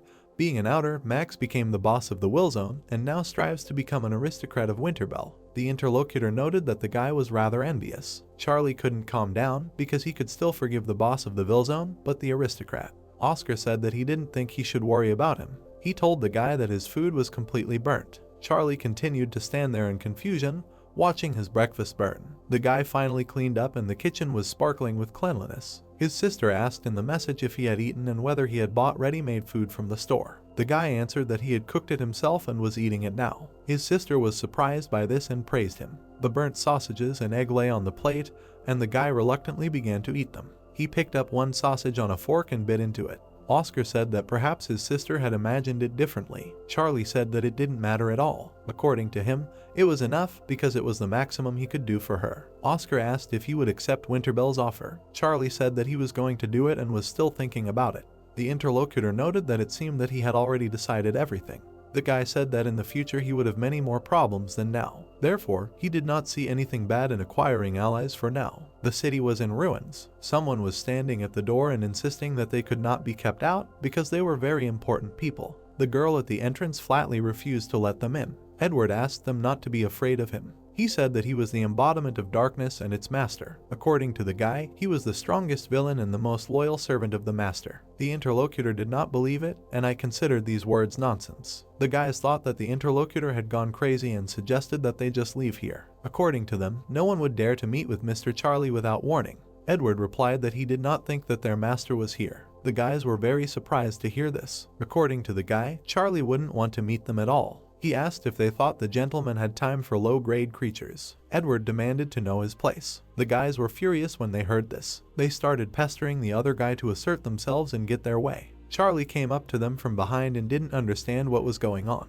The guys instantly turned around and were surprised by Charlie's sudden visit. Edward was confused. The guy asked what had happened here. Edward said that he wanted these people to leave. The guys interrupted him and one of them said he would tell everything himself. He started talking. The guys wanted to get stronger, they were ready for anything and fell to their knees. Voices were heard in the dim corridor. Charlie asked the guys if they really wanted to get stronger. He didn't understand what it could be connected with. The guy started explaining about some girl, but he was interrupted. Charlie asked the guys if they ever tried to get stronger at all. The boys replied that they had never tried it. They only trained to build muscle. Charlie said that desire alone was not enough, and if they wanted to become stronger, they would have to go through hellish training. The boys said that they were ready for anything. One of them thought about it. He shouted that he did not want to lose to worthless people anymore because of his weakness. The boy intended to become stronger. Oscar asked Charlie what he thought about them. The boy replied that he saw no point in refusing if they wanted it so much. He thought about something. Still, he needed to get a large number of supporters in order to resist the evil four in Donkin. Charlie said that they should succeed, but they would have to try hard for this. He suggested starting with an assessment of their abilities. He asked the boys to do squats and push-ups 1,000 times. Their faces became sad. They also heard about running 30 kilometers at full speed. Charlie stated that they would have this 3 times a day, before breakfast, lunch and dinner for a week. The guys were shocked to hear this. The guy turned around and asked Edward to monitor their daily routine, or better yet, to join in himself. The guy obeyed without question. He asked if he could wear weights. Charlie noted that it would be even better for him. Someone called out to him from the side. Mike was walking straight towards him, asking what was going on. Edward was happy that he was allowed to use a 100-kilogram weight. Charlie asked what was going on. Mike replied that they had a very important conversation. The house of the aristocrat's residence. It was already dark outside. 2 girls were sitting, drinking cocktails. The door opened, and another one came into their room. The girl was told that her interlocutor was quite tired. It turned out that she had just finished.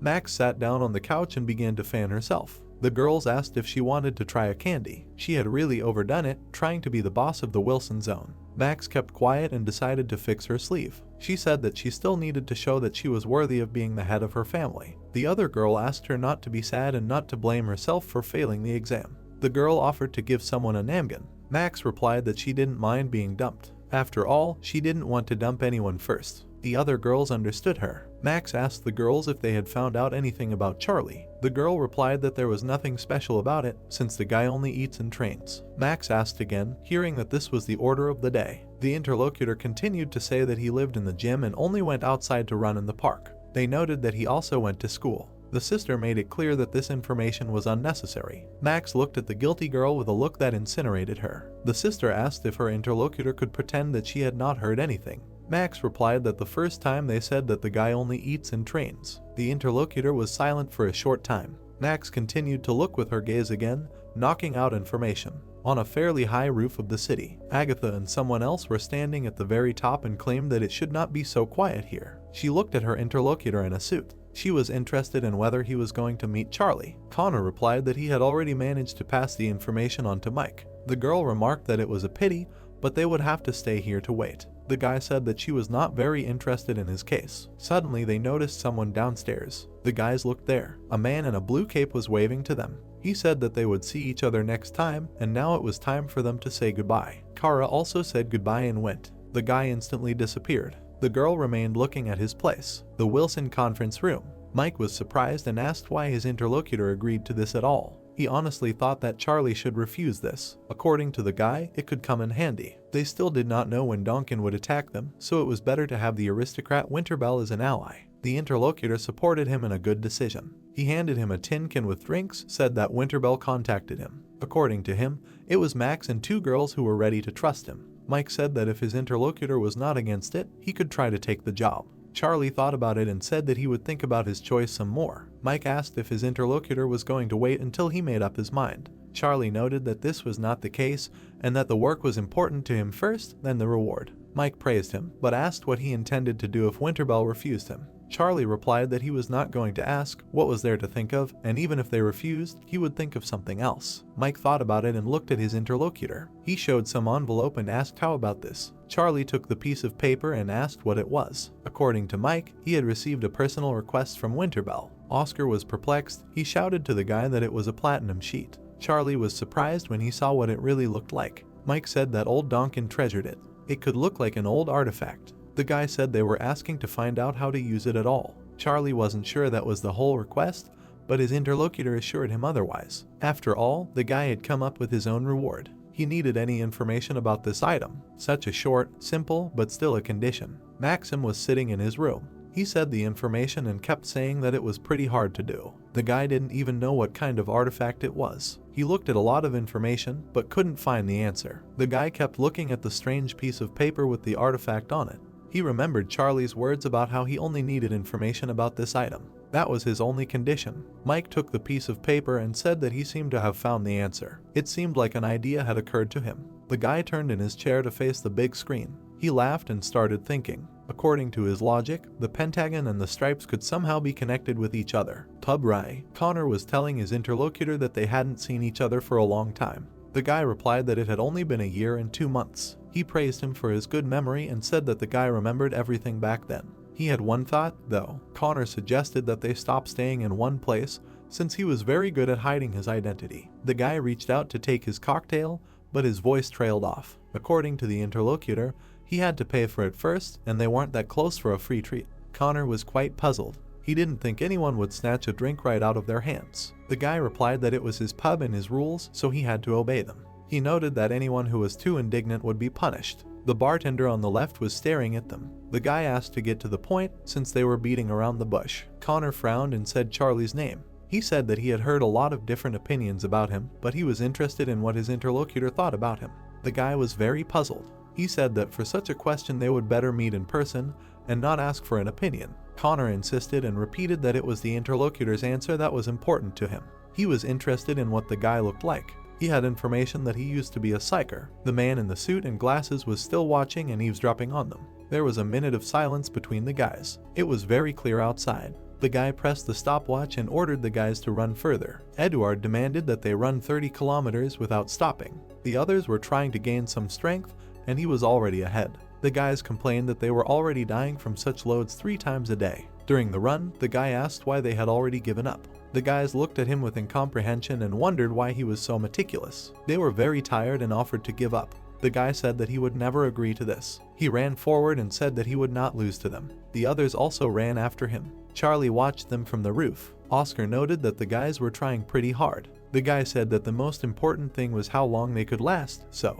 the eye claimed that he thought the guy believed in them. He supposed that he could have imagined it. According to Charlie, many people want to become stronger, but desire alone is not enough. This training was not an ordinary test. Charlie wanted to make them stronger physically and mentally. Oscar said that it was difficult for villains who were mired in desires to try for a long time. The guy suggested that they were worthy and would not give up quickly. Oscar did not believe that such words could inspire confidence, but the guy insisted on the opposite. He said that his interlocutor would see it for himself. In his opinion, others who saw their efforts, having at least a glimmer of intelligence, would also start working on themselves. Oscar asked if he wanted the guy to become the strongest of all and increase his strength. The interlocutor replied that he simply did not want to remain weak. According to the eye, he had a personal interest, but there was one but. He was afraid that strong villains might not be on his side. The guy had a reason to fight, and the others. However, they were now relying only on Mike, and this could not last forever. He reminded him of the platinum disc. Oscar asked if his interlocutor considered it necessary to use it without Winterbell's intervention. Charlie said that if he wanted to stop him, then it would be better for him to share the information. Still, Oscar would suffer more if he refused and stopped him. But perhaps, looking for information on the platinum disc, he would find more information about himself. Suddenly, Charlie noticed something. There was some bright light from the window of the neighboring house. Oscar did not know what it was and asked the interlocutor. It was Connor who caused the glow. Charlie replied that he saw this guy for the first time. There was only a smile on his face. He asked to go to him. Oscar got scared and noticed that the man was calling him.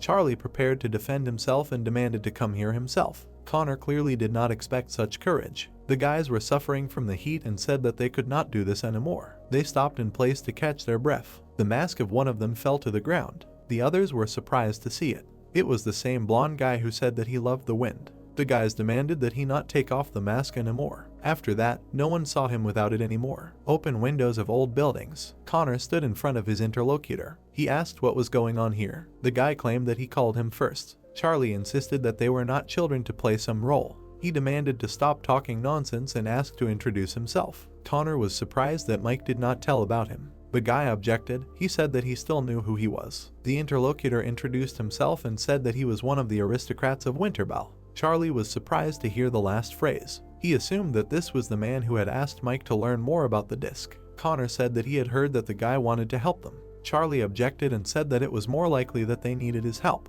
The man began to argue and say that apparently the order had not been explained to him. He said that he had heard about his recent exploits. According to the guy, he had defeated Barracuda and destroyed Puxon. According to Connor, such a trifle could not be a reason for pride. He said that he should have asked more about him. According to Charlie, he recently defeated Max, and he was supposedly the boss among them. The interlocutor grinned and said that this was all nonsense. He said that he could not believe it because his strength was not enough. Charlie was outraged that they did not believe him in such a simple thing. Oscar assumed that the interlocutor was just asking for a fight. The guy said that he was lying, but it was very low for him to lie. Charlie did not understand how much more they could chatter without reason and suggested that they keep quiet. According to the guy, if he came here to fight, then their fists would do the talking for them. Connor grinned, because he did not understand why they called him the best of his kind. He looked at his energy ball and repeated that everything was bad in this will zone. The guy demanded to say thank you to him for turning a blind eye to his behavior. Bar Paradise. The guy was wiping the shelves with alcohol. He was alone in the establishment and could be alone with himself. He paused and thought. He was very interested in how he looked in the eyes of the former psyker. Connor decided to ask again. The interlocutor remained silent. He answered that there was nothing special here because the guy was just furious and cruel. The interlocutor was surprised to hear about cruelty. According to his words, because of his stupid character, no one wants to follow him except Edward, the only villain. He also decided to add something. According to him, he was shameless. Charlie looked more and more like a deceiver who did not know what conscience is. Connor thought about everything said above. He decided to find out one more thing at the end. According to him, Max recognized the guy as a worthy opponent. Connor was interested in only one question: did the guy see their fight? He did not know what happened there and answered that he did not watch it. Still, he heard that it was a very fierce battle, and Mike had to intervene to stop them. Connor replied that the guy had always been like that. He leaned on the counter and thanked him for the information. The guy asked if he was leaving already. According to the guy leaving, there should always be a sedative for a mad dog. His interlocutor did not understand what he was talking about. Connor did not stop and thought about using it. The guy thought that it was useless. Charlie would remain the same as he was now, a shining sphere. They surrounded the guys. Oscar noted that Connor's light attribute was pretty bad for the guy. The interlocutor insisted that he had already studied it a little. He said that he had a unique skill similar to the similar shadow skill of his darkness attribute. However, he asked the guy how to use the shadow skill if there was a bright light around. Oscar noted that it would be pretty difficult to handle. Charlie was confident in his abilities and grinned. Connor insisted that the law of nature is that light defeats darkness. He said that the guy could not defeat him, and besides, he was not an ordinary villain. The interlocutor smirked at him and insisted that the guy would definitely lose. Connor demanded that he apologize and admit that he was stronger, then he would not touch him. Charlie refused this. According to his opponent, he would have to show all his light power. He directed the light sphere straight towards the guy. Charlie was ready for this and ran forward. He flew at high speed right over the head of his opponent. Stopping behind him, Charlie looked straight into his eyes. He proved his strength and superiority with this. Connor was not ready to accept this and insisted that his opponent was pathetic, as was his skill. He wanted to destroy his darkness with bright light. The guy charged and released a colossal beam. Charles looked at the approaching stream of energy and was ready to defend himself. He jumped from side to side, dodging it. The light stream caught up with him right behind. Connor rushed after him. He continued to shoot and throw light spheres. The guys collided. Charlie swung to hit first. His opponent missed this attack and received a strong blow to the face. The guy realized that this was not enough for him and swung with his fist. Charlie demanded not to deceive him with such nonsense as these spheres. In his opinion, Connor could only lose in this fight. Charlie raised his leg high to hit the last time. He proudly declared that this was all he had. The opponent's head experienced a strong overload. The guy fell right in front of him on the floor. Charlie asked if he thought that he only had the shadow skill. He looked at the lying opponent and did not understand why he was silent. He looked around and then down. Having kicked hard in the head, he insisted that his opponent was going to illuminate everything here with his light. Charlie did not like this and demanded the guy to get up. Connor demanded to wait.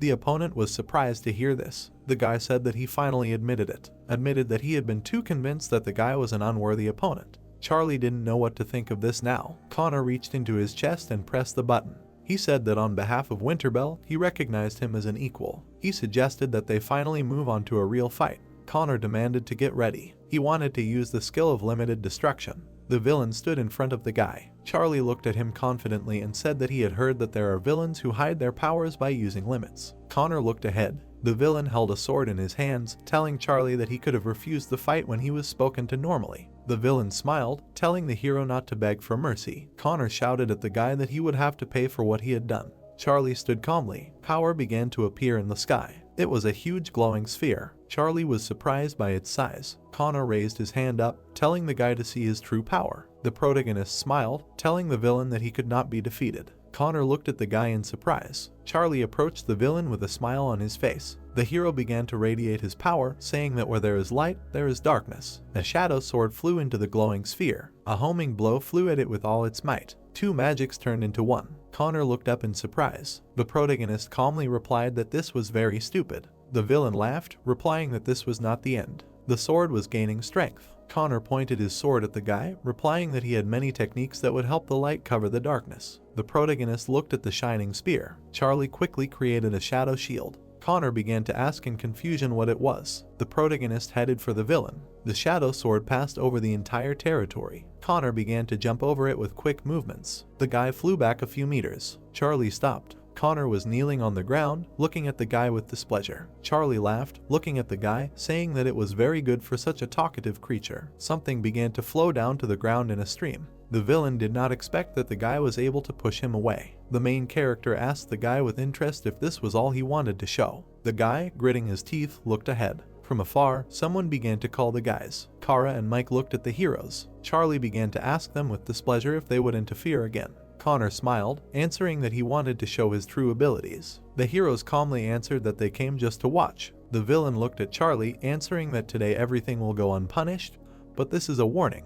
The heroes asked with surprise if this is all. The main character with surprise asked the villain where he went. Charlie calmly said that he had a lot of questions and the villain would not leave until he answered them. The hero calmly asked Connor what he was planning in Winterbell. Mike listened to the heroes' conversations with a smile. Kara calmly looked into the distance. Charlie asked everyone why they were laughing. Connor looked into the distance in surprise, realizing that he was interested in the Sword of Evil. Charlie calmly told the guy that he was the one preventing him from becoming an aristocrat of Winterbell. The villain looked displeased. There were bottles on the shelves. The chandelier burned brightly. Chris wiped the glasses and did not understand why all the guys had gathered there. Julia looked at the villains, asking them to tell her all the gossip. The heroine laughed, answering that this gossip was interesting. Connor looked at the table with displeasure. His mouth slowly opened. The villain calmly answered that he did not want Max to become an aristocrat of Winterbell. Kara asked the reason for this in surprise. Charlie calmly replied that he seemed like a nice villain with a decent fighting style and experience. Connor replied that that wasn't the reason at all.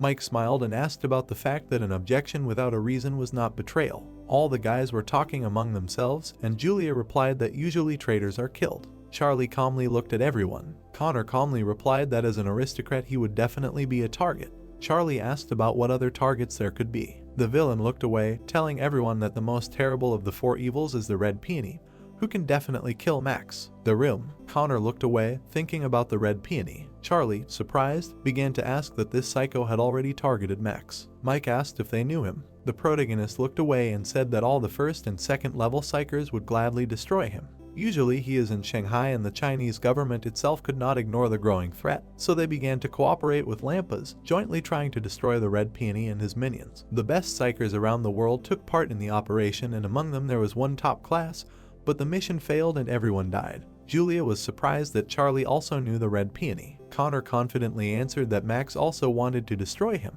The protagonist, surprised, asked the villain why he had such thoughts. Mike calmly began to say that Max's father died at the hands of the Red Peony, so he wants to become an aristocrat of Winterbell to commit his revenge. Connor calmly replied that the Red Peony would return to Korea anyway. The villain looked away. Charlie confidently replied that they would have to attack first. The guys shouted that they should help Max get ready. Connor looked displeased. Kara looked at her notebook, saying that their boss said that their boss would eliminate the Red Peony himself. Connor angrily shouted that their opponent was the worst of the evil four. Charlie laughed, saying that they should just kill them. It seemed impossible. Charlie confidently replied that everyone would soon be on their knees and begging for mercy. The protagonist calmly replied that they needed to make Max an aristocrat, so they needed to set a date. Connor could not understand what they were thinking. Julia began to ask the guys with interest who was stronger. The heroine began to think about why they could not fight each other. Charlie thoughtfully realized that this happened a year after his arrival in Korea to train the youth. The guy looked after the villain. Connor stood next to Chris, asking if she had many dishes left. The villain couldn't just leave the dark chaos. Julia wondered with confusion what was wrong with them. The city. The guy sighed. The hero on the horizontal bar asked his friend why he was sighing. His leg was jumping off the bar. The hero looked at his friend. Thomas was surprised that Steve would have something to give into after finishing school. The guy understood that there was even more hope for Steve since he had caught a huge number of villains. The hero looked away. Steve confidently answered that these were just rumors. Thomas said discontentedly that he had a very hard time since everyone said that his path had already been trodden. The guy was upset because he was told that he was useless. Steve sincerely looked at the hero, answering that he needed to unwind. Thomas calmly answered that the rumors were dying out and he should not add fuel to the fire. The guy pointed at Steve, answering that some people did not like him at all. The heroes continued to discuss something. Steve saw a girl in the distance with someone. The hero began to look ahead angrily. Margot looked at Mark with displeasure, who asked for her number. The girl sighed angrily. Margot said loudly that her brother was nearby and he could beat her up badly. Mark laughed, answering that they once wrote an article about him. The heroine continued to look away in fear. Steve began to stand next to her. Mark looked ahead in fear. Margot screamed, answering that this guy was pestering her and stalking her. Steve asked the guy with displeasure how he dared to pester his sister. The heroine looked at the guy with displeasure. Mark calmly answered that it was a misunderstanding. Thomas looked at the guy. All the guys were watching Mark. The hero began to run away with displeasure. Steve asked Thomas if he knew him. The heroes looked after the guy, answering that he was one of those who hated the hero. Seoul, Wilzona Namgang.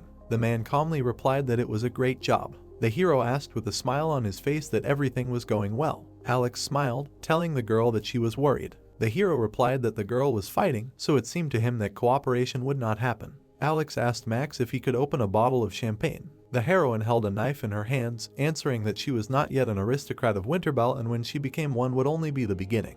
The knife was stuck into the table. Max looked ahead, answering that she could be congratulated when she took her revenge. Home. 5 years had passed since the day his father died. Since then, the hero did everything possible to achieve his goal. An empty box. The little girl cried loudly, shouting to her dad that she ate her favorite cookies. A hand gently touched the little crown of her head. The father hugged his daughter, happy that she ate them. The girl heard her father telling her that she was the most precious thing to him. Max looked away. The driver calmly replied that they had arrived, but before that they would stop somewhere else. City, cafe. The guys were congratulating one of the heroes on his first place in the national competition. The journalist was smiling and asking the guy to tell him about the International Youth Psycher competition. The hand was holding a glass and he was asked about his future plans. Ethan smiled, saying that he would be very happy to win, but the main thing for him was to become a worthy psycher. The heroine smiled, answering the guy that she would support him. Ethan laughed, answering that becoming a top-class psycher was a very global dream. One of the girls, smiling, answered that another psycher had the same dream. Various conversations about all this were heard in the cafe. Ethan smiled, saying that they could become friends since they were on the same path. The hero's phone started ringing. A message came to him. The hero calmly asked the journalists if they could finish because he had a lot of things to do. The heroine was surprised that he answered everything honestly. A slight smile appeared on his face. At home, voices could be heard from the street. Mark was shouting with displeasure that he had tried to meet a girl, but Steve had appeared next to her. The hero replied that he had widened his eyes. Ethan thought about it. The guy asked Mark to get to the point. Ethan asked the guy with confusion why he should believe. The hero understood that Mark would not have had enough brains to make up this whole story. The assistant answered with displeasure that he had been called a coward. Ethan looked away attentively. The hero quickly grabbed the guy. Ethan asked the hero with displeasure not to talk nonsense. Mark looked away with displeasure where the guy was telling him that he would not bet his head. There was a smile on Ethan's face. The hero understood that the guy would have to answer for this. Charlie was looking at his phone and telling Oscar that he needed to go somewhere. His legs stopped. The protagonist replied that there had been a lot of talk about this place. Charlie was listening to the teddy bear's macarons. Mike calmly replied that he could eat 20 of them. The protagonist heard everyone praising this place. Kara replied that there were many flavors that melted in your mouth. The guy was standing in the store. The cafe had one last flavor left. The doorbell rang. Charlie calmly replied that he would take everything for himself. There was a girl standing next to the protagonist, asking about the availability of macarons. Charlie's hands grabbed the bag. The protagonist looked at the heroine. The girl asked the guy if he could share. The heroine replied that she would pay 10 times more. Charlie couldn't understand why this particular flavor if there were others on display. The heroine pursed her lips. She looked down and said that today was her loved one's birthday and this was his favorite flavor. The hero looked away. The guy answered that his stomach hurt. Charlie answered that macarons were cancelled today. The heroine watched the guy go. Oscar looked at the guy, answering that he was a very bad actor. His hand grabbed his shirt. Charlie looked away. The heroine answered that she did not like to remain in debt. The girl said that the package was enough for her. She asked the guy to take the second package for himself. Charlie looked into the bag. Oscar said in surprise that it worked. The boy looked at his dad and smiled, and Oscar noted that he did not think that he would care about the problems of a stranger. The protagonist looked ahead and heard if he remembered about the dead Jeff. Charlie looked at the dad with his daughter and noted that he thought so. Oscar narrowed his eyes and noted that he probably did not realize it was Max. The protagonist waved his hand and answered that it was clear to him, and the spirit asked if he knew. Oscar opened his eye and heard that he felt that this was not an ordinary person. Charlie looked at his hand and added that when she came closer, he felt her energy. Judging by the calluses on her hands, she trained with a sword every day. Then he raised his head and asked what she said about her father. Max stood near the box, then looked at the photo, then froze. There was a sign above the door. Max looked straight ahead furiously. The man folded his arms and noted that he thought everyone understood how dangerous the sealed barrier was. The elf pressed his lips together and noted that a small mistake and they were dead, and Charlie said that he was a parrot or something. He had repeated it for the 100th time. Then he looked at the protagonist and shouted that he was worried about them, and Charlie replied that he should stop worrying, that he should go wash the dishes instead, helping to calm down. Mike smiled and noted that he would wait for him, and Max called out to the protagonist. Then she looked at him. Charlie stared at her. The girl approached him and noted that she would wait for his return. Dark energy appeared. The protagonist approached the gate. Then he turned and noted that he would be back soon. Charlie looked down and heard that as soon as he got inside, he should find the Nightstone. Then he looked at Chuck and asked if he would need it further, and he replied that he should consider it as light. Chuck remembered the dark tunnel and noted that it was very dark inside. He would not be able to see anything. Charlie put his hand on the stone and heard that when he found it, he should put his mana into it and make it glow. The others would automatically glow too. The protagonist looked at the glowing balls. Then he looked at 2 balls and noted that it was a very interesting system, and Oscar asked if this was the first time he saw Nightstones. Charlie raised his head and asked if he could take one for himself, and he replied that he should not even count on it. Then he stared at the passage and noted that there was a fork. Then he raised his hand and added why they didn't tell him about this, and Oscar noted that they probably didn't know, even they don't have all the information about this place. The protagonist looked at the holes in the wall and thought that apparently he would have to hide from traps and make logical decisions, so that's what that guy meant. Then an elf appeared in his head and added that if Oscar felt anything, he should speak up right away. The energy under the protagonist's feet lit up, after which he rushed forward and shouted that he needed to go through this place the first time. Dark energy burst out of the passage, after which a bright light began to appear. A purple curl hit the light and someone shouted for Charlie to stop right now. The protagonist stopped abruptly. Then he raised his head and asked what he felt, and Oscar answered, "A strange energy. It is very weak, but he still feels it."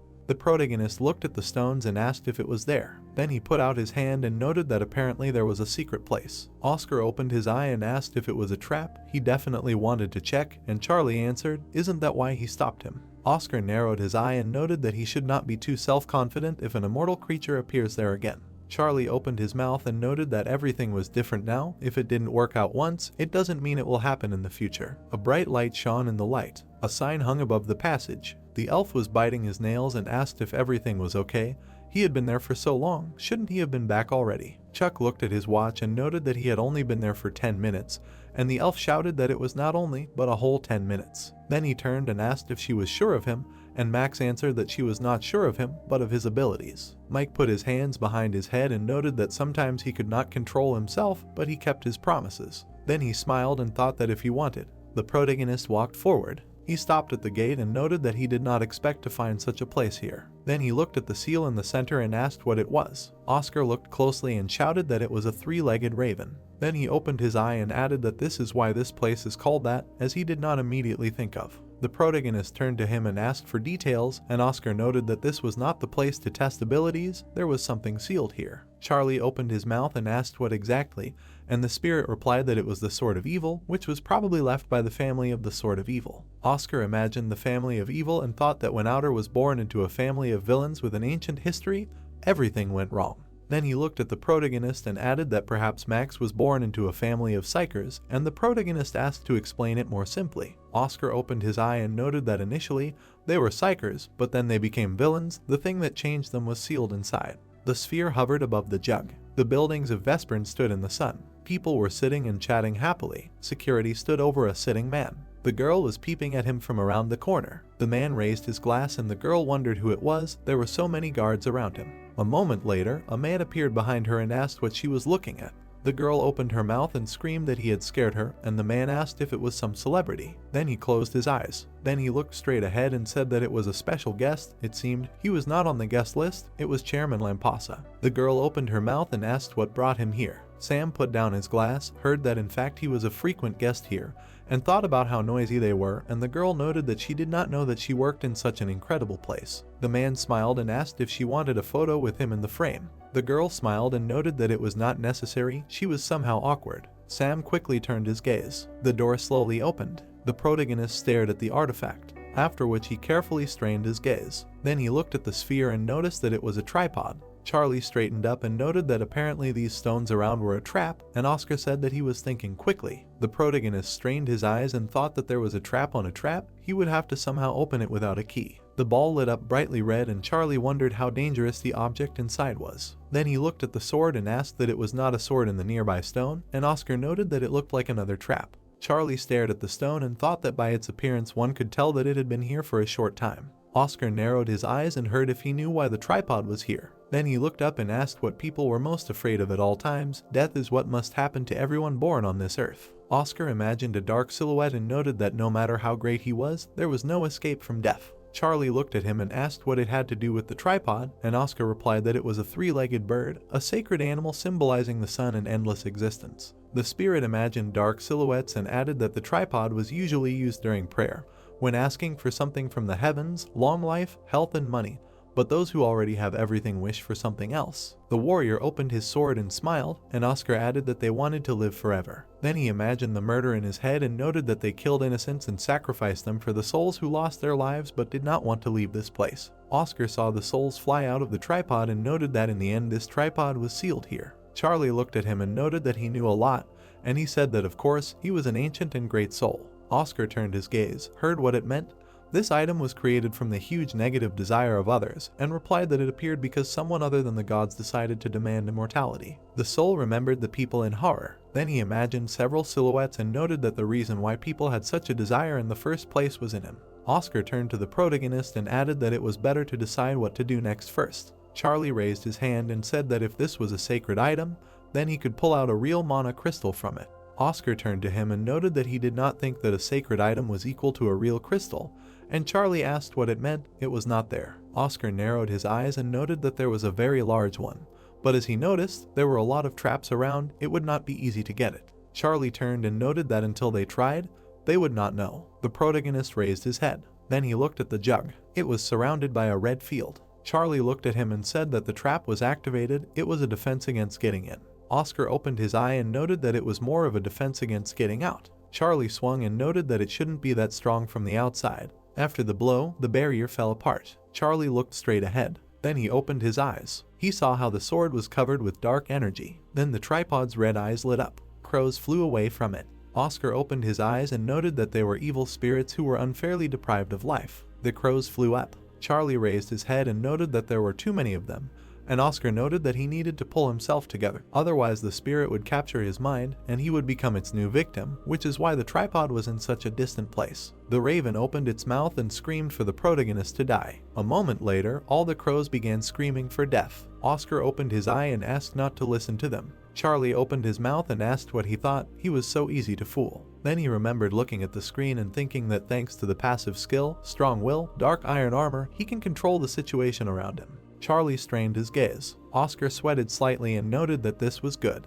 Charlie looked at the red smoke and noted that he felt more pain than evil, the pain of losing what he had hoped for and what he had been waiting for. Then he lowered his head and noted that this was familiar to him. He confidently looked straight ahead and added that in the face of death, he would try to help them get rid of the pain, accept their death and rest in peace. The crows flew above him and screamed. Oscar opened his eye and noted that he understood him, but they could no longer be saved, after which Charlie used purification. The protagonist put out his hand. Then he raised it and noted that he would burn away all their pain, leaving room for a free heart, let it burn and disappear. The crows circled above the ground. A bright light appeared, after which the feathers fell on the protagonist's hand. Charlie looked at them and noted that these souls were now saved. The protagonist examined the feathers and asked what next, and Oscar shouted that he had destroyed all the evil souls. The soul clenched its eye. Then he looked at the protagonist and thought that it was impossible to so easily cleanse evil souls without special power. Now his fire really seemed unusual. Charlie looked at the tripod and asked if this thing was safe, and Oscar said that of course, let him open it. The protagonist clenched his fist and noted that he was opening it. Then he put his hand out and used mana crystal removal. The jug lit up brightly. A bright sun was shining above the Neo Center, and from it one could hear what was happening in Winterbell. There were cigars on the table, and someone said that it seemed that its representatives had recently been actively cooperating with the leader of the Cadam Will Zone. A deal had been made between Charlie and Max. The man turned and asked about Charlie, and the servant noted that he had recently become the boss of the Wilson Zone. Then he scratched his ear and said that the kid who had been replaced by the driver and who had cut off Barracuda's hand. Jason opened his mouth and said that he had heard that they had a draw in the battle with Max. It was unclear if this was true. The man sniffed his cigar and said that he could imagine how much the kid believed in himself after that, if this was true, of course, since they were so actively cooperating. It meant that they were pursuing a common goal, find out what exactly was going on. Jason lowered his head and said that he would do everything. The man put out his cigar and noted that he also needed all the information about Charlie. The particles were rising up. The protagonist looked at his hand and noticed that it was a different color. Oscar looked at the crystal and shouted that it was a bloody mana crystal. Then he turned to the protagonist and noted that this was not an ordinary natural mana crystal, but a crystal that had absorbed human victims. Then he lowered his eyelid and added that it was stronger than any other natural crystals, but also dangerous since it contained death. Oscar imagined a girl with horns and noted that other villains would not even be able to hold it in their hands and would go crazy with desire. Charlie turned to him and noted that apparently he was not like the others, and Oscar said that it was probably because of his fire, which purifies evil. If he was afraid to absorb it, let him try when he learned more about it. Charlie looked at him and fell silent. Oscar narrowed his eyes and said that problems might arise now, but if he absorbed it when he became even stronger, he would bypass the side effects. Charlie looked at the crystal. Energy was pulsating in it.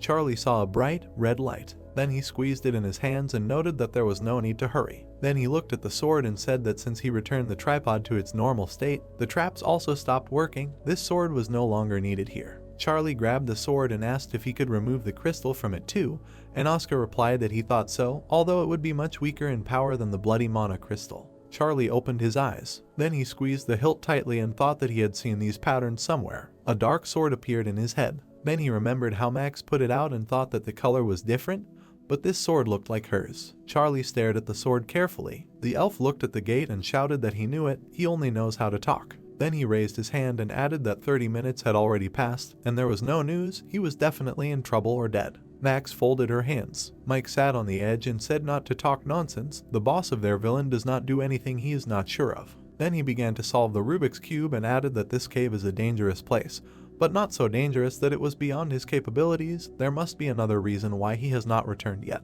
Chuck opened his mouth and asked what could be.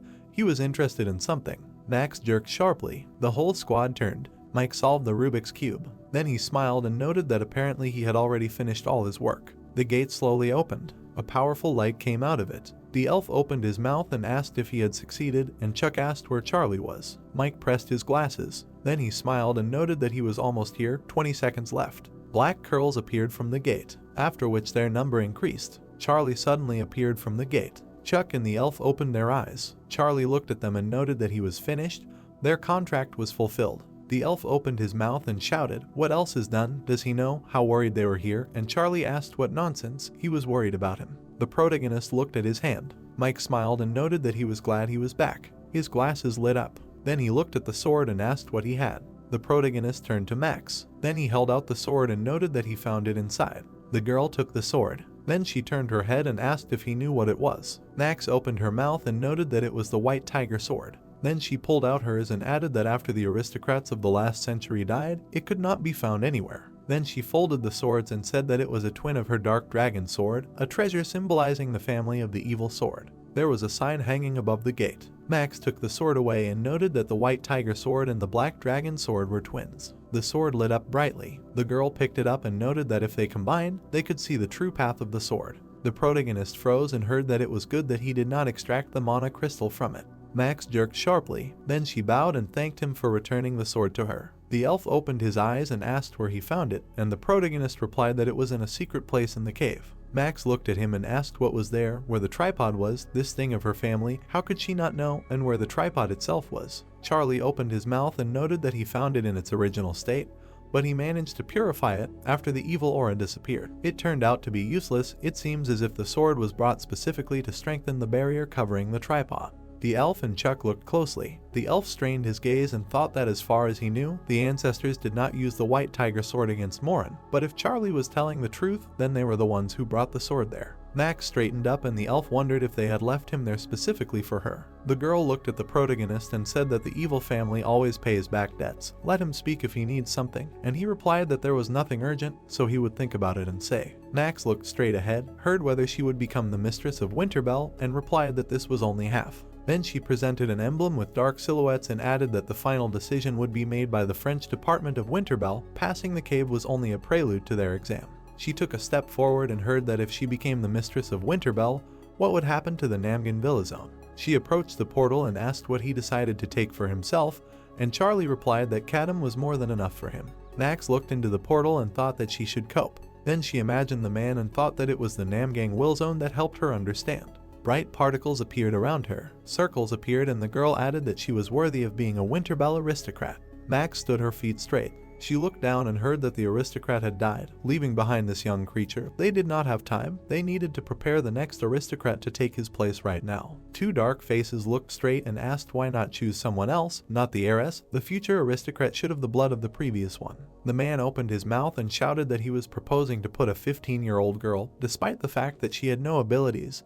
They themselves knew she was not even a villain. Max stood straight and listened. After which she looked at the sword and heard what he heard. She was in deep mourning after losing her father, kidnapping, psychological problems. Let them not say it out loud. He just wants to say that a child with such problems cannot stand to be in the place of a Winterbell aristocrat. She does not even have the necessary skills. After these words, she raised her head. Then she opened her mouth and shouted that she would do everything. Two people jerked sharply at her. The other two also looked. Max grabbed the sword and shouted that she was the 27th head of the evil sword family. She would prove that she was worthy of being called a Winterbell aristocrat. He would kill Morin with his own hands and avenge his father. The girl opened her mouth and held out the sword. The man gritted his teeth and asked what kind of nonsense this was. The woman stood on her heels and noted that she would support her. Then she put her hand on her shoulder and added that she would help with the decision she made. Ron approached her and noted that he supported her. He would be with the next aristocrat. The man stood up and shouted what they were doing. They should assess the situation soberly. How could they follow their feelings? And the man next to him asked what he meant. He was against it. The dark snake hit the table with his finger and noted that he would leave the decision to his son. Then he opened his mouth and noted that he was already an adult, so he would take his place. Max opened her mouth and said that if they gave her a chance, he would prove that she was worthy of it. After the question how, she bit her lip and shouted that she would become the boss of one of the 4 largest will zones in Seoul. The man smiled and noted that it was not bad. It would show her leadership qualities, her strength, but nothing more. Then he looked at the mugs and added that the outer would become the boss of the will zone. It was even ridiculous to say such a thing out loud. Then he smiled and asked if this would not be a lesson for her. Max looked at them carefully. The sealed raven barrier sign hung on the wall, and Max noted that she had been sweating and bleeding for the last 5 years to earn the position of boss of the Namgang Villa Zone. But that was only enough to prove that she was worthy of being the head of the evil sword family, and now there was the last step. Max stood up with the swords and added that before she became a real aristocrat of Winterbell. Then she turned around sharply, hearing that she should be careful. Charlie opened his mouth and noted that there were many traps inside. The elf opened his mouth and said that Max was definitely not a weakling. There was no need to worry about her, and Max thanked him for worrying. The elf opened his mouth and shouted. Then she went into the portal and noted that she would return. The bright sun was shining above the airport. The suitcase rolled along the floor. Max stopped and heard that even during the day there were a lot of people here. She could definitely handle it alone. Then she turned and noted that she was not a child, and the woman noted that this was her first trip abroad. She would be more comfortable with a guide. Then she lowered her head and noted that she was stubborn. Then she held out her bag and noted that Charlie had asked her to pass on. That sweets helped her concentrate on the exam. Max took it in her hand. Then she turned and noted that she would go. Then she opened her eyes. The woman bowed and noted that she would wait for their return. Max smiled. Then she picked up the bag. Then she turned and asked her to pass on her thanks. Max turned and confidently walked forward. The house was brightly lit by the sun. The rooms were decorated with expensive furniture. The man was talking on the phone and making thoughtful sounds. Then he put the phone on the table and said that he had been told that she had gone to France. What they had been worried about had finally happened. The girl smiled and noted that there was no more reason to postpone the inevitable. They needed to show themselves and attack first. The dark serpent stared at her. The man looked at the golf course and asked what she meant. She went to France alone. Then he turned and added that he did not expect her to pass the crow barrier. The servant extended his hand and noted that he had prepared information about Charlie. The man stared at the document. Then he put his cigar on the glass. Then he looked at the servant and asked where such monsters come from. Jason opened his mouth and said that if he wanted, he would give the order to kill him. There was no point in killing a strong villain. It would take a little effort, but they could lure him to their side. The man smiled and said that he would be a great addition to his collection. The club touched the grass and the man thought that he was probably the one who helped Max pass the crow barrier.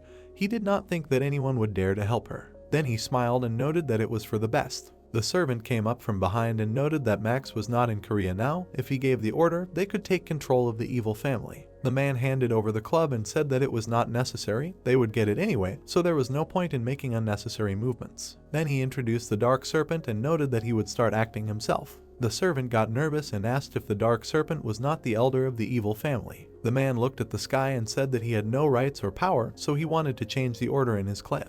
Then he introduced Max on strings and said that he had long wanted to make Max a pawn in his hands and become the head of the family, hiding behind Max's youth and lack of talent. Then he introduced the bespectacled man and added that she proved that she could be called the head of the family, so he had to lie low to prepare his sword for revenge. The man adjusted his glove and remarked that he thought that while Max was away, he would try to stage a coup and start with the Shinwa district. The servant closed his eyes, heard that he had invested a lot in this place, the Shinwa villain zone, and thought that as far as he knew, there were some of the strongest villains there. The man put the ball up and said that the evil family would soon have a decisive battle, they would just light a fire and wait for a big fire. Then he put the ball on the rack. The servant adjusted his glasses and said that the Kadam villain zone might interfere, and the man remarked that they would not let them. Then he took up the club and added that the dark serpent would do it. The ball flew up. The servant covered himself with his hand and remarked that it was a good throw. The man smiled and remarked that he was still in league with them. Charlie opened his mouth and remarked that he was a good boy. Felix smiled and shouted that this was just a warm-up for them,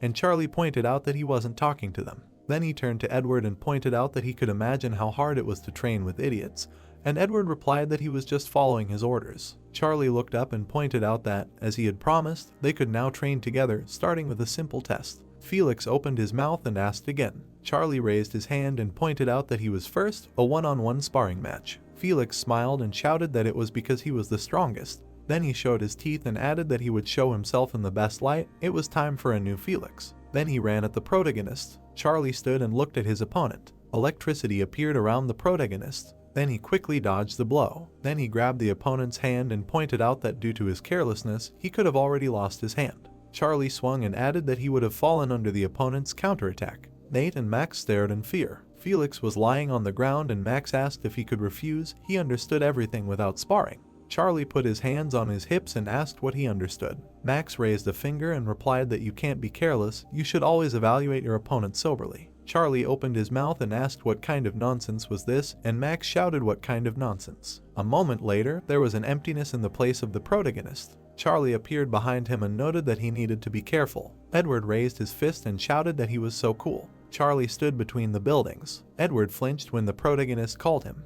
The protagonist lowered his head and noted that when they came to their senses, let them spar with them. Edward raised his hand and asked if he should treat them the same way he treated him, and Charlie answered positively. The three men stood in the ruins of the Shinwa Villa Zone. The man started hitting the other one and shouted that he wanted to run away with their money. The guy turned and heard a scream. Then he opened his eyes. He pointed his finger in horror and trembled. Then he jerked and ran screaming. The dark silhouette stepped on the trash. The girl looked down. The poor man bowed and thanked him for his help, and the girl noted that she did not help. She let them run away to deal with him. Then she smiled widely and noted that he was the one who stole her money. A moment later, the man flew into the wall. He was stuck in the wall. Madpin's bunker was illuminated by the sun. There were cobwebs on the glass, and from the room it was heard that no matter how many times he came here, this place remains the same. Madpin looked at the guest and said that he had come hastily without an invitation. Then he folded his arms and asked if he could find out the reason. The dark serpent looked at him and answered that the time they had been waiting for a long time had come. Then he opened his mouth and added that time would shift Max from her place and make the family evil and Winterbell his. Then he opened his eyes. Madpin put his finger up and noted that not his, but theirs. The dark serpent's face changed. The man smiled and noted that if he wanted his help, he should know what he would get for his assistance. Then he took the card and added that if they did not agree right away, then problems would not be avoided. Then he put the card up and added that as a joker on this card. Charlie asked what this was. Mike replied that it was a package from Max. The box contained shiny yellow crystals. The hero said thoughtfully, "But why?" The engineer replied that he had helped her find the white tiger sword. Apparently, this was gratitude. Mike waved his hand. Charlie noted that since he could choose the main reward himself, there was no point in refusing this one. The boss confirmed. That's it. He added that he had received the information today. The protagonist took the crystal out of the box. Mike said that it seemed that the guys from the Shinwa area were plotting something. He turned in his chair, suggested that they were probably targeting them, Puxin and Nagman and all the Seoul Villa zones. Charlie asked why they were doing this. Mike replied that he did not know, but it was not difficult to come up with an excuse. He explained that the Shinhwa Villa zone was the strongest in the entire country, and many of its members were bosses in their own right. The hero put his hand to his chin, said that he had heard about it. The spirit noticed that he had been studying hard. Mike pressed a button on the remote, said that, most importantly, he should pay attention to this villain. His name was Python. His photo appeared on the screen. The engineer added that he was one of the 3 strongest Shinhwa Villa zones, and yes, he looked serious. He once fought with Bill. The outcome was obvious. He lost, but showed himself worthy. Mike crossed his legs, noticed, but he was not the boss of this Will zone. Charlie said that there must be someone else. The guy answered, of course, the real boss. He said that his name was Madpin. Usually bosses are distinguished by their strength, but this is not about him. Oscar looked sternly at the hero, who asked, so he is a front man? Mike answered that not quite. He touched his head with his finger, explained, he used his brain to take his place. He is very good at all sorts of tricks and setups. Charlie put his hand on his side, said, so he is similar to him. The engineer laughed, well, he will be better, but this boss has another feature. This is mind control. He knows how to control his enemies. The hero lowered his eyes, said, Blood Rain used hypnosis. The puppeteer drove the enemy crazy. Apparently, Madpin's skill is similar to theirs. Mike folded his arms across his chest, answered, yes and no, their skills are just part of Madpin's main skill. Charlie was indignant, is that fair? The engineer said that, as far as he knew, he couldn't influence a large number of people.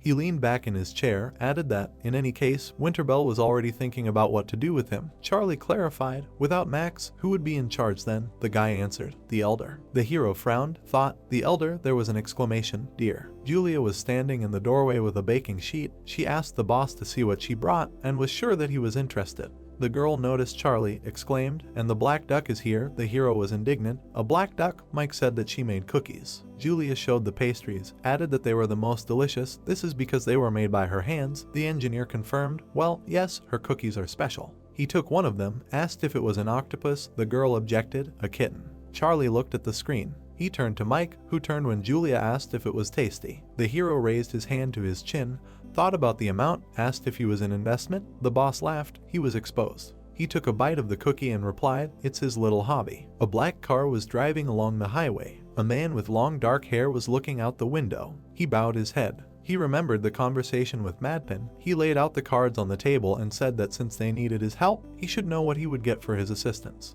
He took one card, warned that if they did not agree right away, there would be problems later. Madpin unfolded it, grinned evilly like the Joker on this card. He laughed and added, too late for regrets. The Elder looked gloomily out the window, thought about what he said, that he could lose everything he had anyway. He twisted his mouth. It seemed to him that Madpin was an obedient dog, and he turned out to be a cunning fox. The Elder looked straight. It was impossible for him to refuse. He turned to the butler Yun, who was driving the car. The old man turned his head, said he needed guys who were good at hunting. The butler said he would arrange everything, asked when he would like to go hunting. The Elder said as soon as possible. There was no time to waste. He looked at the seat, added, and more. There was a folder with a photo of Charlie. The Elder thought that this player was next in line. Wilson Shinhwa, Madpin's bunker, the boss said. They should have seen it with their own eyes. He raised his hand, declared. The old man seemed to have drunk poison. The man bit into an apple, asked whose side they would be on. It was Striker Python. He clarified, Bill or the old man. Madpin asked who he liked more.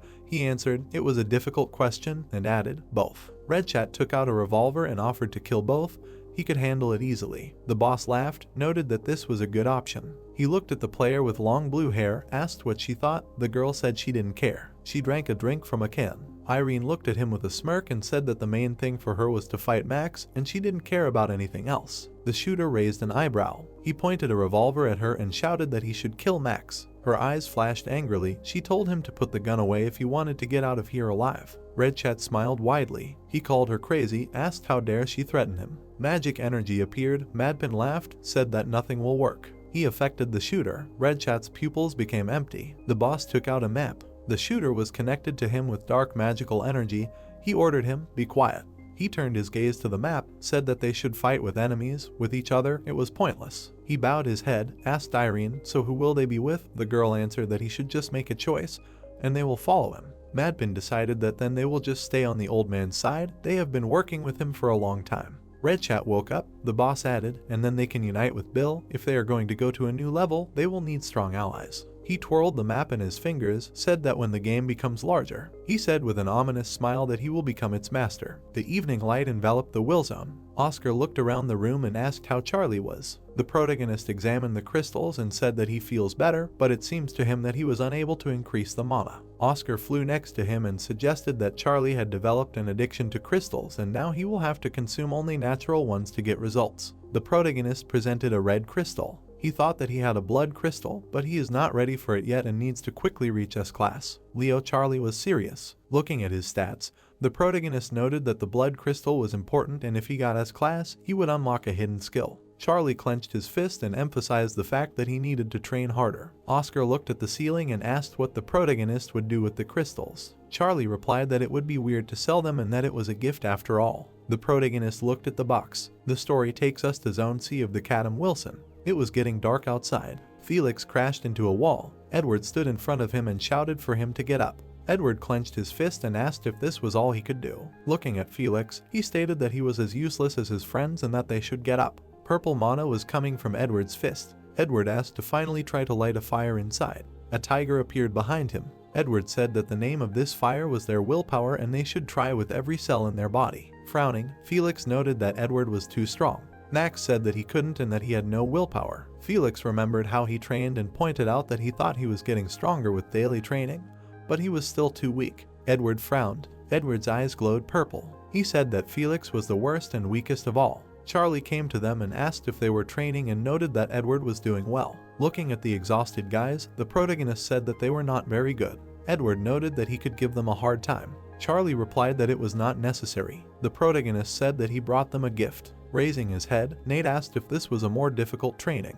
Charlie showed them a box with crystals. Edward was surprised. The dumbfounded guys asked if the protagonist was giving them the crystals. Edward pointed at them and asked if he would give such an expensive thing to these fools. Charlie clarified if he was allowed to do that. Edward screamed that it was a waste of resources. The protagonist with a serious expression noted that one crystal was for him. Edward with an enthusiastic expression thanked him. Max smiled and said that he believed in Charlie. Charlie closed the box and said that they would not get the crystals for nothing and that they had a task. We are transported to the Shinwa Villa Zone, to Madpin's bunker. The moon was shining in the sky. The room was dark. Python was studying the documents. Madpin was smoking a pipe and said that Bill had sent a file. Sitting at the table, Madpin noted that Bill asked them to deal with Charlie. He asked who would think that such a person would be interested in an ordinary villain. Python stared at the photo of the protagonist. Python threw his photo on the table and said that if he needed to give Charlie a beating and bring him there, it would be a piece of cake. Madpin laughed and noted that he knew Python would say that. Python took an apple and asked if he thought it was a joke. Madpin replied that it was not so and he did not say such a thing. Closing his eyes, he emphasized the fact that the protagonist was still the boss of the villainous zone and that Sean and Max had lost to him. Python took a bite of the apple and stated that Sean was just a pawn and that Max always liked to pick weak opponents to seem tough. Python imagined the protagonist's fight and suggested that his specialty was close combat, so he was unlikely to lose to him and if he deigned to engage in hand-to-hand combat, he would only be glad. Python said that in any case, he was stronger. Madpin smoked his pipe and laughed. Python crushed the apple and noted that Charlie was definitely a goner if he fought him. Madpin hung up and said that he had simulated their fight with the protagonist and Python had won 9 out of 10 times. Smiling, Madpin emphasized that the simulation was not always correct and the real battle could be very different. He asked about Mike. Python looked down. He said he didn't know. Madpin asked if he was scared. Python turned away and said he would only understand during the fight. He introduced Mike and noted that he was the only one who survived the battle against Morin. Madpin's face was serious. Looking around the room, he noted that they would leave Mike for later and deal with Charlie. Python looked at Madpin and asked if he needed to be dealt with as soon as possible. Madpin replied that he did, adding that otherwise the old snake would do it. Python, holding his hand to his face, asked if he was talking about the elder. Looking at the protagonist's face, Madpin replied that he was and that he was impatient when it came to his desires. Night fell. The protagonist was walking down the street. Oscar asked if Charlie was overdoing it. The protagonist closed his eyes and said that the reward was a mana crystal, so this task was just the tip of the iceberg. Charlie introduced the guys and said that besides, it would be 4 of them against him alone, so it was not them that he should feel sorry for. Oscar, looking scared, suggested that the dark ghost had become even stronger. The protagonist said that they trained together every day. Oscar noted that, to be more precise, he beat him. Charlie imagined the guys rushing at him and said that Oscar could see for himself that their teamwork had improved. Oscar said that it was thanks to the dark ghost's training. Holding his hand to his chin, the protagonist emphasized that if they could attack from afar, they would be able to defeat any enemy. Charlie was suddenly surprised. He saw people in front of him. The man put his hand on his chest and apologized for coming without warning. He introduced himself as Douglas, a servant of the elder of the evil family. Standing in front of them, Charlie asked again. The protagonist listened to him with a serious expression. Douglas looked up and said that the elder was asking for a meeting. The guys were sitting next to him and saying that they couldn't lose anymore. Edward said that they had held out well enough and it was all thanks to their training with the owner. Felix asked with a serious expression where they could get a shooter for the team. Tom came to them and asked what they were doing there. The guys looked at him with a satisfied expression. The cars were parked near the building. The guards were standing outside. Dark Snake was drinking tea and noted that he would say directly that Charlie would get Soul. He closed his eyes. Sitting opposite, the protagonist asked if he had that kind of power. Dark Snake suggested that even from their conversation it was clear that he was very powerful and that he could already give him the first half. Charlie asked with a serious expression if that meant that he needed to become an obedient dog to get the city. Dark Snake said that he preferred to call it a partnership. Looking at the teapots, he noticed that the protagonist was well aware that the current situation was not the best and if they were not careful, all the Wilsons would report directly to Bill. He said with a calm expression that he needed Charlie's strength to confront Bill. The protagonist introduced Max and asked why the Black Snake needed to act as a mediator and whether he should talk to Max. Sitting opposite, the Dark Snake told him that Max was too young and constantly relied on her feelings to confront Bill. She needed a sober mind and experience. Charlie said that he had a feeling that the Dark Snake was betraying his mistress and asked if they were that close. Smiling slightly, the Dark Snake asked them to simply understand that this was the best choice for everyone. Looking at him, Charlie asked if he could do what Max could not. The reflection of the protagonist was visible in the tea. The Black Snake replied that it goes without saying, and for example, in the Kadam Villa zone there is a restriction on electricity and water. They are not too big for now, but will get worse over time, but he can cancel them. The protagonist was taken aback by this. Pouring tea, the Dark Snake said that he is the owner of the water supply company, so he will help immediately. Charlie frowned. Sitting opposite, he said that he understood what he was getting at. The Dark Snake noted that it was good that he was smart. The protagonist took a cookie and emphasized that Soul was not enough and he had another condition. He bit into the cookie and asked to provide him with natural mana crystals, and then he promises to seriously consider his offer. There was hot tea in the cup. The Dark Snake was sitting at the table. He imagined the face of Charlie, who asked to provide him with natural mana crystals. He said with a serious look that Charlie was a fearless fool. Putting the cup on the table, the Dark Serpent noted that he did not mind and in any case, he was not his real target. Smirking, the Dark Serpent said that he could get as many as he wanted. He introduced Mike and asked what he would do when Charlie was his. The Dark Serpent, with a satisfied look, emphasized the fact that no matter how strong Mike was, he could not do it alone. He took the phone in his hand and said that in this time he would be able to achieve his real goal. Bringing the phone to his ear, the Dark Serpent thought about the evil family and Winterbell now his. The plot takes us to Madpin's bunker. The darkness of night enveloped the building. Madpin was sitting at the table. He looked at the phone. Python was standing behind him and asked what the old fox was planning. Madpin replied that he needed a cat to catch a mouse. Stamping his finger on the table,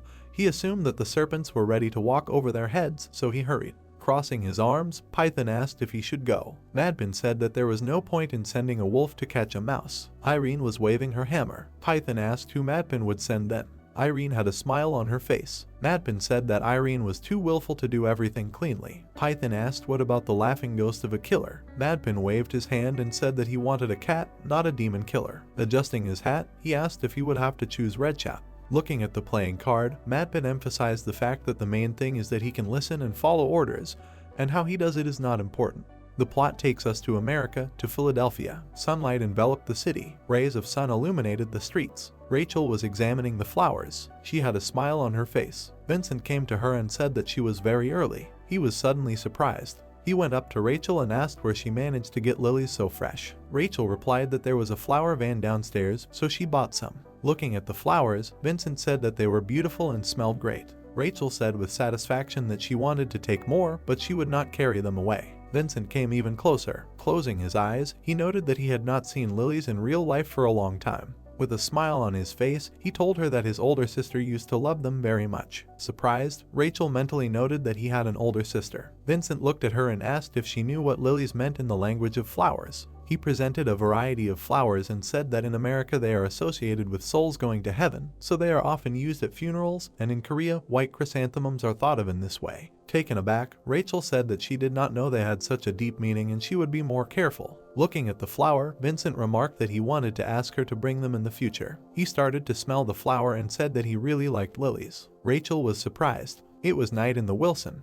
Mike was sitting at the computer. Charlie came to him and asked what he was doing. Mike asked where he had been. The protagonist sat down on the couch and said that he had gone to meet with the elder. Mike said that the elder would contact him soon and maybe even today. Charlie's face was thoughtful. Mike, with a smile on his face, emphasized that the elder wanted to make him his ally or absorb him. Turning away, Mike asked to just listen to him, noting that it was not worth making enemies for now and should try to play hard to get and raise his price. The protagonist crossed his arms. Sitting opposite, Mike asked what Charlie had asked for. The protagonist replied that he had asked for natural mana crystals. Charlie said that the Dark Serpent said that he would easily get them. Surprised, Mike noted that he had not expected the Dark Serpent to want to join this war so zealously. The protagonist asked with a serious expression what to do next. Mike, holding his hand to his face, said that the traitor needed to be exposed. The plot takes us to the Neo Center. The blue sky surrounded the city. Matthew looked at the photo and said that the Dark Serpent and Charlie met last night and most likely they are trying to reduce the external influence on a possible civil defense. Bill stood by the window and said that the old fox was very interesting and played skillfully. Closing his eyes, Matthew said that he was sure that the elder was expecting quick results. Smiling, Bill said that if the Dark Serpent subjugated both Winterbell and all the Will Zones of Seoul, they would stop him. He noted that he did not think that the elder would dare to go so far. Taking a glass, Bill said that he imagined how hard it would be for Max, who was trying so hard to become an aristocrat of Winterbell. Bill raised his glass and pointed out that Max would return from France to find that he had already been taken over by her direct vassal. He asked her what she would think at that moment and whether she would be disheartened and defeated. Leela, looking pleased, emphasized the fact that for ordinary people, the betrayal of a vassal was akin to the end of the world. Bill turned around and asked if that meant for Max too. Leela said that she had been building a tower of revenge for her father for many years and she would be shocked when it all fell apart. Matthew, with a serious face, wondered if Bill wanted to make the elder the main villain, drive Max crazy and take everything for himself. He mentally asked if that meant that she had been his main target from the very beginning. Bill turned away and said that it was okay, that the Dark Serpent had started acting a little earlier. Leela noted that this was just an intriguing turn of events. Bill drank his whiskey and suggested that they watch what the ending would be. He smirked and said that the only thing they had to do was take credit for any changes afterwards. He looked at Charlie's photo. The building was surrounded by blue sky. People were sitting at their desks. Looking around, Oscar said that everyone in the class seemed very tense. The protagonist said that exams were coming up. Oscar asked what Charlie would do after graduation and whether he would go to university. Looking at the book, the protagonist asked if he was crazy. Oscar noted that Rachel would be upset if Charlie refused. The boys looked at their phones and asked if there was a fight between the Kadam and Shinhwa villains. Looking at Irene's photo, they discussed how she was a very famous villain. The surprised boys asked if this meant that the Shinhwa villains were the coolest in Seoul. The guy said that Mike from Kadam was a total loser then. Charlie listened to them silently. He looked out the window. The protagonist opened a bun with jam. Walking down the hallway, Charlie noticed that there was a lot of noise and it all started with the video on YouTube. Now they started writing about it in the news. Looking at his phone, the protagonist said that they were talking very badly about the Kadam village. Oscar emphasized the fact that there had been a lot of problems lately, but he agreed that it seemed like this hype was being created artificially considering how much was being written about it.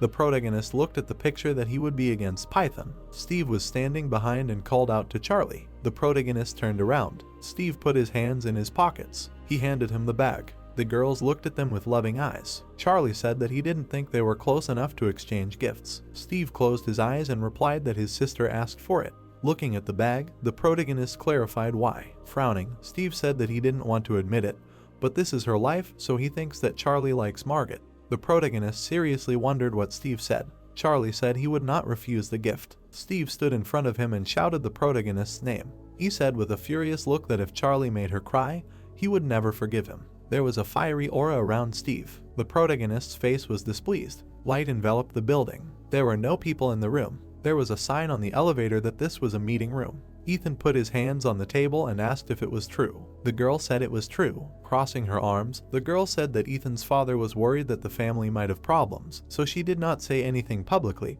but very soon the media would learn about the threat of bankruptcy for GLB Bio. The plot introduces us to Jesse from Neo Capital. Frowning, Ethan wondered what kind of nonsense this was. Furious, Ethan asked what bankruptcy. Sitting opposite, Jesse noted that even knowing what was happening, it would be very difficult to stop the process. Ethan wondered how this could happen. Looking at her coffee, Jesse guessed that the M and a team had most likely attacked. Ethan asked if there was anything he could do. Jessie had a small smile on her face. She replied that there was someone who could help. Taken aback, Ethan asked if that was true. Holding a finger to her lips, Jessie asked if Ethan had heard that people love to watch fights the most. Surprised, Ethan asked what she was talking about. Smirking, Jessie asked how about a duel between a psyker and a villain. Standing at the table, Ethan asked if she was asking him to fight the villain. Jessie replied that it didn't have to be in person. She asked if he could ask a close friend or acquaintance. Furious, Ethan wondered if Jessie had gone crazy and wanted him to use his own psychers from the school. Holding her hand to her face, Jessie noted that finding a rival villain would be easy and that Ethan had probably heard of Wilson Cadam. Ethan was scared. Jessie took the cup and asked him not to worry too much, noting that she had already found him an assistant. Smiling, Jessie said that Ethan had time to think while she finished her coffee. The girls looked at Margaret and said that everyone on the internet was talking about her brother. Margaret asked if he had helped them solve some problem. The girls answered with a satisfied look that this was not the case and that Steve had created it. Steve was holding the bag in his hands. Margaret, dumbfounded, cried out that this was not the case. It was raining outside. The man on the news said that people in leading positions in many areas believed that sanctions against the Wilsons should be more severe. Felix speared a sausage with his fork. The reporter pointed out that especially considering the behavior of the Cadam villains lately and many people talking about wars between the villains, Cadam was behind all these incidents. Felix was furious. He slammed his hands on the table and asked why they were to blame for everything. Max replied that Felix was to blame. Zach was sitting at the table. He asked with a displeased look why the reporter was talking such nonsense. The girl sat next to the professor and asked if there was a solution to this problem. The man stated that the poison could only be removed with another poison. Frowning, he emphasized the fact that until the villains of Cadam went completely crazy, they needed to ask the villains of Shinhwa for protection. Pointing his finger at the TV, Zach screamed that this man wanted to start a war between the villains and that the villains of Cadam were not to blame for the incidents. The girl turned off the TV and noted that they deservedly smeared Poxon. Lana imagined Charlie fighting Edward and told him that if that report was true, the villain from Cadam even helped save the kidnapped civilians. Holding the documents in her hand, she said that it was safe to say that he had brains, but as Zach knows, they can't just announce it. Looking down, Zach said that it was and there were many limiting factors. Looking at the flower pot, Zach said that even without Poxon, Cadam had a lot of problems and there were many witnesses. Lana put the documents on the table and said that it was better not to pay attention. Otherwise Zach would get bogged down in this case so much that he would not be able to get out. He clarified if this meant that this scandal had a motive. Turning around, the girl said that even if it did, they had quickly moved from social media to the media. The girl opened the door. She said with a smile on her face that they had not seen each other for a long time. The plot introduces us to Charlotte. Lana looked at her and asked if Charlotte had arrived from Busan today, noting that she had heard that she would be working in Seoul from now on. Zach wondered how he knew her. Charlotte approached Lana and said that she had to go to work tomorrow, but she wanted to come now. Lana asked why and if she had anything to do. Charlotte said that she wanted to see her. Zach held his hand to his chin and thought about how close she and Lana were. Taken aback, he wondered in his mind if this was the same Charlotte. He pictured her and emphasized that she was a member of an elite unit made up of psychers and that they were known for quickly taking down the Russian mafia in Busan. Lana pushed her away and asked her to step aside. Holding his head, Zach introduced himself. Charlotte said that she had heard about him and was glad to meet him. Zach excitedly asked if Lana had told him about him. Lana replied that she had said he was stupid. Lana asked where the others were. Charlotte, smiling, replied that they were relaxing at home. Standing in front of her, Lana suggested that they have dinner together. Charlotte, looking pleased, replied that she would be happy to, but she had things to do and needed to see her cousin. Lana asked if she was talking about the guy who was studying at the psycher school. Holding her hand to her face, Lana guessed that he had recently won first place in the national competition. She asked what his name was. Charlotte, smiling, replied that his name was Ethan. The plot takes us to Madpin's bunker. It was overcast outside. There were drops of rain on the window. Irene, looking serious, asked if she should attack Namgan while Max was away, noting that she was not interested in destroying them. Sitting at the table, Madpin said that it didn't matter whether she was interested or not, now was a great time to subjugate the first will zone of Seoul. Irene said that she didn't care. Madpin twirled the map in his hands and said that it would be stupid not to take advantage of such a chance. Irene started to walk away and said that she was only interested in Max. She suddenly turned around. The guy was holding a blade in his hands. He rushed at Irene. She blocked his attack. Irene took out her sword. She dealt a powerful blow to the guy. She smirked and said that it was fun. The guy jumped away from her. Irene noted that he was not so bad. Irene ran at him and asked if he was one of the 3 strongest. They flew at each other. Python stomped on the ground. Irene was surprised by this. The guy was dumbfounded. Python stood between them. Irene frowned. She brought the blade to his face. Irene asked with a serious expression if she was wrong to think that Python was not that stupid. Madpin watched them and said that he ordered them to stop. Looking at him, Irene asked why she should stop if he started it first, or Madpin forgot the rules that the order of the boss of the Villa Zone is more important than others. Adjusting his hat, Madpin said that he was sorry if the laughing ghost of the killer upset her. He suggested that they forget about his request regarding Namgang. Irene's face was thoughtful. The guy stood in front of her and laughed. Irene smirked. She began to leave. Holding his hand to his chin, Madpin noted that their meeting was not a success. Inspecting the playing card, he said that he would have to use the card that he had hidden in his sleeve for so long. The plot takes us to Kadam High School. Sunlight enveloped the building. Oscar asked if the protagonist would go to the cafe to study. Charlie looked away and said that he had already said that he had exams soon. The protagonist walked towards Margit. Oscar said that Charlie said that he was not going to university, but it felt like the opposite. Margit was looking at her phone. He remembered their conversation with Steve and wondered if she was telling the truth. Steve approached her and asked why she was there. Margit said that she had texted him that she would come to his school. Margit, dumbfounded, said that Steve had gotten into the photo. She took his hand. She started to run away with him and remarked that they would talk in a quieter place. Steve turned around. Ethan, looking pleased, said that they hadn't seen each other for a long time. Pointing a finger at himself, Ethan asked if Steve was free now and suggested going to a cafe. It was raining outside. Sunlight was streaming into the room. Ethan was sitting at the table. He remembered how Jessie had suggested a duel between a psyker and a villain. Holding a cup in front of her, she asked him not to think that she was pushing, noting that her friend would help him. A bead of sweat was running down Ethan's face. His hands were shaking. He wondered how he could have gotten involved in this. The guy came to him and called out. Ethan turned around. Looking at Mark, Ethan wondered what he had forgotten there. Mark smirked and asked if Jessie had spoken to him. Ethan was taken aback. He grabbed Mark by the collar. Furious, Ethan asked if he was the one assigned to him and what he was planning. Mark assumed there was a misunderstanding and offered to talk. Mark looked around the room and admitted that he had the same problem as Ethan. He also needed money. Ethan asked how so. Mark said that they would skip the details and discuss the plan instead. Mark put his hand inside his shirt and said that they needed to destroy Kadam's villains. He placed the documents on the table and noted that this would require cooperation.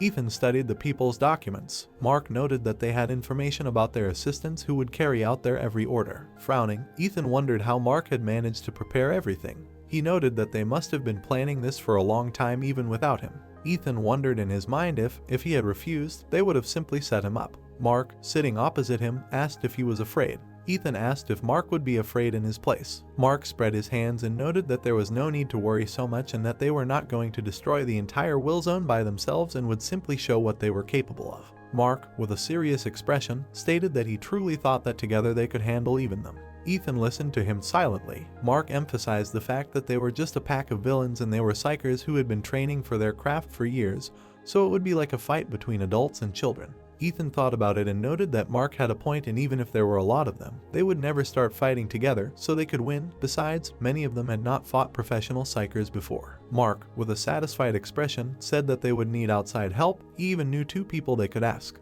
Ethan asked who he asked. Mark stated that the first was Ethan's cousin, Charlotte. Ethan was furious. Mark pointed at him and said that it was better to do business with people you could trust, and she loved him very much. He asked if she had recently been transferred to Seoul, adding that it was not a coincidence. Ethan frowned. Ethan introduced Charlotte and told her that she was the leader of an elite squad of psychers, but things could turn out completely differently. Mark looked away and said that he understood that. He asked if it would make things easier for them if she just knew what was going on. Sitting across from him, Ethan asked who the other person was. Mark said it was Steve. Ethan sighed and asked why him. Mark said that he was famous and could kill all the villains himself. Mark smirked and noted that he had heard that Steve's dad was killed by a villain.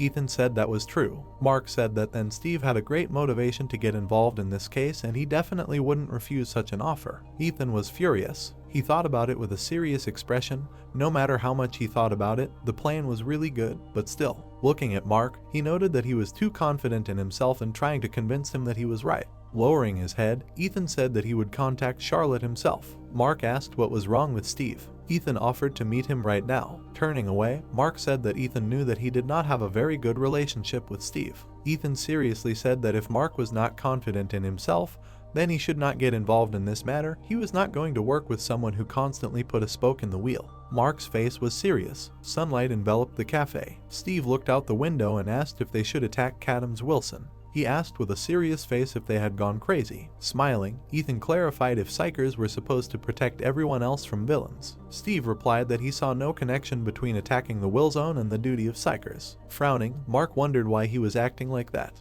Looking at Steve, he noted that he thought he would quickly take the bait.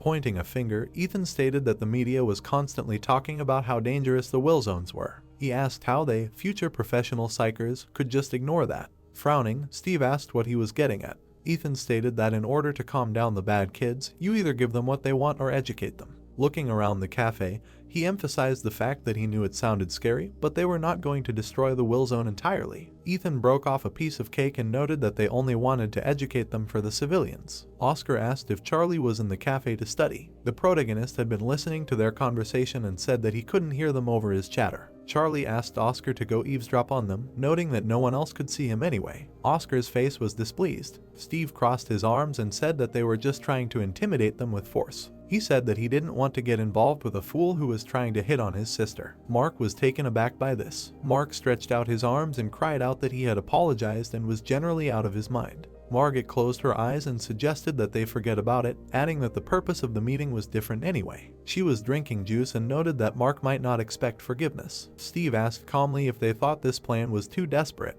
Surprised, Ethan asked again. Steve noted that they were just students. He wondered how anyone could attack an entire Wilson. Steve frowned slightly and asked them not to even dream about it if they did not want to get hurt or even die, and Cadams' Will Zone was not as weak as they thought. Looking at the glass, Steve emphasized the fact that all Will Zones were quite protected places. Ethan grabbed his face and said that it was in vain and Steve would not support them. He looked at Steve and asked if he was scared. He crossed his arms and said that there was nothing like that and he was just worried about them. Mark smirked and said that they were the best students in the psycher training school. He asked if they would lose to a bunch of villains. Ethan frowned and said that Steve's nonsense was beyond the pale and that he had insulted all of their students with his words. Steve sat across from him and said that he had not insulted anyone. Ethan, furious, asked if he was ashamed in front of his dead father. Margot looked at Steve. Steve said with a serious expression that he would not stop them anymore and they could do whatever they wanted, but they had to be careful. He said that the Red Mask was a dangerous opponent and they had better not face him. Ethan smirked and said that he was completely disappointed in him. He got up from the table and noted that they had nothing more to talk about. Charlie drank coffee and listened to Ethan and Mike talking. Margaret was surprised. She asked if Steve was angry. The water in the glass boiled. He looked at the glass and said that he was not angry at all. Looking at the city, the protagonist said that the psycher students had been acting scary lately. He asked how anyone could think of attacking the Will Zone. Standing in the alley, Charlie emphasized the fact that he had not acted like that at their age. He saw the news on his phone and asked if Steve would join them. Margaret said that her brother would never agree to that. The protagonist looked away. Looking at her, Charlie asked how she knew where to look for him. Margot looked down. A blue aura was hovering around her. She answered that she had awakened her ability. The protagonist asked with a serious expression why she had told him this and if it was a secret. She answered with a sad face that she did not know and that she wanted to. Margot said that she did not think that Charlie was a bad person and that he had saved her several times, so she noted with a smile on her face that she wanted to thank him personally. It was cloudy outside. Holding the phone in his hands, the protagonist said that they had not met by chance. Putting his hands in his pockets, Charlie asked if her ability was related to determining a person's identity if she knew who he was. Margot said that she could see a person's past, but not their future. She took his hand and said that she remembered everything that happened to her and these memories played in her head like a video. Looking down, Margaret said it happened not only when she was conscious and looking at something, but also when she was unaware that she was remembering something. Charlie looked at her and asked if it was psychometry. Oscar replied that it wasn't quite like that and that it was a good skill, but it could be a nuisance. Margaret asked if there was anyone with the protagonist. Oscar was surprised. Standing in front of her, Margaret said that she heard Charlie talking to someone. The protagonist asked if she heard what he was saying. Looking around the alley, Charlie asked when her ability had awakened. Margaret said that it was around the time she met the puppeteer. The protagonist remembered the fight with the puppeteer and wondered if she had known who he was since then. Charlie asked if she was afraid of him, noting that Steve didn't like villains. Margaret, smiling, said that if she was afraid, she wouldn't have come. Standing in front of him, she asked if he had received the macarons. Charlie said that Steve had given them to him. Margaret noted that there was a small problem with that. The protagonist asked her to keep the truth about him a secret. Margaret held her hand to her face and noted that she kept her mouth shut. Sighing, Charlie noted that it was good that she was the only one who knew about it. Taken aback, Margaret said that it was not so and there was another person. The protagonist was surprised. It was getting dark outside. Dissatisfied, Mark was talking on the phone. Mark waved his hand and said that Ethan was coming. The girl greeted him with a smile. The plot introduces us to Clara and Tim. Walking towards them, Ethan asked where the others were. Mark clarified if Charlotte agreed. Ethan frowned. Crossing her arms, Charlotte said that her team was not created to fight the Willzones and they should catch criminals who commit illegal acts. All Willzones. Pointing her finger, she ordered Ethan not to interfere with this. Surprised, Mark asked if he had succeeded. Ethan answered that it had, but he still did not expect anything from her. Mark gritted his teeth. Clara was shocked and asked what would happen next. Tim looked at his phone and emphasized that he had heard what had happened in general. He noted that as far as he knew, there would be a stream with a YouTuber tomorrow. Ethan said with a serious expression that this was true and that he had 1 million subscribers. Tim put his hand to his chin and said that if anyone made a mistake, they would immediately notice. Ethan noted that it would be stupid to make a mistake in front of these fools. Clara asked if small mistakes were cute. Tim crossed his arms and asked them to shut up. Ethan clenched his fist and said that their goal was to punish dirty villains and if they were not confident in themselves, it was better to retreat right now. Clara hugged him and screamed that he was cool. Tim watched this and thought that this was nonsense and he was sure that Ethan had another goal. Clara had a smile on her face. Tim thought that she wanted to become an idol, so she only dreams of popularity. He imagined the outlines of the people and assumed that they probably wanted to participate because of the YouTuber. Tim watched them and reasoned that everyone had their own goal, so they could all be used. A smirk appeared on his face. Looking at Tim, Ethan wondered why he was laughing under his breath. The night sky enveloped the building. Standing by the window, the dark serpent asked if Charlie had contacted Douglas. Douglas replied that he had, and the protagonist said that he accepted the offer. Grinning, the dark serpent asked if Charlie needed a real mana crystal, noting that he was so young and already greedy. With his hands behind his back, he asked how the others reacted. Douglas reported that Tom, Felix, and Joe responded positively. The dark serpent clarified that he had responded to Julia. Douglas frowned and apologized, adding that he had not been able to contact her. The dark serpent held his chin. Looking out the windows, he remarked that he was sorry that Julia was not with them, but that the rest of Cadam's best villains were for them. Douglas said that he was sure that with Charlie on their side, many more villains would follow. Standing in the middle of the room, the dark serpent said that there was no point in wasting time any longer. He introduced Kara and Connor and remarked that otherwise they could be discovered. After all, they were not stupid either. He said with a serious look that they would begin to implement the plan tomorrow evening. Putting his hand on his chest, Douglas said that he would prepare everything in the best possible way. The guy was walking down the hall. The dark serpent asked if he had a guest. Douglas said that he did and it was from Bill. The door swung open. Sean asked if they were planning on throwing him out. Douglas was taken aback by this. Turning around, he asked what Sean was doing and how dare he enter without permission. Standing in front of them, Sean said that he had just come to the house of an old poisonous snake. Holding onto his cloak, Sean said that his master had promised them support. Sean began to remove his hood. He noted with a smirk that this support was him. The night sky enveloped the manor. Sitting opposite him,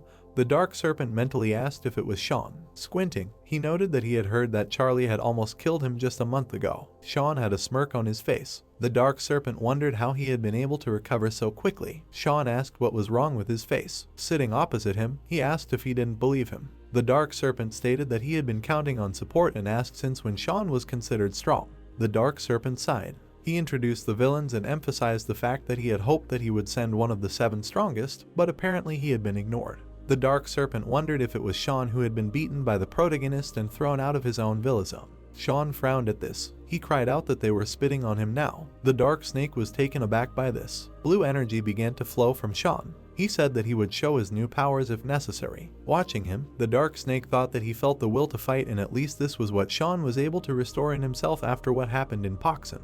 He mentally asked where Sean got his new power from. Sean had an evil grin on his face. Douglas listened to him with a serious face. Sean offered to take Winterbell. He put his hand on the table and emphasized the fact that after that he would personally kill Charlie and Mike. Sunlight enveloped the Wilson. Pointing with his hand, the protagonist said that their symbiosis of attack and agility was at the proper level, but their combat power was at the bottom, so they should work on their focus and try to develop agility in order to quickly identify and attack the enemy's weak points. Tom, holding his chin, replied that they would continue to stubbornly move forward. Felix noted that it was good that they were desperate enough. Charlie stated that he needed one of them to act as a tank to start the fight. Max and Nate turned away. Charlie asked Max to be the tank. Crossing his arms, the protagonist clarified why he needed such a huge hammer. Max replied that it just looked cool. Charlie, with a serious expression, asked him to change the hammer for a decent defense, noting that he had well-developed strength and resistance, so he could well be suitable for the role of a tank. Max smirked and asked if Felix heard how he was being praised.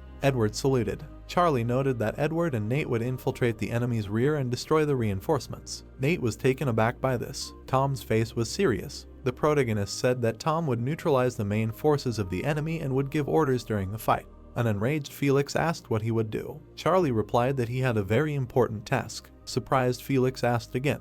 The protagonist stated that Felix would be the main damage dealer who would attack the enemy together with the tank. Puzzled, Felix asked again if he would be the main dealer. He began to shout with delight that he was the main dealer. Charlie looked at the sky. Mike was sitting at the computer. The protagonist came to him and said that he had come. Charlie asked what had happened since Mike himself had called him. Mike got up from his chair and said that he had looked at the information Charlie had asked him for. A sight appeared near his eye. Mike assumed that the protagonist had already forgotten about it. A projection of the medallion appeared. Mike said that he was talking about the relic that Bill treasured. Looking at the medallion, the protagonist said that he remembered everything. Mike said that it was called the Platinum Disc. It took some effort to find the real name. Standing in front of the projection, Mike emphasized the fact that there really wasn't much information, and he was even surprised that it actually existed. Charlie asked what the outcome was. Mike replied with a smile on his face that he had found a few words that were related to the Platinum Disc. Oscar listened to them with a displeased look. Mike asked if Charlie had heard of Thalas, adding that it was a sea in ancient Greek.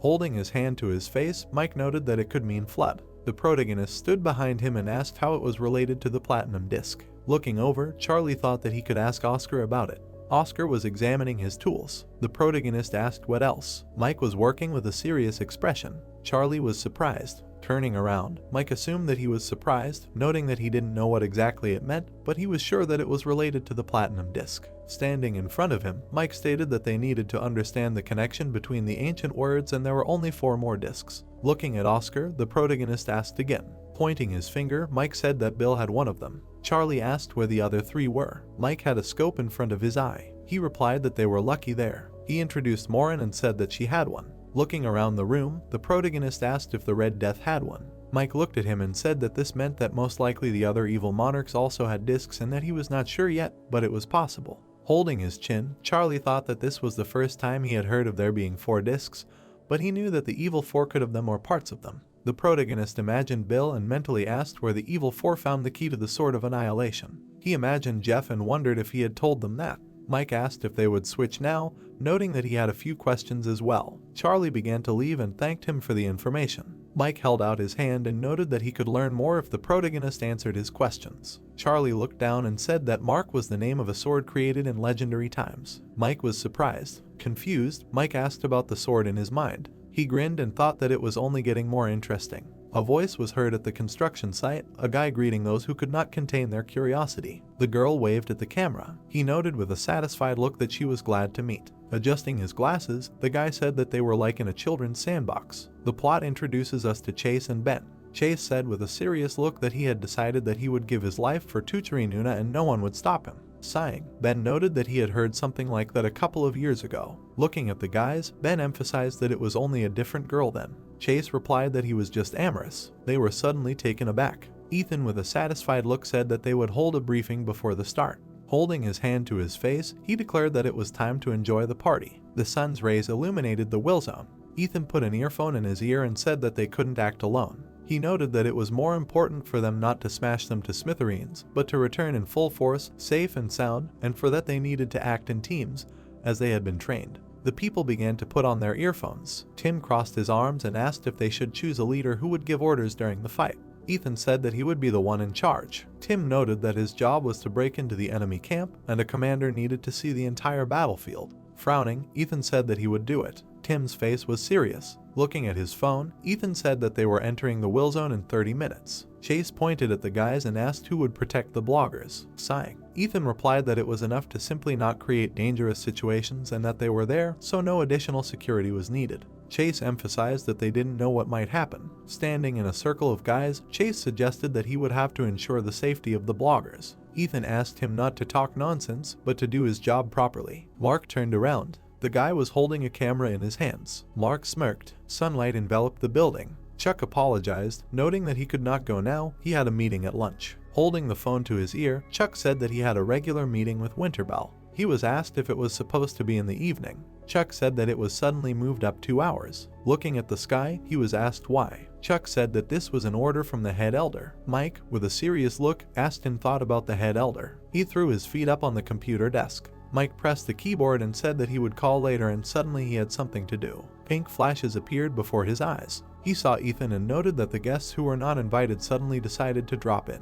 Looking at Ethan, Mike asked if they were psychers. Smiling, he asked what those chickens were doing there. Light enveloped the room. Charlie struck. He swung his leg. The protagonist stomped on the ground. Standing in the room, he thought that the main advantages of the Shadow Blade were good sharpness and piercing ability, but the disadvantage was the difficulty of using it in close combat. He clenched his hand into a fist. Charlie introduced Felix and noted that if we take that guy's skill as an example. A chain appeared around his hand. Oscar looked at him and asked if he had just invented a new technique. The protagonist replied that it was still in the testing stage. Having struck the gift, Charlie noted that more techniques suitable for real combat were needed. He imagined his eyes glowing in the dark and noted that he needed a crown to crush the enemy with one blow. The protagonist's phone began to vibrate. He looked at it. The plot takes us to sector of the Kadam villain zone. It was clear outside. The guys were standing nearby. Ben said with a serious look that rumors said that there were tough villains there. Chase assumed that the news had already spread that the great and terrible he had arrived in this villain zone. Ben asked him not to let his guard down. Turning around, Ethan said that villains were cowardly and mean by nature, so it was unknown where and how they would attack. The guy with a smile on his face said that he felt calm and safe next to him. Clara was watching them. She puffed out her cheeks. The blogger looked at Ethan and asked if he had fought the villains. Closing his eyes, Ethan replied that he was asking such obvious questions. Ethan laughed slightly and said that they were the elite of the elite, so the villains were no match for them. Frowning, Tim asked if Ethan had fought the villains. Clara called him a liar. The girl was surprised. She pointed at the guy and asked who it was. Holding his face, Ethan mentally asked if it was a digger. The blogger began filming the guy and saying that he was one of Kadam's famous villains. The guy's face was pleased. Mark, with a displeased look, asked why Ethan was standing there and not giving orders. Ethan said that this guy was the lowest level and there was no danger. Enraged, Mark asked if they were there to stand on ceremony with the villains and they were there to destroy everything. Ethan grabbed his hand and said that he was completely crazy to swing at him. An angry Ethan noted that he was forgiving this time, but next time he would die. He shouted for everyone to get ready for battle. The guys were surprised. Ethan said that they were destroying the villain in front of them with one blow. Chase was surprised. Looking at Clara and Tim, he noted that he would be the vanguard and asked them to support him. The guys rushed into battle. An explosion was heard in front of them. Ethan looked at the flames. He covered himself with his hands from the fire. A stone shield appeared in front of Ethan. The bloggers were surprised. The guy stood in front of them and noted that they decided to break in like puppies without knocking. Stunned, Mark asked who this fool in a helmet was. In the guy's hands was a cloud of fiery mana. The guy put out the fire in his hand and said that he was the strongest villain of Kadam, the Red Mask. Sunlight enveloped the building. Steve remembered the conversation with Ethan and Mark. He was sitting at the table. He looked at the box. Steve looked down. Charlie was standing on the roof. Steve asked why he was helping him. Holding the helmet in his hands, Steve emphasized the fact that the main character was a villain and he was a psyker. Charlie wondered why he cared about such nonsense if Steve was doing the right thing. Steve's face was serious. Looking away, the main character noted that if you look at it from his point of view, you can reason like that, because in the past, he, like Steve, was inclined to only one side. Many memories surfaced in his head. Charlie told him that psychers were just and villains were terrible, and he thought the whole world was divided strictly into black and white, but what he thought was right was not necessarily so. Charlie began to walk away and said that if Steve seemed suspicious of such motivation, he could simply consider his action the whim of a crazy villain. Steve watched him go. He turned his gaze to the helmet. He took the helmet out of the box. He put on his helmet and said that a psyker trying to protect justice should not be capricious. The plot takes us to the Kadam district's will zone. The blue sky enveloped the will zone. Tom fired a bow. A red aura emanated from Max. There was an explosion. Felix was surprised. Max said with a smile on his face that he had closed himself off. Watching this, Edward noted that these were excellent defensive abilities. Felix asked with a satisfied look if Max was okay. He replied that he was like a boulder. Tom was suddenly taken aback. He suddenly looked away. The girl was sitting on the roof and noted that they had a disaster. Felix asked with a puzzled look if the boss had gone crazy. The girl blew a bubble out of gum and said that psychers had arrived. The guys were taken aback by this. Felix was shocked. We are transferred to Sector A. It was sunny outside. Smoke was coming from Steve's hand. Frowning, Ethan wondered if it was the red mask that Steve had told them to watch out for. Clara chuckled and pointed out that it was a presumptuous name. Tim asked if Steve had given himself that name. Steve claimed that breaking in was against the rules since psychers and students like them weren't allowed to bow down to the will zones. Standing in front of them, Steve emphasized that the will zones were no place for children to play and that they should go back. The bloggers were filming him and asked if the viewers heard the villain threatening. Ethan started walking towards him and asked if they should go back. He smirked and asked if Steve would confront them alone if they refused. Looking at him, Steve replied that this was nothing less than a fight between a lion and a pack of mongrels, so the outcome was obvious. Ethan smirked and asked if he was saying that they were a pack of mongrels. He started walking towards him and said that they would see who was the mongrels. Warming his fist, Steve asked them to leave while he spoke nicely. Ethan asked Mark to attack as soon as he gave the signal. Mark agreed. Looking at Steve, Ethan thought that there was little information about him. It created problems, but there should not be any great difficulties, because with all the forces of their team they can defeat absolutely any villain. Chase grabbed the machine gun. Ethan noted that, in addition, if there is only one villain, the task is a piece of cake, because they have forces that are enough for an absolute victory. The guys were suddenly taken aback. Felix had a smirk on his face. Crossing his arms, he asked if they were waiting for the master. The blogger began to film them. Taken aback, Felix said that he thought these guys were psychers, but it turned out that they were not. They looked at the red mask and asked what he was doing there. Steve said that he would deal with them, so they should get lost. Furious, Felix asked again. Crossing his arms, Edward said that he saw such guys for the first time in Cadam. Clenching his fist, Felix guessed that Steve didn't know how much stronger they had become. Steve wondered if they had any special training. Pointing at himself, Felix yelled that their boss had trained them personally. Edward claimed that their training was his responsibility. Steve introduced Charlie and wondered if he had trained them personally. Mark, surprised, asked what was wrong with them and if they were fighting with each other. Gritting his teeth, Ethan wondered if they were having fun standing in front of them. He went to attack. Felix lunged at him. Watching this, Edward claimed that everyone was acting according to their roles, just like they had trained. Felix was enveloped in yellow energy and yelled that he would crush them all. Ethan ran at him. He swung an ice block. He threw an ice missile at Felix. Felix watched as the missile flew at him. He was taken aback by this. He dodged the attack. Chase held the rifle and noted that he had been waiting for this moment. Red mana was coming from his machine gun. Felix was surprised. There was an explosion. Edward was scared. A cloud of smoke rose. Chase thought with satisfaction that it was an explosive bullet, and even though Felix was a strong guy, he would not escape serious wounds. Chase was dumbfounded. Felix grinned and said that patience pays off. He held a shield in front of him and told him that he was beaten every day, so he had to create this, and it was the result of special training. Blue sky enveloped the settlement. Julia held her hands to her face. Sitting at the computer, Mike said that they had greenhorns come for a tour. Looking at the screen, Charlie mentally noted that these were the same guys he had seen in the cafe. Looking at Steve, he wondered what he was doing there. Mike seriously noted that even though they were greenhorns, it was impossible to forgive them for intruding. Crossing his arms, the protagonist suggested that interfering would be too much for them. Mike replied that he had other things to do. Smiling, he said that he had already contacted Tom, so they would handle everything just fine. The protagonist calmly noted that the discrepancy was still too much. Mike asked who Charlie was worried about. The protagonist imagined the battle of the villains and answered that he was worried about the greenhorns, of course, this gang. With the exception of Felix, they teased, calling the trio fools, but still they had undergone training that was as close as possible to a real fight. He seriously emphasized that they had also become better at teamwork now, so it turned out to be a fight between a hen and chickens. Holding his hand to his face, Mike noted that this was indeed the case, and these guys did not know the expression in moderation. He asked if he could trust Julia with this place. She said with a satisfied look that she agreed only because he asked. Looking away, the protagonist asked if this meant that they did not call him because of these guys. Mike answered that it was. He threw a screwdriver and said that they were moving to eliminate the traitor. The plot takes us to Sector A. The sun was shining on the Wilson zone.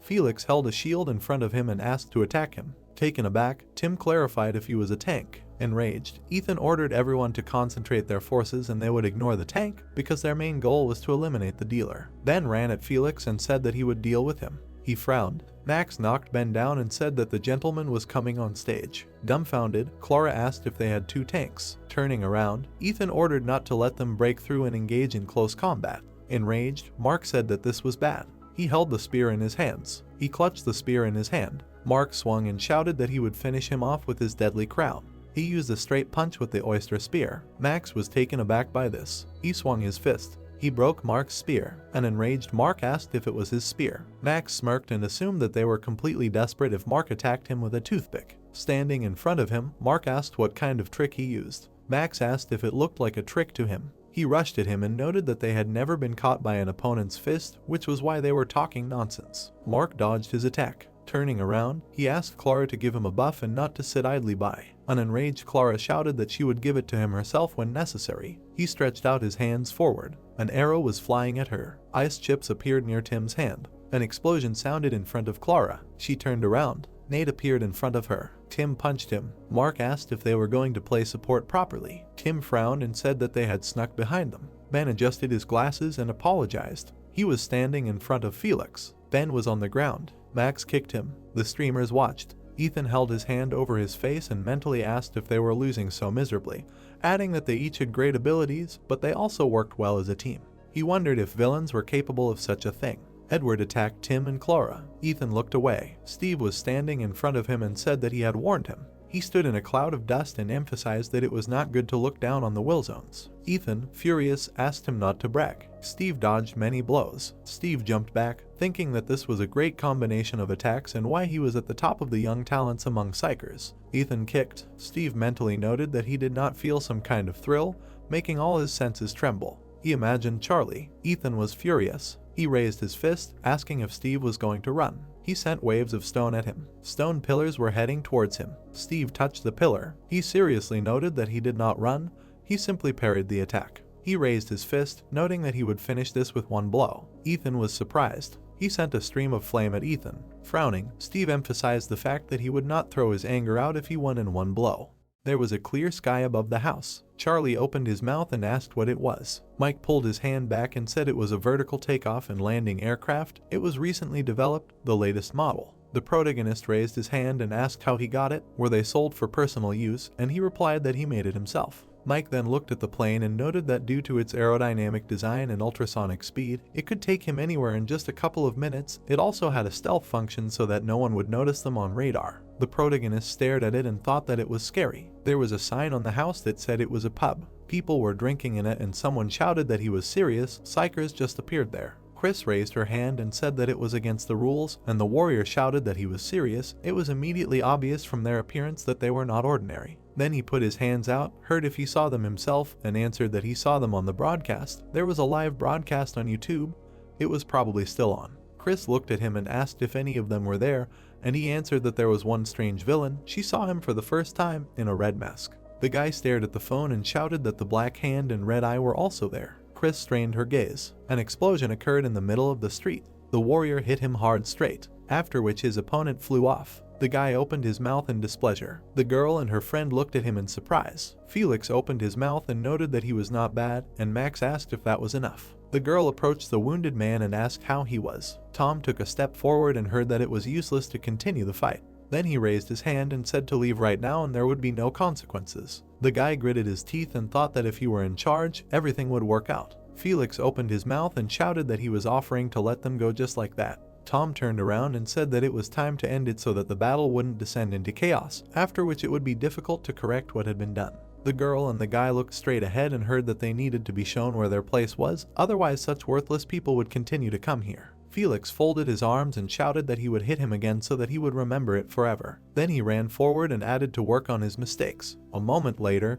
he was surrounded by hallucinations. Then Felix fell to the ground. Then he raised his head and asked what the hell, why did his body become so heavy? The man took the camera and noted that the shooting was over. Then he adjusted his cap and added that he didn't want to interfere, but he didn't think it would go this far. Patrick pointed his finger and added that if he hadn't interfered, everything would have gotten even worse. Max opened his mouth and shouted who the hell was this, and Edward asked him to stop. Max turned and asked if he knew him, and he said he was a psyker from the administration. Felix turned and heard that he was also an S rank. Edward's gaze strained and noted that if he was here, then the others were too. The girl and the guy were watching from the roof. The psyker crouched down and looked down. Tom froze nervously and wondered how long they had been hiding and watching them. Their presence was not felt at all. The psykers stared at him. The girl took a small step. The guy clenched his teeth and looked at her. Charlotte looked at him calmly and heard why her. The guy turned to his comrade and wondered if it was really him. Mark flinched when he heard him call Charlotte.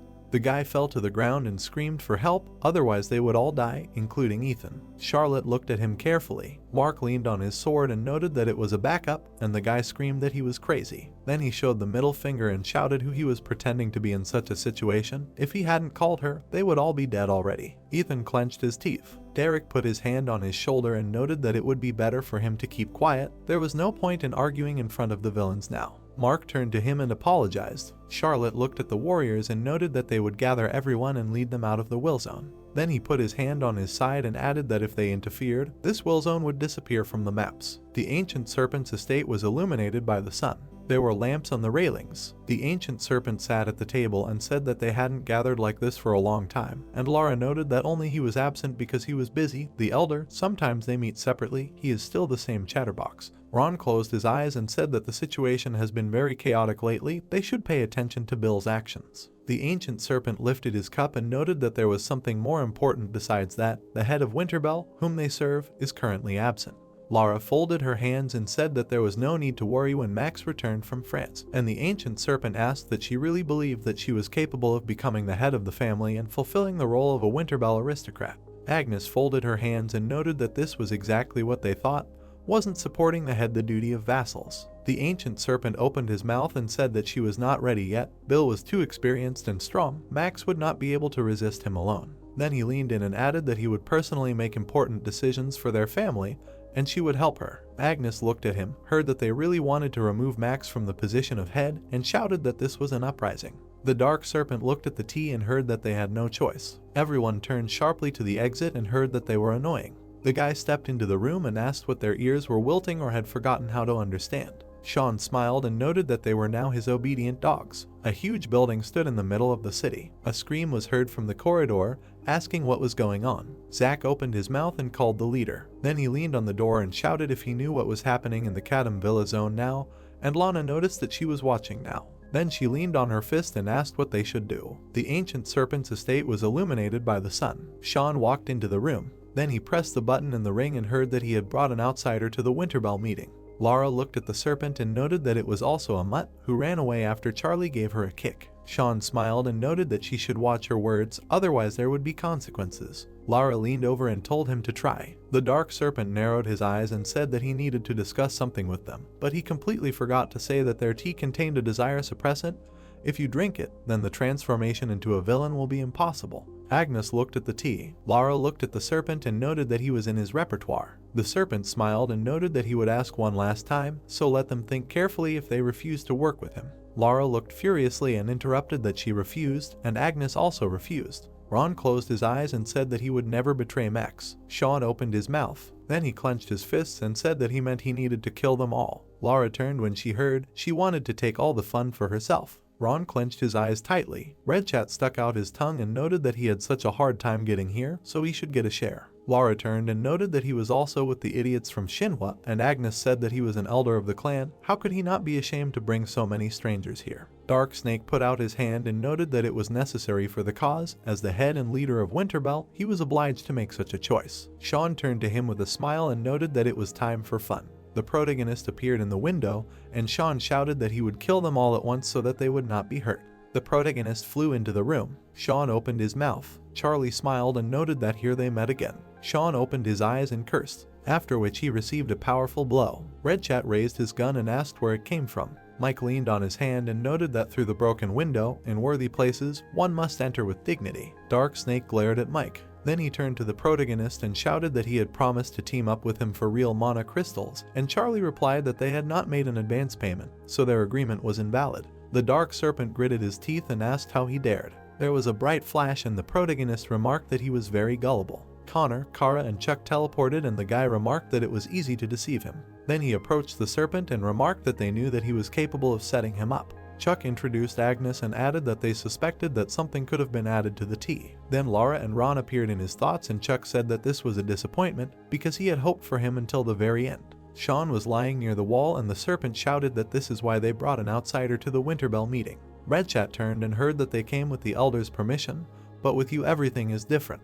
Mike looked straight ahead and noted that they had permission too, and the snake asked who could have given them permission. The glass shattered. The snake clenched its teeth. Max suddenly appeared in the window and heard where she came from. Charlotte put her hand on her side and noted that if they interfered with them. The squad of warriors looked at her and heard that Wilzone Academ would disappear from the maps. Sean opened his mouth and asked what he meant by disappear. Max shouted that there was a girl even crazier than their boss, and Steve noted that they would let them go. Max looked at him and asked what he was going to let them go after such words, and Steve replied that this was a special anti-villain group, they were specialists, so fighting them would be more expensive. Edward looked at him and noted that he agreed. They needed to let them go, and Max shouted that even he, why, and he replied that he himself heard that they could not win. Sean looked straight, heard that they had fought the boss with dignity, and thought that it was with dignity they were simply beaten. Edward looked straight ahead and wondered what he was thinking. Even the boss couldn't handle them alone. Felix's hand lit up and he shouted that they had it so hard all this time. Then he trembled all over and added that they had decided to show everyone that they were not some kind of weaklings, but now they wanted to run away like rats because they were scared. Derek held out his hand and noted that surprisingly, he was able to stand up despite his strength. Felix opened his mouth and shouted that he would show them what it meant to be a top dealer even if he had to endure one fall after another. Charlotte held out her gun and noted that this was impudent, the price for disobedience was very high, let him attack if he wanted to die. Then he jumped forward and shouted for her to taste his special skill, which he had acquired through intensive training. The fist quickly flew towards the girl. Charlotte pulled the trigger. The bullet cut through the fist. Felix gritted his teeth and thought that this was his final finishing blow. The bullet approached the guy and he added that he could not stop it. The bullet flew into the raven's mouth. Then the beak closed. Charlotte looked in surprise. Derek opened his eyes. Mark looked in surprise. Julia smiled. Then she put out her hand and noted that now she would play with them. Charlotte looked at her in surprise. Then she remembered how she and Derek were standing at the board and asked that they only needed to be careful with them. Derek raised his hand and noted that a dark ghost had recently joined them. He should not be written off, but for now he was not a big threat. It was enough to worry only about these three. Charlotte turned around. Then she looked at the board and repeated that they needed to be careful with Charlie, Mike and Julia. The girl took the staff away. Charlotte folded her hands and noted that it was an honor for her to play with her, so he would arrange a special game. A scream was heard from the Dark Serpent's mansion, where Max came from. The girl flew in through the broken window. The snake looked at her and said that it takes at least a few months to become recognized as the leader of Winterbell, and Max noticed that she shortened that time as much as possible. Red Chat smiled and said that he didn't think they would meet here. He was so looking forward to this day. Max turned to him and asked who he was. Red Chat gritted his teeth. Then he pointed his gun and shouted that he would make her remember her name and never forget it. Light appeared from the void. The warrior put his sword to the shooter's neck. Red Chat turned. What the hell? Where did he come from? The snake opened his eyes and wondered what they were. Warriors in dark outfits appeared behind Max. The snake opened his eyes even wider and added that this was Blacksika, a group that operates under the leader, so she really did get recognition in such a short time. The warriors looked at the snake. Max held up her sword and pointed out that she wasn't going to sit still while he was organizing a coup. She was taking away his title of elder. The snake held up his hand. Max glared at him and added that she was banishing him from the clan. Sean started to get up and grunted. Then he looked at the snake and thought that the situation was not the best. Dill held up his hand and pointed out that the one with the strongest fighting spirit wins the battle. The main thing in any battle is that he has it, then there is a chance to win. He can always change the situation. Then the man smiled and added that if he wants to win, he should hold on to his fighting spirit. Sean wiped his lip and thought that he needs to hold on to his fighting spirit. Now is the time. It will take something incredible to change the situation. Then he looked at what was happening in the room. Then he strained his gaze and added that only he can do it. Charlie turned around when he heard his name being called. Then he looked at Sean, heard that he was challenging him to a duel, and asked what was happening so suddenly. He had just been lying in the corner. Sean stuck out his finger and shouted, "Isn't it shameful to hit from behind? Is afraid of a fair duel." Mike opened his mouth and noted that even the last idiot would not fall for this provocation, and Charlie agreed to a duel. Mike smiled and was surprised. Sean ran at the protagonist and shouted that he would never defeat him. Charlie hit him straight and Sean thought that a straight punch with a right hand to start with. Then Sean dodged and thought that then a left hook, as expected. Then he remembered how he fought in glasses and noted in his head that he learned to fight him in a simulation that used his characteristics. Sean smiled and thought that he could not lose since he was stronger now. Charlie punched him, and he dodged and shouted that his obvious attacks would not work against him. Sean ran forward. Then he looked at the protagonist's side and noted that it was a weak spot. Then he clenched his fist and shouted that he had been waiting for this moment. He thought he was the old Sean. The warrior smiled and ran on. A dark chain appeared out of nowhere. Then it wrapped around Sean's fist. The protagonist grabbed it. Then he pulled the warrior towards him. Then he smiled and noticed that he had become more talkative. Charlie hit his opponent hard in the stomach. Sean opened his mouth and grunted. The protagonist grabbed him by the hair. Then he slammed his head into his forehead. Chuck smiled and said that it must have hurt, and Kara noted that he hardly hit hard enough to kill. Charlie grabbed the opponent's arm. Then he looked at him and noticed that his new weapon caught his eye. Sean gritted his teeth, heard where the past went, and asked why he still couldn't win. He had fought him so many hundreds of times in the simulation. Charlie abruptly cut off Sean's hand. Then he opened his mouth. Sean opened his eyes. The protagonist kicked him and shouted that you can only learn to fight when you get beaten. Then he raised his hand and added that he should consider this payment for the lesson. Snake leaned on the table and thought about how Sean lost so easily, and Red Chat noted that they were in complete ass. Max took a step and noted that it was time to end this boring show. No more resistance. Let him bow his head and surrender. Snake looked at her with fear. Charlie looked at the portal. Jason with the warriors appeared from the portal and noted that such great people had gathered in one place. Glad to meet him, he was the director of the central administration of the Neo Center. Snake looked at him in surprise. Charlie raised his hand and asked who it was, and Mike answered that it was Bill's right hand. Jason looked at Max and noted that he wanted to congratulate the lady on behalf of the director on becoming the head of Winterbell, and she asked that they were in a relationship where they could congratulate each other. Let them get to the point. The director lowered his head and noted that he came to stop the fight. Charlie looked at him and asked if he was against it. He thought he had enough strength to resist them, and Jason replied that in fact they had enough, but the two of them did not have time to stay here now. The protagonist opened his mouth and asked what he was talking about, and Mike noted that he was right. Then he squeezed his glasses and added that they needed to return to Chatham right now. 4 years ago, the building stood in the middle of the city. The light was on from the training hall. The girl took a sip of water. Then she turned to Lana and asked if she was tired. They had just sparred, and she replied that you need to train to the limit. Then she opened her mouth and added that the more you hit the iron, the harder it becomes. After which she squeezed the dumbbell and noted that it was hard and boring, but that's how it should be.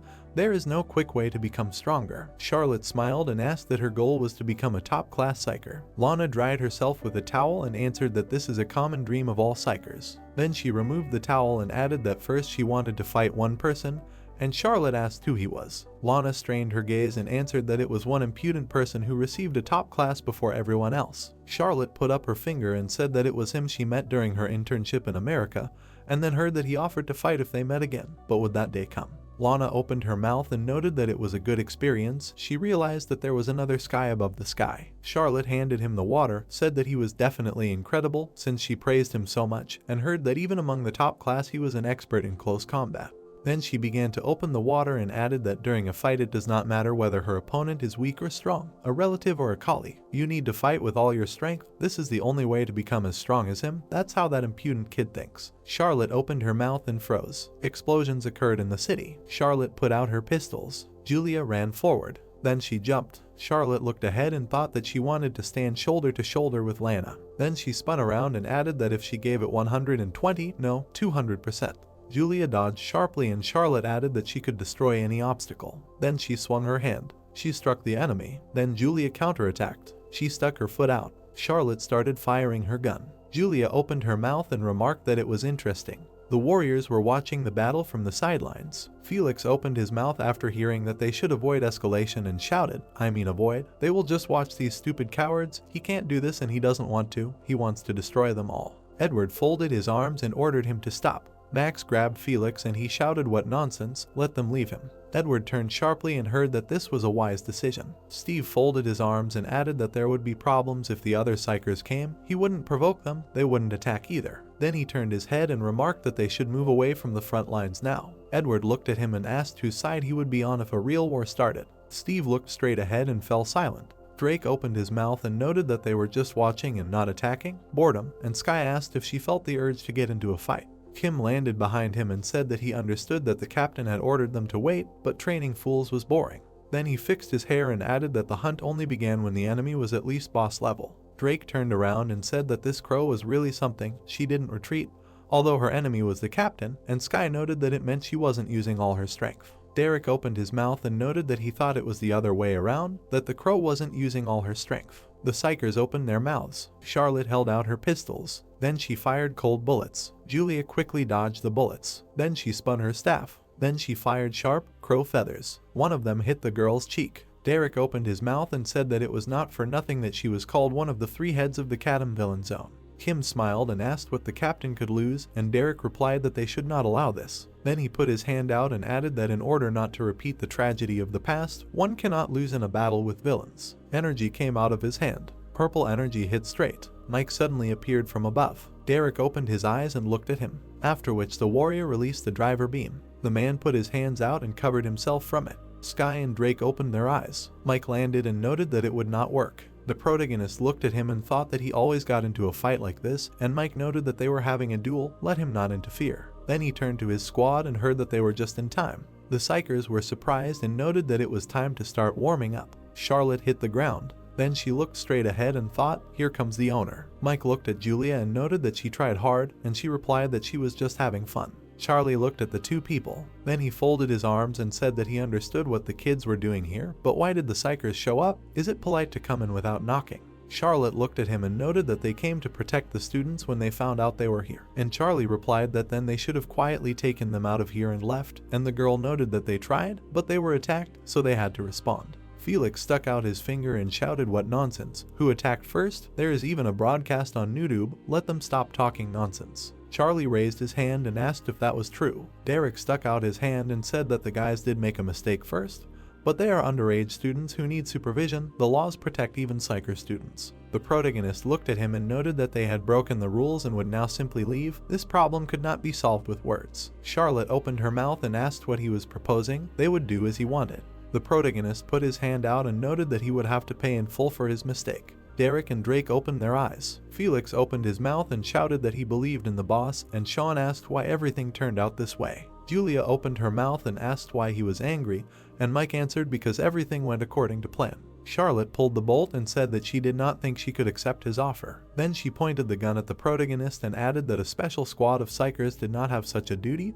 Their goal was to carry out orders and protect justice without losing their sense of dignity. Charlie put his fist out and noted that this was justice for them. If they attack her, let them attack back. That was his justice. The Neo Center stood in the middle of the city. There were figurines on the shelves and he heard Max return. Bill looked out the window, heard that she became the head of Winterbell and brought a squad with her, and replied that he thought it would take a few months. Then he stood up straight and added that apparently he underestimated her, and Sean, who went to support, got beat up again.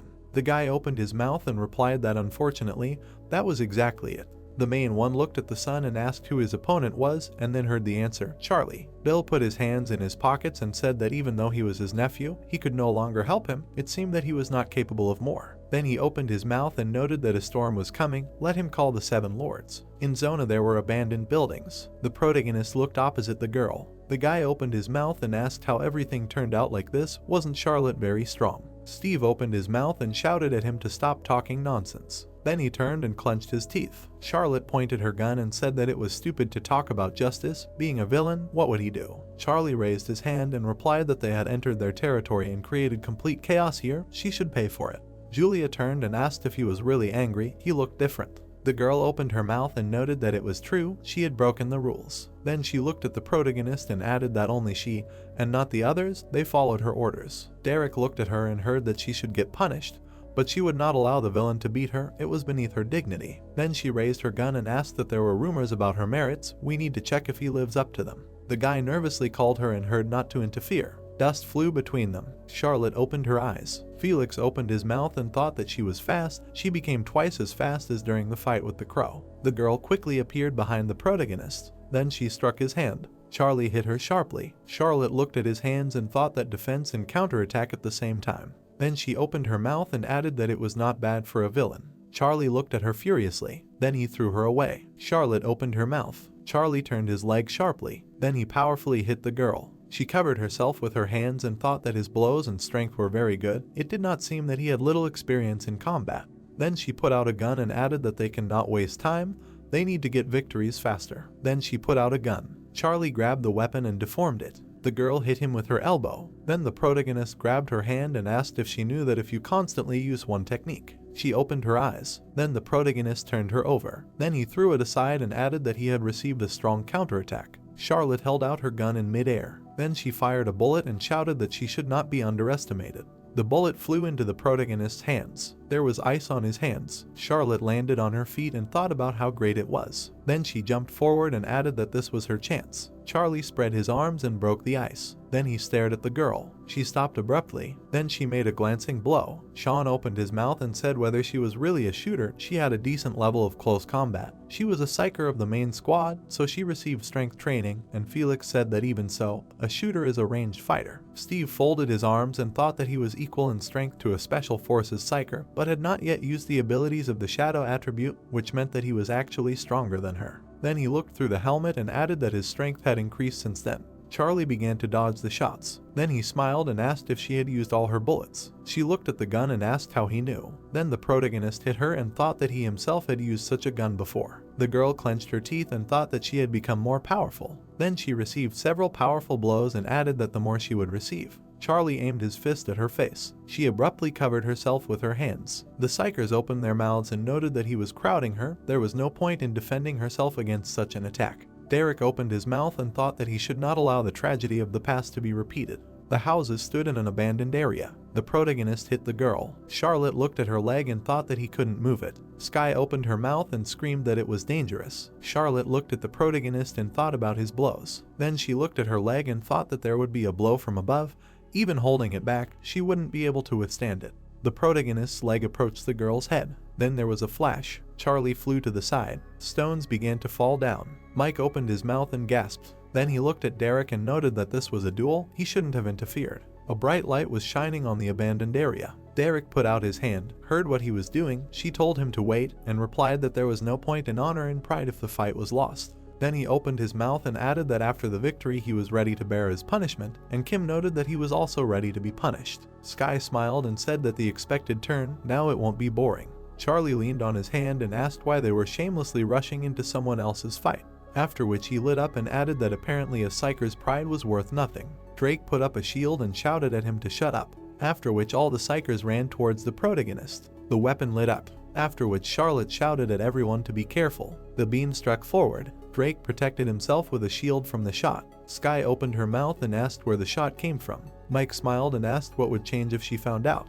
The man opened his eyes. The guy gritted his teeth and noted that he was a rat since he was attacking from behind. Mike raised his weapon and noted that, like, this is called double standards. They were the first to get into someone else's duel, now it's a team fight. Julia smiled and shouted that he would also be on the team with his beloved, and Sean turned and noted that there was no need to interfere. There were enough of them. Mike squeezed the drill and noted that it was his new development. Then he fired from all the guns and added that the first test will go well, he hopes. The shells approached the psychers. Drake opened his mouth and shouted that he would reflect his attacks, after which his shield increased. Then he smiled and said that the rumors were true. His firepower is amazing, but he can withstand it. Sky ran forward and shouted to hold out a little longer. She will take care of the driver. After which the protagonist appeared behind her. She turned sharply, after which she fired at him. Then she smiled. Sky opened her eyes. Charlie hit her and noted that he also knows how to control fire. Blue fire struck forward, after which the protagonist looked straight. Derek put out his hands and noted that he was already starting to worry. The protagonist looked at him and thought that he was a bore. At the right moment he was able to protect his comrade with a barrier. By the way, his face seems familiar to him. After which he examined the man's face and added where he could see him. Sky stuck out her finger and shouted that he used the fire ability, and Kim noted that he saw it too. After which he clenched his fist. Then he swung at the protagonist and added that he had the attribute of darkness. So how did this happen? Charlie grabbed his opponent by the hand. Kim looked at the protagonist in surprise. Then he abruptly came to the side and asked him to answer his questions. Charlie turned and thought that he was not attacking, but was grappling. Kim smiled and said that apparently he was not going to answer, he would have to force him. Charlie grabbed him and noted that there were too many words, after which Kim opened his eyes wide. Drake covered himself with a shield from attacks. Then he hunched over. Mike smiled and noted that he was holding up well. The guy smiled and laughed, after which he looked at the driver and shouted that he lost. His attacks would not work against his shield. Mike spun the syringe and noted that he would then change the weapon if long-range attacks were not working well. After which the syringe grew larger and he added that he would have to destroy it himself. Drake opened his eyes, after which Mike swung the syringe and shouted that he was attacking.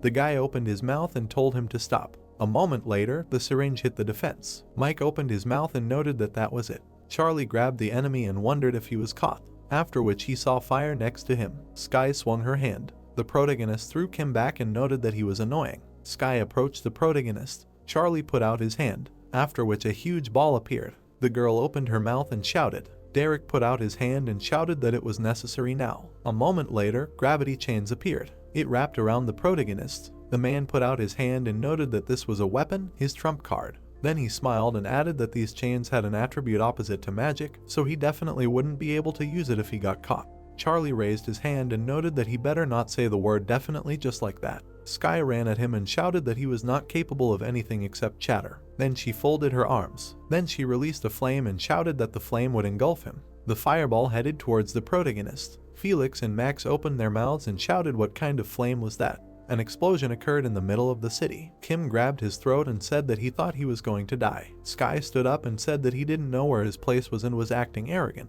Then he smiled and noted that their team was the best. They definitely wouldn't lose to the villain. Then she looked surprised when she heard that she was having a hard time getting it. Derek looked surprised. Charlie covered himself with shadow armor and noted that he had already said not to use the word exactly like that. The girl backed away and screamed how he could withstand her flame in the chain. The blue barrier emitted electricity. Kim opened his mouth and screamed that he had disappeared. The protagonist was covered in shadow. Charlotte opened her mouth and screamed that he was behind. Sky and Kim turned sharply. Then Charlie put out his hand and screamed that this is how to use the chain. Then the chains wrapped around the psychers. The man looked at the chain and realized that it was Shadow. Charlie put out his hand and used the explosion, after which the psychers flew apart. The students watched the fight in surprise. Mark gritted his teeth and thought that this was impossible. Would they really be destroyed? Derek leaned on his hand. Then he looked at the floor and said that he did not understand. They definitely could not lose. Even now he had come to his senses after such a strong beating. Charlie put his hand on his side and noted that he was repeating himself again, even if he didn't use the word exactly. Then he looked at the man, heard him get out of his chains, and replied that this was the perfect technique that he created specifically to destroy that monster. Then he opened his mouth and added that if he had remained calm until the end, he would have been able to repel his last attack. But alas, what's the point in a colleague who can't pull himself together and help others during a fight? The same goes for a psyker with excellent S-rank abilities. Derek smiled and said that he never imagined that one day he would be lectured by a villain. Then he wiped his lip and added how such a situation could happen. Charlie folded his arms and noted that this was empty talk. For old time's sake, he would just give him a good punch. A moment later, Chris appeared and shouted at the protagonist to stop. Derek gritted his teeth. Then he looked at the girl. The protagonist looked at her and asked why she was interfering, and she said that she could restrain herself this time since she was already there. Then she smiled, heard that she could not, and noted that it was not free. Then she put up 3 fingers and added that she would give a 30% discount when they made the next deal. Charlie put up 5 fingers. Then he looked at her and noted that 50, he thought she would agree. Then he turned around. He looked at Charlotte and told her to take the children and leave. If she felt offended, she could come back. The villains turned sharply, hearing that this was not right. Laura folded her arms and noted that she needed to finish what she started. How could she consider herself a psyker in such a shameful situation? Charlotte's mouth fell open and she was surprised. Mark smiled and thought that if he did everything right, the situation could change. Felix looked at her and asked who it was,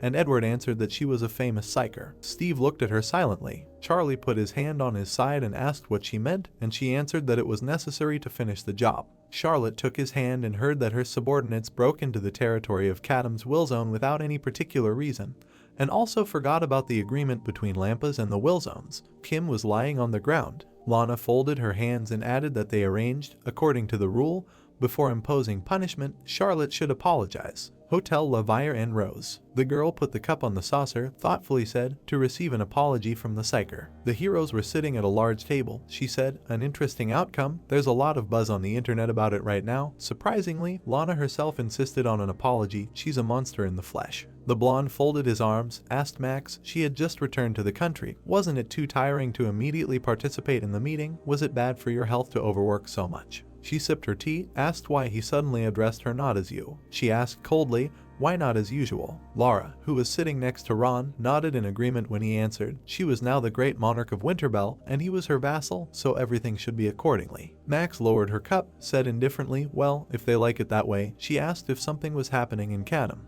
Lara reported that everything was quiet. The boss was surprised. Quiet. The girl grimaced, answered that Charlie was in his personal training room as always, and Mike. She imagined him tied up and being caught by the students. She took a bite of her pastry, guessing that they tied him up because they were all worried about the side effects of lifting the limit. Max propped her cheek up, said that was weird, okay Mike, but she thought Charlie would be the one doing the talking. She thought he probably didn't want to bring it up. Ron folded his arms. Lara said angrily it would be a problem if he suddenly showed up at Lampa's office out of anger. She suddenly remembered something else. Charlie had sent them a request. She looked at the boss, explained that he thought someone was behind the attack on the Psyker students, wanted to investigate. Max said it was definitely Bill. She suggested that they do the request. They owed him enough. Agnes, with a clipboard in her hand, said she would do it. The boss asked what was wrong with Shinhwa. Lara replied that they had sent employees with the twins, but there was no information yet. The boss said with a stern face, you can't just turn a blind eye to betrayal. Dark Snake and Shinhwa should also be held accountable for protecting him. Ron suggested attacking first. He explained that if Shinhwa and Bill unite, then everything will become more difficult. It would be better for them to attack him before that. Agnes objected, but Shinhwa are not that simple. Won't they need allies? Lara supported her. There is no time to hesitate. Max suggested maybe using Winterbell's special squad. She rested her head on her hand. Agnes said that it would be problematic for them to openly oppose Shinhwa. Suddenly they would attract the attention of Lampas. The boss agreed, asked what to do then. The girl smiled mysteriously, suggested turning to Charlie. The boss folded her hands, said Charlie. Night, Shinhwa village, Madpin bunker, the man shouted. He said the same, how it pisses him off. Red Chat threw up his hands, shouted. They were trapped from the start. How could they believe this dark serpent?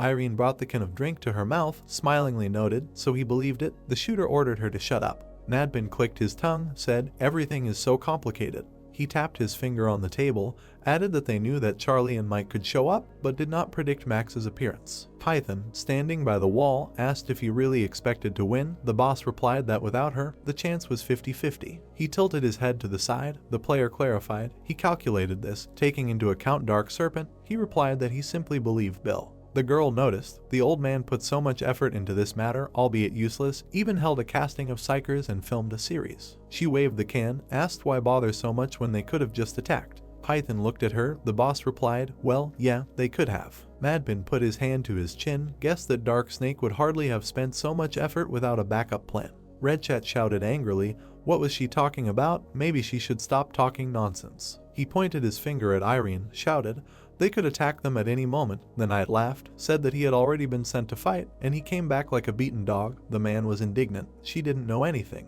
He said that Max was really strong, but that guy was really strong. He turned around. Python clarified. He was talking about Charlie. Red Chat confirmed. He even defeated Sean. He added that he knocked him down with one blow. Charlie, that bastard, really seems out of this world. Light emanated from the handle of Irene's weapon. She said coldly, out of this world. The girl grinned evilly, said how interesting. The strongest can only be determined during the fight. Python folded his arms across his chest and looked at the boss, asked what nonsense. Madpin said that he thought this was his huge mistake. He smiled slyly, glanced sideways at the player, noticed that the main villain of the series, which Bill wanted to remove so much, was still him. If everything went according to plan, he would have come for his soul, but Max returned too early and the whole plan was ruined. He said that since this happened, they cannot do nothing. Python sternly asked what he was proposing. Irene looked questioningly at the boss when he answered that they needed to meet Max. Madpin put the card on the table, said that they found the owner of the trump card in the sleeve. He unfolded the card, said that Max needed to be made his. The moon in the sky, the Cadam's villain. The main character stood in a blue glow. He looked at his hand. He was congratulated on receiving the long-awaited S rank. The guy replied that he was just lucky. There was a mechanical hand on the floor. Charlie added that it was all thanks to what he took from Sean. The spirit admitted that he was worried that the taken mana crystal was too small. The guy replied that, fortunately, it still had an effect. A screen appeared in front of the hero.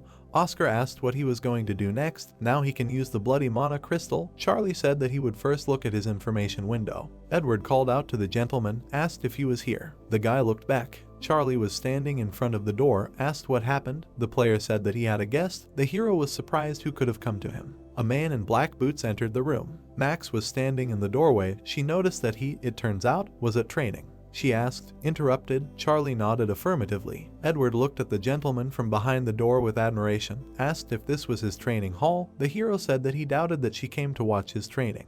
The girl suggested getting down to business. She put her hand on her side, said that she needed his help. Charlie mockingly asked if the monarch of Winterbell needed his help. What kind? The eyes on her mask glowed red. She answered that she was going to destroy Shinhwa. The guy asked when. She said as soon as possible, clarified when he could join. The hero clenched his fist, answered now. Lampa's, an office in Korea. The girl was sitting at the table, a piece of paper lay in front of her. She began to write something down. She knelt down in front of Charlie, apologized for the inconvenience. The team was perplexed. Chris exclaimed, "The psyker apologizes to the villain." Max asked in surprise if he was imagining things. Felix shouted indignantly, what was the point of apologizing now? They almost crushed them when they showed up. Charlie waved his hand, asked if they could ask for compensation since they decided to apologize.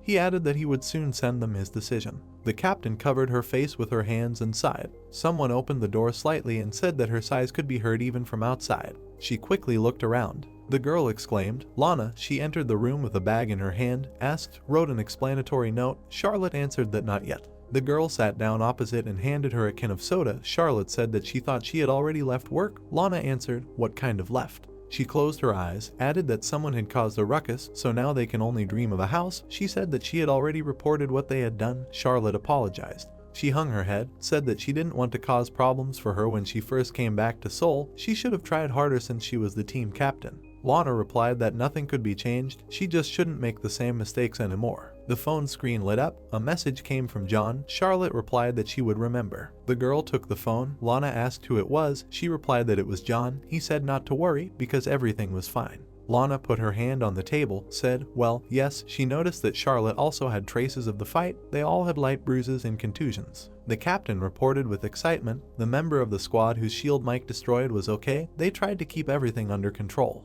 The girl squeezed the phone in her hands, fell silent. She admitted that she did not think that they would lose. They dug up a lot of information about the Kadam villain zone, and they thought that it was enough to defeat Mike and Julia, and the rest was in the bag, but they were all special. Lana turned away, added, even the name of their leader, Charlotte noticed, his name is really the same as. Lana folded her arms across her chest, said that he does not behave like ordinary villains. He helps people. The captain was surprised. He helps people. She looked at the phone, objected. It says that they are all crazy villains, Lana said. That's why it is important to check the facts. Charlotte grabbed her head, asked, wondering what they would ask for his compensation. Lana put her hand to her chin, thought, said that she was wondering the same. Shinhwa, the twins were sitting on the roof of the building. Kate was eating cookies. Elizabeth was looking through binoculars. She jumped in surprise. She saw a black car. Its door opened. Max got out of the car. The girl screamed, "Max." The boss looked up. The sisters were coming down to her. Elizabeth sat down on the sidewalk. She exclaimed happily.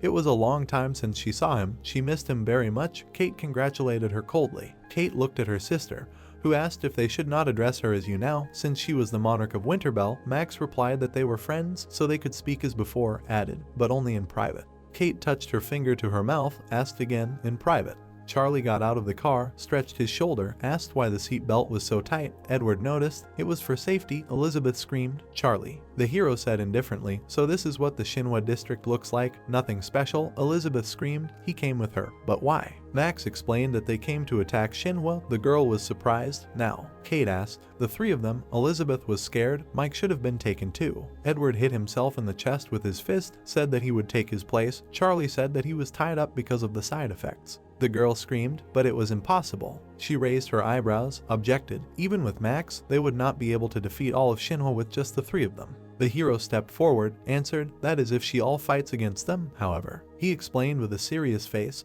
their target is the dark snake, who hides like a rat, and since they have a secret mission, it is better to move in small groups. Oscar noticed how beautifully the guy described that they are burglars. Elizabeth raised her fist, asked Max, the other elders know, she received permission. The girl replied that the monarch does not need to get permission. The sisters were asked who of them has a skill that deals damage in an area. Elizabeth raised her hand. Charlie asked about poison, how effective it is. Kate raised her finger, from which a cloud of smoke rose. She said that she can create a poison cloud the size of a football field and a paralysis effect. The hero pointed in the direction, asked to spray it over there, and at about a quarter of the power, Edward thought, the size of a football field. Elizabeth pointed her finger at the building behind her, exclaimed, weren't they going to conduct a secret operation? There will definitely be a fuss because of the poison cloud. The guy replied that this is what he needed. Max folded her arms across her chest, looked at Charlie, asked if he wanted to use a distraction on purpose. He replied that it worked with the Puxin villain zone. The boss objected, but wasn't that enough to distract the enemy?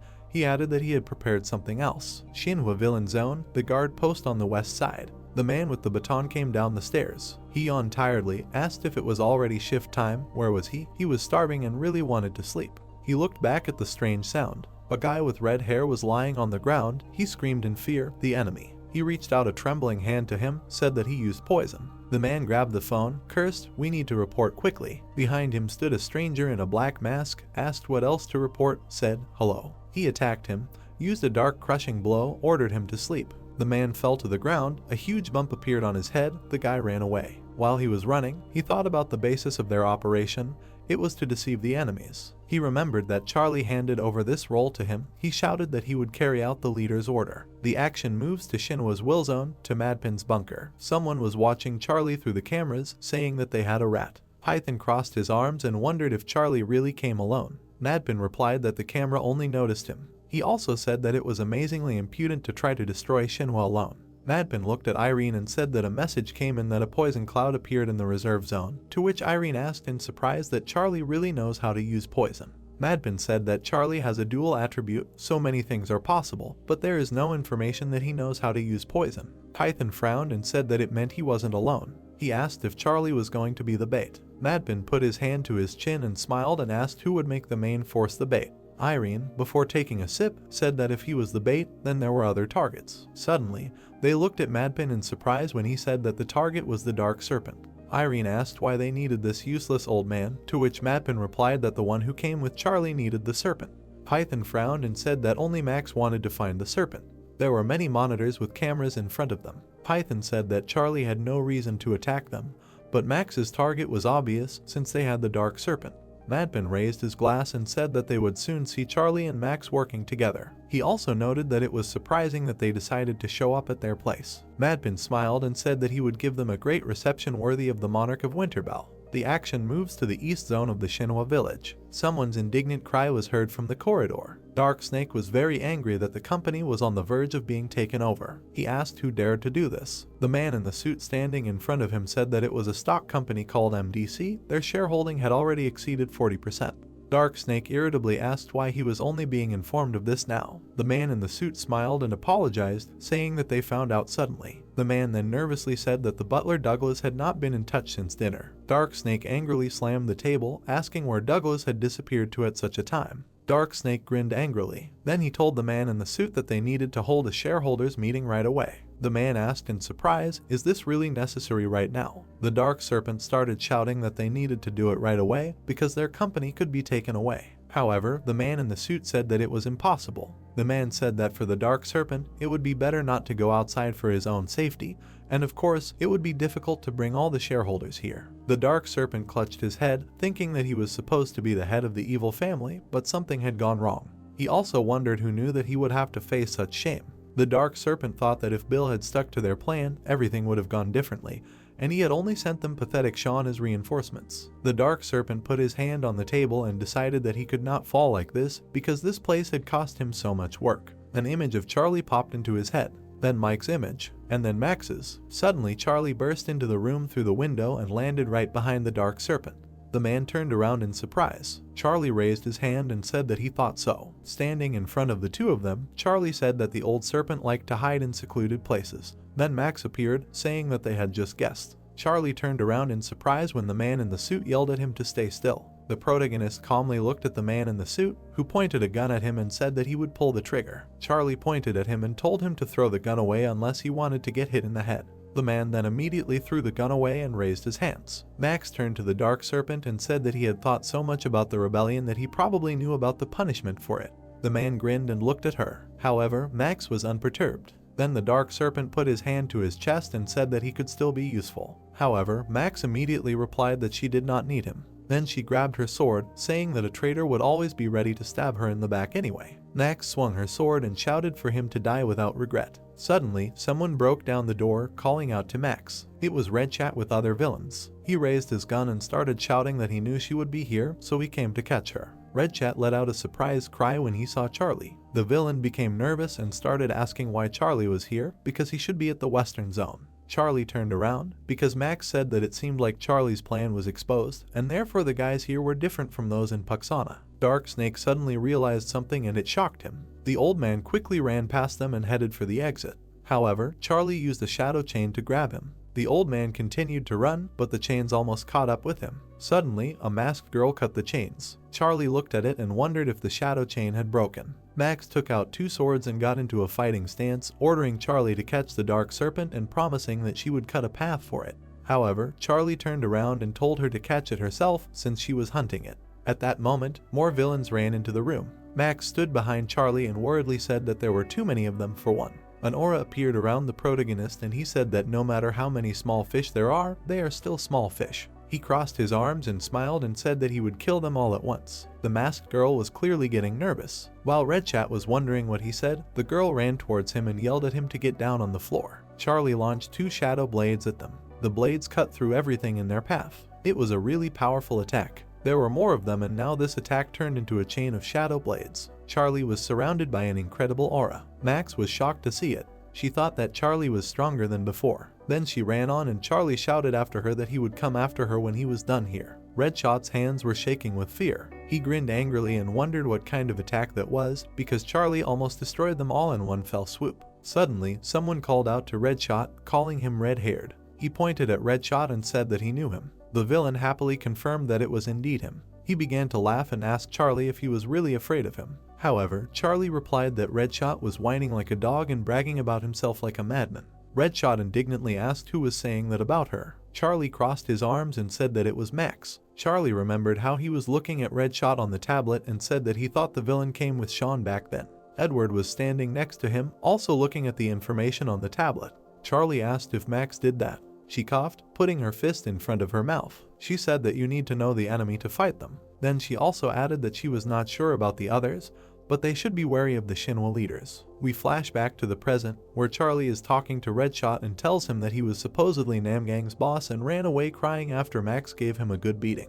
Charlie said that he thinks he will give the villain a beating too. Red Shot was mad with anger, but the masked villain standing behind him told Red Shot not to fall for the provocation. The masked guy said that Charlie used a strong attack, which meant he was currently restoring his mana. He added that if they attacked him now, they could win. Charlie showed them 5 fingers and said something about 5 seconds, then added that if they gave it their all, then maybe 10 seconds. The protagonist said that he would not waste any more time on them. The masked villain began to chuckle slyly. He ran at Charlie, swinging his sword and shouted that his filthy mouth should be cut into pieces. Red Shot began to attack with 2 pistols at the same time. Charlie held out a shadow blade in front of him and blocked both attacks. Red Shot was shocked and wondered if Charlie had blocked everything. Charlie extended his hand forward, pointing 2 fingers at them. He shot dark spears at them. Red Shot started to dodge, screaming. One spear grazed his cheek and left a small wound on it. The villain wondered how Charlie was restoring mana and still managing to use such an ability. The masked villain appeared in the air and was about to attack Charlie. He swung his sword and it seemed that the attack was successful,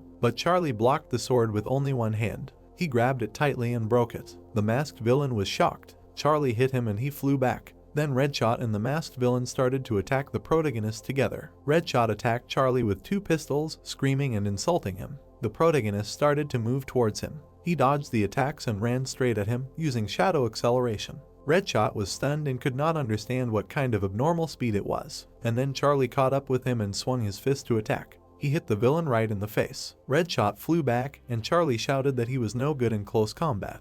The protagonist turned around and saw a masked villain behind him. The villain extended his hand and used a telekinetic wave. The green aura reached Charlie. He was thrown into the wall with incredible force. He looked in surprise at his hand, which for some reason was shaking. The masked villain slowly approached, holding his hand in front of him. He laughed and said that Charlie would not even be able to move a finger now. He also added that it was because he wanted it that way. Charlie was suspended from the wall. Continuing to hold him, the villain said that Charlie was strong, but still fell into the trap of his technique. Walking towards Charlie, the villain asked if Charlie knew who he was. The protagonist said that the man was called the Smiling Ghost. He came even closer and asked if Charlie knew why he was called that. Charlie replied that he didn't have time to get to know him. The ghost said that Charlie had to if he didn't want to die right then, to which Charlie replied that it had already been 10 seconds. Suddenly, Charlie grabbed the ghost by the throat. He lifted him into the air and, about to slam him into the ground, told him to stop baring his teeth. He slammed the ghost into the ground. The ghost's mask began to crack, but he was only interested in how Charlie managed to get out of the trap. Charlie raised his fist over him and asked if he didn't understand yet.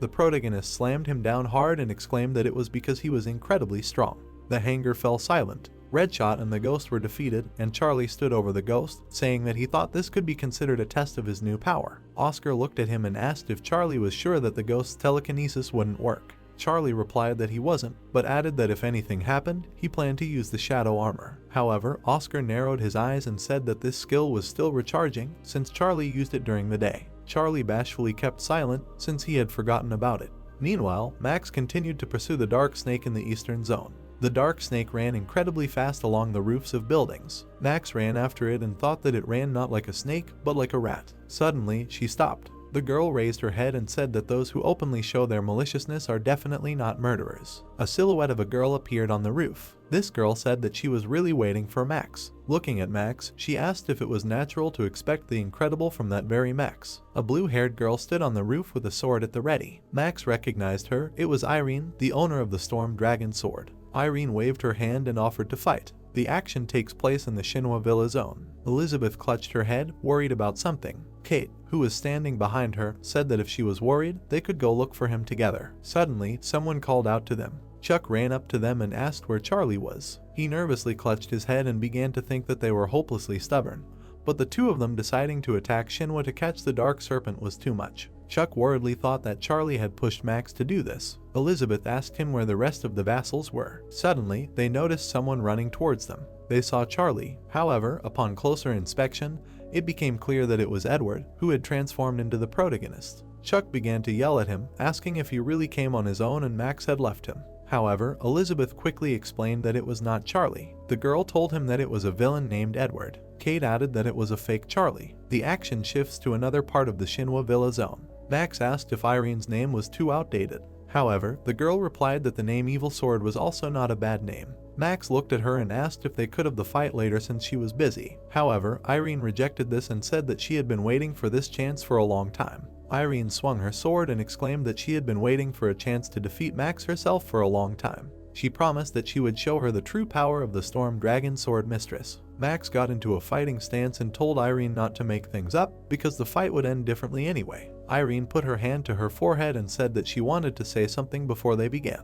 Some kind of aura appeared around her. Gusts of air appeared around her. Irene said that as Max could see, Irene can control the wind. She also said that when she uses her powers, a vortex appears around her. Irene looked down at Max and said that it was a great hindrance to the enemy because it slows down their movements. Max replied that this was unwise because Irene could confuse her without warning her in advance. Irene smiled slyly and said that she knew a lot about Max, but Max knew nothing about her. Max asked if Irene really wanted things to be fair. Irene replied that when people lost to her, they always made up excuses afterwards. Max frowned and told Irene not to worry because she was not going to lose. Irene smiled and said that she really liked Max. Irene jumped over Max, swinging her sword. She made an attack, but Max jumped to the side. Max landed and immediately dashed. She ran towards Irene. They clashed swords. Irene lunged, but Max managed to dodge. Max used Harden on her leg. Then she hit Irene with that leg, but Irene was able to block the attack with her sword. Max twirled the sword in her hands. She took it in a reverse grip, which shocked Irene. Max began to use techniques and make many attacks. Irene bared her teeth in anger, clearly dissatisfied with the way the fight was going. Irene lunged forward and shouted that Max was incredibly strong. Max landed on the ground after dodging the attack. A vortex swirled around Max, which was Irene's ability. She wondered if she wasn't strong enough, and then thought that it was problematic when the debuff was a passive skill. Irene attacked, shouting that it was her turn. However, Max also attacked, saying that it was not her turn. Their attacks collided with each other. Irene's eyes widened in surprise. Max's attacks were so powerful that they destroyed walls. Max raised her head and looked at Irene, who asked her how much longer she was going to do this. Max replied that Irene was going to run away. Irene levitated in the air, saying no, and also saying that she just didn't have the best levitation skill. Looking at Max from the air, Irene said that Max was really good at fighting, so Irene asked if Max was the strongest in Seoul. However, the girl said that there was one villain stronger than her. Irene asked in surprise who it was. Max looked at her and said that if she wanted to know, she should come down and kneel. Suddenly, Max turned around sharply, sensing something was wrong. Python was already above her. He hit Max and she flew back. Python continued to attack, forcing Max to retreat back. Suddenly, the girl stepped on something. A net began to fall on her. Max was trapped. She frowned and asked Irene in displeasure if she had really planned this from the beginning. Someone pressed a button on the remote. Max was electrocuted. Irene began to scream angrily, asking what Madpin was doing. Madpin broke in and said that they had a special move for Max. Billy was standing behind Madpin. Max was lying in the trap and Madpin asked her if she liked it. The villains turned around because Irene ordered them to let her go to the ground. She landed and started screaming at Billy and Madpin. She pointed her sword at them and screamed furiously for them to let her go or she would kill them for daring to interfere with her fight. Charlie cut the trap in an instant and said that it would not be Irene's turn. Madpin and Billy were shocked. Charlie, holding Max in his arms, said that he would kill them himself. Madpin put his hand to his chin and realized that this was already a problem because he thought that Red Shot and the smiling ghost would definitely defeat him. Suddenly he smiled slyly and said that the result would not change, of course, because Madpin was sure that he would be able to use his trump card anyway. Charlie looked at Max because she had addressed him. She asked him about how long he would hold her. Charlie looked at her and asked if she had regained consciousness, to which the girl replied that she had not lost it. Max stood up on the ground. She immediately walked forward, but her legs were unsteady. Charlie asked if she was really going to fight in such a state. Max replied that since she had started, she should finish, and besides, she needed to catch the dark serpent. Irene took the sword in her hands and said that she would not help Billy and Madpin because she had lost all will to fight. Billy extended his hand and nervously asked what she was doing, because if she did as she wanted, there would be no end to problems. Irene replied that they had interfered with her fight because they wanted to. She sat down and said that she would stay there. Sitting in the shelter, she said that she would just watch and also wish them luck. Irene twirled her hair around her finger, while Madpin looked at her and said that she had already played her part when they caught Max. Madpin smiled slyly and said that Max was pretending to be strong, but in reality she was seriously injured and would not be able to fight anymore. According to him, they needed to defeat Charlie, and the fight would be over. Charlie stood in front of him and said that he would defeat them. Suddenly Python appeared and said that this was a very loud statement. Python squeezed his hand and said that too much self-confidence could act as poison. Charlie looked at him and asked if his name was Python. The man began to frown because Charlie said that despite his size, Bill had beaten him up good. Charlie held up 2 fingers and said that they said Python fought well, but that it could be a rumor Python spread himself because he was ashamed. Oscar looked at Charlie nervously and said that he knew how to provoke people.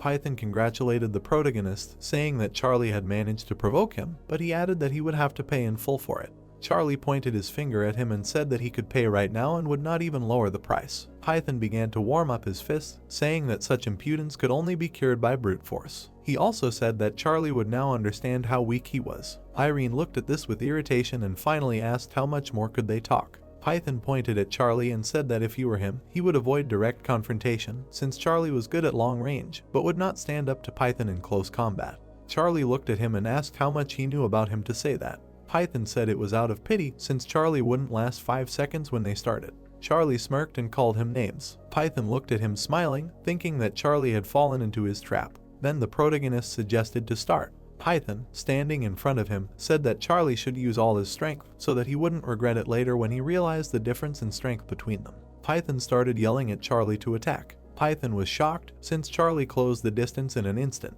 He punched Python in the stomach. Madpin was shocked. Irene was surprised. Max didn't expect it either. Python started screaming in pain. Holding Python's head, Charlie said that it certainly wasn't 5 seconds. He kneed Python in the face and yelled that they would finish the fight in 1 second. Standing over the defeated Python, Charlie said that he was right. A blue aura was raging around Charlie. He said that it was too late to regret when he realized the difference between them. The moon illuminated everything around. Madpin looked at Charlie in shock. Irene smiled and looked at Charlie and thought that he was really not bad, since she did not even have time to follow Charlie's attack. The girl remembered Max's words when they were fighting each other. Irene smiled contentedly and thought that Charlie could be the strong one according to Max. Python began to get up, but his hands were shaking, but he himself said that this was not the end. Charlie began to approach Python, who made excuses, saying that he was just distracted and did not lose consciousness. Charlie replied that Python could have lasted a couple of seconds longer if he had taken the fight seriously, but the chance was already lost. Python looked angrily at Charlie and asked what chance he was talking about. Charlie kicked him and shouted that the villain had missed the chance not to get even more. Python flew into the wall. Then the protagonist turned around. Madpin and Billy started running away. Max worriedly asked Charlie why he wasn't catching up with them. However, Charlie calmly turned around and asked if she really wanted him to run after them and leave her alone. Charlie pointed to the side and said that there was still a girl from Shinhwa, meaning Irene. However, Irene raised her hand and said that she was not from Shinhwa as she had disowned her right now. Irene turned to Max and said that she wanted to join the Namgang villain zone and asked if Max would accept her. The girl replied that they always welcome talented villains. The action shifts to Madpin's bunker. The two villains continued to run. Madpin turned around and shouted for Billy to stop Charlie with traps. Madpin ran to the elevator and began to nervously press the button. He immediately entered the elevator, thinking that Charlie was too dangerous and much stronger than expected. Madpin grinned and thought about running away from here, and then said that it was good that he prepared a helicopter on the roof for an escape. Suddenly, Charlie appeared from behind him as if from a portal and asked where Madpin got the helicopter. Madpin pressed the first button for the elevator to go down to the first floor. He immediately continued to run away, but Charlie was chasing him. Charlie was right behind Madpin and asked if Madpin really expected to run away. The villain was horrified, but suddenly he smiled slyly. He immediately put a card on the protagonist's forehead. Smiling evilly, Madpin said that this was his trump card. An aura raged around him and he said that Charlie would become his puppet. Charlie stood calmly in place, and the card was still attached to his forehead. Madpin said that he received a mage instead of Max. Looking at Charlie, the villain said that although he could not get his hands on Max, he would not deny that Charlie could also be used. Images of the ghost and red shot popped into his head. Then he pulled out another card and said that there was no point in holding useless cards. Suddenly, Charlie grabbed the card, shocking Madpin.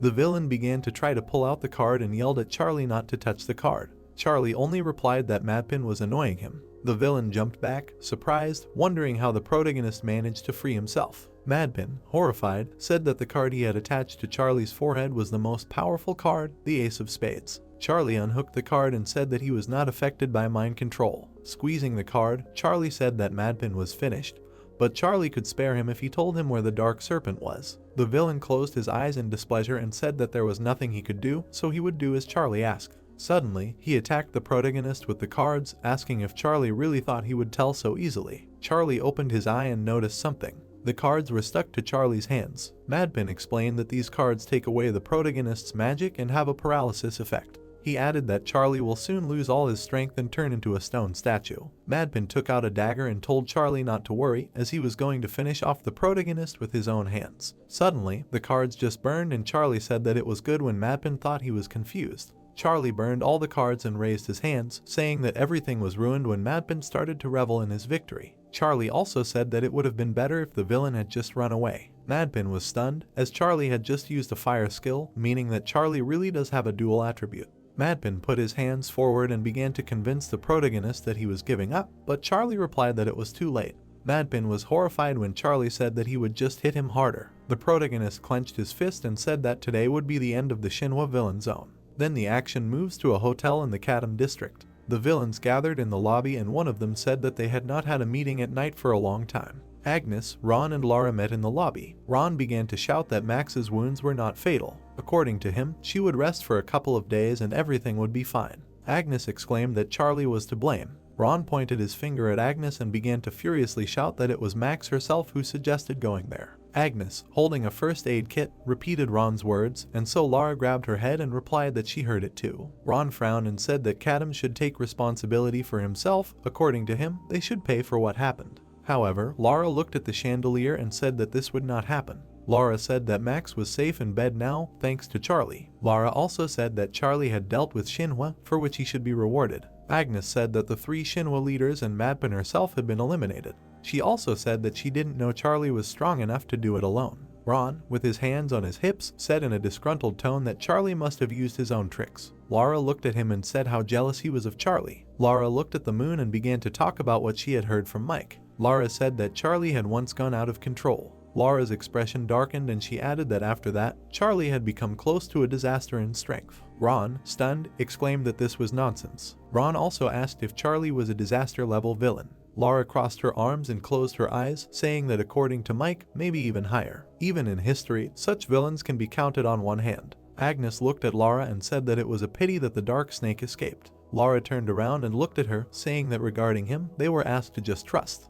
Agnes wondered in surprise who they should trust. The action shifts to the Shinhwa Villa zone the next day. Someone broke a bottle, throwing it on the floor. The dark snake sat against the wall and threw bottles, thinking about how he believed that he could become the master of the world. Holding a glass in his shaking hands, the dark snake wondered at what point everything went wrong. The image of Charlie immediately popped into his head. The old man thought that as soon as Charlie interfered, the plans began to collapse. The dark serpent grinned angrily and decided that Charlie was the cause of all the troubles. The dark serpent stood up and began to repeat that Charlie must be killed. The old man began to scream madly that he would take Charlie's life. Suddenly, someone entered the room. The old man pointed his finger at him and began to scream at Douglas, but he only said that he was glad that the dark serpent was okay. The old man continued to scream madly, asking where Douglas had been hiding all this time. Douglas replied that he had brought a man who wanted to meet with him. Douglas looked at him seriously and said that the heads of the shareholders meeting and the board of directors demanded that the dark serpent resign, citing manipulation of stock prices and embezzlement of company funds. Suddenly, someone else entered the room and Douglas immediately said that the director of MDC,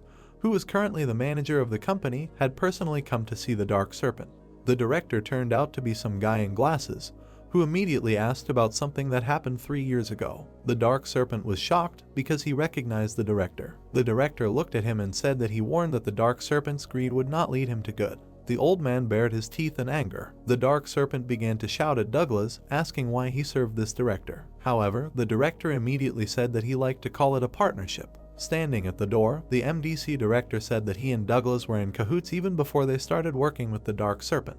Suddenly, the old man fell to his knees. The director looked at him silently. The dark serpent, kneeling, bowed his head and asked for another chance, promising that he would not think about such things anymore. The director asked if the old man really wanted another chance. Dark Snake became furious and started screaming when the director laughed and said that it was a good joke, but he would not fall for the words of a cunning old man. The director touched his hair and said that Dark Snake had better hide his true nature far away, because if it were the director, he would do so. The guy stood with one hand on his head and the other in his pocket and started talking about the difference between them. The director smiled and said that the difference was that Dark Snake was already finished. The news showed the Soul branch of Lampas and said that Dark Snake and Madpin were immediately arrested. Dark Snake was arrested for drug possession and blackmail. Madpin was also arrested for drug possession and blackmail. The reporter said that the two villains were immediately arrested. Zack sat on the chair and looked at the tablet, surprised that 2 tycoons were arrested. Lara was writing something in her notebook, saying that something could go wrong. Zack turned to her, asking if no one would think that they were puppets of the villains, since Charlie had asked them to catch the villains. Lara replied that they had promised to agree to fulfill Charlie's request. She looked at the notebook and said that, moreover, they had reliable evidence of their crimes, so there was no reason to refuse. Zack excitedly said that he felt like Charlie was bossing them around, but Lara asked him about it. Zack looked at Charlie's image on the tablet and pointed at it with his finger, saying that Charlie was currently dominating all the Wilsons in Seoul. Lara assumed that Charlie would want to expand his influence throughout the country. Lara briefly answered that it would not be easy. She said that Charlie was no longer a third-rate guy that no one knew about. According to her, the Wilsons knew about Charlie, and among psychers, he was called a dark demon. Zack tensed up when Lara said that many people were interested in him, including Lampas. Lara then began to remember all the villains and said that Duncan, known as the king of all villains, would not give the protagonist free rein. Lara took off her glasses. She went somewhere and said that the war could have already begun. The action moved somewhere in the city, specifically to a coffee shop.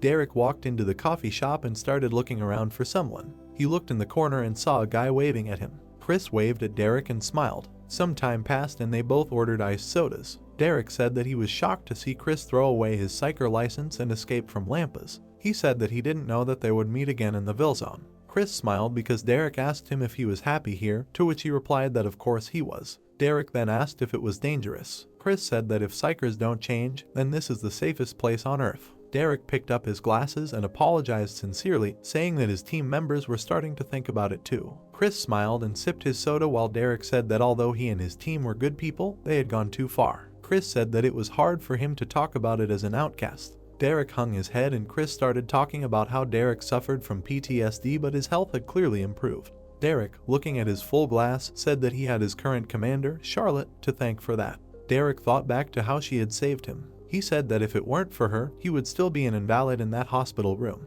Chris looked at him and asked if he was completely healed, but Derek said that he wasn't yet, but it didn't affect his daily life anymore. A memory popped into his head and he said that he hadn't forgotten the horror he had gone through that day. Derek hung his head grimly and said that he would remember it all his life. Chris sat with his eyes downcast. He looked at Derek with interest when Derek asked if the reason Chris had left Lampas was real. Looking at Chris grimly, Derek said that Chris was more loyal to Garfield than anyone else who died in the war. Chris held a glass in his hands and looked at the ice floating in it, while Derek said that he really had a hard time understanding someone who left Lampas and lived in the Wilson. Chris suddenly answered that they had called for reinforcements, but they were ignored. Horrible memories surfaced in Chris's mind. Chris smiled evilly and said that he could only watch as Garfield and his comrades were brutally dealt with. Derek excitedly began to shout that this was impossible. He was all ears when Chris said that it was true and that Lampas had not saved the two of them. The memory surfaced in his head and he said that their savior was the monarch of Winterbell, Musin. Derek put both hands on the table and said that he had never heard of it. Chris replied that it was not in Lampas' interests for people to know about it. Chris looked at him and said that Derek had passed out and only Chris had seen everything. A mother was playing with her child nearby, but they continued to discuss who had saved them both. Derek asked in surprise that Chris had been saved by a villain. Chris replied that this was not entirely true, since Chris had heard that Musin and his minions had come to save his daughter, who had been seized by the Red Death. Derek was completely shocked when Chris said that they had all died. Their glasses were already half empty. Derek then asked if the reason Chris had left Lampas was because he had become disillusioned with Lampas and skeptical of psychers. Chris smiled slyly and said that this was only half true. As soon as Derek asked about the other half, Chris replied that a person cannot live in debt to someone since the debtor's duty is to repay the debt. The action moves to a hotel in the Kadam district. The lights in the room were on. Max was brought some food in bed. She lay on the bed and silently looked at the food. At the same time, she thought about Charlie. Suddenly, Elizabeth appeared and exclaimed that Max was awake. Kate went to Max and tried the food from her plate, asking what it was. Max replied that it was rice porridge with clams. They both leaned against the bed and asked Max how she was, to which Max replied that she was almost recovered. Max continued eating rice, and when he remarked that her wounds were taking longer to heal this time, she replied that this was the price for being careless. The girl said that electric shocks were fatal to those with the metal crystallization attribute. Then she asked the girls how Charlie was doing. They replied that the dark demon had been sitting quietly lately. Elizabeth put her hands on the bed and said that now everyone called Charlie the dark demon. According to her, he defeated all the psychers who invaded the Ville Zone and even suppressed Manhwa, which is why he became famous. Max put the spoon on the tray and said that he seemed proud of himself. However, Elizabeth said that he did not stick his head out too much. Suddenly, Kate gave a thumbs up and said that exams were coming soon.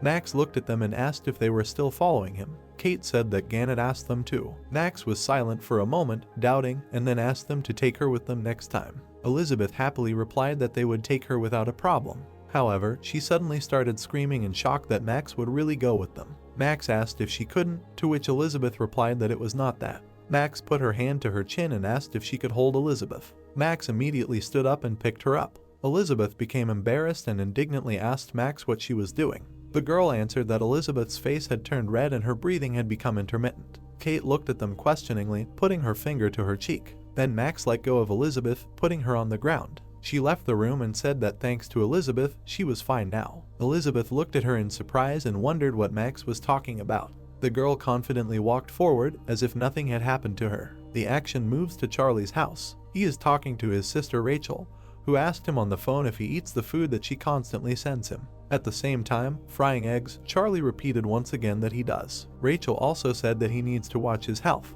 Charlie held the phone with his shoulder and listened to Rachel say that he is frail and therefore may pass out during the exam.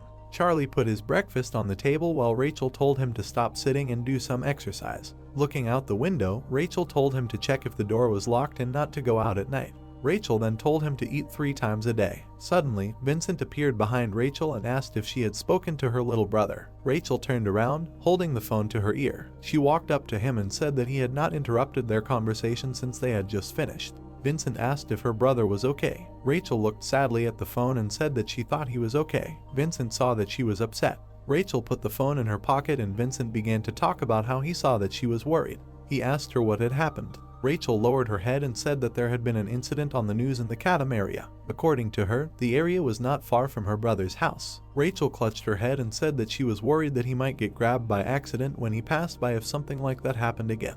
Vincent took a step towards her and said that she was so considerate of her brother. Vincent came up close to her and asked if he listened to her. Rachel blushed and said that Charlie said he did, but it was probably just a matter of puberty since he had recently started a rebellion. Vincent said that he could help. However, Rachel waved her hands and said that she didn't need help, she was just too worried about him. The girl also said that she was sure that nothing bad would happen, but she still appreciated the offer of help. Rachel abruptly ran off, saying that she would return to the hall. Vincent watched Rachel walk into the hall. There was a slight smile on his face at this moment. The action is transferred to Seongdam, more precisely to the province of Gyeongdago. The three villains were sitting in some office. One of them was picking his ear and talking about someone who was forcing them to work like servants. The guy in the black and red tights was the boss of the Incheon United Wilson Zone, Roosevelt. The pink-haired girl, Yvonne, who was the boss of the Yongbuk United Wilson Zone, said that even though Roosevelt said so, he would have run away first. Roosevelt looked away and said that this man had gathered all 7 quartermasters, so it was natural for him to be curious. The boss of the Gangwon United Wilson Zone, Oliver, said that there had been an attack on Madpin a couple of days ago. Roosevelt looked at Oliver and said that he had heard that the Shinwa district had been attacked. Oliver replied that there were 2 attackers. Oliver calmly looked at Roosevelt and said that the attackers were Max and Charlie. Yvonne said that she knew Max and he was, in her opinion, a cool guy who really suited Rose's. However, Roosevelt looked at her in surprise and asked why she thought he was cool since he wore a mask. Suddenly, Roosevelt started shouting in shock about Charlie and that he was the guy who was beaten to death by psychers. Roosevelt was stunned and asked why Max would cooperate with him. Oliver looked at him and said that Charlie was now the boss of the Kadam district of Seoul. Roosevelt exclaimed in surprise that Mike was the boss. Someone entered the room and greeted the villains. 3 men entered the room, one of whom was Python. The man in the suit put his hand on his chest and apologized for keeping them waiting. He looked at the 3 villains and said that some of the others would be late due to certain circumstances. Roosevelt asked if the man hadn't invited 7 quartermasters. Oliver frowned at one of them. He looked at Albert and thought that Bill had recognized his abilities, so he had an important position. Albert looked at him with an evil smile. Oliver frowned back. Yvonne then pointed at Python and asked Jason who he was. Python looked at them calmly as Jason introduced him, saying that he was the new force of their Neo Center. Yvonne put her hand to her chin and said that she knew Python,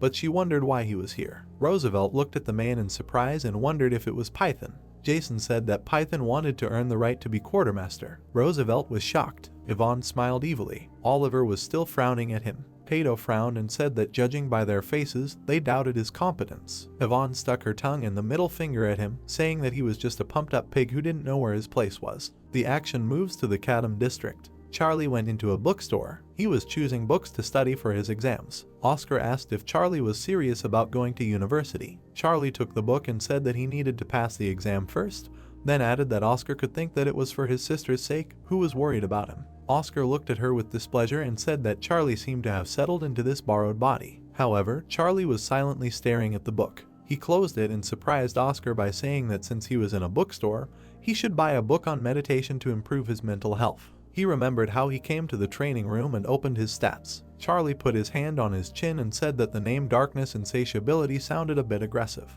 Oscar narrowed his eyes and looked away and said that he didn't expect to see that damn ability again.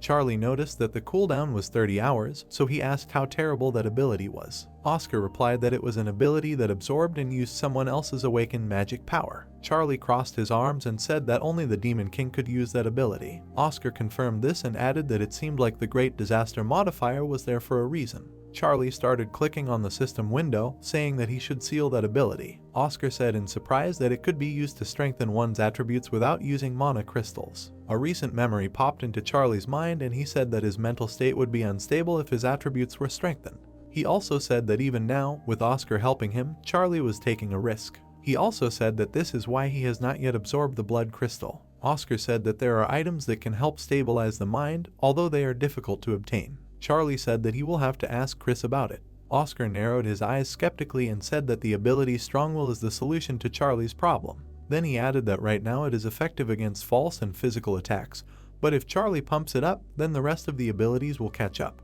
Charlie looked at him and asked how to pump it up, to which Oscar answered by saying about meditation. The action is transferred to the present and Charlie is standing by a bookcase with books. He reached out to take a book about 11 ways of meditation. However, suddenly 2 people quickly took the books. Steve and Max were standing in front of Charlie. He was stunned by such an unexpected meeting. The action is transferred to some park. A blue-haired girl asked Max if she could go for a walk, to which the girl replied that the doctor allowed her to go for a walk. The twins went to buy ice cream and asked Max if she would like some, but she said no. Max turned around and walked on. One of the twins in the pink dress waved at her and said that they would soon be at the bookstore Max was going to. As Max approached the store, she thought about how unwise it had been. She hung her head in disappointment and began to think about how becoming the monarch of Winterbell had given her a sense of inner integrity, and she became proud, thinking that she could figure everything out on her own. She thought about the recent incidents and realized that if Charlie had not helped, many people would have gotten hurt because of her. She clearly remembered how Charlie held her in his arms when he saved her. As Max walked, a man looked at her with interest. Max walked and thought about how she would not make such a mistake again. The girl clenched her fist tightly. She reached for the book, deciding that she needed to become stronger. And here we are again back to the moment when Steve and Max took the books on meditation. They looked at each other in surprise. There was almost no one in the bookstore. Steve and Max, holding books in their hands, looked at Charlie in surprise. However, the guy was silent. Steve looked at him and asked why he was there. Did he really come to buy literature to prepare for the exams? However, Max, standing behind, thanked the protagonist for those macarons. Steve turned around in surprise and asked about it, to which Charlie replied that they had met before. Elizabeth entered the store and called out to Max, waving at her. Elizabeth was shocked when she saw Charlie. Suddenly, she ran up and grabbed Max by the hand. They ran away, saying that they went to watch Manhwa. Charlie and Steve looked after them in surprise. Charlie looked at the twins and wondered why they were there. But suddenly Steve put his hand on Charlie's shoulder and turned to him. He frowned at Charlie and asked if he had really exchanged macarons with that girl. He also angrily asked about Margaret, and then he shouted for Charlie to explain himself. The action moves to the park. The girls were eating ice cream and discussing something. Sitting on a bench, Max asked if that guy was really Charlie. Elizabeth confirmed it and said that she was so surprised that she thought her heart would jump out of her chest. She wondered in surprise how they managed to run into him. Max looked at them and said that Charlie lived in Chatham, so there was a possibility. Then she asked about the red-haired guy who was talking to the protagonist. Elizabeth explained that it was Steve, a rather famous psyker apprentice in Chatham. Max said that she and Charlie seemed to know each other, and so it was interesting that the boss of the Will Zone and the psyker were communicating. Elizabeth raised her hand and said that they went to the same school where they met. Max seemed to hang her head in disappointment. However, Elizabeth began waving her hand and, smiling, told Max not to worry too much, because they probably would not have guessed who they were because the meeting was completely accidental. After eating a spoonful of ice cream, Max asked about the name of an accident that repeated itself 3 times. Kate put the spoon in her mouth and said that it was called fate. However, Elizabeth showed her palm and replied that such a thing would not happen. Max and Kate stepped aside, while Elizabeth pointed somewhere with her finger and suggested eating something else tasty. The action moves to a coffee shop. Chris and Derek were standing at the exit. Derek said that he was sorry that they did not have lunch together because it would have been nice. Chris replied that they would meet again. At that moment, Kate and Max were passing by. Suddenly, Chris noticed them and his eyes widened in surprise. He looked at Max and Kate as they discussed their food. Derek looked at Chris and asked what was going on, but Chris quickly said he was just imagining things. The scene shifts to Seongnam-neo downtown. The villains were in their personal training area. Jason said the walls were made of a special material that was harder than steel, and the room was earthquake and impact resistant and soundproof. Yvonne turned around and asked if they could really go wild in there. However, Jason said that there was a limit, to which Yvonne replied that she didn't like holding back. Python frowned at her and said that she was overconfident, but that wouldn't defeat him. Yvonne laughed and asked if he was talking to her. She also exclaimed that it was a great joke. They stood opposite each other and Yvonne said that Python should be a comedian. But Python asked her to stop talking nonsense because it was not funny. Yvonne's face darkened and she asked him if he had called it nonsense. Python listened attentively when Yvonne asked him if he knew why she hated him. She said she couldn't stand people who didn't know their place and talked nonsense. Roosevelt raised his hand and said he agreed with her. Yvonne smiled and said it was nonsense that Bill and Python had fought well. She looked at him wildly and said she would tear him to pieces right there. Python looked at her and said she talked too much, and the further they went on the more she got confused. Yvonne waved her hands and said he knew how to talk back. She pointed at him and told him to use his best technique when the fight started, the one he always bragged about. Albert looked at them all, smiling. Yvonne said that she heard that they didn't get to this technique in the fight with Charlie, so it's unlikely that Python would be able to sleep peacefully if this happened again. Python grinned viciously. An aura raged around him because he used the pain resistance skill. Yvonne was in front of him in an instant and asked if this was really his best technique. Python immediately struck, but the girl dodged. Then she began to run away from him, joyfully screaming for him to catch her if he could. Python dashed and appeared right next to her. He began to strike, but Yvonne deftly dodged his attacks. Then she threw a rose at him, saying that it was a gift for him.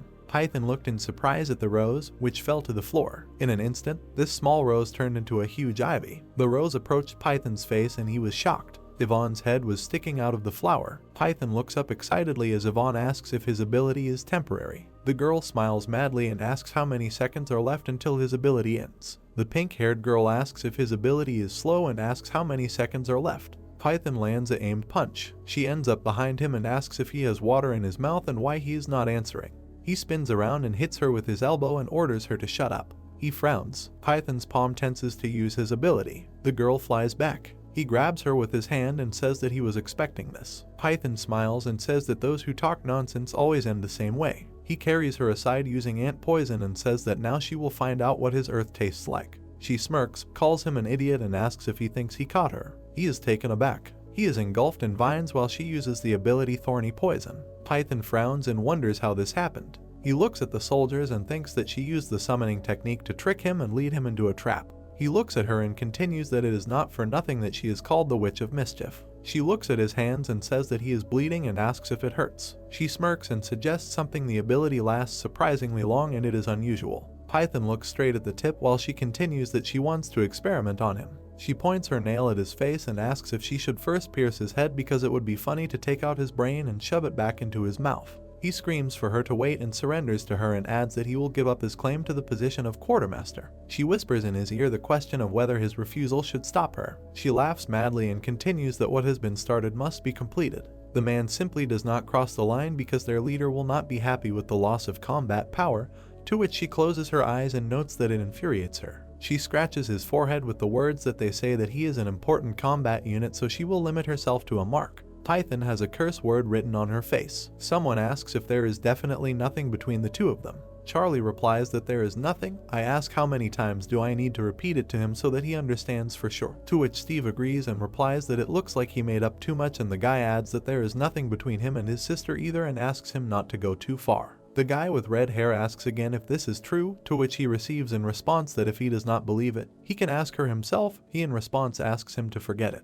He asks if he is preparing for exams, to which the second replies that he needs to pass them if he wants to go to college and asks him the same question. Steve replies that he plans to become a psyker immediately after finishing school. Charlie says that he is very confident in his goal, to which he replies that he has dreamed of this since childhood. The guy with red hair continues to protect innocent civilian villains and he thinks that this is his calling. The guy asks if he thinks they are disgusting and says that his view is very biased and he asks not to misunderstand him. Margot's brother replies that he did not mean that all villains are bad, even among them there are those who think sane. The guy asks to give him an example. He refers to Mike and says that such as Wilson Cadham because he was wrongly accused of serial murder. In fact, he is a very calm person, like the guy nicknamed Red Eye, he is quite humane. Charlie asks what's next. Steve does not understand what he is waiting for, to which the guy asks him to think carefully because there are probably others. He points to the book in his hands and asks him to forget and asks why he needs this book. He tells that the chief told him that he should work on his mentality and quotes that first of all he needs to figure out his mentality. Steve looks at the book and continues that it says that his judgment is lacking something. Charlie confirms that it is so while he thinks why he is telling this at all. Sunset on the territory of the Cadham Wilson. Red clouds behind the roofs of the buildings. Someone is carrying books and saying that you just need to take and do it. Mike says that if he puts everything on the shelves, the workplace will be clean, and tomorrow he will move the devices that are in the hallway to the pantry. He notes that he needs to rest. Mike pours himself a cup of coffee. The guy sat down and noted that it was nice to relax in a clean workshop. Someone shouts that whoever left this in the hallway asks not to step on it and shouts that something is broken. The door swings open. 3 people burst into the room. Mike asks what is wrong, to which they answer that they need harsh training, to which he asks why so suddenly. He replies that he should ask Cashin about this, to which he receives in response that he has not been able to find him for several days. He says that he has exams, to which they ask him again. He looks at a cup of coffee and says that he understands that they want to become stronger. He raises a finger and continues that in order to do this, he needs to prepare himself for a couple of things. The guy shouts that he is ready to work hard and did everything just to gain strength, because the second one asks if this is true. Mike notes that this is an extremely determined attitude. He stirs the cup of coffee and continues that in order to get what he wants, he must have the innate potential to support his efforts. The guys clarify about the innate potential, because this was originally only possible for people who were born to succeed, to which the second one notes that it cannot be that way. Mike says that if he overcomes his limit and awakens his innate potential, then he will be able to feel something different from what it was when the Force awakened, because he will experience a second awakening.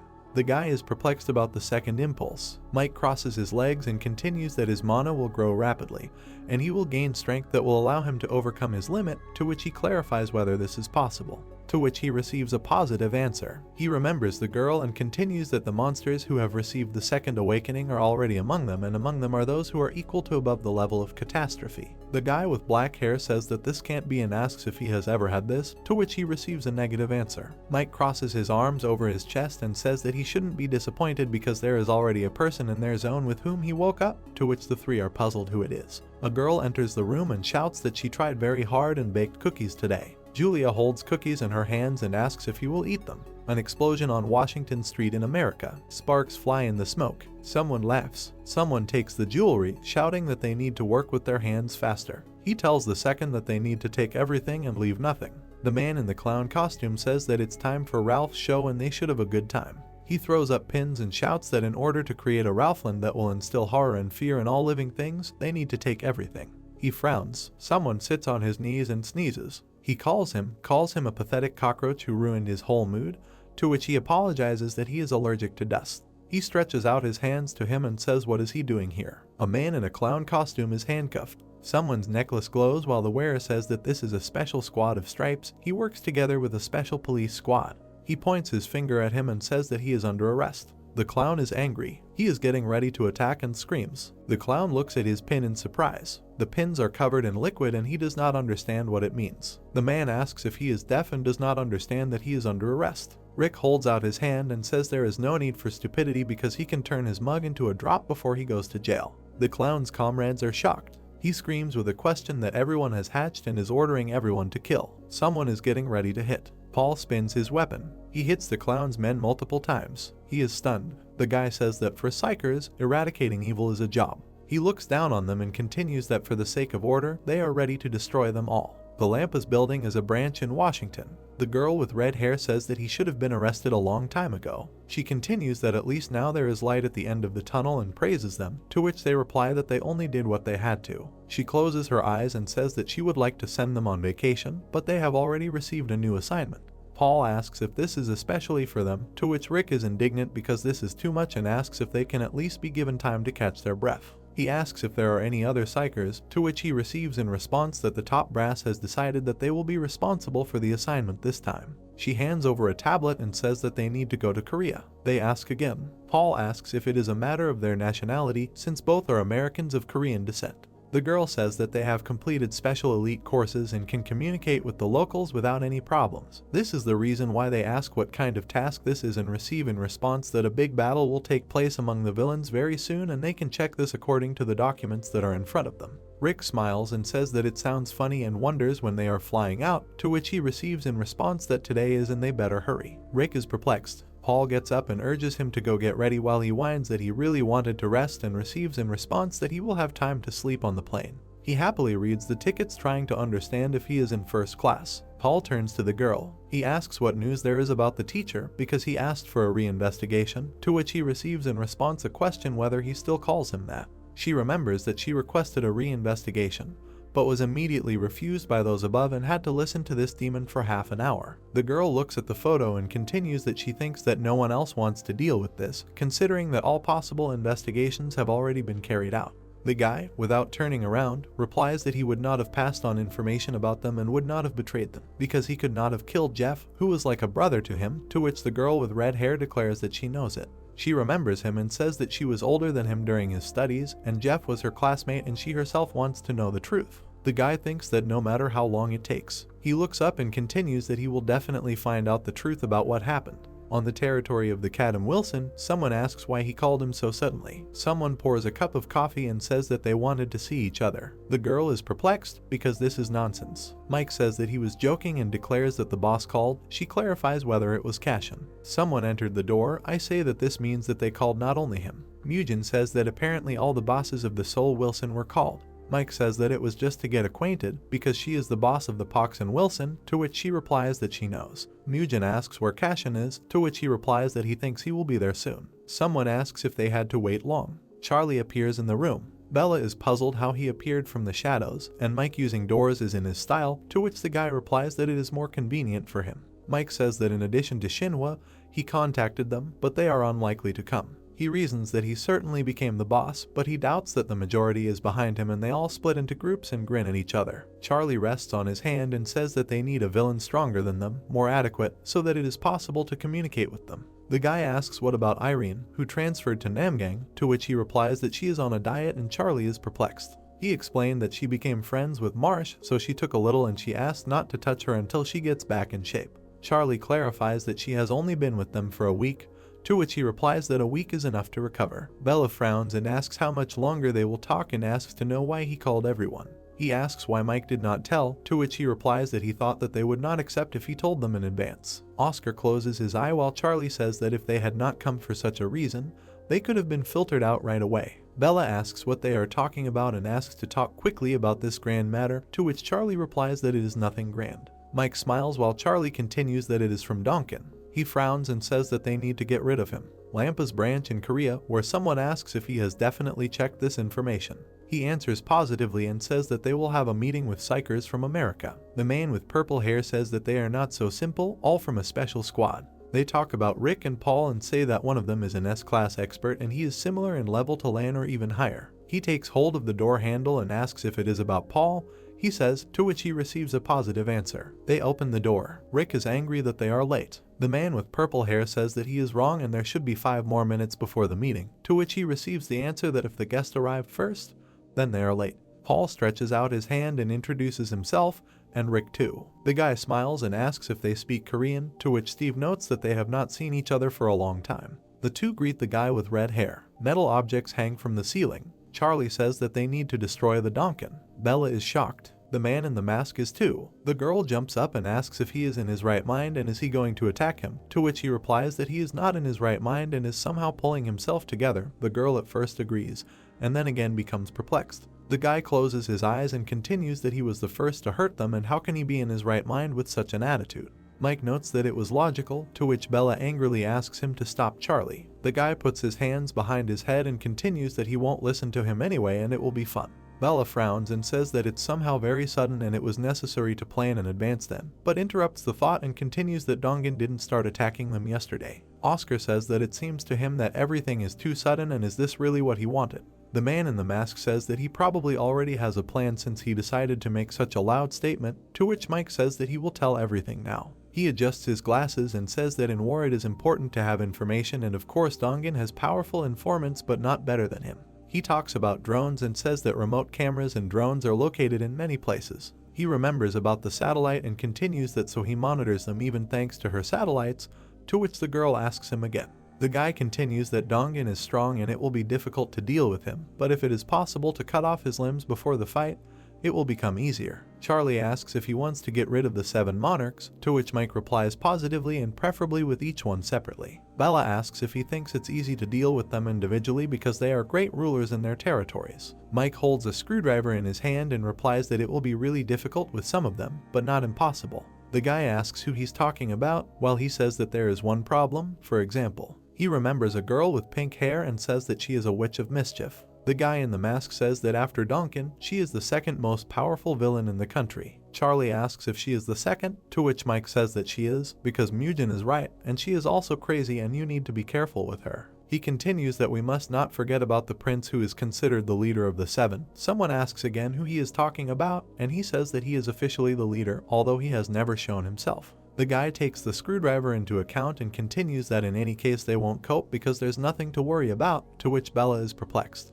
How can you not worry? To which the masked man agrees, because it's difficult to duel them, but they won't fight alone. Mike catches the screwdriver and replies that they use the synergy effect and when combined, they still can't work together. He continues that if they can't turn the internal conflict of the 7 against themselves, then they'll easily split them. The masked guy replies that it would be nice to lure someone to their side so that the fighting spirit and strength of the allies would double and agrees that they'll defeat Donkin and what's next. Bella says that villains from all over the world will target them. She turns around and continues that, for example, Morin is from China. The masked girl gets angry, to which Bella is perplexed. Charlie says that he can kill anyone, so they just have to follow him. Mike applauds. Bella wonders why he thought now was the time for this and asks if he's crazy, to which he says it's fun.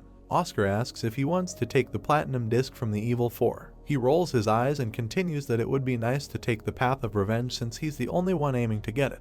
Charlie looks at him while he says that the psychers themselves. Mike holds up a finger and states that he almost forgot and says that if she's unexpected information. He lets go of his head and says that something happened in the Korean Lampas today and he's been keeping an eye on them since they're looking at them. He flips through his tablet and says that he's set up several hidden cameras near them. Charlie looks at the tablet while he says that here they are. He shows the camera footage and says that he'd be interested in who they are, so he looks it up and it turns out that they're from the American Lampas and both from a special forces unit.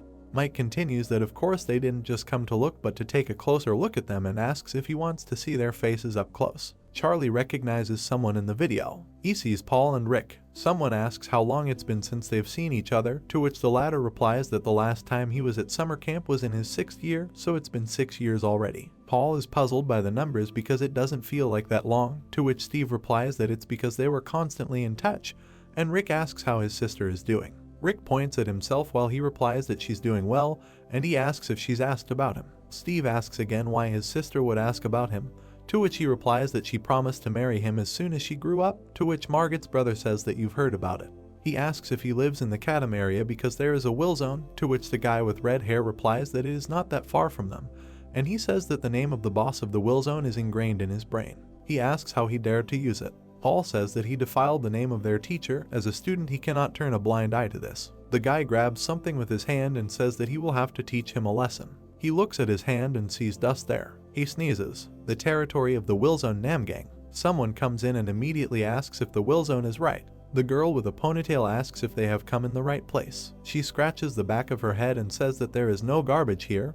On such a clean street you can even sleep. The man in the helmet says that Mujin is the boss of Namgang and he heard that she is a great neat freak, so the Willzone looks like it. To which she asks again. She raises her palm, lights it and says since they have come. She suggests burning everything that was here and cleaning up the dust. The girl is sweating. She is cooking something in the kitchen, a plate with salad, tomatoes and eggs. She looks at him with displeasure because she hates vegetables. Someone says that she should think that this is pizza with pepperoni and fried shrimp. The girl looks away in surprise. Someone is laughing against the backdrop of the city. Someone is holding a man in glasses and asking why it is so easy. The girl asks, has the Namgan Villzone always been so pathetic except for Mujin? No one is their equal here and they guys are unlucky. She throws the man to the ground and says that it seems to her that Mujin is not here and asks what to do because it is boring to even fight with such weaklings. Irene lands behind him. She looks forward angrily. She asks who they are. The girl says that something interesting is coming, and the man in the helmet says that it seems to him that Irene is the owner of the Storm Dragon Sword. He continues that they were not given enough information because they missed another villain with a name besides Mujin. The girl asks again about the villain with a name. She looks forward in shock. Irene uses Heavenly Whirlwind. The girl jumps back and says that now she understands why she has such a telling name. The man in the helmet says that she quickly repelled the attack from different sides.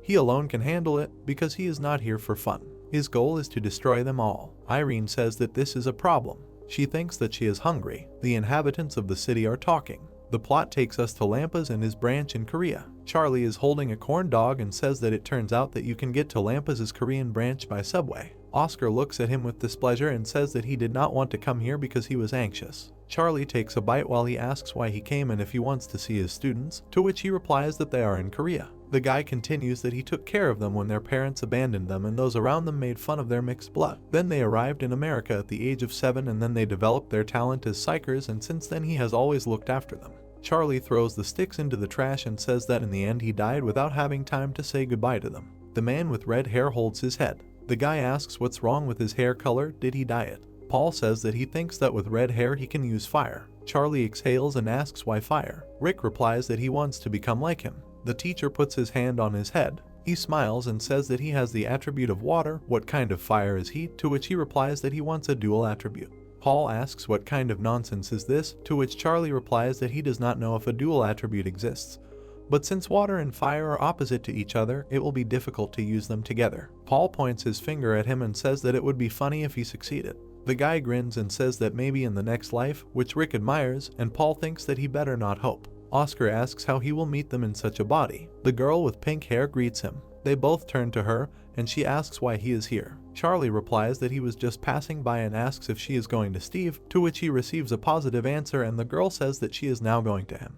The guy is perplexed why she is going to him because she did not know that he would be here. The girl replies that she saw him walking when she was in a cafe across the street, to which Charlie asks her again. The guy looks at the building and whether she used her ability. She closes one eye and says that she thinks that her abilities have improved lately because her field of vision has increased. Oscar notes that she has a dangerous skill because increasing the scanning range is a problem but possible. The eye frowns and continues that she is able to not only scan but also influence her target.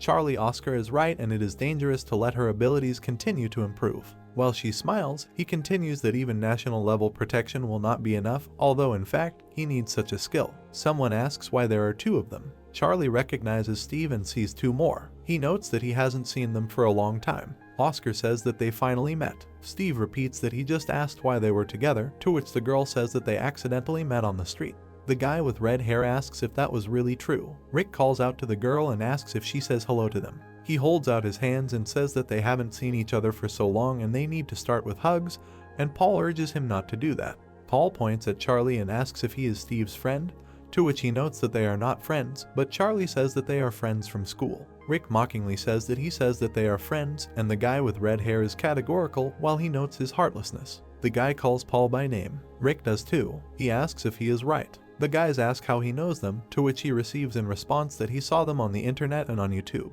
He asks maybe he is also a psycher student. Margot replies that he is just an ordinary schoolboy, to which they ask why she is yelling. She tells Charlie that she will leave him here and they will meet later, while the guys note that they are close and ask if he is sure that he is not her boyfriend, and Charlie says that it is fine and she does not need to worry about him. Charlie hands over the notebook and says that he is a fan and asks for their autograph. Rick is confused as to whether he asked for an autograph for a rival, but he would be happy to, while Paul says that he will sign, and Rick is confused as to whether he always carries a pen. He hands over the notebook and asks if he can ask him to write something else, to which he agrees. He asks to write Cashin, and Paul is taken aback. Rick listens as he says that it is from Rick and Paul, students of the top class psycher, Cashin. He smirks and finishes by saying that it is for Charlie, asking him to write it exactly like that. All three are taken aback. Paul asks what kind of nonsense is this. Charlie smirks and says that he is a fan of Cashin. He continues that the real hero is the one who destroyed all the villains in the fight against injustice and devoted himself entirely to building order in society. Paul realizes, while he is speaking, that justice was not just a word for him. The guy notes that he knows a lot and even draws a picture next to him, to which the guy thanks him. Charlie says that he is sorry, while Rick notes that it turned out well. The guy looks him straight in the eyes and says that if it were not for that terrible incident, he would have remained a legend. Who knew that he would decide to earn black money and kill his colleague? Steve and Margot are shocked. Rick says that this is just one of the opinions, because the mentor as he remembers him is not at all like that. Even if the whole world forced him to do so, he would not do it. Paul hands him a notebook and says that he will not convince him otherwise. The guy continues that if he is a true fan of the mentor, then he should believe in him until the end. Rick urges them to go eat. Steve calls Margot to go. Charlie looks at them from behind. He asks if Oscar is because they believe in him. He looks at her enthusiastically and says that these are his true students. Wilson Namgan, Mugen's house. Someone is coming. Irene is sitting by the wall. The man in the mask is looking forward. Irene is looking back contentedly. The girl says that she doesn't know how to look at her eyes because not only did she not take revenge, but she was also beaten and had to run away. To which Mugen replies that she shouldn't blame herself because she tried hard, and the man in the hat adds that her opponents were as many as 2 monarchs out of 7. She holds her head and replies that there weren't 2 of them, there was one more, a woman with blue hair. She suddenly appeared and opened a portal, saying that time was up. This is Layla. Mugen says that this is a villainess with the annoying ability to open portals and move anywhere. The man in the hat says that apparently the surprise attack was a success thanks to her, and the second one notes that it infuriates her. She continues that Mike said that with a good defense system, they can block her portals in advance. Mugen replies that it will cost money and effort, to which she agrees, and Irene says that maybe they should attack them in advance. She calls for Charlie to come and take revenge together, to which she responds that they should not act on emotions, to which she asks what to do then, because those 2 will just end up beaten. She takes out a knife and gives this negative answer. She says that an eye for an eye, a knife for a knife, they will repay them 10 times more. Mugen slams the knife on the table and explains that this is the approach of the sword of evil. Wilson Cadam, Mike's apparatus. Someone asks if he received the messages. Charlie puts the barbell on the ground and asks if it is about an attack. Mike says that Mugen is very angry, it is, but she will not blindly rush to take revenge. Charlie hands over a piece of paper and says that he couldn't write everything in the message, but they were attacked by 2 of the 7 monarchs and Layla. He continues that she is the one who opens the portals. If they don't take action, they might attack them. Mike replies that they shouldn't worry about them, since he has had good protection installed for a long time already, and the place where Winterbell's main branch is also well protected. Charlie asks what about Poxin, won't he become Namyun's next target, to which Mike replies that they don't have protection, but they have security systems so they will know if there is an invasion. Charlie says that they can set a trap in advance and just wait for them to appear, to which Mike clarifies whether he wants to make a counterattack here. Someone comes in and asks where they are going and asks them to step aside because he needs to see the boss. The man with tattoos is held back while he is outraged. Charlie asks what happened, to which he shouts with a question where he was hiding and asks to take responsibility for them, to which he asks again what kind of nonsense this is. He shouts that he promised to make them stronger and asks to temper them now, to which Charlie replies that tempering is usually done alone, and he says that he failed, so he came to him. He continues that they are stuck, completely screwed and cannot move on, and the second one notes that this is true and they cannot cope alone. Oscar says that apparently they have reached their limit. The guy points to himself and says that he wanted to fight Duncan and he can help him if he becomes stronger. Oscar frowns and says that it does not often happen that a villain continues constant training and wants to work under the guidance of another. He asks Charlie what he thinks about this, and Charlie is perplexed by the question. Charlie says that if they want to see hell, then he will show it to them. Margot waves and says that they will see each other again. Rick notes that it will be just the 2 of them, and Paul asks to take care of yourself. Steve asks why he was left alone, to which Rick says that they want to show him something, and he asks if Margot could have stayed with them for this, to which he replies that she doesn't need to know about it. Someone asks if he needs to go to the Will Zone. Steve asks why, to which he replies that they need to protect the honor of the mentor. Paul says that he will ask him politely not to use the name Cashin. Steve says that he does not think this problem will be solved by asking, to which Rick adds that they would like to see if he is as rumored. The man with red hair clarifies what will happen if everything does not end with a conversation, to which Paul says that then they will have to act differently, and Rick adds that they need to think about whether it is worth fighting in the Will Zone because it can become a problem. Steve asks if they are serious. The guy replies that he is an unscrupulous and arrogant villain who insults the honor of a dead man and he believes that justice is needed here. The man with red hair leaves without comment. He replies that he is not what they imagine him to be, because he is not weak, he recently defeated a special suppression squad. The guy continues that in fact, he is not a shameless or unworthy villain. Rick and Paul listen attentively. Steve replies that they need to think about whether they want to meet the villain Cashin. The heroes looked at the guy in silence. Steve walked away, and the guys waved and shouted after him that they would think about this offer. One of the guys thoughtfully answered that it was very strange to just use the word villain. The hero looked at the floor, answering that not only did he submit to the Soul Villain Zone, but he was also going to fight the villain from the Evil Four. One of the guys was surprised by such bravery. The guys decided that there could be reasons that they did not know about. The hero with a smile on his face understood that he had to find out everything. Green plant. The girl threw up her hands, saying that if they had time, it would all be over. The guy understood that they had simply wasted their time if they had rushed in pursuit. The heroine asked the warrior about their goal now. The door was closed. A man who always knocked and a man who knew what etiquette was began to come to the heroes. Lucas answered with a smile on his face that he was the best ambassador of his generation. Patrick quickly took pictures of the hero. Lucas took pictures, asking everyone if he was late. The guy calmly answered that he had to stay late for a photo shoot near the Autumn Sea. Lucas answered with a sad look that he was very sorry and it was not typical for him to be late for a meeting because of the schedule. The 2 heroes looked at each other. The man listened as Lucas answered not to call him ignorant. The hero looked at his assistant, not understanding why he backed down so easily. Lucas looked ahead with a smile on his face. The hero took pictures, asking everyone where they were going. The hero answered with confusion that they were somewhere in the building. Lucas confidently began to answer that he was going to Cadam. The guy sheepishly answered that he had one rival with whom he fell in love at first sight and now he needed to meet him. Patrick listened to the hero, praising him for such good poses. Lucas opened his mouth. The guy with a smile on his face began to shout that he was a true fan of Charlie. Wilson Cadam. Abandoned building. The hero quickly ran forward. His fist was directed, creating a strong blow. Charlie dodged the blows. The protagonist quickly hit the hero. He quickly flew forward several meters. Charlie stood next to the hero, saying that this was too stupid an attack, which was pointless to respond to. His teeth were clenched in anger. The hero looked at Charlie with displeasure. The guy asked the hero about what he needed. The villains looked ahead at this fight. Charlie confidently told the guy that he should confidently overcome himself. The protagonist calmly told the guy to try until he succeeded. Charlie looked at his opponent, asking him why his blows were so stupid if he knew that he would be beaten. The guy clenched his teeth. The hero confidently answered that he had both stupid and good blows. Charlie looked down on him, saying that confidence comes from good things. The villains understood that this was true. The villain looked at the floor, realizing that he needed to find a way out himself.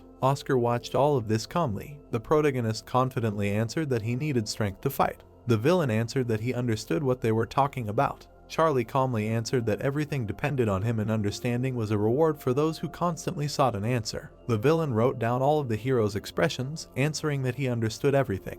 Charlie answered to continue since the rest was over. The villain confidently said that now he, too, would think before hitting and they would start a fight when they completely sorted out confidence. The protagonist stood opposite, telling them to stick to these rules. The phone began to ring. Thorfinn did not understand what had happened. His eyes were scared. At home, his legs slowly stopped. The heroes stood near the Cadam's villa, wondering what had been cleaned up before their arrival. Everyone understood that they should not let their guard down, since a bunch of psychos lived in this place anyway. The hero answered with a smile on his face that he had found something interesting. These were the results of a survey of the residents of the Cadam area. The girl calmly answered that their main villain was Charlie. The main villain was a janitor. A bald villain in a maxi with a broom looked at the guys. His look was scared. The hero looked at the janitor with incomprehension, asking if this was really the first villain of the Cadam area whom no one wanted to face. Peter's eyes suddenly changed dramatically. The janitor dropped the broom and ran towards the heroes. The guys did not understand how it happened that they were already being attacked. His hands were holding a sword. The heroes looked at Peter, realizing that they needed to stop all this and understand what he was capable of. The villain quickly flew away. Peter looked at something carefully, holding it in his hands. It was a cute kitten. Green factory. The guys looked at the sky, surprised that it was so beautiful. The guy stood near the window, saying that the ending should be impressive, which will be remembered for a long time. Jason calmly told Bill that if they give the order, they will destroy the Cadam's will zone, but the man was against it. The hero put the glass on the table, saying that you can always destroy everyone by force, but no one wants it. Bill understood that in order to attract everyone's attention, the scene must be incredible, and for this you need to prepare it. James looked at Bill with incomprehension. Alcohol was poured into the glass and the hero calmly answered that their audience wants to see an incredible show in real drama. Bill brought the glass to his face and said that if this does not happen, then everyone will forget about the performance very quickly. It is like the smell of expensive whiskey, from which the heart should beat faster. James calmly answered that he cannot understand these comparisons. The hero smiled, saying that very soon everyone will be able to feel it. James bowed, answering that he would wait. At home, the cat was washing her kitten. The heroes looked at the animals with smiles on their faces. One of the heroes began to ask Rick with bewilderment why they came here. The guys answered that they not only helped, but also cleaned up. Paul sighed, answering that it was not they who helped at all. The heroes decided to ask the janitor where Charlie was. Peter looked at the guys. The janitor's hand pointed up. Charlie was sitting on the house. The hero was watching them carefully. Paul and Rick began to look at him. His legs quickly lowered to the ground. The main hero confidently answered that he did not remember that he had agreed to meet with the Psychers. Charlie asked the guys why they needed him. Rick confidently answered that they had a favor to ask and that they had not come to fight. Paul decided to say it directly. The hero asked Charlie to change his villainous name. The hero answered that he could help since he was good at names. Charlie decided to continue listening to them. Rick calmly replied that Charlie was the name of a top-class psycher. The hero, with a smile on his face, replied that he was a psycher who only pretended to be good, but in reality was not averse to receiving black money and later even killed his colleague. Oscar calmly looked at the hero. Rick shouted with displeasure that he was set up. Paul lowered his eyes, saying that he could not kill anyone, much less take black money. The cleaner listened to all of this attentively. Charlie slowly walked away, asking them to disappear. Paul confidently told the protagonist that he could not bear such a name, because he was not worthy of it. Charlie began to smile sarcastically. The hero turned around, saying that he definitely could not ignore these words. The guy was waiting for an explanation. The hero calmly replied that Charlie received the title of a top-class psycher, of which there are only 30 in the world. Paul calmly replied that he was his mentor, who was immensely respected. Oscar calmly looked at this, saying that the guy raised them well. Paul's hand touched the weapon. The hero asked Charlie to prove himself worthy. The guy understood that they would fight, but he was unhappy that they had caused him a stir. Rick listened with displeasure as Charlie replied that their mentor was a worthless person who did whatever came into his head. Paul calmly told the protagonist that if he agreed to change his name, he would be let go. The protagonist laughed, offering to call himself Charlie, the villain of the catastrophe level. The guys looked at the guy with displeasure. Paul and Rick watched Charlie in fury. The protagonist looked at the guys, suggesting that they attack together to match their opponent. Rick and Paul looked at the guy, not believing that he wanted to fight everyone at the same time. Charlie smiled, saying that this was not a joke. The guy decided not to waste time and start the fight. Paul and Rick decided to teach him a lesson, but first to see the strength of the enemy. Charlie quickly walked towards the heroes, saying that the enemy would always be in front of them. Charlie quickly began to push them away, saying that they should never take their eyes off the enemy. The hero smiled slyly. Mike was sitting at the computer. A guy ran up to the hero in fear, saying that God knows what was going on outside. Mike calmly replied that 2 psychers had visited them. Tom was shouting and asking who their boss was. The hero smiled, answering that they should not interfere since all the cameras inside were turned off and drone filming was prohibited.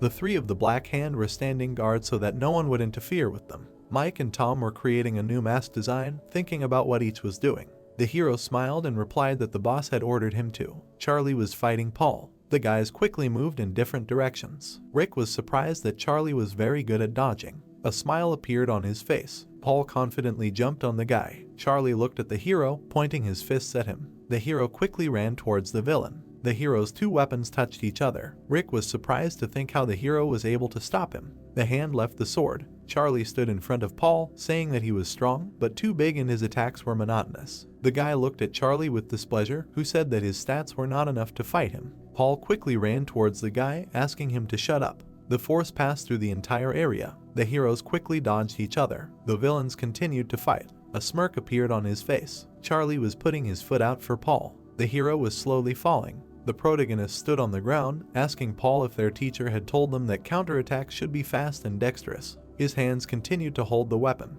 The hero calmly answered Paul that they should move like a storm. Charlie asked the guy to try to attack half-heartedly. Rick watched this carefully. The hero did not understand how he dared to push away an expert-level psyker. Charlie looked away. The protagonist looked at Rick, answering that they were going to attack together. Rick angrily shouted at the guy that he did not know who he was dealing with. Charlie quickly jumped towards the hero. Fists swung at the guy. Rick's hands created their own power. The hero directed his water stream at Charlie. Charlie, with a smile on his face, said that if you lose sight of the enemy, he will attack from behind. The protagonist jumped at the guy with all his might. Rick tried to dodge. Paul jumped to his friend, answering that they should attack together. Paul calmly answered that it was hard for him to win alone, so they should use all their strength since their mentor's name was at stake. Rick was frightened, realizing that he wanted to have a real fight. Charlie was smiling and happy because he also wanted to use all his strength. The heroes were frightened, surprised that the guy was not fighting at full strength. Some outlines appeared on the ground. Charlie began to look at them carefully. Paul was creating an absolute territory, saying that they would definitely win. Charlie calmly told the guy that he was too self-confident. Paul calmly said that in his territory all attacks become decisive. The hero answered that he had analyzed Charlie so he could defeat him. Paul calmly looked at the main character, saying that sometimes people do things unconsciously, just like in a fight. The guy began to look at something in surprise. Rick asked his friend about what happened. Paul was very surprised at something. The hero shouted Charlie. The boy watched the heroes with a smile on his face, who asked him in surprise how this was possible. Many children mocked the boy for his various features. It was hard for the boy to endure. After his parents abandoned the boy in an orphanage, these looks did not go away. The boy noticed someone. A child was crying in the corner. The hero, with tears in his eyes, thought about what he did wrong and why everyone was looking at him. His eyes were scared. The boy realized that if there was justice in the world, such children would not have to suffer. Convinced of this, the hero realized that some hidden power had appeared inside him. The boy looked forward with confidence. The child next to Paul was glad that he had awakened as a psyker. Pairs. The guys looked at the hall, where there were large various training machines. Paul understood that the training machines for psychers should be the best. The children began to look at some person who called them. The disgruntled coach looked at the 2 boys. Paul was surprised to think that he was a villain. The children looked in the other direction, where someone called them too. The guy looked at the children, asking them why they were crying. The coach immediately apologized. The man scratched his head, saying that he did not want to scare them or scold them. The coach began to give one of the children a lollipop. The man gave the children candies with a smile on his face. The guy looked at the coach from the side, wondering if he was definitely not a villain. The hero looked away. Paul remembered the laughing children. The hero touched the guy on the top of his head, asking if he was scared. Home. Charlie continued to look at the guy with a smile on his face. Rick asked the hero with confusion what happened to him, to which Paul replied that Charlie was very similar to their mentor. The hero saw similarities not only in the name, but also in the fighting style. The guy remembered that Charlie had copied his mentor's habit of squeezing 4 fingers except the thumb on his left hand before kicking him. Charlie wondered in surprise if he really had such a habit. Rick was running towards the guy. Charlie looked at the guys, saying that he had given them such a big hint, while the heroes thought he was a stalker. Charlie calmly said that Rico had red hair as a child and the boy said that he was mastering fire. The guy went on and on about Paul pissing himself on his very first day. Charlie went on saying that he could tell how they burst into tears when they saw the coach. Paul sighed. The guy asked him in confusion who he really was. Charlie calmly told the guy that he already knew in his heart. A smile appeared on his face. The heroes looked at something in surprise. Charlie smiled, asking the heroes if they needed to be shown the hellfire. Paul looked in surprise. The hero decided to continue the conversation in another place. The ghost quickly flew up to the guy. He began to ask the hero about what he could do. Rick continued to look at all this in surprise. Charlie asked to sort this situation out. The hero smiled, saying that he would easily accept everything that was given. Someone was walking quickly on the roof. Paul and Rick were watching. No one could believe that Charlie had died and had not been revived. No one understood how this could be possible. Rick could not believe that Charlie had become the villain who had been friends with me. Paul calmly replied that he had come to one conclusion. The main character looked at the guy. Paul approached the guy, saying that he was interested in something. Paul fearfully asked the hero why he had not looked for them, because he could have called or sent a letter. The hero confidently replied that you were often silent and no one would have believed that they all sat like that. Charlie calmly replied that all problems with vision would soon disappear. Oscar understood what the reason was. The hero decided that if he used this name, he would be found immediately. The guy looked away. Paul looked at Charlie, his eyes closed. Paul confidently asked the protagonist if it was true that he was killed by Lampus. The heroes waited for the guy's answer. The guys began to look at him carefully. Charlie thought that this was a real problem. The protagonist answered that as he remembered, his blood pressure was rising. The heroes looked in surprise at the guy who was saying that they were to blame for their deaths. Charlie calmly answered that they had made a traitor out of him. Paul calmly answered that, according to the official statement, it was Charlie who betrayed the organization and then killed the guy. The protagonist answered that it was completely different. Rick looked at his mentor in surprise. Charlie calmly answered that the girl told them that there should be one more, so there are only 4 psychers. Paul confidently said that they could easily catch the evil 4. The protagonist answered that he had to find out who exactly killed him. The assistant calmly said that they tried to find something on this topic, but all the information was classified. Charlie answered that he had an idea. The hero calmly answered that if nothing comes out from behind a closed door, then you need to open it and break in by force. Rick, surprised, asked the mentor how he came back to life and in the body of a villain. Charlie answered that the pendant helped him, since after it the spirit Oscar appeared. Oscar looked at the guy, offering them to show themselves. Rick watched in bewilderment as the guy talked to himself. Charlie asked the guys to touch one thing on his neck. Rick asked in surprise what it was. The guys began to examine it with bewilderment. His hands began to reach for it. The eye began to shine brightly. The guys looked ahead in surprise, and Charlie asked if they could see. Oscar looked at them calmly. The heroes screamed in fear, thinking it was a ghost. A tall building. There were papers on the table and someone was talking about how they need to realize their goals and beliefs when they want something. The girl was holding a book in her hands, saying that meditation helps control the inner world, pushing aside other thoughts. Her hands were putting the book on the table. The heroine understood that this was somehow not peaceful. Charlie was appearing in her memory. The girl did not understand why they had such a difference in experience. Her head was turned to nature. They started writing something in the book. The girl calmly understood that music and poetry would help her. Children quickly ran up to the heroine, showing her the news on the internet. There were fights with Charlie on the tablet. The child was shouting that the guy was being talked about a lot. The heroine sadly replied that this had happened before, but now everything was much worse. The children were shouting that everyone was gaining subscribers from fabricated content. The girl thought about it. She was surprised that even in such a situation, the hero remained balanced. Vilzona Kadama. The tablet showed the news. Charlie angrily asked if they were normal. The assistant thought that their enemy had set this up for them. Mike smiled, saying that the higher the stakes, the dirtier the methods, and such big shots have something to lose, so they need to be very careful. Charlie looked ahead carefully. The hero calmly understood that if he could eliminate top-class psychers, then this must be a high position. The hero could not believe that such a famous big shot could kill them. Mike was writing something on the computer, asking the hero if he remembered the guys who recently tried to destroy the Will Zone. Mike replied that all the articles had recently been destroyed. The guy calmly replied that instead of these guys, They began to call them heroes who allegedly came to save the Kadam. Mike understood that if reality is well hidden, then people without critical thinking quickly believe it. The hero began to notice something on the side. The assistant pointed to the screen, saying that the program was currently discussing the will zone of the Kadam. The program had a fairly high trust rating from viewers and was broadcast on central television. Charlie thought with bewilderment that this was how he was trying to manipulate people. Mike smiled, saying that Bill knew how to manage money. The main character was thinking. Charlie was looking at something. Mike thoughtfully replied that Bill was spending so much money to create a real masterpiece. The hero offered to help him create this masterpiece. Abandoned, the hero was sitting at the computer. It showed a show with fights. A huge number of people discussed what would happen. Someone wrote loudly to destroy the bugs from the Kadam. The heroine angrily could not understand why they dared to talk about the Kadam like that.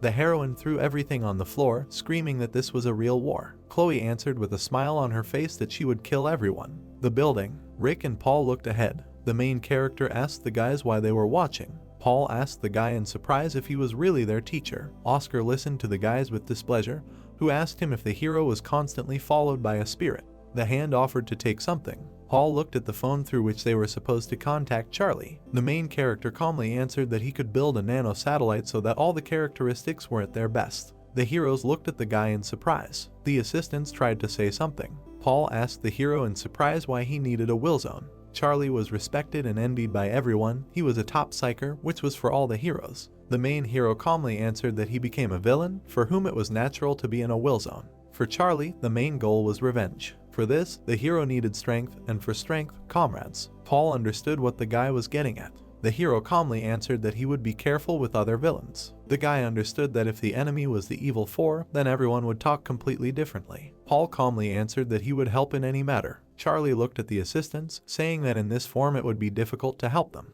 The hero laughed, answering that he had prepared gifts for Children's Day. Wilson, one of the heroes, thanked for the meeting. The man ate, thanking for the food and the invitation. Kai-Chai smiled, answering that the meat was very tasty. The girl looked at the monster, saying that he had the strongest fist in the world. The monster replied that this was true in reality. The heroine grinned, telling the hero that he had won the fight. The villainess smiled, saying that Kai-Chai should perform on the big stage since he was the best boss in the country. Kai-Chai thanked the girl since she was the only one who cared about him. The heroine calmly replied that she herself would like to unite with him. The monster looked away. Kai-Chai was not happy that the girl wanted to create an alliance. The girl answered discontentedly that the driver had changed a lot and his confidence and charisma from the past had almost completely disappeared. Kai-Chai calmly said that he had heard that a villain nicknamed the Black Demon controls the Kadam. The heroine smiled slyly, answering that this was what the alliance was for the monster to become captain and the heroine his deputy. Everyone listened attentively to the villains. One of the warriors looked at Kai-Chai, not understanding how he could be so stupid. The guy understood that the monster was a stupid brat. The hero watched as Kai-Chai signed the papers and said that she was much stronger than him. Bella shouted loudly that today was a great day that needed to be celebrated. The heroine's eyes looked up. Kai-Chai asked in confusion what all the noise was about. Bella offered the hero to follow her so that she could show him a real party. Wilson, the attack zone. The heroes looked away. The portal was burning brightly. The heroine slowly walked out of it, not understanding why she ended up in such a terrible place. Her leg was walking out of the portal. The guy looked around with a smile on his face. The girl asked him not to irritate him with a displeased look. The heroine answered with a sad look that Lucas wanted to meet Charlie, so he had to be replaced. The guy calmly replied that he didn't care who he went with. The heroine was also irritated by this. The building. The new zone. The warriors looked ahead, not understanding anything. Charlie smiled, saying that it suited them very well. The protagonist replied that all his assistants could be trusted because he only wanted the best. The phone began to vibrate. Charlie looked at it with confusion. Someone's dissatisfied cry was heard in the villain zone. The monsters asked everyone with dissatisfaction how they were able to penetrate the zone. The heroes looked at the monsters. The protagonist began to see a girl in front of him. Yvonne looked at the monster with a smile on her face. The heroine asked the assistant why they had come running here. The girl with a smile on her face began to offer to dance with her. At home, the hand began to shake. Everyone was lying on the ground, and the girl danced carefully. Yvonne screamed that it was boring for her. The girl saw something off to the side. The villains began to approach her. A smile appeared on her face. Yvonne laughed, asking the guys why they were sneaking around in a crowd again. The heroine looked away with dissatisfaction. Everyone continued to lie on the floor. Yvonne was smiling, and the hero was standing behind her. The guy was watching from the side. The heroine looked at Yvonne with displeasure, realizing that there were two of them, and the team was much larger, and besides, they had Kai-Chai. The girl suggested going around the mountain of victims. The heroine was surprised that they were coming up with a plan and trying to win. There was displeasure on the heroine's face. The girl jumped on Yvonne, telling her to shut up and not say anything. The guy understood that they would easily figure everything out. Kai-Chai calmly replied that this was true. The villainess looked forward, realizing that Yvonne was strong, but Kai-Chai was almost equal to her in strength. The girl slowly approached the villainess, saying that her head was about to explode. The heroine said with displeasure that it was better for her to be alone. Yvonne looked with incomprehension. The girl loudly began to get angry that she was called a psycho. In front of the villainess's eyes, they looked away. Kai-Chai was pleased to see that Yvonne was really angry. The girl answered the captain with a smile on her face that it was the easiest thing. Kai-Chai answered that his perfume was really the best. The heroine listened with incomprehension as Kai-Chai refused to fight. The guy could not fight his comrade.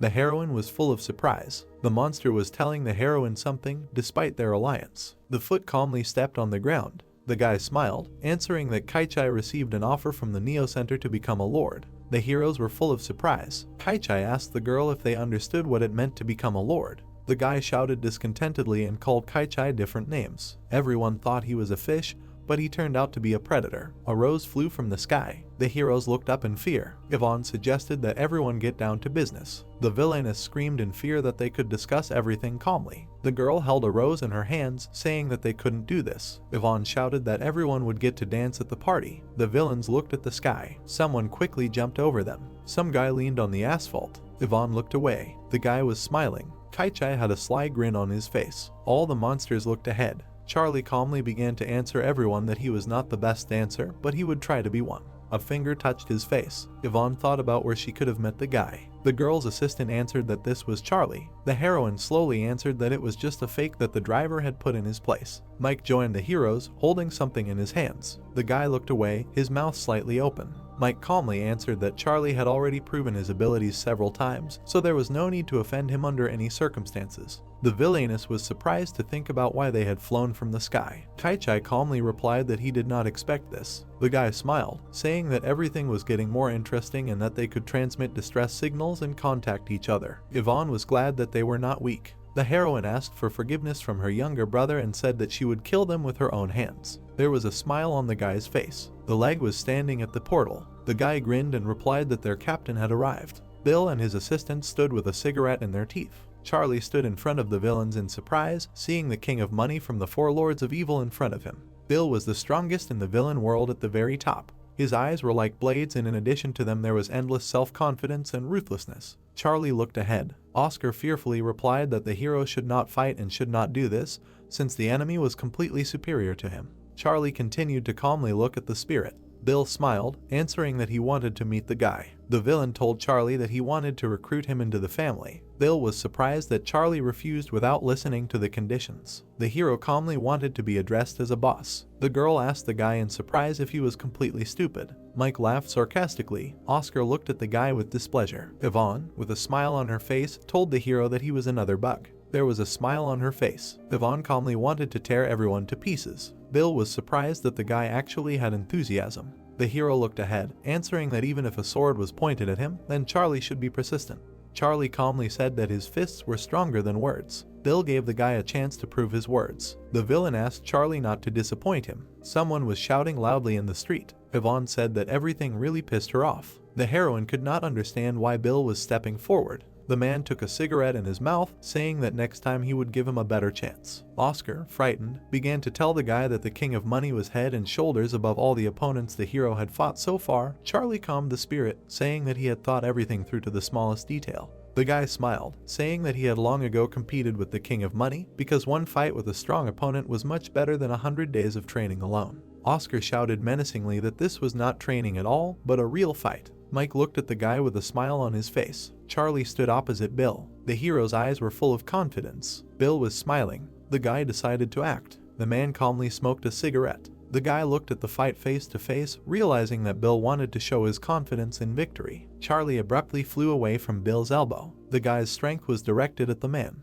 The hero confidently fought the villain. Bill smiled, realizing that the guy was not bad at all. The villain saw that the guy had an excellent base and was systematic. Charlie put his legs out to the man. The hero quickly stepped aside. The guy looked at Bill. The villain was delighted that the guy did not touch his heart. The girl was surprised to see that the hero did not lose even against the King of Money. Bill smiled, saying that he would take full force. Charlie decided to use full force, turning on the Shadow Blade. Bill smiled, saying that this was a good technique, but very slow. The protagonist immediately turned on the acceleration force, realizing that now he would be much faster. Bill and the hero continued to fight. Magic passed near Bill. The man flew back several times. There were shadow shackles on the hero's legs. Charlie turned on the finish. Bill stood calmly. There was a smile on his face. The man did not let Charlie hit him with his fist. The hero calmly replied that it was not bad. Charlie was surprised that Bill said that it was a low level. The man pointed his fist at the protagonist, saying that it was a reward. Bill rushed at Charlie with all his might, pointing the fist of the High King.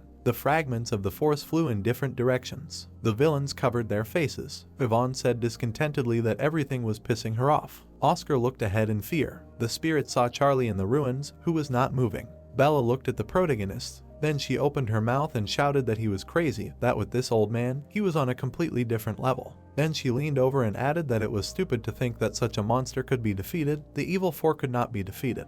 Mike opened his mouth and noted that the fight was not over yet. The protagonist leaned on his hand and said that the old man was really strong. Then he smiled and added that he already thought he was going to die, and Oscar asked if he was okay. Then he looked at the protagonist, heard that he could breathe, and asked why he didn't use shadow armor. It's good that he has regeneration, which helps reduce damage, but he used too much mana. Charlie wiped his lip. Oscar narrowed his eyes and noted that the mana would continue to decrease, so the longer the fight, the more he was in the minus. If he was going to fight further, let him try to finish as quickly as possible, and the protagonist replied that a real fight is when you start shaking like crazy. Then he smiled and added that they would only begin now. A dim sun was shining on the house. Charlie began to walk towards the enemy. The guy raised his hand and noted that he was able to defend himself at that moment. The old man raised his hands and said that he did not die and even stood on his feet. Apparently, he controlled his power too much, and Charlie replied that that was why there was that tickling feeling.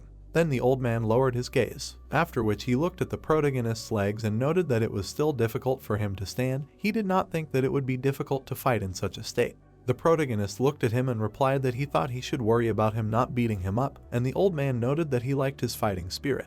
Bill put out his hands and added that while he was alive, he would try to amuse him longer. Charlie jerked sharply. Bill pulled his hand away and asked what this technique was again, after which a bright flash appeared. Two fists collided. The old man looked at the flash and wondered what this sword was. Could it really block his fist? The asphalt cracked behind him. Charlie released energy behind his back. Two beams flew straight. Bill began to dodge the shadow sword. The protagonist suddenly appeared in front of him and noted that now he would definitely get it.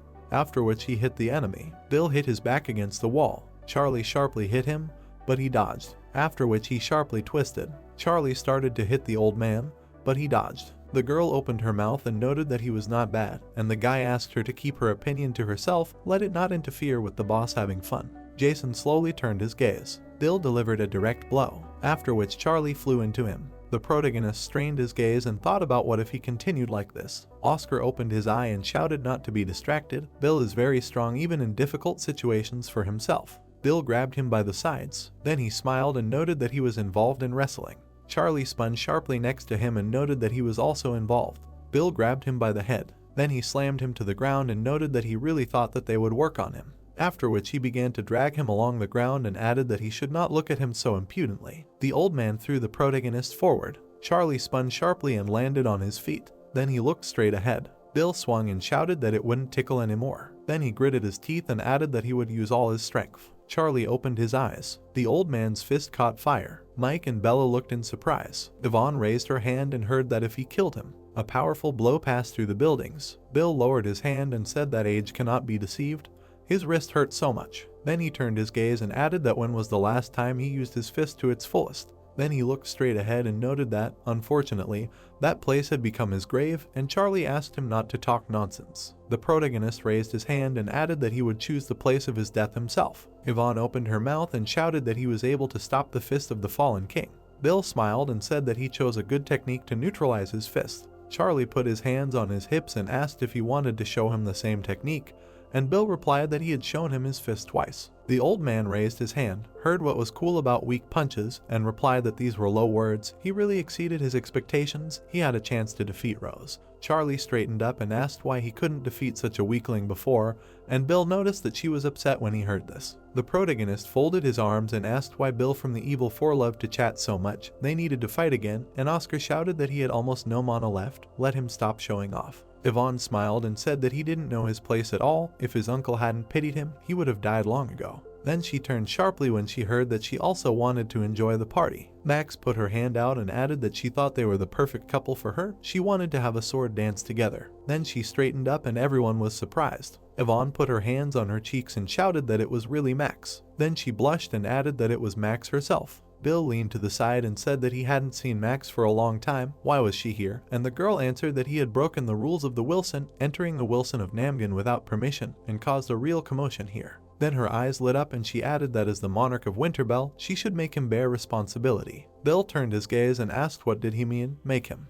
Then he looked at the Dark Warriors and noticed that she had brought the Punishers of Winterbell, as if she was offering them all to die right here. The old man smiled and asked if she was ready for this. Charlie looked straight ahead. Yvonne was touched by Max. The girl stood in front of the old man and replied that it was only a disadvantageous outcome for both sides when fighting Bill, one of the Evil Four. Then she held out her sword and added that even if she died here, Winterbell would still judge her according to the law. Bill smiled and asked if she was threatening him. Then he held out his hand and added that she had become too self-confident after taking the place of the head of Winterbell. Charlie opened his mouth and said that he was too self-confident, using the name of the Evil Four in his position to break into other people's will zones. Bill raised his hand and said that he had enough power to unite all the will zones, so this was not empty self-confidence.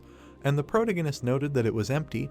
As long as he was alive, this would not happen. Then he pointed at himself and added that it was he who united the will zones. Bella covered herself with her hand and asked what kind of nonsense was this. Bill clapped his hands and remarked that this was a great attitude, he could really do it. Then he grinned and added that however, not now, maybe in 10 years, but for now it was just a dream. Charlie's gaze tightened. The old man extended his hand and remarked that he was offering again. Then he smiled and added that Charlie should be with him, then his dream would come true faster. The protagonist folded his hands and replied that he would think about it if he became the boss, and Bill replied that he seemed not to be listening to him at all. Then how about a deal? Bill showed 5 fingers and remarked that 5 of their people would fight 5 of Will's on Cadam. The rule was that the winner continues the fight. Bella opened her mouth and asked what the winner continues the fight meant, and Mike remarked that if he wins the fight, he continues the fight with the remaining opponents. Charlie smiled and remarked that it was hard to refuse such a challenge. Then he folded his arms and added that it meant that if they lost, he would work under them. Then he looked closely at the old man and added that if they lost, they needed to think about what condition to choose, and Bill noted that whatever he wanted, he was ready for anything. Then he smiled and noted that he would consider that he had agreed to the challenge. Charlie smiled and asked that they could choose the date and place. Bill put his hand on his side and noted that he would gladly concede this to him, and whether Max was still planning to fight him, and she replied that she had changed her mind. Then she turned around and added that she really wanted to see the next episode of this drama, the one that would not injure the actors. Then she strained her red eyes and added that, however, as the monarch of Winterbell, she would check that the battle took place according to all the rules. Bill put his hand out and noted that great, then they would consider that they had agreed. Then he threw on his coat and added that this would end their meeting. The old man turned around, hearing, well, what was wrong with them? Yvonne looked at Max and yelled that she had something to say to the girl. Max turned and asked her to step aside, and then heard that she expected that from her. Then she stepped out of the crowd and asked what she had to say. Yvonne jumped with her claws and yelled that she didn't have anything to say, but she really wanted to take off her mask. Charlie grabbed her hand abruptly. Then he stopped her and pointed out that she would need permission to do that, or she didn't even know basic etiquette. Yvonne smiled and asked that he pays attention to manners. Then grass thorns appeared around the protagonist's hand. Lions appeared around the protagonist, and Yvonne yelled that if that was the case, he should have gotten permission to hold her hand. Then they appeared from behind and asked if he wanted an interesting gift. Then she showed him her nail and added that she had already given it to a mountain of muscles and he had really liked it. She would try to draw something cute on his forehead. Charlie raised his head and asked if she could smell something burning. One of the branches burst into blue flames. After that, the entire protagonist was covered in fire. Bill looked at him and wondered if he had really been hiding the fire, so the rumors were true and he really did have 2 attributes. Charlie hit her hard and shouted that this was his gift to her. Yvonne spun around and dodged. Then she stuck out her tongue and noted that this wouldn't work with her. A cut suddenly appeared on her cheek. Yvonne wiped her cheekbone and asked him what he had just cut her face with. The girl opened her mouth and thought that this was a big problem now. Yvonne bit her lip. Then she flew forward and shouted that she would rip him to shreds. Charlie opened his eyes and noted in his head that she was fast. Mike suddenly appeared in front of the protagonist and blocked the blow. Yvonne opened her eyes. Mike tensed. Then he grabbed the syringe and noted that working hours were over. Then he threw the weapon over his shoulder and told her to go home. Yvonne put out her hand and shouted at him to shut up. She would kill him now. Max pulled out her sword and said that she was incorrigible. It had been a long time since she had been so pissed off. Then she waved the sword and added that such things usually cost lives. Charlie put out his hand and noted that he should fight her, not her, but not today. Then he looked at Bill and shouted that for the sake of their next meeting it was necessary to conclude a truce. It would be in effect until the day of their battle, and he agreed. Yvonne jerked sharply upon hearing this. Bill opened his mouth and ordered her to come back, after which the girl grabbed her head and screamed that this was infuriating. Why wait so long? It was better to finish them off now. Mike looked straight at her, heard that he was lucky, next time she would cut him to shreds, and noted that she was too cruel. Yvonne went to the portal and noted that he left a scar on her face. He should not think that he would get away with this, and Charlie noted that this was a mood. He should keep it until the next time they met. After which she turned and told him to go to hell. The warriors went into the portal. Bella opened her mouth and asked if they were really leaving. The man smiled and thanked her for the goodies. Charlie looked closely at the people leaving the portal. Then he lowered his eyelids. Jason turned to him. Then he turned away and went into the portal, after which he entered the portal. The buildings were illuminated by the sun. The coffee sign was glowing. A cake was placed on the table and Rick shouted that it looked delicious. Then he took a picture and added that he should definitely post something like this on Instagram. The red-haired guy raised his glass and said that he asked to meet up out of the blue. What happened? Paul and Rick exchanged glances. Then Rick raised his hand and noted that they hadn't managed to have a normal conversation last time. The red-haired guy started drinking and noted that they could run into each other in Lampas, and Rick said that they often go there. Then he spread his arms and added that he chose a place where the food is tasty and the atmosphere is pleasant. The red-haired guy's gaze tightened when he heard about Charlie. Paul folded his arms and said that they found out about him, as he said, but he didn't look much like the others, had they seen him. Rick opened his mouth and shouted that they hadn't seen each other, why even ask such a thing, and the red-haired guy asked why he was so worked up. Paul looked at him and noted that they had not met Charlie, they had simply found out about him, and Rick thought that he was lying and not blushing. After which moments from the past appeared in Paul's head and he noted that he had checked him in the databases and found out that he had not allowed the hostages to be blown up. Most likely, it was largely thanks to him that the serial killer of the bloodstream was caught. Then he looked at the red-haired man and added that he had also helped his sister. Now it was clear why he had changed his mind about him. The guy looked down and noted that he could not tell them everything, but Charlie had helped him too. Rick coughed and said that he had done a lot of good. It did not look like a villain at all. And Paul said that he thought he was not that simple. Maybe they were on different sides, but his composure and courage deserved respect. The red-haired man looked at them and heard that he thought so too. What was the point of justice if he was weak and could not do anything? So he was trying with all his might to achieve everything he wanted. Then he looked at the cake and told them to stop. The guy looked at his comrades and added that people would think that they had become fans of the protagonist. And Paul asked if Psyker was a fan of the villain, so let him dream about it. Rick raised his hand and noted that for sure, the guy they had seen at the park seemed like a good guy, they were close with him. Then he raised his finger, heard that he didn't, and asked why. They could have become friends, and the red-haired guy noted that he definitely wouldn't have done that with Rachel. The guy hit the cake with a fork and shouted that he was a blockhead. Then he looked at Rick and added that he had latched onto his sister like a leech, that he was so angry that he needed to be driven away, and he said that he wanted to say that the teacher liked his sister. Paul looked at his phone and heard that all teachers were like leeches to him. Then he opened his eyes. The sun was burning over the Cadam Villa. The bar sign was glowing. The box was lying on the table and it was heard that the artifact he asked for was not letting him get into his head. Chris looked at it and added that it was a very rare thing. It was difficult to get. Charlie opened the box and looked at the hoop. Then he took it and asked if it was what he needed. Chris folded his arms and noted that he had put everything on the line to defeat Bill, whether he had assembled a team, and Charlie replied that it was serious, 5 against 5. Chris waved her hand when she heard if she wanted to join, and replied that she would rather watch from the sidelines while eating popcorn. Charlie looked at the artifact and asked how much he would take. Chris folded his arms and replied that with the promised discount, it was free, the old man owed her. Then he smiled and added that it was a gift, he just needed him to defeat Bill at any cost. The lights were on in the training room. Charlie poked at the screen and noted that he knew it, his willpower had increased. A notification appeared on the screen and Oscar said that now it was clear. He thought he was just teasing his opponent, which was unlike him, and he, therefore, wanted to pump up his willpower by clashing with Bill. Charlie smiled and replied that this was exactly how, By fighting strong opponents like him, he would not only level up his skill, but also fulfill the minimum requirements for completing the quest. Oscar opened his eye and looked questioningly. Charlie took out the crystal. Then he smiled and said that it was finally time to absorb it. The sun was setting and a loud scream was heard. Felix burst into the room and shouted that he heard that they were going to Bill's freaks. He would kill them all, and Max noted that he would definitely not miss this fight. Then the guy opened his mouth and asked if he was not there, where was the boss, and Mike asked if he had been taught to knock. Then he opened his mouth slightly and added that in the training room, but it was better not to go there now, he had a special training there. Felix looked at the driver and asked what kind of special training. Then we need to go there too, and Mike noted not to go, a dark ghost was guarding the entrance. Max scratched his head and said that he wouldn't get into trouble for that training.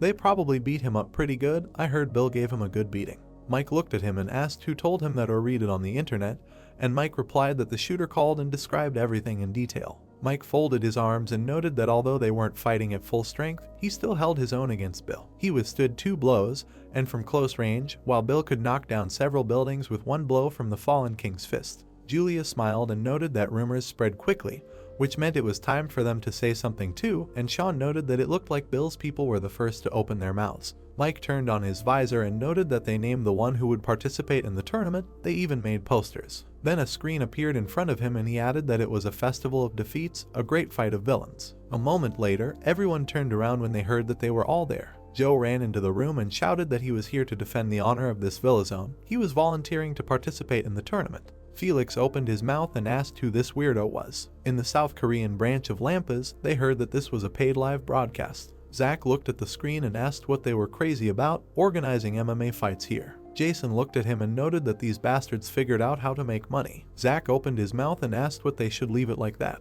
Lana looked down and noted that they can't interfere. Even if they did, there was no point in sitting back. Bill would take Cadam. Then she looked at the guy and asked why he was so sure that Charlie would lose, and Zach replied that he was going against Bill himself, like they had already fought and Charlie had been crushed. Lana leaned back in her chair and said that Bill was also participating. She thought they would be choosing from the 7 lords, which was much better than going against Bill. The girl leaned on her hand and noted that Charlie was not alone in the Cadam. Most likely they would choose equals in strength. Zach looked at the tablet and said that now it seemed so to him too. Well, really, there was nothing they could do at all. Then he raised his finger and noted that since Bill was involved, the higher-ups should discuss a possible plan of action. Shouldn't the director personally intervene? Lana closed her eyes and noted that there was silence for now. Then she adjusted her glasses and added that you can't jump above your head. He himself said that this was no longer a kindergarten squabble and they would not interfere with this. Zach looked thoughtfully at the screen and heard that if the stripes interfered, it would be difficult to predict the outcome, and then asked what about those 2 from the headquarters. Lana took off her glasses and said that she did not know, they did not report to him. Then she lowered the glasses and added that she thought the headquarters assigned them to this case. The crane was illuminated by the moon. The 2 men were standing in the building. Rick turned around abruptly. Then the protagonist jumped out of the portal. Then he looked at them and asked how long they had been waiting. Charlie came out of the portal and noted that he was sorry for calling so suddenly. He wanted to ask them both for a favor, so there was no other choice. Rick opened his mouth and asked if he himself was alive. He heard he fought the Money King, and Paul noted that they would do whatever he said. Charlie looked at them and noted that the news spread at the speed of light, and Paul said that he thought it was done on purpose. Then he opened his mouth and asked how the battle with the Money King went, and Charlie answered that he was strong and right. Now he understands why Lampas doesn't just touch any of the main villains. Then he closed his eyes, heard that he gave it his all, and answered that 80%, but this damn bastard fought only half-heartedly. Rick opened his mouth and asked what half-heartedly meant, and Paul said that it meant that he couldn't defeat him alone. Then he strained his gaze and added that, as they wrote in Lampas' textbooks, you need at least 3 top psychers to catch one of the 4 evils. Charlie opened his mouth and said that only 3 of the strongest psychers, who are called grandmasters, are capable of defeating such a villain alone. Paul opened his mouth and noted that only they, but it is very difficult to contact them. Then he looked at the protagonist and added that he himself said that it was impossible to defeat him alone.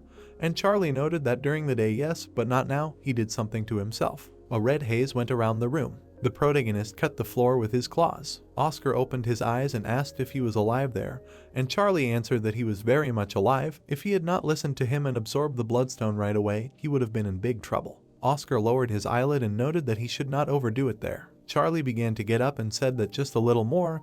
His work paid off. The protagonist clenched his fist. Then he looked at his hands and thought that now he was overwhelmed with a power that he had not felt before. It was hard for him to understand how much mana he had.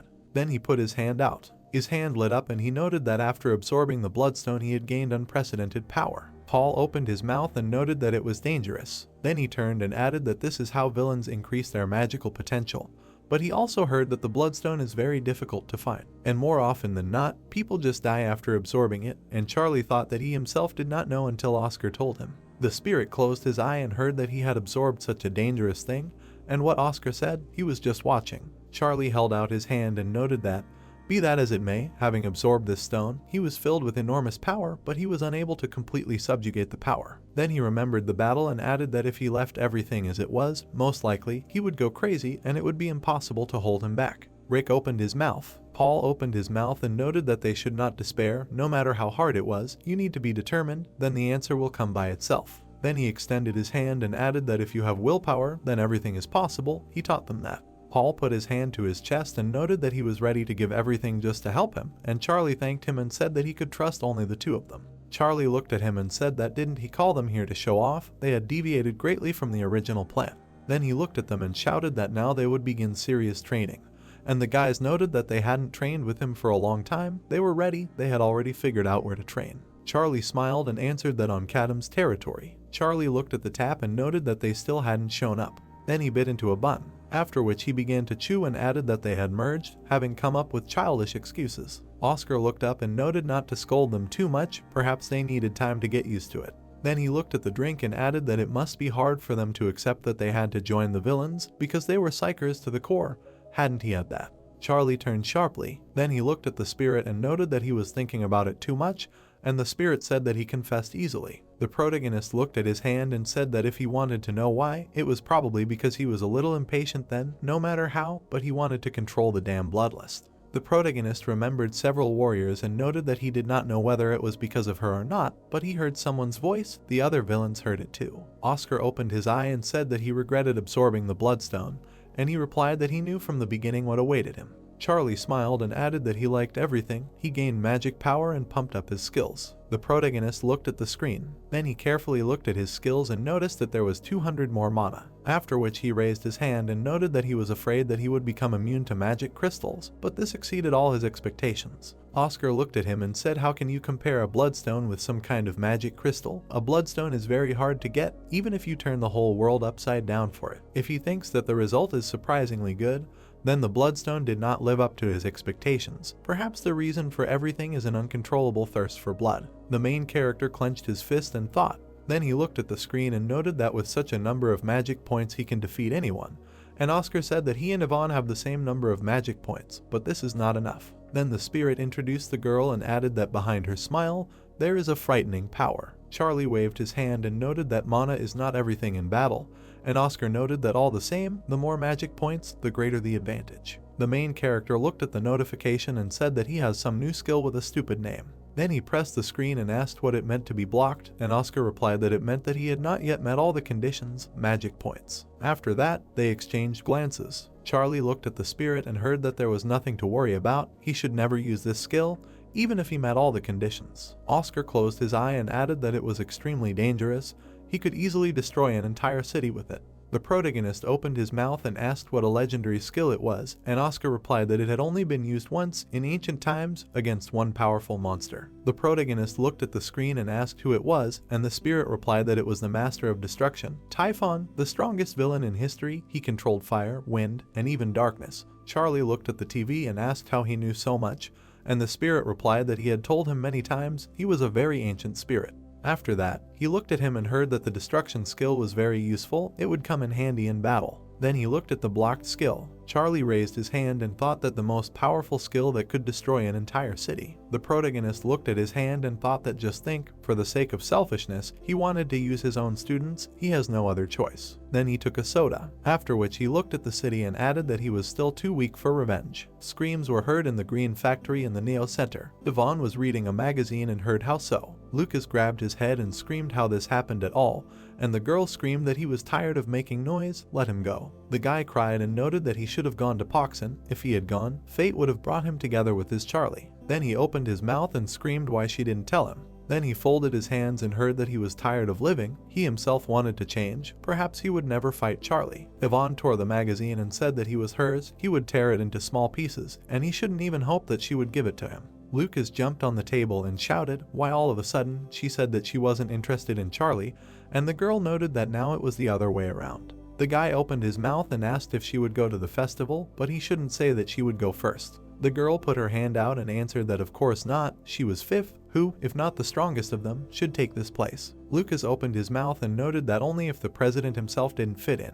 Then he smiled broadly and thought that then he would have a chance too. If Charlie didn't clash with Yvonne, he needed to go first and defeat him. Then he clenched his fist and shouted that he was a devoted fan. How could you not love him? And Yvonne thought that it was already clear what his nasty thoughts were about. Yvonne hunched over and remarked that it was annoying her. The sun was shining brightly over the Kadam villa. The warriors held out their hands. The protagonist opened his mouth and froze. Then he put his hand on his side and remarked that he hadn't expected them here, especially in those suits, and the warrior replied that they had come to train. Then he looked at the protagonist and added that, to be honest, he had never thought about this before. It was hard for them to pretend to be villains and come here to train. Then he straightened up and added that, on the other hand, a good training session should be difficult, and the second warrior added that if anyone could do it, then what kind of training was it? The warrior clenched his fist and shouted that that was why they had decided to give it their all and help him, not because it was their duty, but because they truly wanted to help. Oscar looked at the protagonist and said that he had already said this, but I repeat, he has wonderful students. Charlie folded his arms and noted that in gratitude for their sincerity,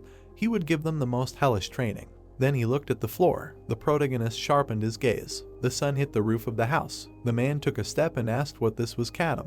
Python squeezed the soda in his hands and noted that it looked okay, not at all like the abode of evil, and how he could find those jerks. Then he strained his gaze. The broom slid across the floor. Python looked at Peter and called him. Then he threw the drink aside and asked to show him the way. The cleaner turned sharply. Kadam was brightly lit by the sun. The warrior was jumping on the roofs. He pushed off with his foot. Sean squatted down and noted that he seemed to be somewhere around here. Then he strained his senses. Then he landed on the ground. Sean looked at Python and noticed that he immediately ran after him. You never know, but he was a little late.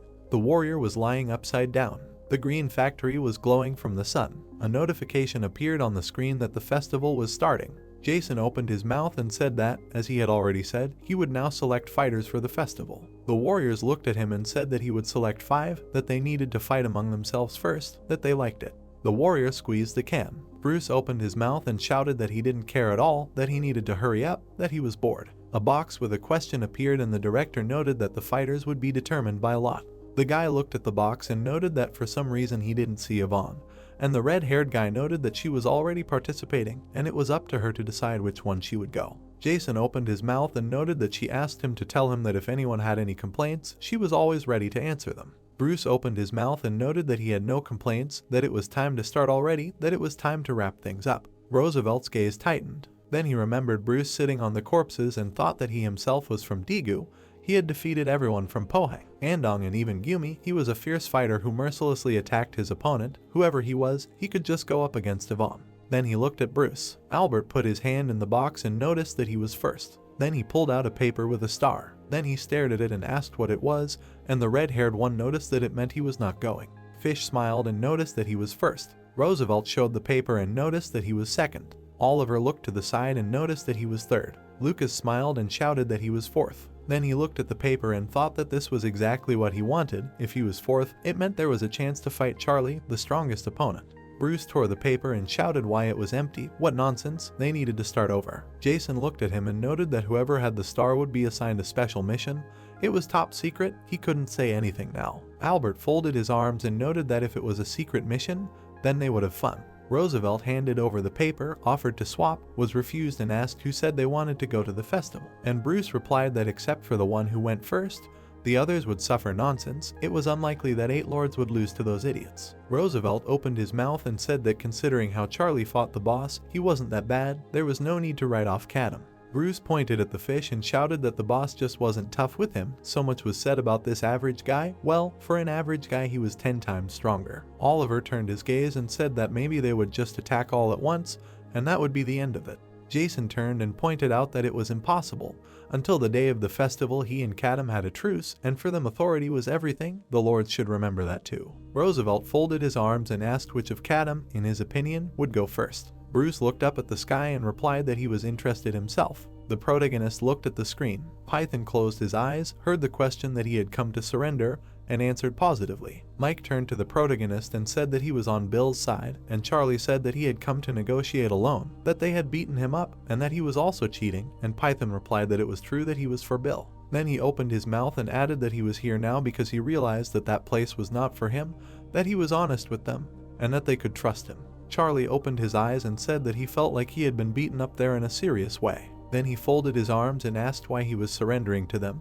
Only honestly, otherwise he would quickly fly out of the window. Python opened his mouth and noted that he wanted to perform at the festival. Mike smiled, heard that he did not expect to hear this, and thought that he was the opposite. Charlie looked at him and asked if he wanted to take their side and kick Bill's ass, and he answered positively. Python turned his gaze, heard why he needed it, and answered that there were reasons, and the protagonist asked him not to beat around the bush, let him talk already, his patience was running out. Sean turned and asked what it was, and Mike answered that it was a lie detector. Charlie went to Python, heard that there was something he would not say, and noted that then he would be thrown out, and Mike offered to listen to him. If he wanted to gain trust, let him tell everything, no secrets. Python scratched his forehead and shouted that he would take this shame to the grave. Then he took off the bandage and there was a curse written on his forehead. The protagonist and his comrades looked in surprise. Python began to cry, heard whose hands it was on, and answered that Yvonne did it. Charlie put his hands on his hips and asked why he was whining. She had a keen eye, and Python said that she had disliked him from the very beginning, saying that he was no lord. Then he remembered how he fought with the girl and added that they had fought one-on-one. Because of a stupid mistake he lost, she grabbed his leg. Then he looked at the protagonist and added that when he came to, it was already on his forehead. Then he would not have covered his forehead with a bandage. Then he leaned on the chair and noted that he only wanted one thing, to restore his good name. He wanted to defeat all the lords. Then he straightened up and added that he would show everyone who Python was. Charlie opened his mouth and noted that, well, of course, he couldn't just take it and accept it. Then he put up his finger and added that from today on the most severe trainings to prepare for the festival begin. He will train with them. He will select the fighters who will endure these trainings. Oscar closed his eyelid and noted that he could be useful to them. Python looked at the squad and noted that he said that in order to fight at the festival, he must first train. He has no choice anyway. Then he looked at Felix and said that he will have a condition, let everyone be silent, and he shouted that here is where Charlie is. He searched for him. Felix put up his finger and asked what is on his forehead. Python darkened and heard what is doing on his forehead. Is it a fashion now or something? That's how this video ends. If you have sat through to the end, please don't forget to press the subscribe button and leave feedback. See you in the next video.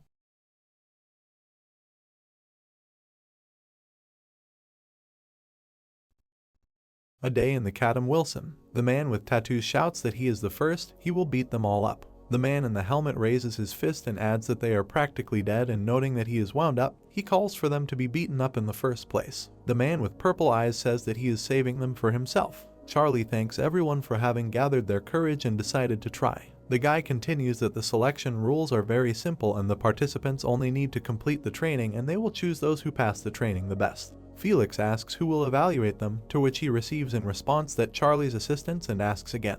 He says that they will be evaluated by the black and blue masks because he invited them for training. Mike notes that these masks are not bad, to which Julia asks if he is enthusiastic and receives a positive answer. Felix asks who they are because he has not seen them before, to which Edward replies that they are the boss's students. The guy is puzzled, to which the second one asks if the boss has any students. The man asks when they start, to which he receives in response that right after the meeting. Charlie decides to warn right away that these training sessions are not easy and they will be truly hellish, so they should get ready, to which the subjects declare that this is exactly what they need. He takes the bell and continues that if during the training they understand that they can no longer continue. He continues in close-up that they should ring the bell and after that they are automatically removed from participation. The evening in the city, Thomas and Steve are having dinner. The guy with red hair looks ahead sullenly. He angrily tells him that he should either eat for a while or sit on his phone, to which he replies that they posted something. Thomas asks Steve if he has heard of the Festival of Defeat, to which Steve clarifies if this is where the villains beat each other, to which he receives in response that the new guards announced who the villains will go in what order. He lists that Gaichai will go first, Bulge second, Iron Beast third, and Dark Star fourth. Steve eats while he continues that finally the girl with pink hair. Thomas notes that this is creepy because they are all so strong, to which the second asks if there is anyone from Cadam and receives in response that so far there is silence. He continues to scroll and says that it is clear to him who will win, so that the famous villains will go against them. Thomas says that the psycher manual says to stay away from them. If you think about it, then this is downright madness. Steve continues to eat and replies that they say a guess is good but knowledge is better, to which the guy does not care because Kadam will definitely have a hard time. He is surprised and says that he should look at the comments, to which the second notes that his noodles are about to swell. Steve sullenly looks down. Evening on the Kadam Wilson. Someone is holding the floor with their hands. Felix is clutching the floor in horror. He is bracing himself with his feet until someone commands him not to relax. The man in the blue mask asks if he is going to die from a regular warm-up and commands him to clench his teeth and do 3 more approaches. He raises his hand and continues that he should shout that he can do anything, to which Felix says that he will kill him now. Charlie's assistant says that he can't hear. He continues that on 1 he needs to shout "come on," and on 2 louder. He says 1 and Edward says "come on," to which he says 2 and he shouts the word louder. The man in the black mask suggests that Charlie take a rest because he has already run up and down 30 times, to which he replies that he will rest in the next world, to which the guy thinks that his load is twice as heavy. Charlie turns around.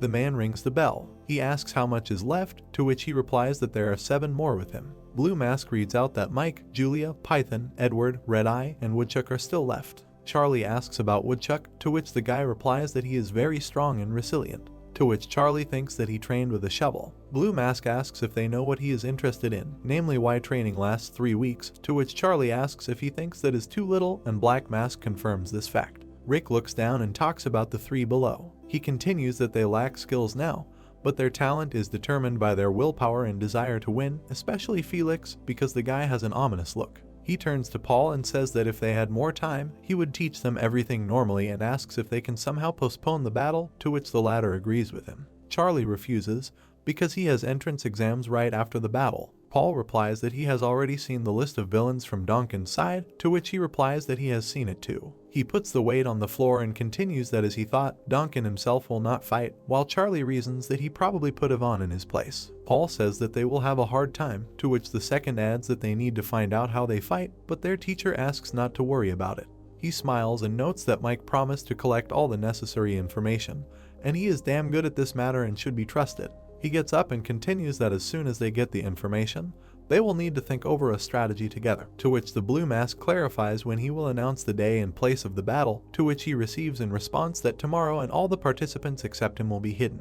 He thought about it, because he still needs to choose who will go. Both guys in masks are perplexed. Steve looks from the roof of the building. He stands confidently. Charlie recognizes him, to which Rick clarifies who it is and why he is wearing an outfit similar to them. He pushes off the surface of the roof. He lands not far from the trio. Charlie asks what happened, to which he replies that he is here about the festival, to which he asks what does this have to do with him, and he says that he does not like this idea either. He looks up and continues that since there are no worthy villains in Kadam, then he, the Red Mask, will have to take part as well. Steve stood on the roof and said that if there are no suitable villains in the Kadam villain zone, he has no choice but to put forward his candidacy. Standing in front of him, Charlie replied that this is not necessary, noting that for them these are important fights in which life and death are at stake, and in them not only is victory important, defeat can mean certain death. The protagonist with a serious look stated that he will refuse anyone who has only a vague idea about this. He asked Steve to leave. Steve was taken aback by this. Steve assumed that he was thinking too superficially and he apologizes for his frivolous words. Closing his eyes, Charlie noted that Steve should apologize,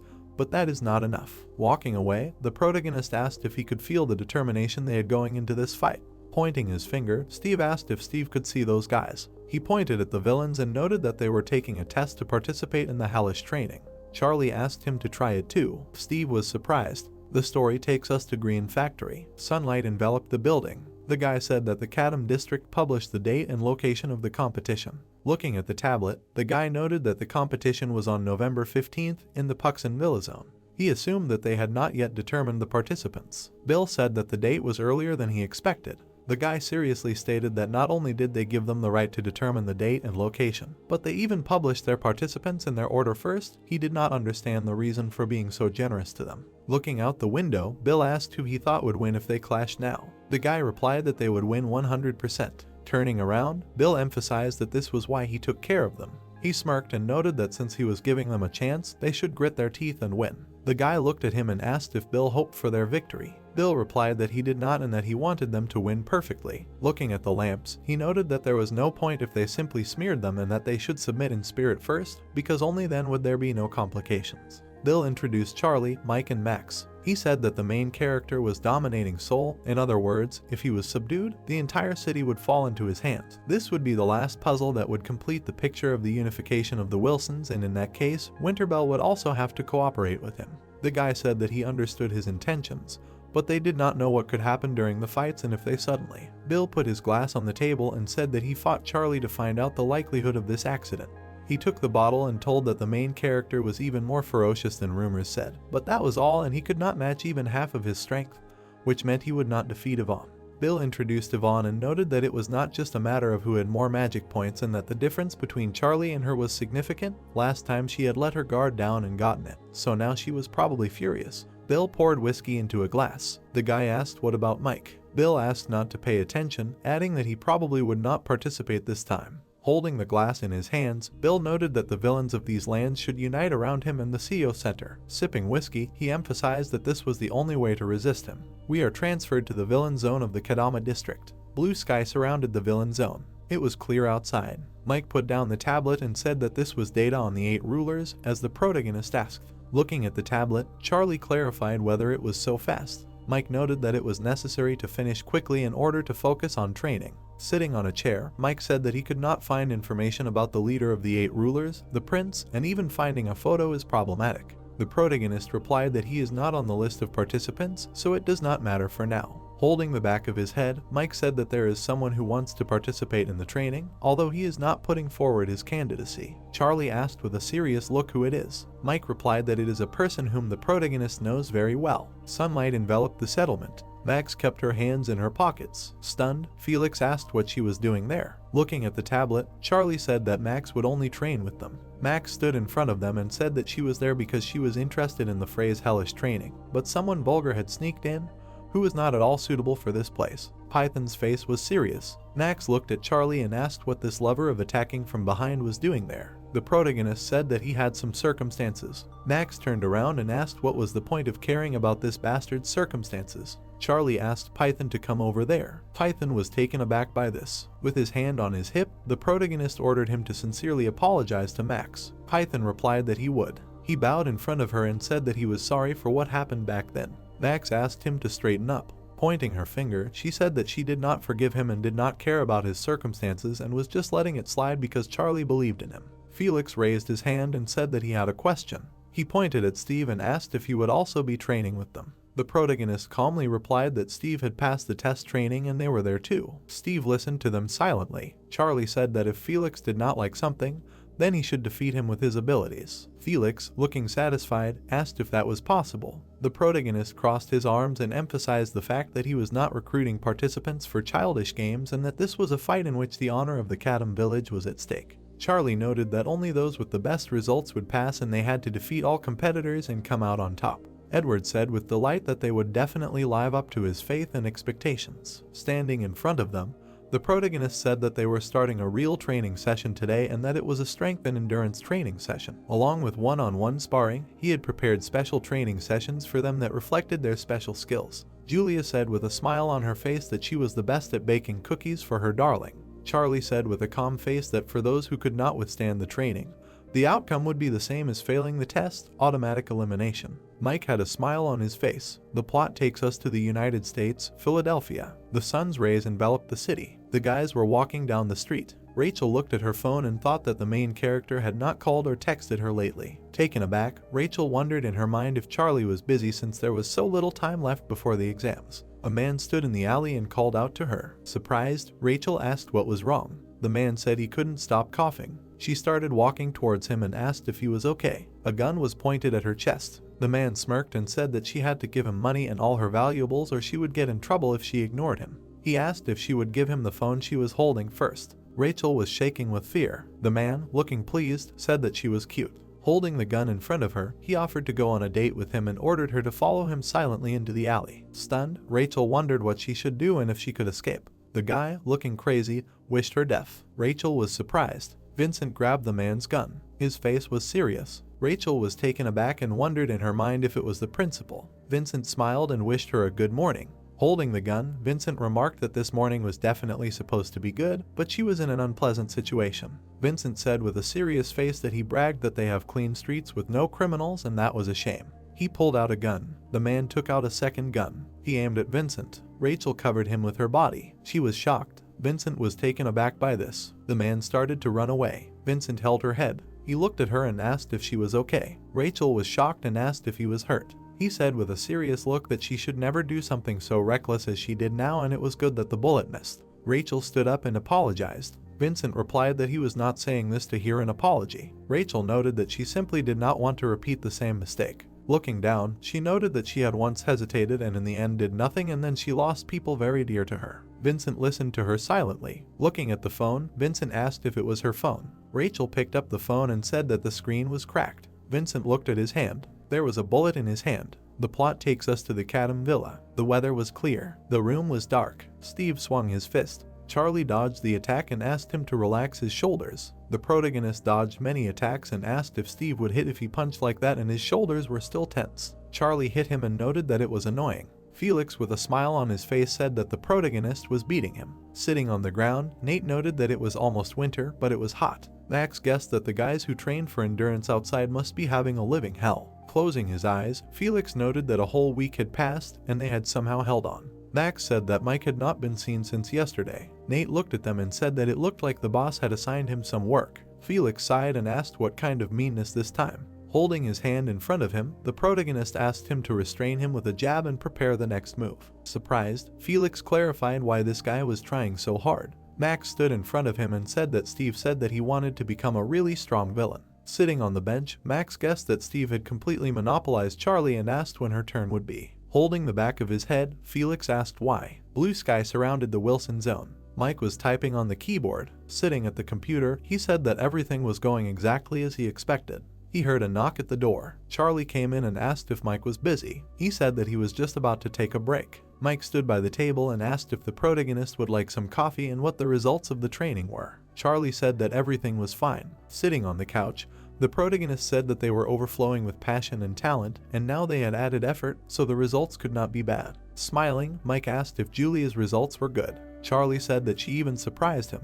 Julia's eyes were glowing pink. The protagonist noted that you could say that she was beyond the pale. Looking up, Charlie said that he even doubted whether he should teach her properly. Oscar said that beyond the pale was an expression about him. Looking at the cup of coffee, Mike asked if the protagonist was afraid of losing his position as boss. Charlie noted that he was not particularly holding on to it. Carrying coffee in his hands, Mike asked how the other guys were. The protagonist answered that Felix and Python had made quite a bit of progress, and also Steve. Mike handed over the cup and asked if he was a psyker. Charlie said that he was. Closing his eyes, the protagonist noted that Steve wanted to be chosen as a participant, even if he had to hide his identity. Smiling, Mike asked if he had any reasons for that. Looking at the coffee, Charlie said that he hadn't heard the details, but it seemed that the Money King owed him some kind of debt. Walking to Mike, the protagonist said that he would choose the participants within a week. Mike asked if Charlie was training separately on his own and if he was making progress. The protagonist replied that he was making rapid progress. A crosshair appeared near Mike's eye. He thought that Charlie's mana had increased again, and he was even curious about the secret. He was suddenly surprised. Mike said that they had guests coming, whom they had already forgotten about. Screams were heard outside. Connor stood next to the guys and asked discontentedly if it was proper for the monarch of Winterbell to stay in such a miserable place and still train, noting that it was necessary to immediately make sure that this stopped. Looking around, Chuck said that a week had already passed since the start of training. Connor began to leave and said that the whole problem was always Charlie. Kara asked him to calm down a little. Connor was suddenly taken aback. Turning around, he asked Peter where the main character was. Charlie appeared in front of him and asked if they were looking for him. Holding his chin, Chuck said that he was moving in this way too. Standing in front of the guys, the main character asked what their business was. Connor yelled that they had come to bring back their monarch. Charlie remarked that it sounded like he had stolen someone. Oscar watched him. The protagonist said that they had hurt him. Furious, Connor asked what kind of nonsense that was. He was surprised. Charlie smirked and said that mental wounds could be healed with fists. Sunlight enveloped the buildings. Looking up at the sky, the protagonist asked for attention. Standing in front of the boys, Charlie said that he was introducing the new instructors that would help them train. He said that these great instructors would do their best for them, would improve together, and would also pass on their experience and wisdom so that they could fight more effectively in real combat. Connor's face was displeased. The villains were delighted. Connor looked at them and thought that this was not what they were there for. Connor frowned. The plot takes us 10 minutes back. A scream was heard in the will zone. Connor screamed that this was complete nonsense. Charlie smiled and said that they started it and he just continued. Furious, Connor asked again. The protagonist asked why they thought Max was there. Standing in front of them, Charlie noted that it was because they were weak and the vassals were untrustworthy, so she decided that she had to become stronger herself. Connor, taken aback, asked if their monarch had really said that. The protagonist replied that there were no such words and that she probably just couldn't have said that. Connor started yelling at Charlie not to try to fool them with his nonsense. Closing his eyes, the protagonist offered to go check if this was nonsense or not. He smirked and told them to follow him. An angry Connor thought that Charlie was going to play with them from the very beginning and they needed to get the monarch out of there quickly. Max had a red aura coming from her. Her eyes were glowing red. She turned around and noted that they were pathetic. The protagonist took Connor by the shoulder. He stood behind him and said that he hoped for them in the future. Sunlight enveloped the city. On the wall was a sign that this was a cafe for studying. Sitting at the table, Charlie said that there was good soundproofing. You don't have to constantly look around and it's perfect. Smiling, Rick asked if the preparation for the exam was going well. Looking at the textbooks, the protagonist noted that he was preparing by solving problems. Holding his hand to his face, Charlie said that he did it out of a sense of duty. Rick asked again about the sense of duty. Looking at him, the protagonist noted that it could be called the invisible power of an older sister. Paul sat opposite and said that it was nice to see that he cared about his family. Crossing his arms, Charlie said that thanks to them, he was able to properly prepare for the fall festival. Oscar noted that everyone worked hard. Rick noted with a satisfied look that they tried their best. Paul emphasized the fact that it was impossible to say that all this was only their merit. Rick, smiling, said that they had succeeded only because the protagonist was in the center. Charlie listened to him silently. Paul added that it was also thanks to everyone who had helped with the training. Rick, holding his hand to his face, said that the servants of Winterbell had a hard time. Paul, looking serious, noted that Max had great strength and vice versa. He was the one who had learned a lot. Rick, holding his hand to his face, said that the date of the fall festival was also right under his nose. Paul asked if it was time to choose the participants. Sitting opposite them, Charlie said that he had called them there precisely for this purpose and he wanted to hear their opinions. Rick noted that they had already talked among themselves and decided on something. Paul named the protagonists Mike, Julia, Python, and Edward. The protagonist replied that Edward should be excluded and that he wanted to entrust him with another important task. Rick, closing his eyes, said that in this case, choosing the remaining participant would be difficult. He introduced Felix and Steve and said that they needed to choose between them. Charlie asked which of them was better. Rick looked down and said that they needed to think about it, because their balance of pros and cons was roughly comparable. Rick introduced Felix and said that they had rated his ardor and physical condition quite high, but that he lacked a base and was too impulsive, which were his shortcomings. Felix was furious. Rick said that, however, his tenacity was amazing and they had seen that, after finishing his daily training, he stayed and worked alone. Charlie took notes and asked what was wrong with Steve. Rick answered that he had all the advantages that Felix lacked. Rick asked if he was definitely the one to choose. He noted with a serious expression that it was Steve. The protagonist looked at them with a serious expression. He asked how they had found out. Looking at him, Paul asked if he had forgotten what his ability was. Rick noted that they had been training together for 2 whole weeks and if they had not found out, they could be considered fools. He introduced Steve. Looking down, Rick said that at first, even though they found out it was Steve, they couldn't believe it. Rick noted that Steve's eyes were bloodshot from the mention of villains. Paul pointed out that they did some research and found quite a few references to him as the Red Mask.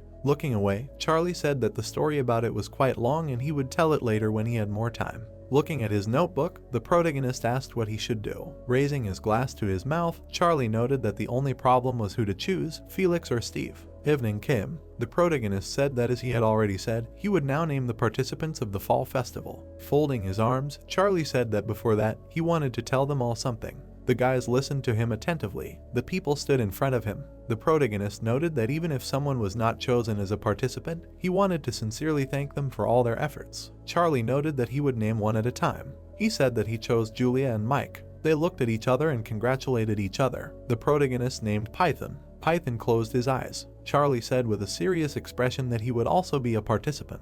He noted that there was one last place left. The protagonist named Felix and Steve. They were taken aback by this. Charlie said that they needed to fight and the winner would have the right to participate. Steve looked at the protagonist and asked when they would fight. Charlie said right now. Felix started laughing. He folded his fists and said that it was good that they didn't have to wait. The protagonist looked at them and said that he would explain the rules of the fight. Charlie noted that the fight would end when one of them was unable to fight or gave up. Felix stood opposite Steve. The protagonist waved his hand and announced the start of the fight. Felix rushed at Steve. Steve swung his hand. A stream of fire came from his hand. He sent a huge stream of fire at Felix. He screamed that victory would be his. Felix asked why he decided that. Steve held his hand out in front of him. Felix held his shield out in front of him and said he would never give up the win. He smirked and noted that this was his place. There was a crash outside. Steve punched Felix in the face. He blocked Steve's attack. Felix punched him. Steve swung his leg. Nate, dumbfounded, said that Steve was one-sidedly beating Felix. Mike, holding his face, noted that Felix hadn't missed anything serious and was dodging or covering everything. Felix flew to the side. Felix crashed into the wall. Steve punched him. His hand burst into flames. He sent a huge stream of fire at him. Charlie watched the fight. Felix jumped to the side. Steve looked over. Felix was looking at him and noted that this was sheer nonsense. He smirked and noted that Steve hadn't done any damage to him. A cloud of dust rose around them. Surprised, Oscar said that watching Steve's series of attacks, he even thought he was looking at Charlie. The protagonist replied that he had taught him, although the ending was a bit disappointing. Oscar watched the fight and said that Felix, cornered, barely dodged. He assumed he was lucky. Charlie noted that it was not about luck. The protagonist remembered how Felix trained and said that this was the result of his hard training. He said with a calm face that this was possible because his perfectly built body was the first to react. Oscar asked if Charlie wanted to say that there was a fight between a spear and a shield. The protagonist stood in front of a cloud of dust and answered that it was true, Steve was a spear, but Felix was not a shield. Squinting, the protagonist said that although Felix was very stupid, he was an iron decisive hammer. Felix asked Steve to come to him with a satisfied look. Steve jumped into the air. He delivered a powerful blow to Felix. Steve had delivered many blows to him and thought that Felix's body was as strong as steel. And he was also very durable, although he had the initiative in the fight, but he must not lose his vigilance. Swinging his leg, Steve thought that Felix's strategy was to wear him out in a long fight. He dodged Felix's attack. Swinging his fist, Steve noted that he would quickly attack with all his might. Felix shifted his gaze. He cried out that this was just what he was waiting for. He used the frontal attack technique and dealt multiple blows to Steve. Python seriously noted that the damage to Steve, who did not know that he was being attacked, would be greater. Mike, smiling, said that Steve would still be the winner in any case because there was a damage absorption device in the mask. Felix was lying on the ground. He turned around. Steve was flying at him. Felix frowned. Felix pounced on him. Steve was surprised. Felix grabbed him. Max, dumbfounded, asked when Felix had managed to master such a technique. Python answered that he had taught it. Python remembered how Felix, with a displeased face, asked him to teach him some technique that would be useful on the ground. Python seriously said that he had explained it to him superficially and did not think that he would use it like that. Steve was lying on the ground. Raising his fist above his head, Felix noted that he had already said that the last place would be his. He was furious. Felix slammed Steve into the ground. Mike smiled. The boys watched this carefully. The protagonist said with a serious look that the match was over. Felix was enveloped in streams of energy. Night fell. Steve was sitting on the roof. Charlie came to him and noted that he thought Steve had gone home. Looking at him, the protagonist asked why he was sitting there and if he was angry that Felix had beaten him. Steve looked at him silently. Turning away, Steve said that he was not angry because he deserved to win. Oscar was watching them. Charlie asked why he was sitting there looking so pathetic. Sitting on the edge of the roof, Steve said that in fights sometimes you win and sometimes you lose, but he did not think it would be so difficult to accept the result. Charlie said that if Steve fought this opponent 10 times, he would win 9 of them, but Felix managed to grab the remaining one. Looking at the sky, the protagonist noted that in the end, Steve was too hasty and buried himself. Steve listened to him silently. Charlie passed him a soda and asked if Steve knew that luck was an ability and that it followed those who try it. Steve asked what the conclusion was. The protagonist asked him to fight as if he were fighting to the death. Looking at him, Charlie said that experience in real fights should be gained with exactly this kind of determination. And this is the best thing to do. There was a smile on the protagonist's face. Looking at the moon, Charlie offered him to drink cocoa and not to cry. Surprised, Steve asked what the protagonist was talking about.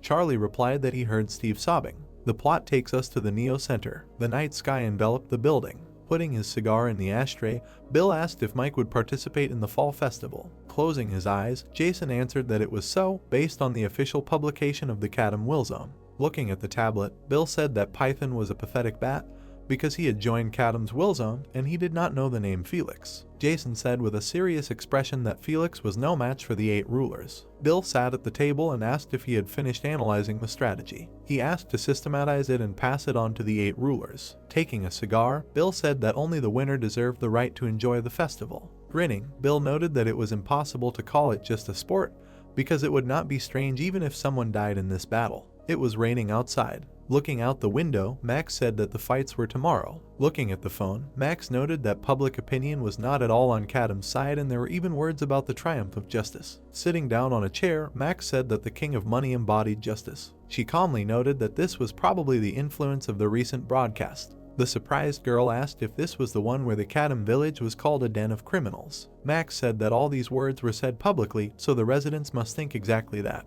Looking up, the girl said that public opinion was scary. Max was asked who she thought would win. Holding a cup in her hands, she said that Charlie was more worried about his exams than about the fights. Sipping coffee, she said that she heard about this from the guys he brought as instructors. They knew quite a lot about him. Max noted that it seemed to her that their relationship was like that of students and a teacher. Closing her eyes, the girl noted that this was very rare. Max emphasized the fact that his students were also unusual. The surprised girl asked in what sense. Raising her hand to the tray, Max said that their words and actions were measured, like soldiers, and her relationship with Charlie seemed to her to be built according to a hierarchy. Holding her hand to her face, Elizabeth said that it was indeed unusual and that it was unlikely to be seen in villains. Kate said that there was a stronger version of DSP. Elizabeth noted that if it was used, there were limitations in the use of abilities. Kate offered her to intervene. Max looked at her and said that it was not necessary. She introduced Paul and Rick and said that the protagonist and the others also tried very hard during these trainings. They gave it their all for those they trained.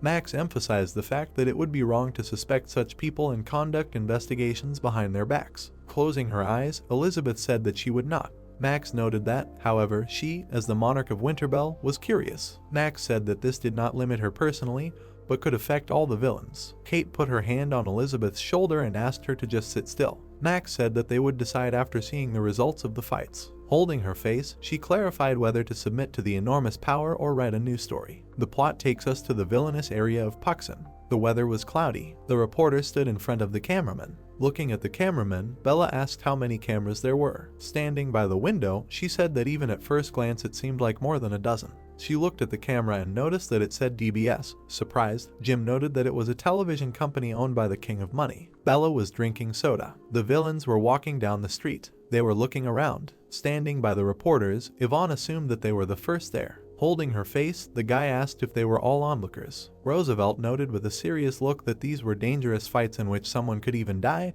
It would be strange if there were a lot of onlookers. Smiling, the guy asked if it was okay to kill if they were going to be shown on TV. Roosevelt clarified that not everyone decides for themselves. Jason said with a serious expression that the director had said not to kill if possible. Looking at him, Yvonne said that she had come there to tear Charlie to pieces. Putting his hand on his chest, Jason emphasized the fact that winning the fights was the only mandatory order of the director. Looking away, Roosevelt noted that Bill had said the obvious. Jason was taken aback. He looked away and noticed that they had just appeared over there. The villains were looking the other way. His team was standing behind the protagonist. Looking at them, Charlie asked if they had been waiting long enough. Smirking, Yvonne asked if the slobs had arrived later than them. Keeping his hand on his hip, the protagonist noted that it was enough that they had not been late for the fights. The guy was holding a bouquet of flowers and said that he was the second most handsome man in the world, and his name was Lucas. He handed the bouquet to Charlie and said that he was his fan and wanted to take a picture with him. Lucas stood next to the main character and asked to take more pictures of them together. The cameraman took pictures of them and said that it would not be a photo, but real art.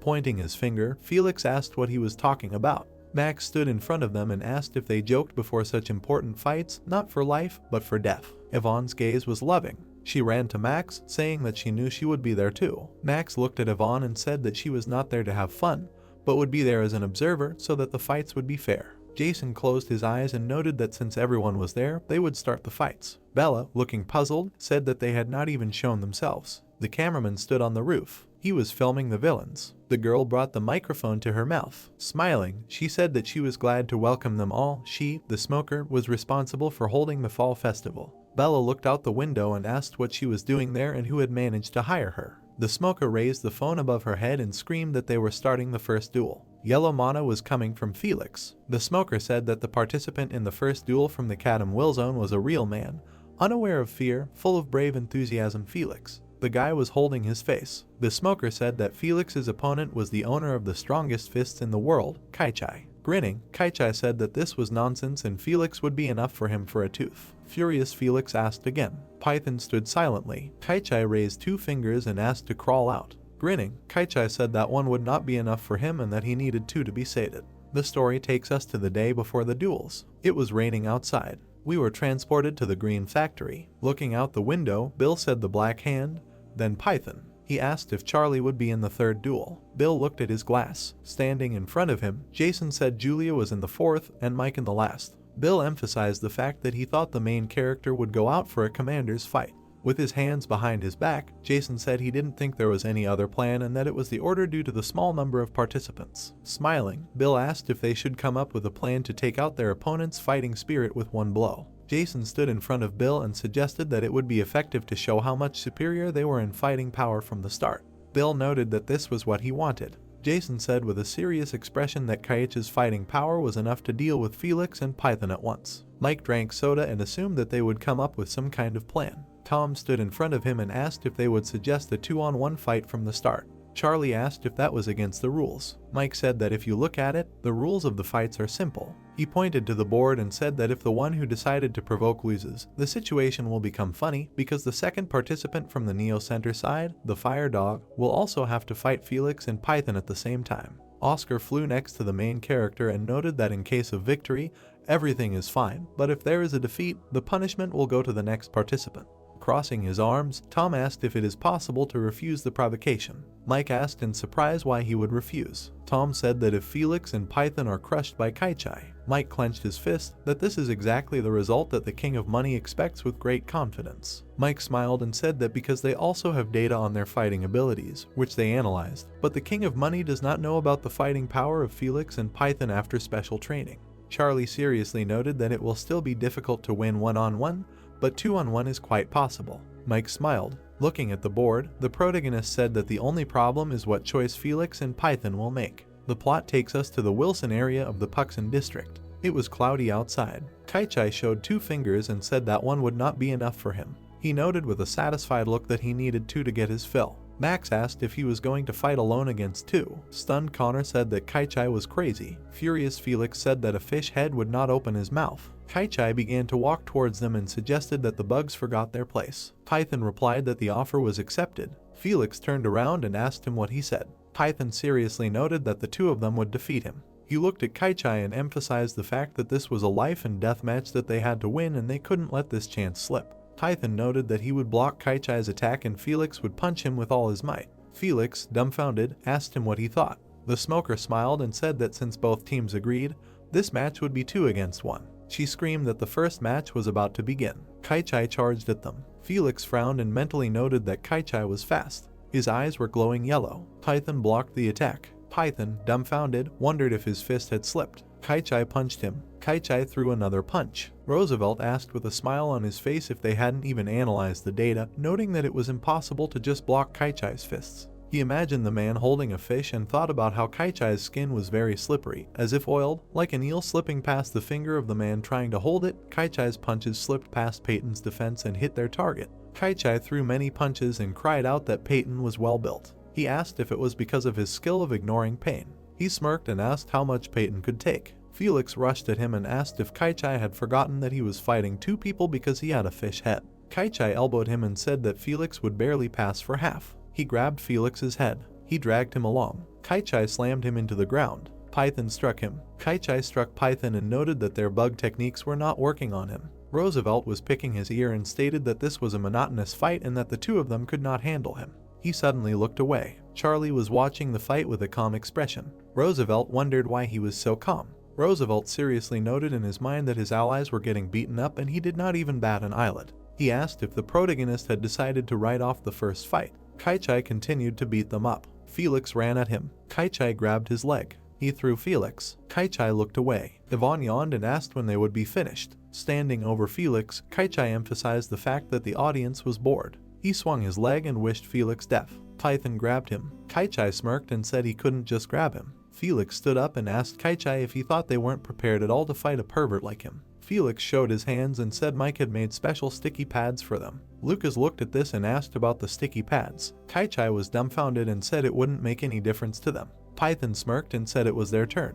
Huge fists appeared next to Felix. He smirked and said it was time to cut up the fish. Python knocked him over. Kai-Chai was dumbfounded. Felix lunged at him. He slammed Kai-Chai into the ground. Bella was dumbfounded. Felix was furious. Dumbfounded, he wondered if Kai-Chai had managed to dodge in that time. Kai-Chai punched him. Python jumped on him and said he wouldn't let go. Kai-Chai hit him hard. He opened his mouth. He bit Python's shoulder. Yvonne watched the fight and said it was disgusting. Felix ran to help. Felix dodged Kai-Chai's blows. He swung his fist. Kai-Chai hit him. Felix made an uppercut and screamed that it was a fish head. Roosevelt was puzzled and mentally noted that he couldn't believe that Kai-Chai missed a blow and Felix surprised him by missing an attack and immediately counterattacking, and his recovery speed and endurance were amazing. Python hit Kai-Chai in the back. He enlarged his arm using muscle expansion. Kai-Chai flew to the side. Bella smiled and screamed that they were winning. Roosevelt grinned and said that it was too early to celebrate and that they had angered the beast, so they would have to pay. Kai-Chai's voice was heard from the rubble, saying that they had enraged him.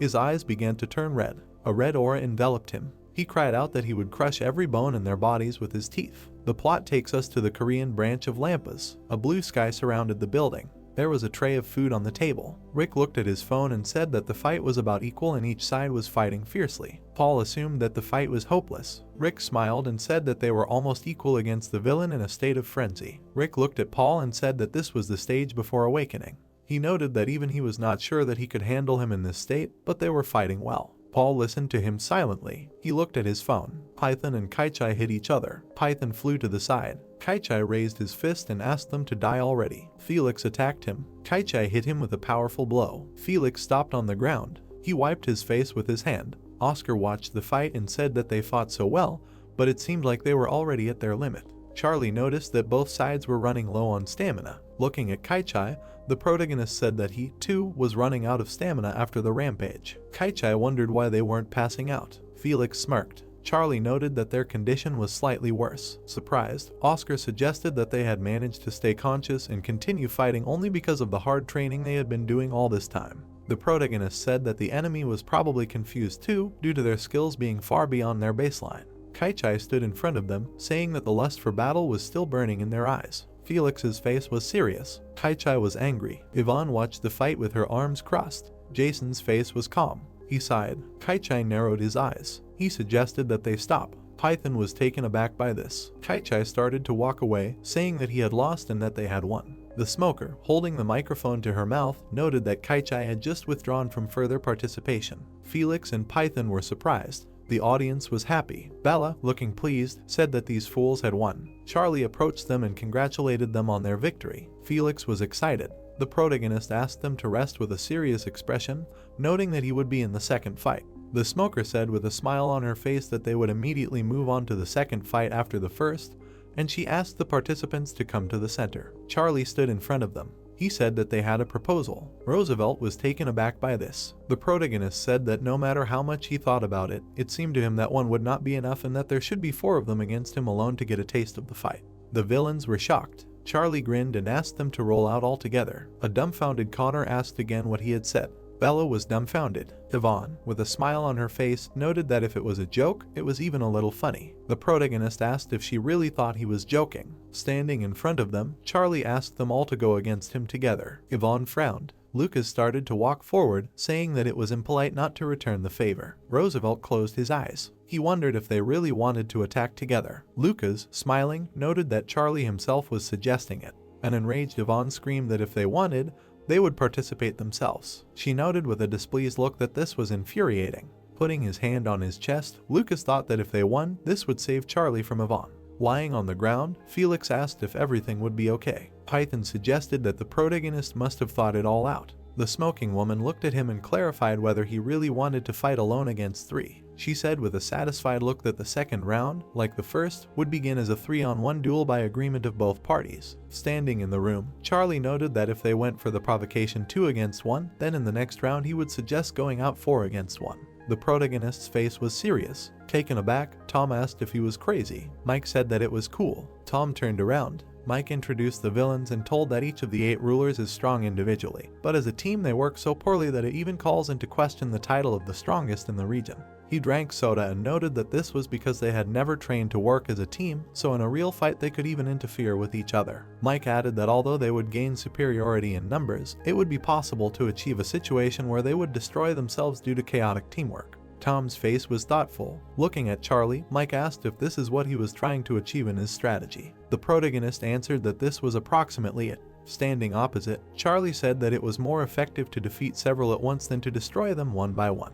The protagonist introduced Yvonne and said that the problem was only in her and that she was really strong. Smiling, Mike suggested that Yvonne would refuse to participate because of her pride. Mike showed 3 fingers and noted that he guaranteed that the protagonist would fight 1 against 3. Oscar flew nearby and said that Mike's expectations had come true. The protagonist said that he did not care and that he could have fought against 4. Turning around, Roosevelt clarified whether he should start first or by age. The guy replied that he did not care who was first. Roosevelt was suddenly taken aback. Charlie stood in front of them and said that they needed to think about how to pounce as a crowd and they would choose the order. He asked if they had never participated in team battles. He showed 3 fingers and noted that if they acted like fools, they would be finished in 3 seconds. Roosevelt sighed. He said with a serious expression that he couldn't listen any longer. He raised his fist and yelled that he would just burn it with his own hands. He suddenly looked away. The protagonist was behind him.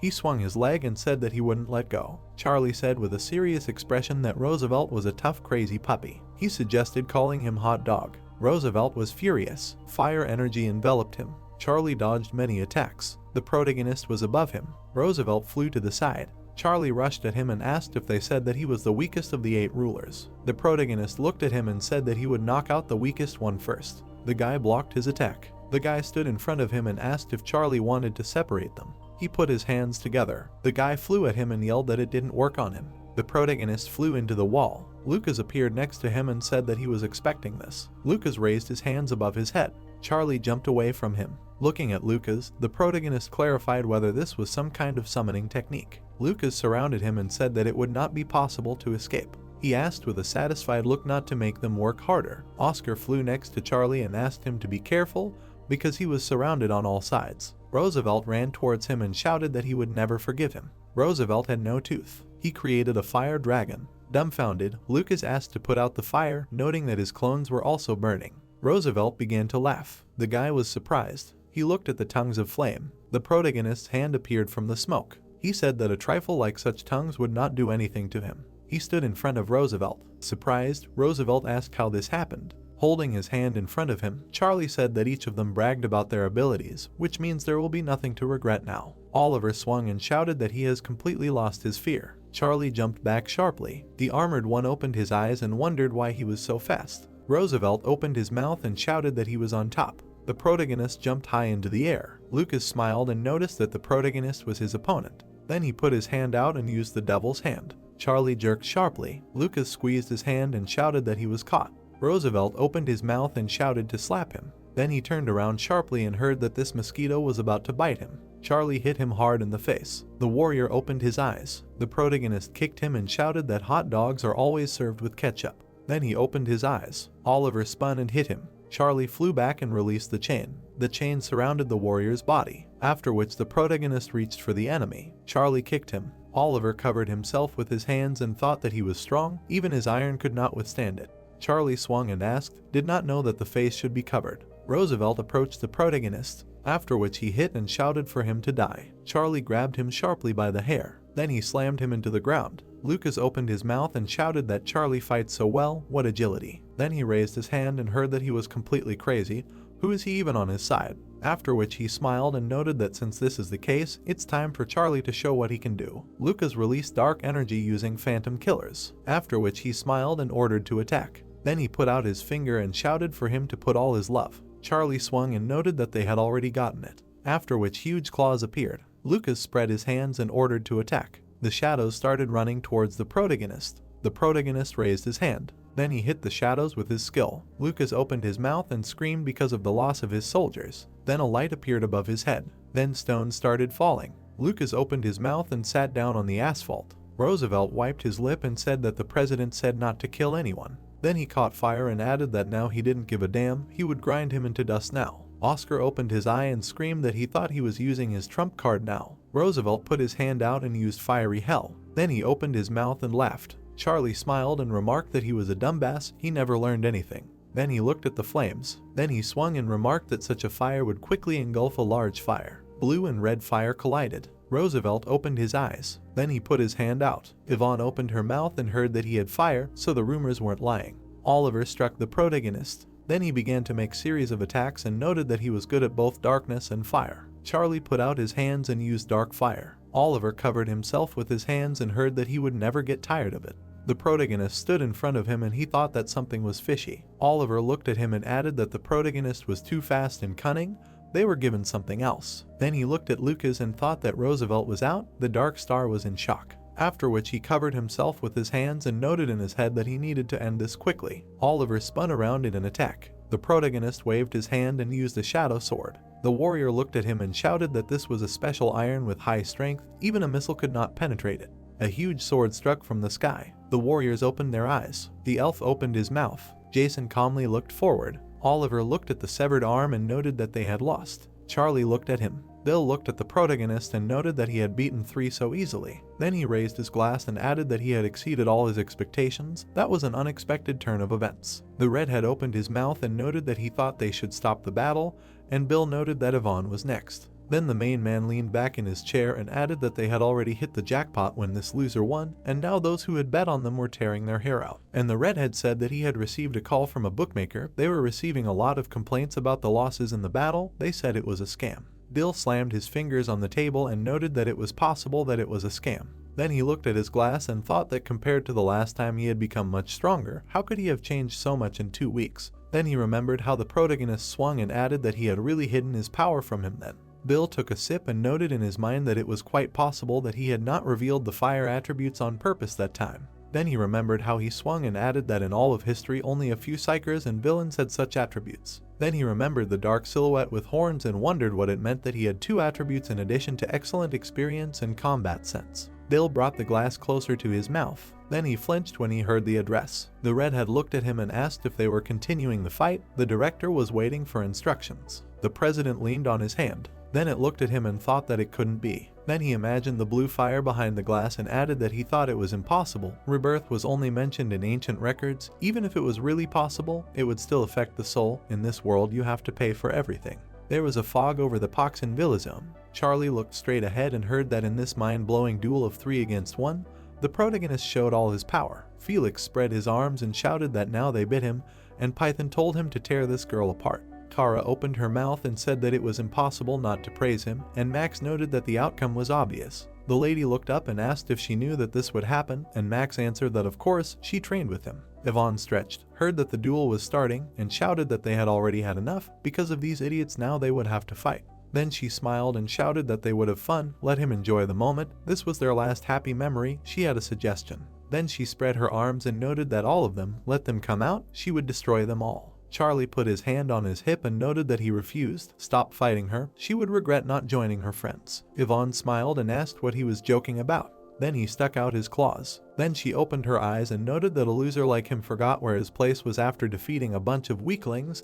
Now she would teach him a lesson by ripping out his filthy tongue. Charlie looked at her. Yvonne looked at him. The host looked at the fighters and asked if they could continue, and 2 said yes. The girl took the phone away and noted that the president gave the go-ahead, and Jason said that he accepted the information. Bella raised her hands, heard that this was the last fight between Yvonne and Charlie, who would win, and shouted for him to win. The smoker smiled and shouted that the 3rd fight was starting right now. The warriors looked at each other. Oscar looked at the protagonist and pointed out that he shouldn't think he was whining, but she was on a completely different level, and he replied that he knew it would be hard to defeat her, even if he were an experienced psyker. Then he raised his hand and added that he was much stronger now, after which he lit up and noted that he had to win to defeat Bill.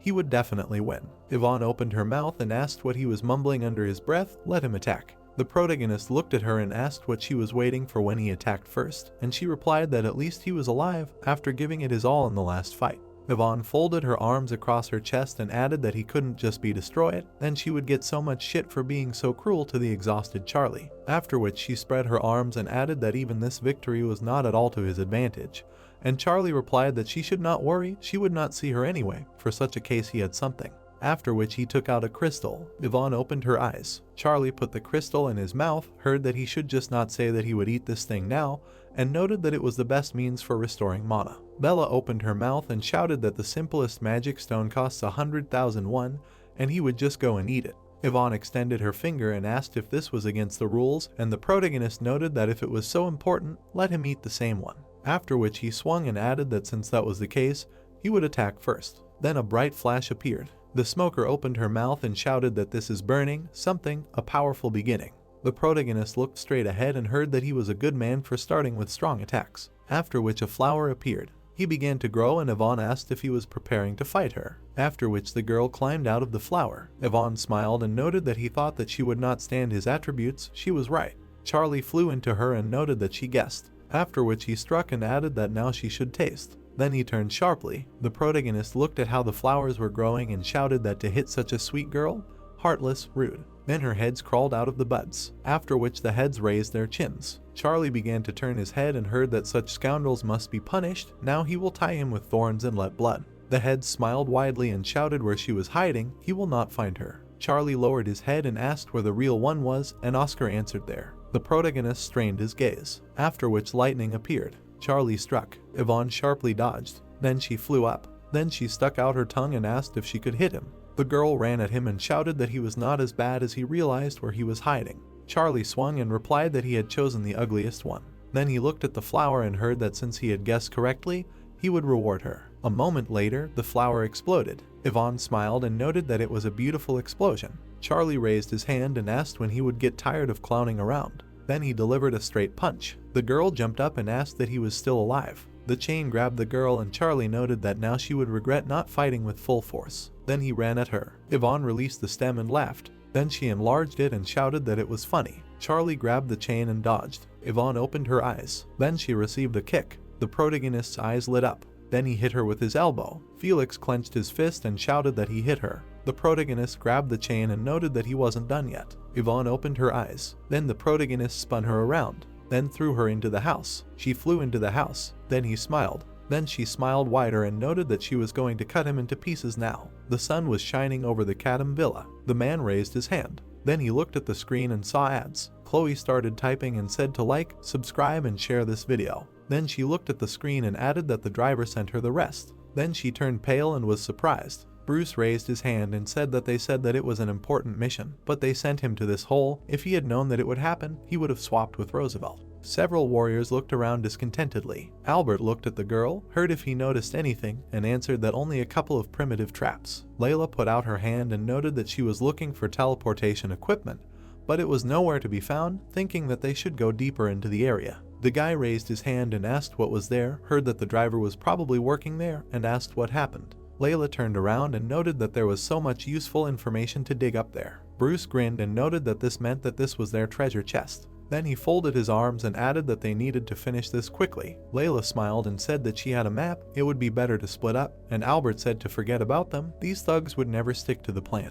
The warriors ran after the order to destroy everything here. The man looked displeased. Then there was an explosion. Layla turned around. Bruce gritted his teeth. Mike took a step forward and said that he knew this would happen. Then he raised his hand and added that all the rabble ran here as soon as the truce ended. Then he smiled and added that there was someone to disperse this rabble. Bruce opened his mouth and asked where he came from. Albert opened his mouth and asked if it was really the driver, then who was in Poxon. A copy of Mike stood in the arena and shouted that the gentleman was a good man. Lila looked at him and asked that he foresaw that they would appear, but if he was here, then who was there, and Mike replied that he knew as soon as they were challenged to battle. Albert turned and noted that Charlie was currently fighting Yvonne, and Lila replied that she didn't even know what to say, she thought he was smarter. Mike opened his mouth and noted that he was ranting here because he was much smarter, would they leave on good terms? The girl smiled and asked if this was a request or a warning. Mike smiled and noted that of course it was a warning. Bruce smiled and noted that he was warning, he had the nerve. Then he ran and shouted to be killed. The warrior furiously jumped on him.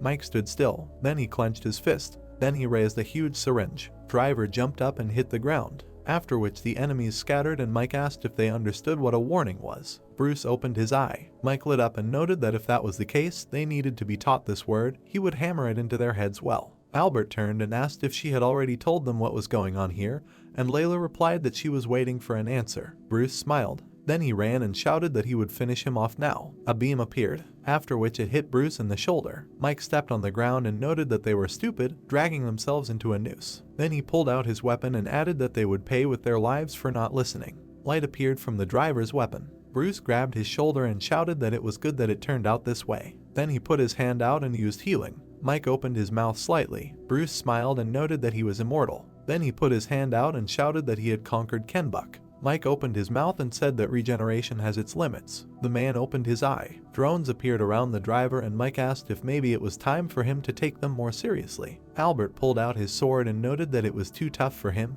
and the girl noted that there were more flying around. Bruce spread his arms and shouted that he didn't need help, he wouldn't be afraid of these toys. The driver's drones lit up. Mike opened his mouth and ordered to shoot. Then the lasers fired at the enemy. Bill opened his eye and cursed. Then there was an explosion. Albert jumped up. The driver stuck out his finger. Then gears flew at the enemy. Albert spun around and cut the gears. Then he narrowed his eyes and thought that he could feel his strength with all his guts. Then he clenched the sword in his hand. Mike swung and used a blow with a large screwdriver. After the blow, Albert flew into the wall. The warrior opened his mouth in blood. Then he smiled and thought that no words were needed here. Now it was clear why the boss took him into account. Mike pressed his glasses and noted that if he held out, it meant he hadn't pressed hard enough. Then he aimed his gun and added that he had to be careful now, otherwise he would die. He had never fought at full strength, so he himself didn't know what would happen.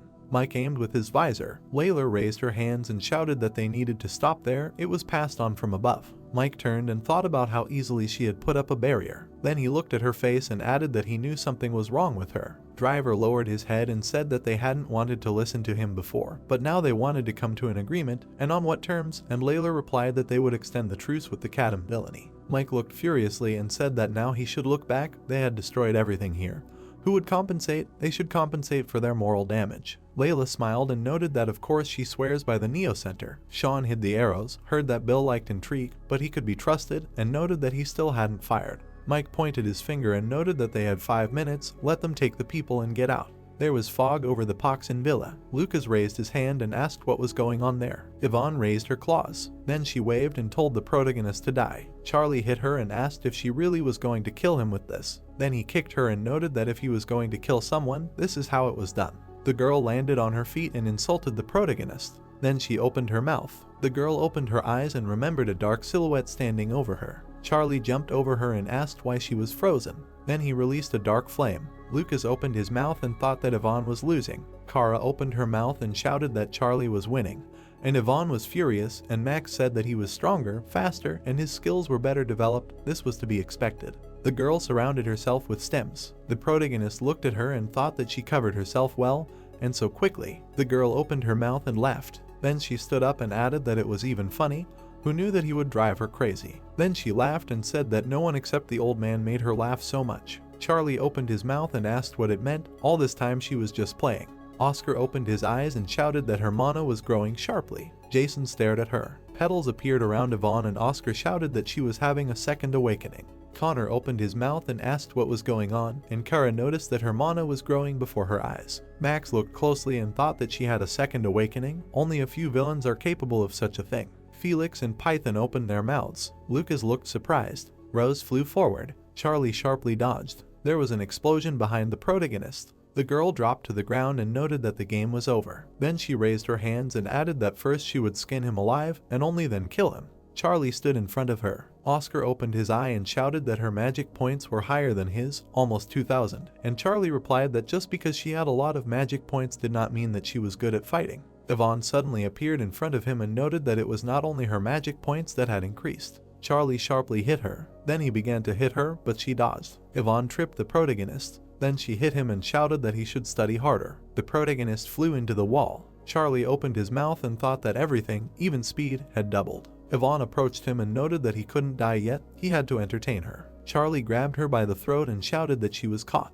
Then he opened his mouth. Yvonne became covered in thorns and noted that he should be punished for touching a lady without her permission. Charlie looked at the stems on his hand. The girl smiled and asked him to think about his behavior. Then she released the stems and shouted for him to die. Then she smiled and noted that she wasn't done yet. The stems began to curl. Then they appeared on the side. Kara opened her eyes and was surprised. Yvonne put her hands out and shouted that this was her bonus. Then the building began to fall. Bella opened her mouth and shouted that the building was about to collapse. Felix and Python dodged the debris. The branches surrounded the building. The warriors started running away from the falling building. A moment later it fell. The smoker opened her mouth and shouted that a huge building had just collapsed. Charlie was alive there at all. Yvonne smiled, heard that he was alive, and noted that he was more tenacious than a cockroach. He was already starting to piss her off. Then she looked at the debris and said that he was worse than an insect. Charlie started walking towards her and said that there was trash that you couldn't even put away. You couldn't even throw it in the trash, and this trash, Yvonne opened her mouth and asked him why he was joking. It was so-so. The main character put out his hand with fire. Then he raised it and noted that he hadn't said it for fun.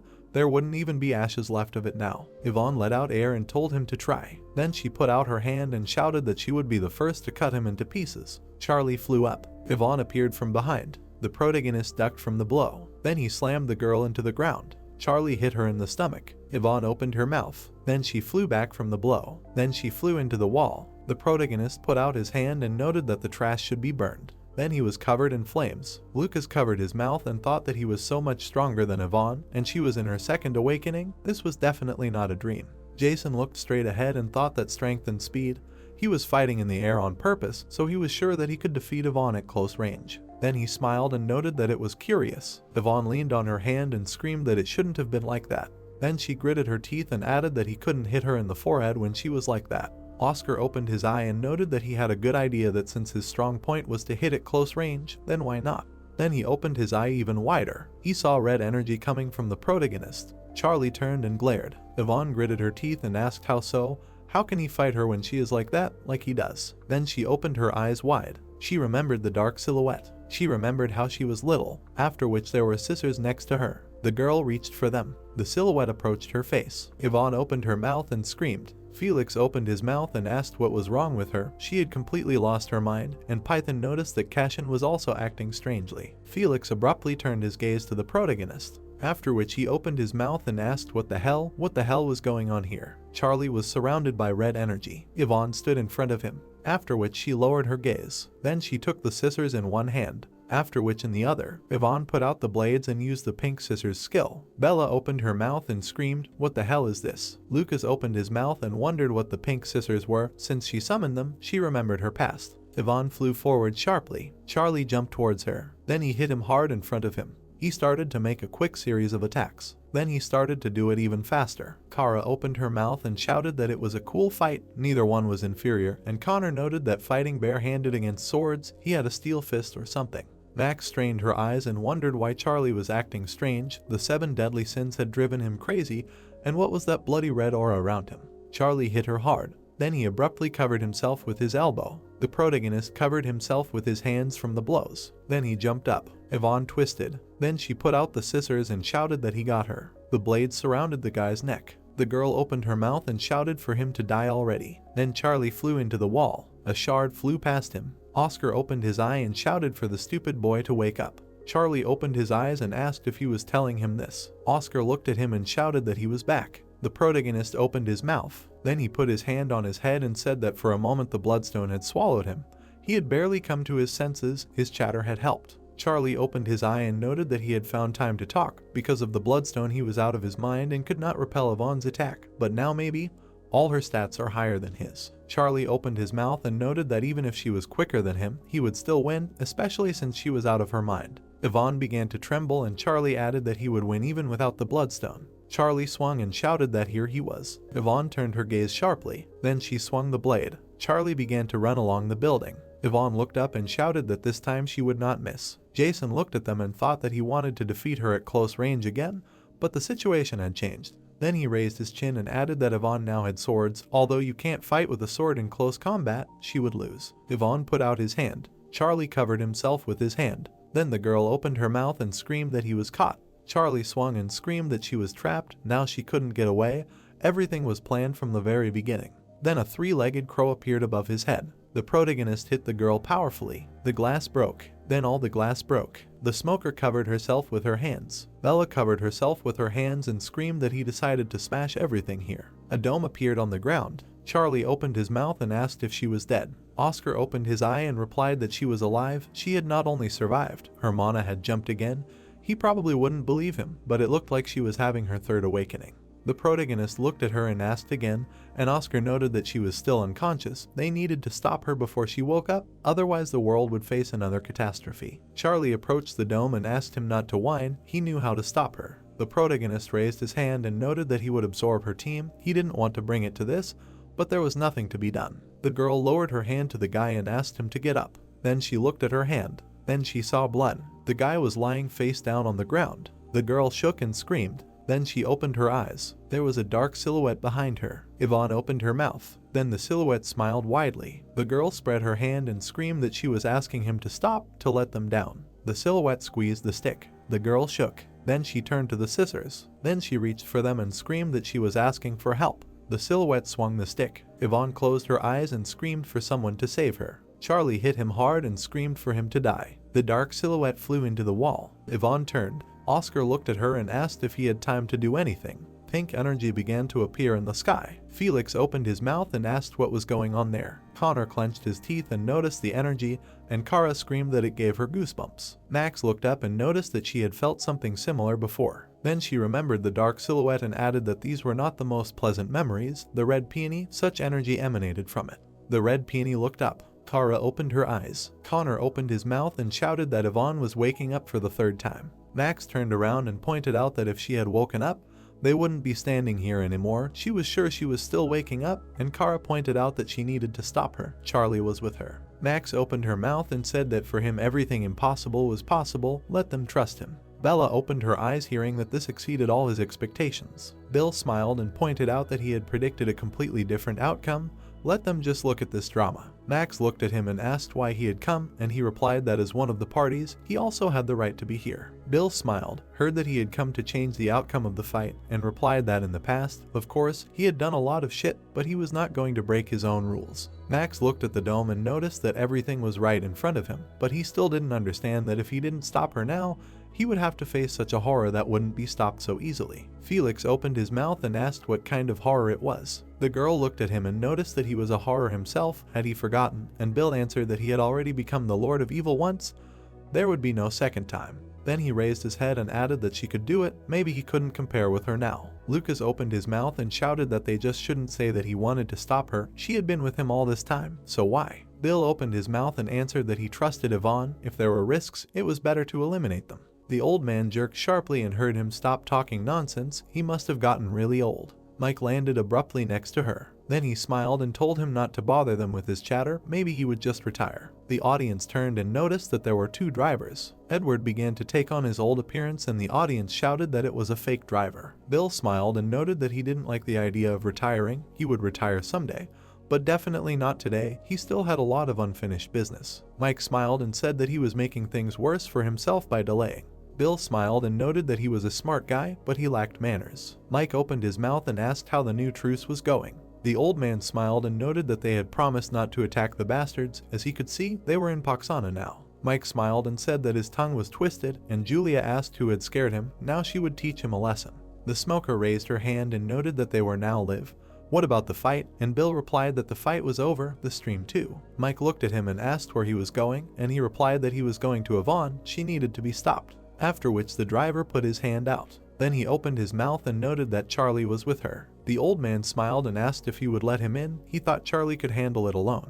Mike smiled and replied that of course, he trusted him completely. Bill looked up at the sky and laughed. Then he covered his face and noted that he thought he was smart. A moment later, the main character began to emerge from the smoke. Bella opened her mouth and was surprised. Bill and Jason watched in silence. Lucas's mouth dropped open in surprise. The protagonist was carrying a girl in his arms. Somewhere in the village, wheat swayed. There were potatoes on the table and someone shouted that it was time for lunch. Peter rubbed his forehead and sighed. The energy barrier was glowing. Yvonne was unconscious. Charlie noted that she had incredibly powerful mana and wondered if he could absorb it all. Oscar looked at him with displeasure and asked him to wait. He continued that absorbing darkness helps to get the enemy's mana, but it is very dangerous. The guy asks if he is not simply absorbing someone else's mana, to which he receives in response that since he is taking someone else's mana, he must pay the price. Oscar continues that as soon as he merges with the enemy's consciousness, there is a risk that he will go crazy. The guy asks what if the flying eye continues that, just in case, it will also move into him. Charlie asks if this is possible, to which he receives in response that as soon as he had enough impudence to ask such a question of an ancient soul like him, because of course he can do it. The guy clarifies whether he will change his appearance, and he replies that everything depends on her consciousness. Oscar looks at the girl and continues that it is quite possible. Someone shouts the girl's name. Lucas runs to him while he replies that the girl is alive and asks him not to worry. The guy picks her up. The trio wonders if this is Yvonne, to which the second says that she does not believe her eyes, and Mugen adds that it is a pitiful sight. Mike notices something, to which Julia asks what happened, and he says that nothing like that. The guy thinks that Charlie has quite a lot of mana. He is simply amazed. The man asks how he managed to stop Yvonne from awakening and not die in the process, to which he says that he just knows what he is doing. Someone asks him to stop. Lucas yells at him to ask how he can even say such a thing, because he knows exactly why they are for him, and asks if he really wanted to kill her. The man replies that he really valued them both, to which he continues that he still treats them like this. Jason and Lila turn around. He continues that awakening is like a lottery for villains, and what it takes for a villain to awaken is his own talent and luck. He smirks and says that afterward, a villain like that is like a walking bomb. He thinks of Yvonne and continues that the more he awakens, the stronger he becomes, but at the same time, he slowly gives into all 7 deadly sins so that at some point, his instincts for self-preservation and the ability to think disappear. He finishes his thought by saying that after awakening, a person eventually becomes a monster. Charlie asks what it is and does it mean that he should kill these monsters and asks how far he has gone, to which he agrees because it also applies to him. He smirks and continues that he found a way to deal with this. Jason frowns. He thinks about the evolution of the villain and says that he knows how to gain strength without losing his mind and he was able to get such power. He asks what he thinks and if he wants to too. Charlie replies that of course. The man extends his hand and asks him to join him and then he will share his knowledge with him, and since he was able to defeat Yvonne, he is more than worthy of knowing the whole truth. The people with tattoos are taken aback. Mugen listens sullenly. Charlie gives a negative answer. The guy points at himself and says that if he could,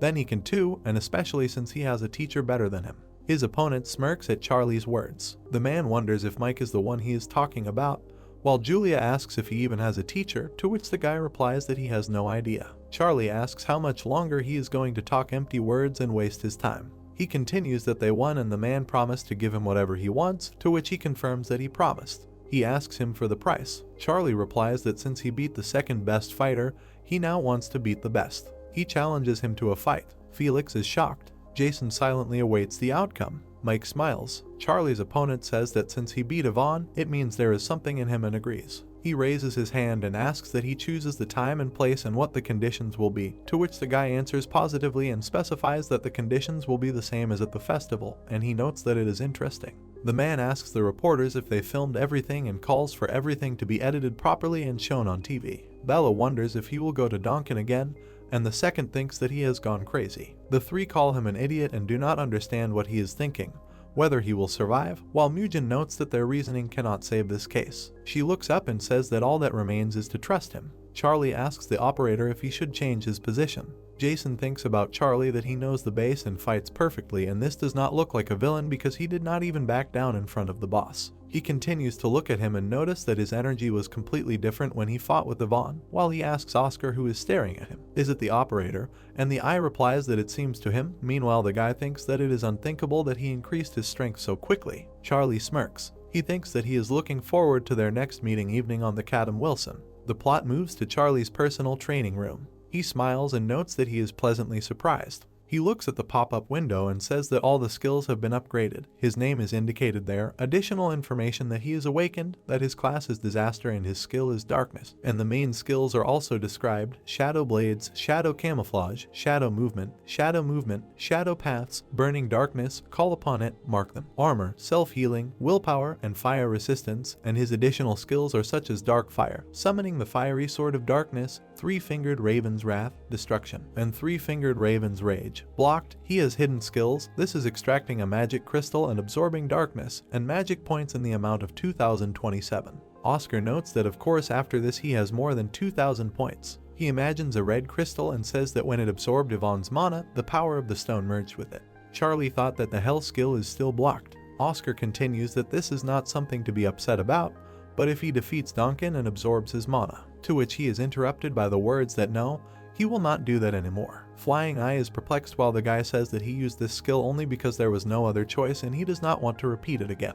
He remembers that it was not easy for him to be in Yvonne's consciousness and continues that how could he know that he would see her memories. Charlie says that the girl was abused by her adoptive parents and if it were not for Oscar, he would have definitely gone crazy. Flying Eye clarifies if this was the reason why he helped her, but Charlie chose to close this topic. The guy thought about it because he has more than 2,000 points and asks why he had not awakened yet, to which he replies that in order for the villain to awaken, he needs to succumb to the 7 deadly sins, and he clarifies what these sins are and asks him not to say that for this he will need to go crazy. The Flying Eye confirms that it is as Duncan said, because the awakening of a villain is a double-edged sword for himself. The guy asks if there is any other way to become stronger without awakening, and he replies that it is possible, but only for psychers because villains cannot do that. He continues that even if he surpasses the others, there is still something that he will never be capable of. Charlie asks what about what Duncan told him, and Oscar clarifies about the evolution of the villain.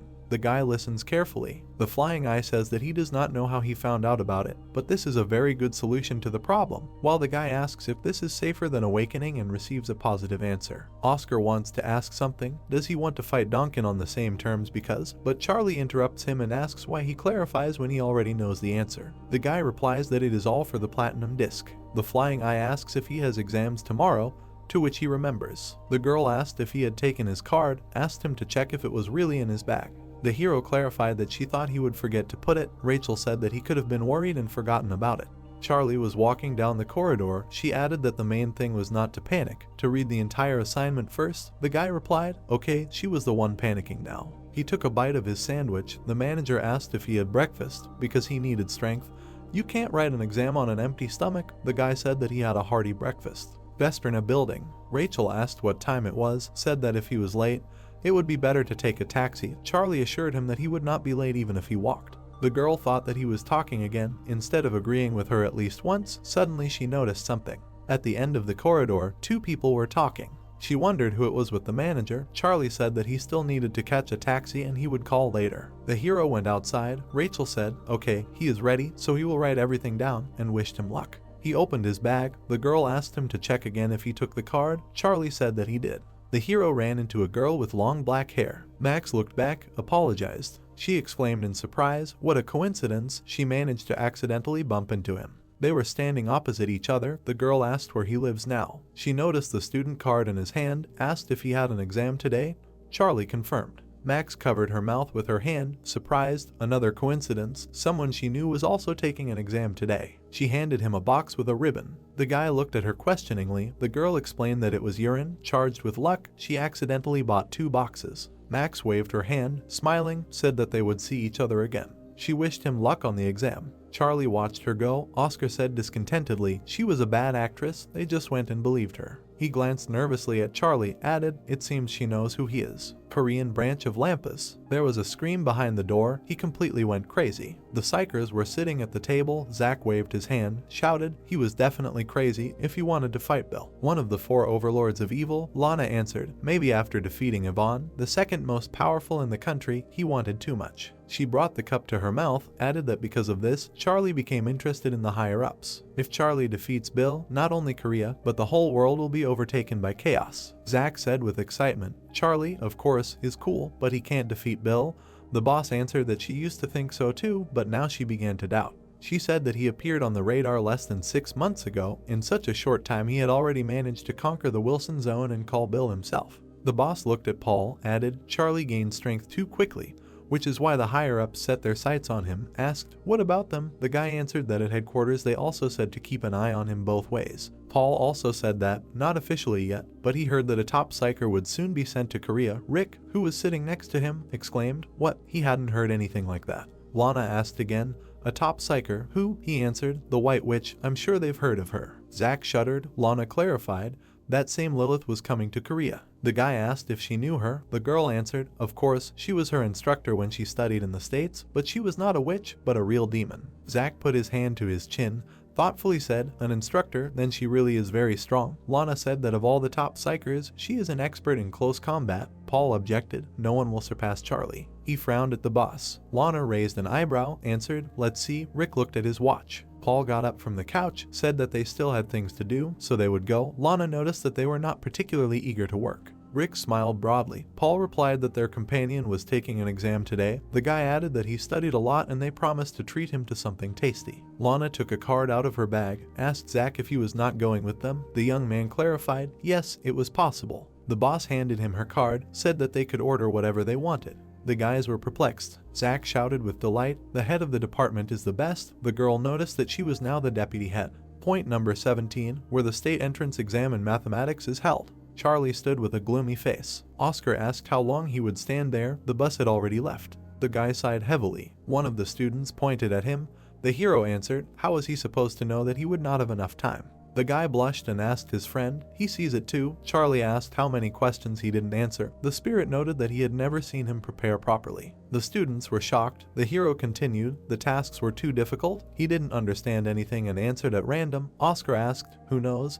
Maybe he answered correctly. A girl with long pink hair approached Charlie. The guy turned his head. He froze. Margot was standing in front of him. She smiled sweetly. He asked what she was doing here. The girl replied that she was waiting for him. Charlie was surprised. Him? Why? She said that his brother was also writing an exam here. She asked where he was writing, and he replied that he was also here. The guy asked where Chan himself was. The girl said that those guys from America took him to treat him like he deserved it. Charlie touched his chin with his hand, thought, that's why they said that then. The guys apologized, promising to treat him later. Margot took him by the arm, exclaimed, that's why. She smiled broadly and said that she would treat him today. The guy with purple hair asked his friends where they would go after writing the exam. The young man with glasses was surprised. What? Charlie was coming? The blonde grinned. Judging by his expression, he seemed to have failed the exam. The blonde said triumphantly, rightly so. They noticed Margaret walking nearby. The guys turned pale. Buildings with signs. They came to a restaurant. The girl screamed. He was serious now. Margaret exclaimed in amazement,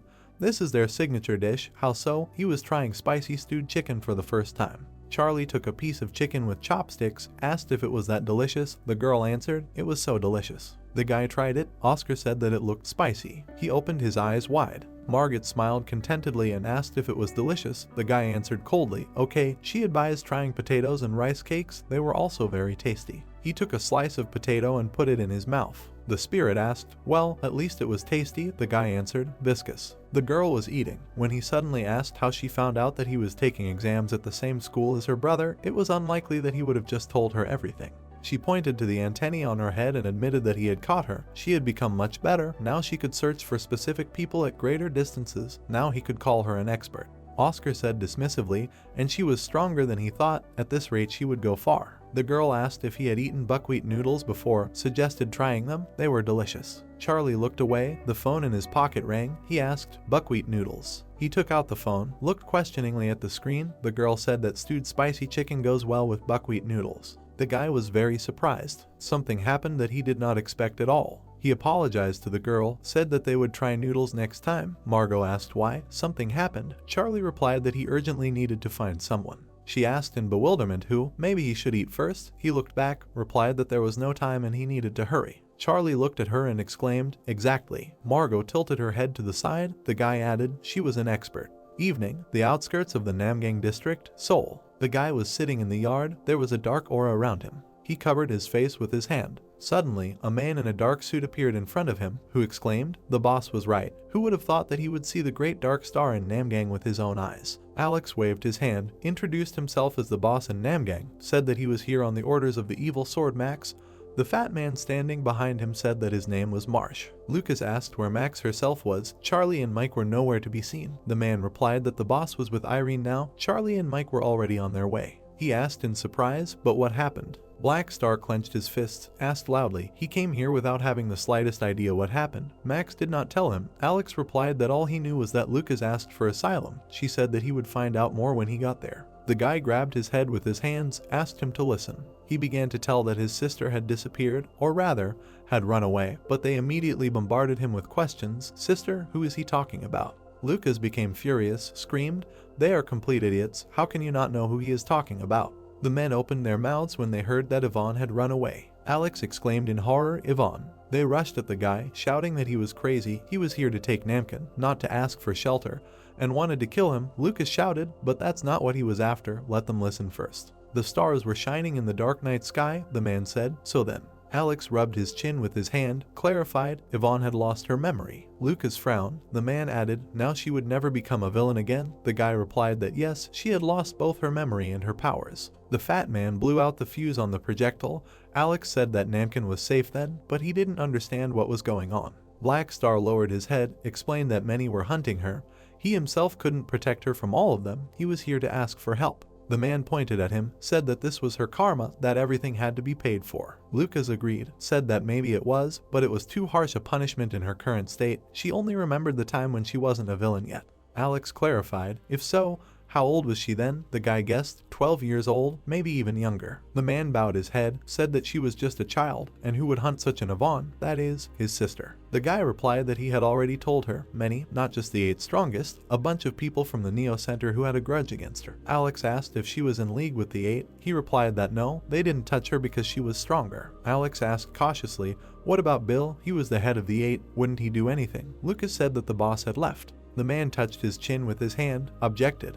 But Yvonne, who had lost her memory and strength, was on the hunt. She was just like a lioness who had lost both her fangs and claws at once. Marsh was indignant. This was mean. The guy put his hands on his hips. The man said that now he understood what was going on. Asked what he had been doing before they arrived. Lucas replied that he had been watching the shadow assassins he had summoned. He adjusted his glasses. It was still much more useful to look for her through them than by himself. A dark line flashed among the multi-story buildings. A dark portal appeared on one of the buildings. The hero moved from one building to another. A black whirlwind appeared near the portal. Charlie jumped onto the roof. He lowered the girl. Margot exclaimed, what speed? He just flew between the houses. Oscar added that he was very fast. The guy noticed that the girl did not even squeak, said that she was stronger than he thought. Margot replied that her brother was a psyker. She was not afraid of such things. She raised 2 fingers, proudly said, she is the sister of the red mask, the pink mask. The guy put his hand to his chin. The spirit was embarrassed, and how did he think of putting this on her? Charlie replied that Mike gave it. Why waste it? In any case, it is better not to think of something to hide the face. Oscar noted that, apparently, his taste does not change. They approached the edge of the roof. The girl asked who she needed to find. He answered, Yvonne. She must have heard that name before. Margaret imagined Yvonne in a rage, clarified, the villain he fought that time.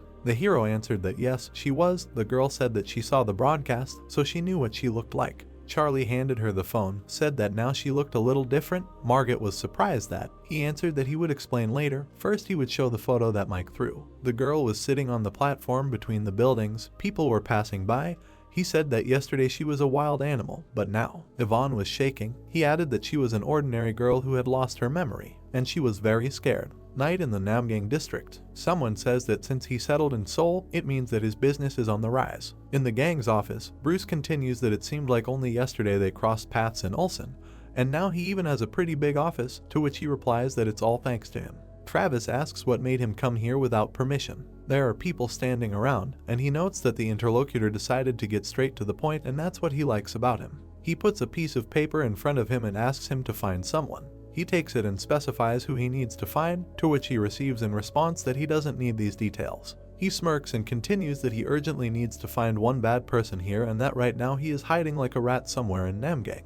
Bruce shows 2 fingers and says that he has 24 hours to bring him to him. The plot moves to the main street of Namgang. People are walking along the street. Charlie asks why there are so many people there, to which the man in the mask replies that the exams are over and now everyone can hang out with a clear conscience and does not understand why he is so surprised. The guy asks if he will be able to find her in this crowd, to which he replies that he does not know, because it will probably be difficult. The man turns around and continues that since Charlie asked him, he will do everything in his power. The guy confirms that he will not remain in debt and will do whatever he wants, and he asks for pudding. The pink mask says that a pudding shop has opened opposite the park in Kadam and invites him to go there together. The guy agrees, to which she is happy and adds that she needs to try really hard now. Charlie asks what her maximum range is, to which she says from 150 to 200 meters. Oscar looks at her displeasedly and asks again about 200 meters, because she has not really trained, but still significantly improved her skills. He continues that what is really valuable is that she can see into a person's past, and if she trains, he wonders how far she can go. Charlie hands her the phone. She takes it and asks how he managed to transform, to which he replies that he just did.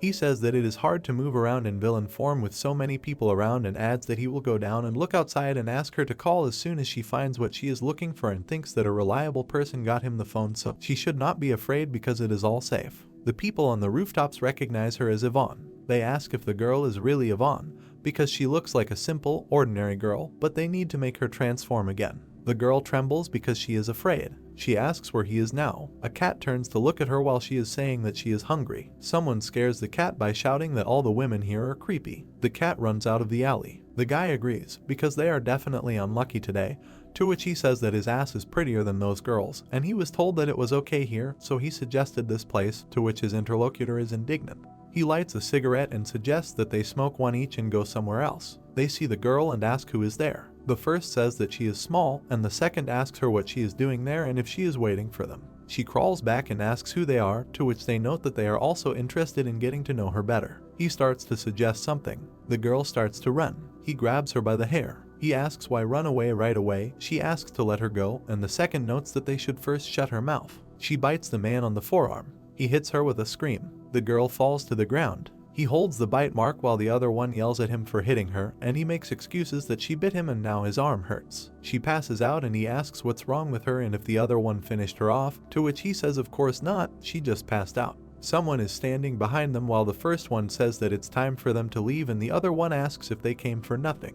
The voice behind him replies that they don't do that in this place. The guy turns around and asks what he told him. Someone's silhouette towers over them. He repeats that he said that they don't do that in this place and calls them shameless pigs. They are horrified. The guys get their comeuppance with a scream. They are shaking. The girl sits nearby while someone says that they found her. The guy says that it's definitely her, just like in the photo. He continues that some guys were pestering her here, but he dealt with them, and the second one replies that he understood and will give him everything along with the goods. He confirms that he found her where she told him. Charlie asks again about the pudding and says that of course she will get it, because he will buy up everything there is, while they shout asking who he is and that he needs to leave. The group asks him to pretend that he did not see anything and then they will let him go in peace, to which the guy replies that aren't they ashamed at their age to think like that. They repeat that it seems he did not hear. The man points at him and orders them to bring him to him. They run to Charlie. Oscar calls out to him, because they are ordinary people, to which he says that he is also an ordinary person at the moment.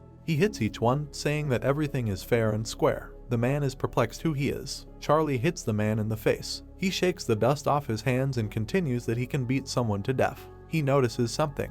A girl is sitting on the floor. It is morning. The plot takes us to the villa zone of the Kadam district. There is a sign on the wall. The girl is sleeping on the bed. She was covered with a blanket. Standing behind the bar, Chris noted that he had to calm her down all night, so he did not get any sleep either. Charlie said that he suffered a lot. Crick asked if it was Yvonne. The protagonist answered that it was. Chris's face was serious. Sitting opposite, Charlie asked what the problem was. Chris introduced Yvonne and noted that although she was an innocent lamb now, they didn't know when she would start acting again.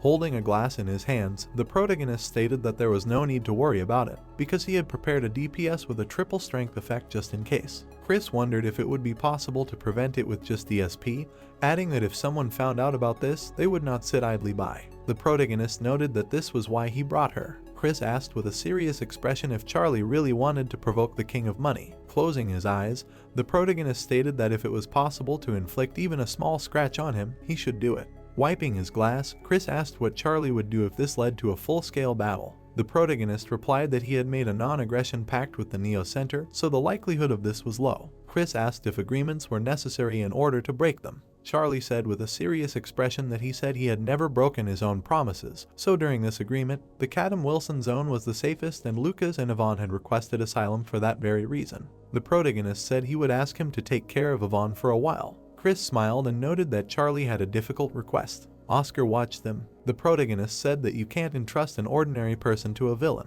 Chris stood in front of him and said that he would hope for a decent reward, which included risk compensation.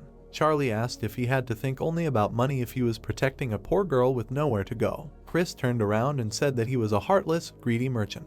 The plot takes us to Los Angeles. The guards were standing outside. It was night outside. Sitting at the table, the man noted that he heard that an interesting kid had appeared in Korea. The man grinned and suggested that the King of Money had found a new pastime in his old age. The plot introduces us to Dwayne. Looking at the flower, the stranger said that although it was not as scarlet as the flower, its eyes sparkled with sapphire and amber. There was an evil smile on the guy's face. The plot introduces us to the Bloody Peony. The Bloody Peony noted that he was even overcome by a thirst to open his chest and take out his heart.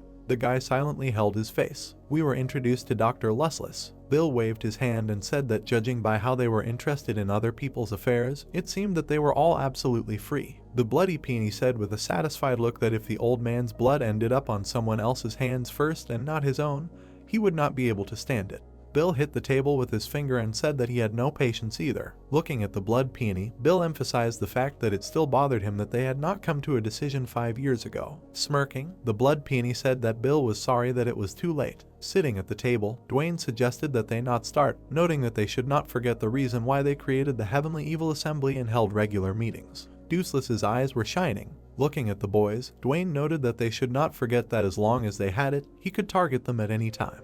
The flower's petals hovered near the blood peony. He stated that this was useless worry. He suggested that they entrust it to him. Bill placed his hand on the table and said that this was nothing more than entrusting a fish to a cat. Jason stood behind him and said that there was someone else in Korea that he did not like, the one who stole his treasure. Jason began to whisper in Bill's ear. Dwayne was taken aback by this. Looking at the tree, Bill emphasized that they would rest for a while and the meeting would resume in 10 minutes. Bill was standing by the window. Turning around, Bill asked again if Jason was saying that they had left the house and where they were now. Jason said that their trail had disappeared in the Namgang area, but they assumed that they were hiding in the Kadam area. Holding a cigar to his lips, Bill clarified about the Kadam area. He stated with a satisfied look that this area was causing a lot of problems. The plot takes us to the villainous area of the Kadam area. The blue sky enveloped the buildings. We are transferred to a private training room. Lamps illuminated the room. A stack of books lay on the table. Charlie was meditating on the floor. Closing his eyes, the protagonist asked if it was true that one could achieve transcendental evolution with such training. Oscar stated that talking during meditation was prohibited.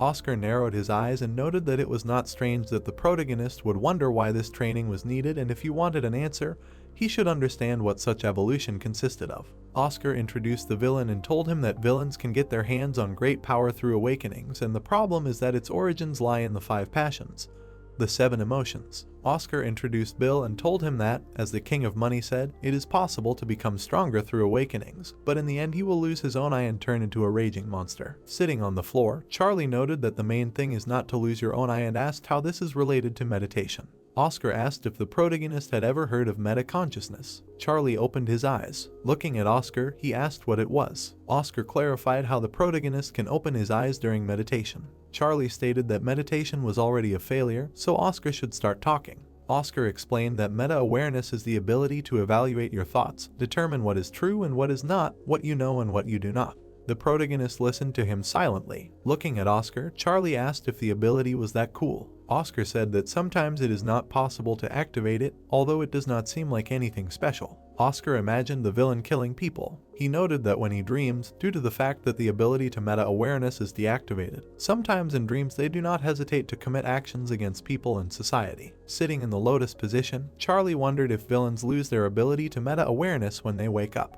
Holding his face, the protagonist mentally noted the essence of transcendental evolution. His phone began to vibrate. Oscar clarified if something happened. Charlie looked at the phone and answered that a little. The protagonist noted that something happened that he could not even think about. There was a sign of a bar on the street. Angry people were standing in line. There was delight on the faces of the guys. Yvonne put the drinks on the table. Smiling, she asked them to drink with pleasure. It was clear outside. Zach stood in front of the people. The guys' faces were serious. Lana bowed and noted that she was glad to greet the girl. They shook hands. The girl calmly noted that she thought that Paul and Rick would come. The plot introduces us to Judy, a top-class psyker. Looking at the ceiling, Lana replied that she came to pick her up in the car. Judy said that she had caused them trouble. Lana, with a serious look, said that she would take her to the Korean branch of Lampas. Judy said that before that she needed to go somewhere and she had arranged a meeting in advance. She held the glasses in her hands and offered to go to a meeting with the King of Money. The quadcopter flew above them. Judy looked up and wondered what image was following them.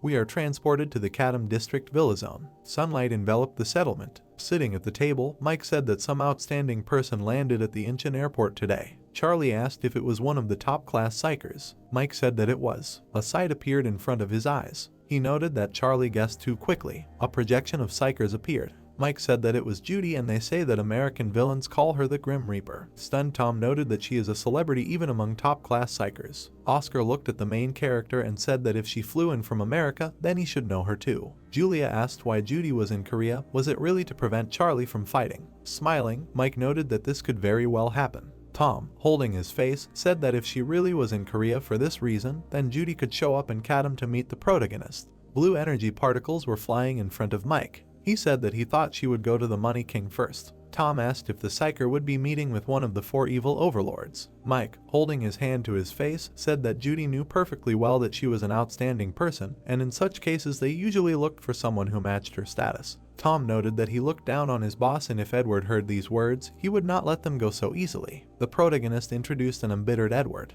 Mike looked at him and asked if he had another loyal follower. Charlie asked if he was talking about Lucas. Mike noted that he saw him in the morning. They went with Edward. The protagonist introduced Lucas and noted that he was the strongest villain that dominated one of the regions, and if he became their ally, he would be more reliable than ever. Sitting at the table, Mike suggested that he could very well be like that. He specified that with Yvonne. Charlie asked if he was worried that she would go berserk. Mike replied that he would be lying if he said he wasn't worried. Looking at the wall, he noted that he had a rough idea of why he had brought her to them, but the risk was indeed quite high. The protagonist, with a serious expression, said that there was no need to worry about her going berserk right now, and even if something suddenly happened, he would take responsibility and deal with it. Smiling, Mike emphasized that if the boss said so, they could only trust him and follow him. Julia asked if they weren't interested in watching her go berserk and go crazy. Tom said that even in their villainous zone, few people knew Yvonne's true nature. Standing up from the table, Charlie said that he had already asked Felix and Python to be especially careful. As he was leaving the room, the protagonist noted that since they were talking about it, he would look into Yvonne's condition and see if she was already in the hands of the vicious merchant.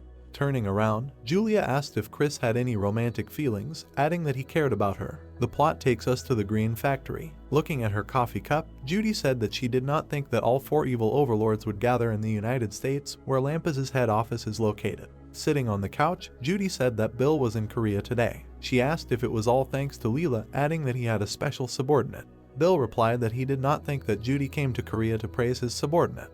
Bill closed his eyes and said that Lampas was remarkably well informed, since the meeting had been secret, and that they would have to be even more careful about security in the future. Taking a cup of coffee, Julie said that Bill should postpone the duel with Charlie. Bill noted that this was a tactless request. Sipping her coffee, she replied that she knew it was rude, since if he postponed the duel now or avoided it, it would harm his honor. Jason kept his hands behind his back and said that he was even curious about Lampas's intentions, since she still asked, knowing about all this. Judy said that in Lampas, relationships with the 4 overlords of evil are considered very important. Bill asked not to speak empty words. Smirking, he noted that even in Lampas there were few who could make her act. Judy's face was serious. Holding his hand to his face, Bill clarified if they were worried that if he lost the fight with the kid, the world order would collapse. Judy said that guesswork always leads to misunderstandings. Jason listened. Bill said that he didn't care because he wasn't going to accept the request. Judy noted that Lampas had been satisfied with the relationship between villains and psychers until now. Bill frowned slightly and said that it sounded like things were different now. As Judy stirred her coffee, she explained that there were only a handful of dual attribute villains in history, but someone like that had suddenly appeared like a comet, raised his army, and even challenged one of the 4 lords of evil, the most powerful villains. Bill looked at her. Judy emphasized the fact that anyone would say that in a situation like this, one could not help but be concerned. Taking a cigar, Bill asked if Lampas planned to kill Charlie. Judy said with a straight face that Lampas was doing his best for justice and peace in the world. Bill put the cigar between his teeth. He noted with satisfaction that it was excellent. The plot takes us to the villa zone of the Kadam district. It was dark outside. The villains were delighted. Chris exclaimed that he did not think Charlie was such an impudent person. Crossing his arms, the protagonist asked what he was talking about. Raising his hand, Chris asked Charlie if he had seen the line outside, noting that even though he was the boss, he had to maintain decorum. The protagonist replied that he was not there as a guest. Devon was taking the guy's order. Charlie said that even the inside was packed with customers. Chris said that this was because he was doing a great job in business. The protagonist said that as soon as Chris opened his mouth, lies poured out and he was the real villain there. Yvonne had a smile on her face. Looking at her, Charlie said that it was good that she looked happy.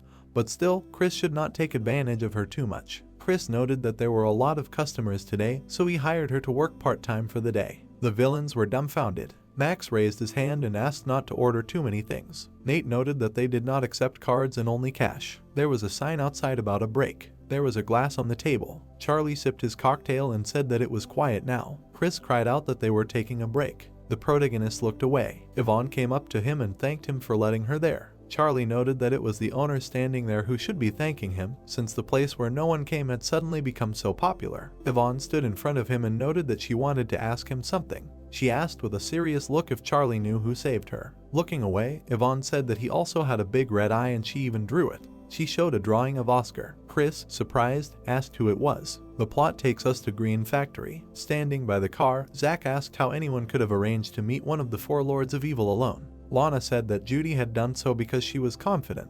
Zach, dumbfounded, said that it was hard to see even one step ahead of yourself in the world. Judy was walking toward them. Lana suddenly looked surprised. She pushed Zach away and asked him to be quiet. Lana walked toward her. Bill watched them and guessed that Judy was unlikely to have come there out of concern for him. Looking out the window, he wondered if Judy had wanted to provoke him. Jason stood behind him and said that even among top-class psychers, Judy was in the echelon of the strongest. Jason imagined her and emphasized the fact that she was famous for her deep calculations, like a poisonous snake, and it was dangerous to take her words at face value. Bill turned and asked if that meant that this was a provocation. Jason replied that it was, and he saw Lampas's plan in this, to use him as a bargaining chip. Bill grinned. He put the glass on the table and said that it looked like they were laughing at him, if only because they put him on the same level as that kid and if they didn't know why a wild animal was a wild animal. Jason listened to him silently. Standing by the window, Bill said that they would have to at least instill this knowledge in them by fighting.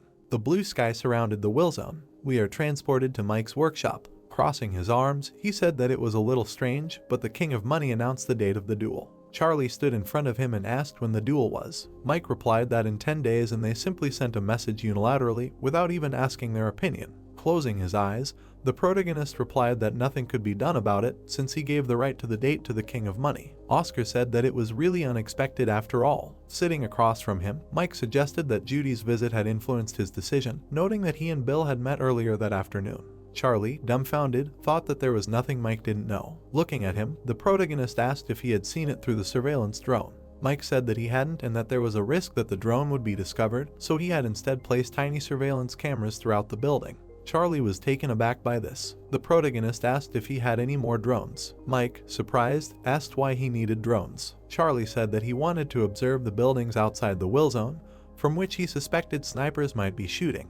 Oscar looked out the window. The protagonist stood in front of him and said that he was being hunted. Mike stared at him. As he walked away, Mike noted that the area outside the will zone was too vast and he was afraid that there wouldn't be enough drones. Charlie said that he had already selected the suspicious locations. Paul and Rick gave a thumbs up. The protagonist emphasized the fact that there were guys who were doing a great job and that he had given them this task since the morning. Charlie said that they also needed equipment that could find the enemy hiding in the building. Mike started typing and asked if the protagonist wanted him to add it to the drones, adding that he thought a thermal imager would be needed and that he would also add high-quality video recording as a basic function. Charlie's face was serious. Turning around, Mike said that he thought it would be fun and that he was in.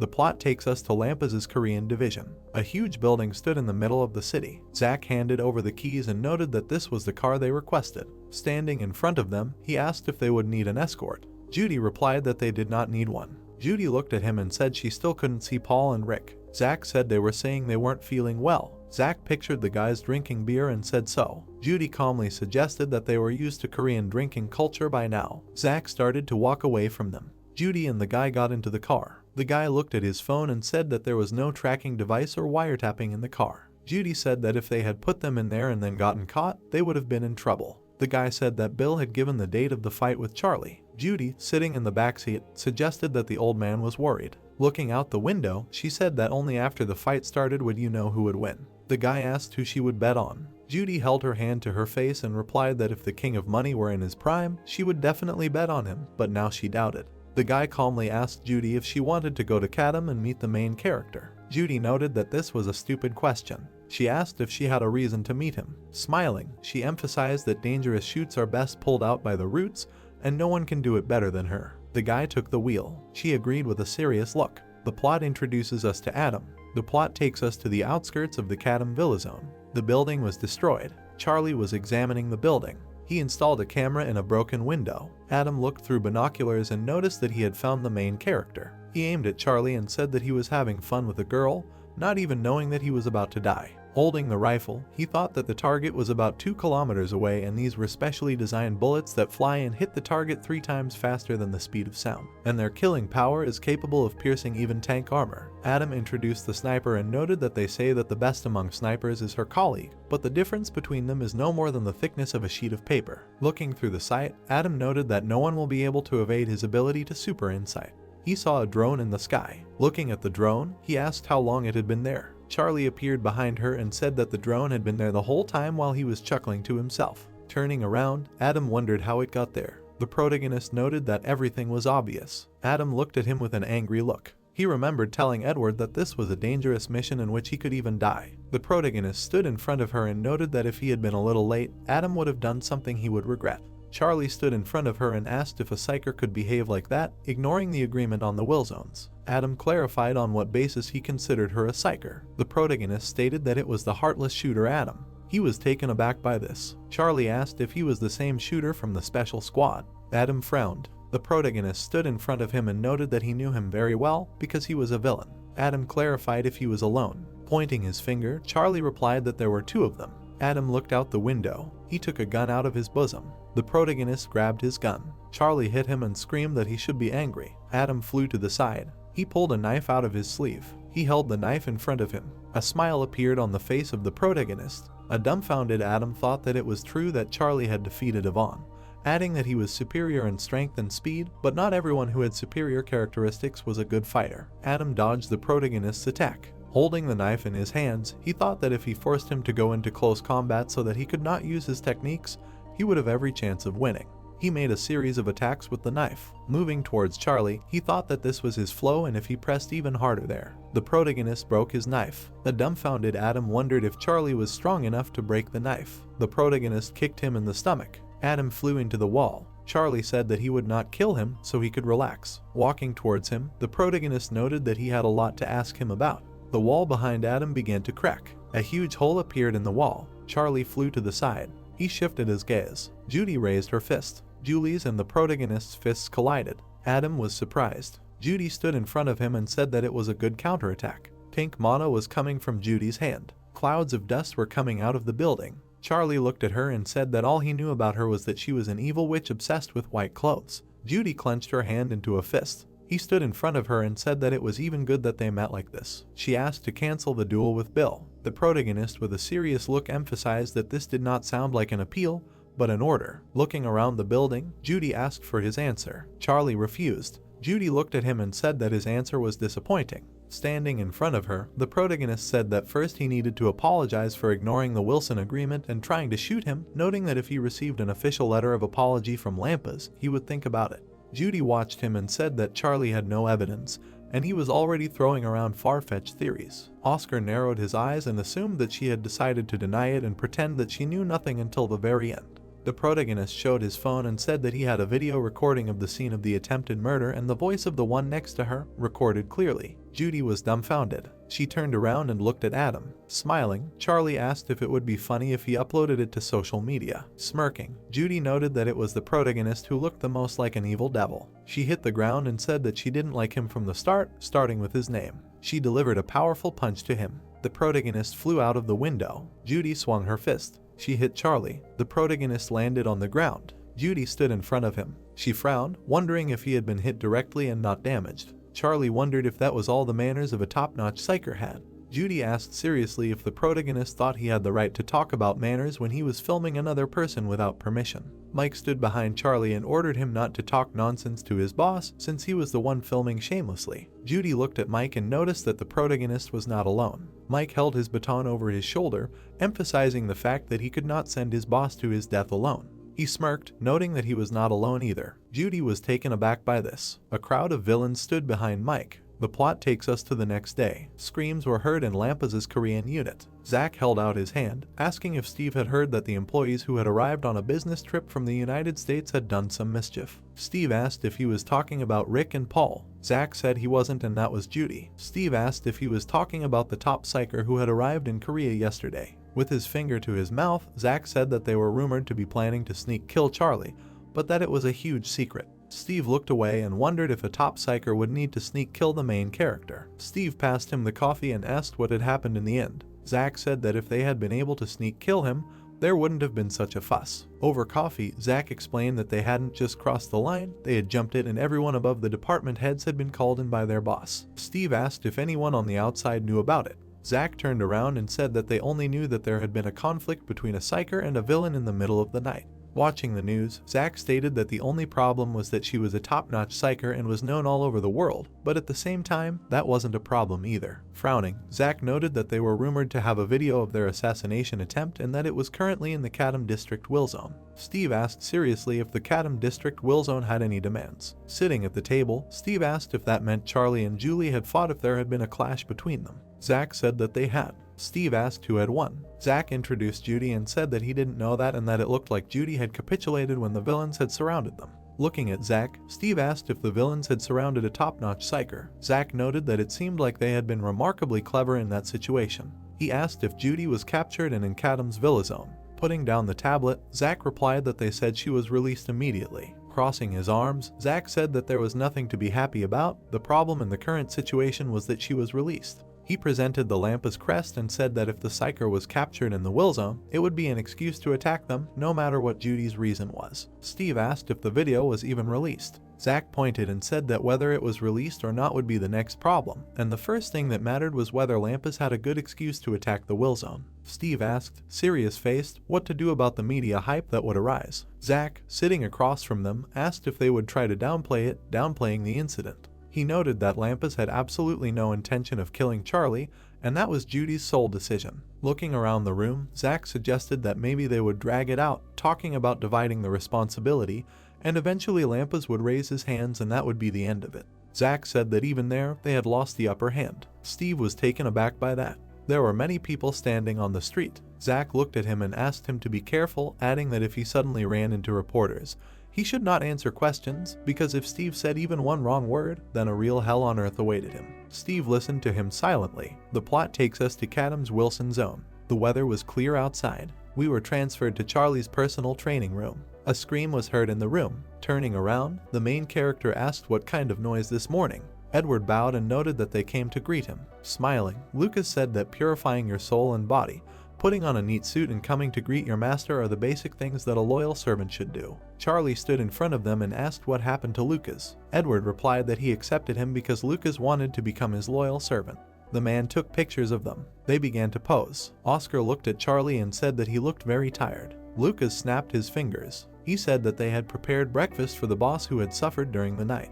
The dark clone of Lucas started to bring in a tray. Edward handed the tray to the protagonist and shouted that this was not right and that he should take care of his body. It was sunny outside. The golf ball was lying on the grass. Bill held the club in his hands and noted that he thought that he, the king of money from the four lords of evil, would make the headlines, but all the spotlights were taken away from him in less than a day. Matthew listened to him silently. Looking down, Bill asked if Matthew found out who Judy had fought.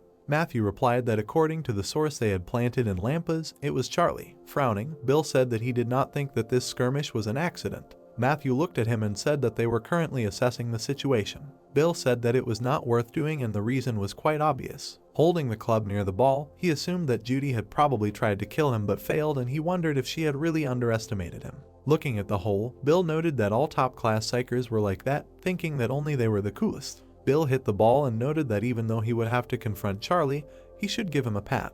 The ball rolled into the hole. He fell in. Holding his hand to his face, Bill said that maybe the news had been passed on to him too. There was a sign outside. Chris put drinks and food on the table. Smiling, he noted that the protagonist had been coming there often lately. Charlie replied that at least the sandwiches there were quite good. Mike looked at the table and asked where his sandwich was. The protagonist stated that he had promised to buy a grapefruit drink and there was no talk of a sandwich. Sitting at the table, Mike exclaimed that he had worked tirelessly all night and he wanted to get off with one grapefruit drink. Charlie asked if he had worked hard. Pointing his finger, Mike noted that he was sure that they were very busy now because of the management meeting and the longer they sat silently, the more they would wear out Lampas. Chris looked at them and asked what they had done. The protagonist emphasized the fact that unnecessary interest only hurts and he should pretend that he had not heard anything.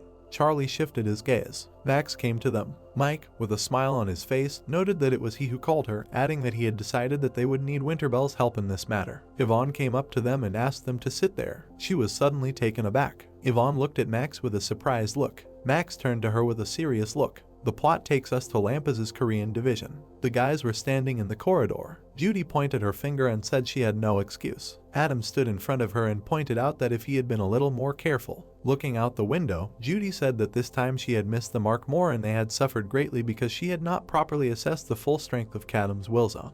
Judy introduced the drone and Mike and noted that this was because she had not known that they would be sweeping the will zone area with drones expecting to find a shooter, and she had not thought that they had a strategist who could read the situation perfectly. Adam looked down. With his hands behind his back, he said that he would report that he had made the decision alone and that it would be better for him to take responsibility. Judy asked if she seemed like the type to shift all the blame onto her subordinates. Taken aback, Adam said that was not the case. She raised her hand and said that she was a top-class psyker. Adam said that he had not thought and apologized. Turning around, Judy replied that she accepted the apology, but he should stop saying such nonsense. Raising her hand to the window, Judy noted that the outcome was disastrous, but Adam tried for a good result, and the rest was up to her. Adam was taken aback by this. She opened the door and said that she had to go. It was sunny outside. Yvonne was wiping the table. Looking at her, Max asked if she could just leave her like that. Charlie replied that there were no problems yet. The protagonist watched her and told her that she still had neither strength nor memories. She was almost like an ordinary person. Charlie emphasized the fact that even if some problem arose, the immoral owner here would solve it one way or another. Chris brought drinks and said that the immoral owner strives for peace, fighting violence. Max was sitting at the table and said that they had not even ordered yet. Chris, with a slight smile, replied that he was giving them on the house in honor of the visit of an honored guest. Max looked at him. Chris said with a satisfied look that it couldn't be tasty.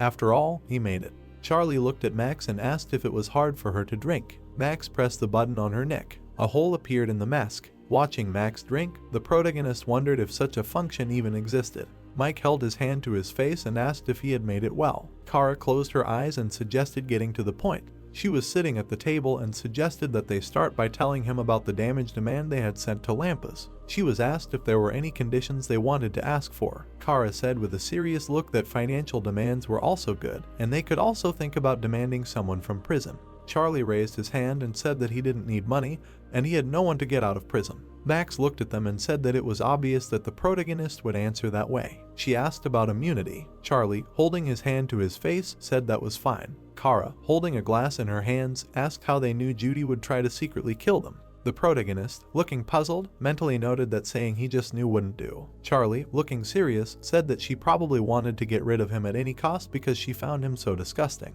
Mike listened to him silently. Max stared at him. Kara, sitting opposite him, asked if they were on bad terms. Charlie said they weren't. The protagonist suggested that Judy must have wanted to erase the name Charlie from the face of the earth. Mike held his face. Charlie looked at her. He imagined himself in a past life and stated that Charlie was his name and at the same time the name of a top-class psyker whose name was tainted by betrayal. The plot takes us 5 years back. Judy turned around. Judy looked at the protagonist and noted that he still called her instructor. Charlie said with a smile on his face that he too was now a top-class psyker. Judy sighed. Pointing her finger, Judy said that the protagonist was still just a greenhorn who had never won a sparring match with her. The girl sipped her soda. The woman looked out of the office and asked where Charlie had run off to during the briefing about the operation.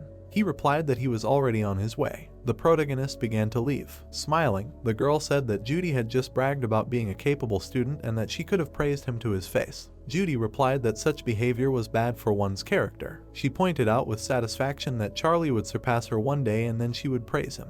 Blue sky surrounded the Wilson. Charlie squeezed the jar in his hands. Judy looked at Peter and thought that she had not been able to tell him these simple words. She was suddenly taken aback. Standing in front of Peter, she noted that it was surprising that she was meeting someone so strong from the very entrance. She noted with a serious expression that they would postpone the fight for later and that she needed to meet someone. Peter looked at her intently. Purple crystals were coming from Judy's hand. She started to walk towards Peter and asked him to step aside. The protagonist came there and noticed that she was his guest. Looking at her, Charlie said that she needed to be given a decent reception. The plot takes us back 4 days to Lampas's unit in Washington. Sunlight enveloped the building. Judy was suddenly called out. She turned around. The girl was trying to catch her breath. Standing in front of her, she asked if Judy was going to Korea. Judy said that she was going to meet the Money King of the 4 Evil Lords. The girl noted that she heard that Adam would be accompanying her. Judy looked at the cam. She introduced the main character and stated that in Korea, there was a villain who took the name Charlie. Looking down, Judy emphasized that he was an impudent person who was drawing attention to himself by confronting the Money King.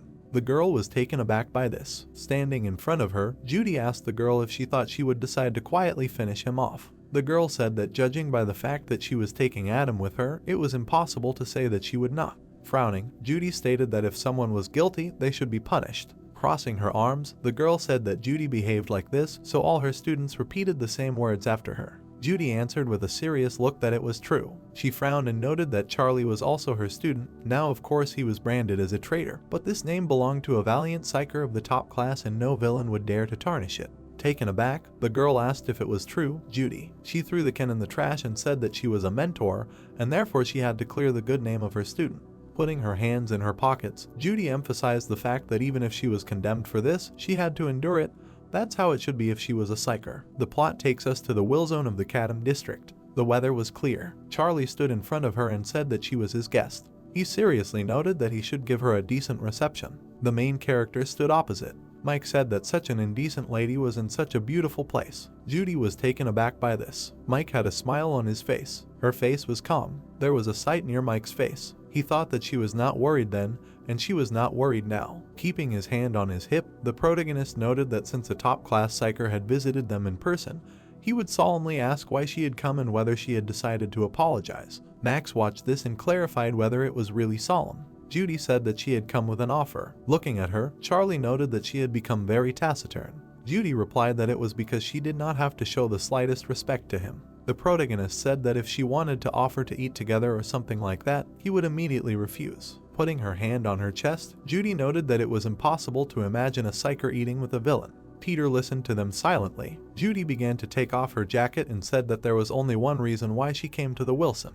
She extended her hand and said that she was challenging the protagonist to a one-on-one fight and whoever lost the battle would grant the winner's wish. Charlie grabbed his face. Judy looked at him and asked what he was thinking and whether he was scared. The protagonist replied that he was scared. Judy frowned and asked in her mind. Charlie smiled and asked if this was a natural reaction when the opponent was a top-class psyker and even had a name because she was called the White Witch. Standing opposite, the protagonist asked if there was nothing shameful in being afraid when there was a strong opponent in front of him. Judy answered that this was true and it was a natural reaction. Charlie asked what was important then. Charlie smiled and said that the one who looks fear in the eye and overcomes it. Judy frowned and said that it ruled the battlefield. Kara watched them and said that they seemed to have begun to breathe in unison. Judy asked calmly if the protagonist would accept her offer. Charlie waved his hand and said that she was so belligerent that he would feel guilty if he refused. Julie asked what it was like to look fear in the eye. The protagonist said that he felt a tingling sensation, like needles. Charlie pointed at himself and said that he would be the winner in the fight because he had looked fear in the eye and overcome it. Judy said that she felt a strange and unpleasant feeling as she watched him. A pink aura enveloped her. She said that she knew that it was not right to let him live and that she would crush him so that he would not be able to yelp anymore. Mike stood behind her and noted that he spoke in advance before the fight. There was a sight near his eyes. He emphasized that although Judy had less mana than Yvonne, she had a combat rank. The protagonist said that he knew without explanation. Mike was taken aback by this. Charlie pointed out with a serious expression that he knew very well. Yvonne looked at him. They charged at each other. The protagonist dodged her attack. He punched. Judy swung her leg. Charlie blocked the attack. He flew to the side. Judy ran at him and thought that if the protagonist went to the corner, it would put him at a disadvantage. Frowning, she thought that this sly fox couldn't just pull something like that. Charlie got into a fighting stance. Judy ran at him and noted that even if it was a trap, she would follow him. The protagonist punched the wall. He aimed a shadow blade at it. Swinging her fist, she asked what kind of nonsense technique was that. She aimed a diamond spear. Their techniques clashed. Frowning, Judy pointed out that she admitted that the shadow blade was a good technique. She smirked and said that none of his shadows would work against her. The plot takes us to Lampas's unit in Korea. Blue skies enveloped the building. The door suddenly opened. The guys turned around. Zach was standing in front of them and noted that Paul was there too. Stunned, Zach said that Judy had disappeared from the interrogation room. The guys were taken aback and wondered in their minds if she had really gone to the Kadam area. Zach raised his hands and said that there was a real ruckus now and that they were recruiting a special squad. Steve thought about Charlie with a serious expression. A loud noise was heard in the gym. Judy grabbed Charlie by the neck. The guys watched the fight and said that they knew the main character wouldn't cope. Holding his hand, Judy said that the movements were too straightforward, which meant they could be predicted. Charlie grabbed his throat. Smiling, he asked if it was visible what he was thinking. Judy turned around and noted that it was necessary to train more different combat techniques and learn to surprise the enemy with their movements that were impossible to calculate. The girl opened a bottle of water. She handed the bottle over and noted that Charlie was at a disadvantage because this was a duel of physical abilities. The protagonist said that if he could use Hellfire, he could win. The girl asked if Charlie thought Hellfire would work, noting that Judy could protect her entire body with diamonds and it would not work. Closing his eyes, Charlie replied that diamonds also burn, and if you hit a target with Hellfire several times in a row, you can burn anything. Sighing, the guy said that the opponent was a top-class psyker. Smiling, the protagonist said that he would be the youngest top-class psyker. Charlie released shadow blades. Judy dodged the attacks. The protagonist waved his hand. He aimed the homing attribute at her. Judy was taken aback by this. She saw blades behind her back. Judy covered her back with her hands. Max was surprised and wondered if Judy had blocked everything. She frowned. Charlie appeared in front of her. There was a lot of blue energy around him. The protagonist swung both his hands. Charlie sent a powerful stream of blue flames at her. Holding his hand to his face, Mike noted that the protagonist used the flame technique twice. Charlie's face was serious. Holding the diamond shield in front of him, Judy asked if he copied the technique. She emphasized the fact that she had not seen even that person she knew use it multiple times in a row. Smiling, the protagonist replied that he tried hard.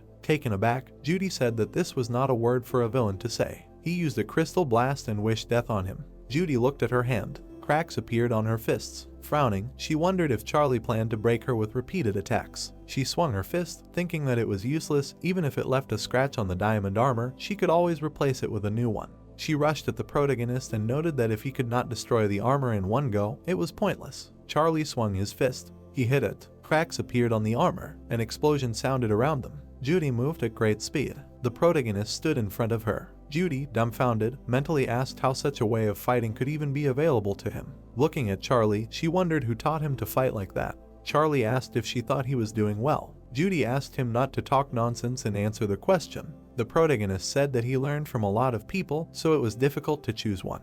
Judy asked with a serious face if there were any outers among them. Charlie, holding his fist in front of him, said that if she wanted an answer, she would just have to beat him in this fight. Judy was preparing to charge and asked what the protagonist would do if he won. Charlie said that he asked her to quietly leave the way she came. The protagonist asked what she wanted. Judy said that she would take the name Charlie. Smiling, Mike asked if she really got into a fight over a name. Charlie, in a fighting stance, asked if she was so upset that he took the name of a dead top-class psyker. He asked if they tried to shoot him for the same reason. The protagonist asked not to worry, noting that he would never tarnish it. Peter looked up. Judy stated that just having a villain like him wearing it was bad enough for the name. Charlie grinned and said that it couldn't be helped if she thought so and that they had to determine the winner. The boys were surprised. Peter covered Judy. He deflected the bullet flying at Judy with his broom. Peter ran to the side, holding his broom. His eyes were shining brightly. Max and Kara thought that this was part of the plan. Mike quickly headed to the side, taking out his weapon. The guy looked to the side and understood that if he correctly calculated the angle and trajectory of the bullet, he would be able to determine where the shot came from.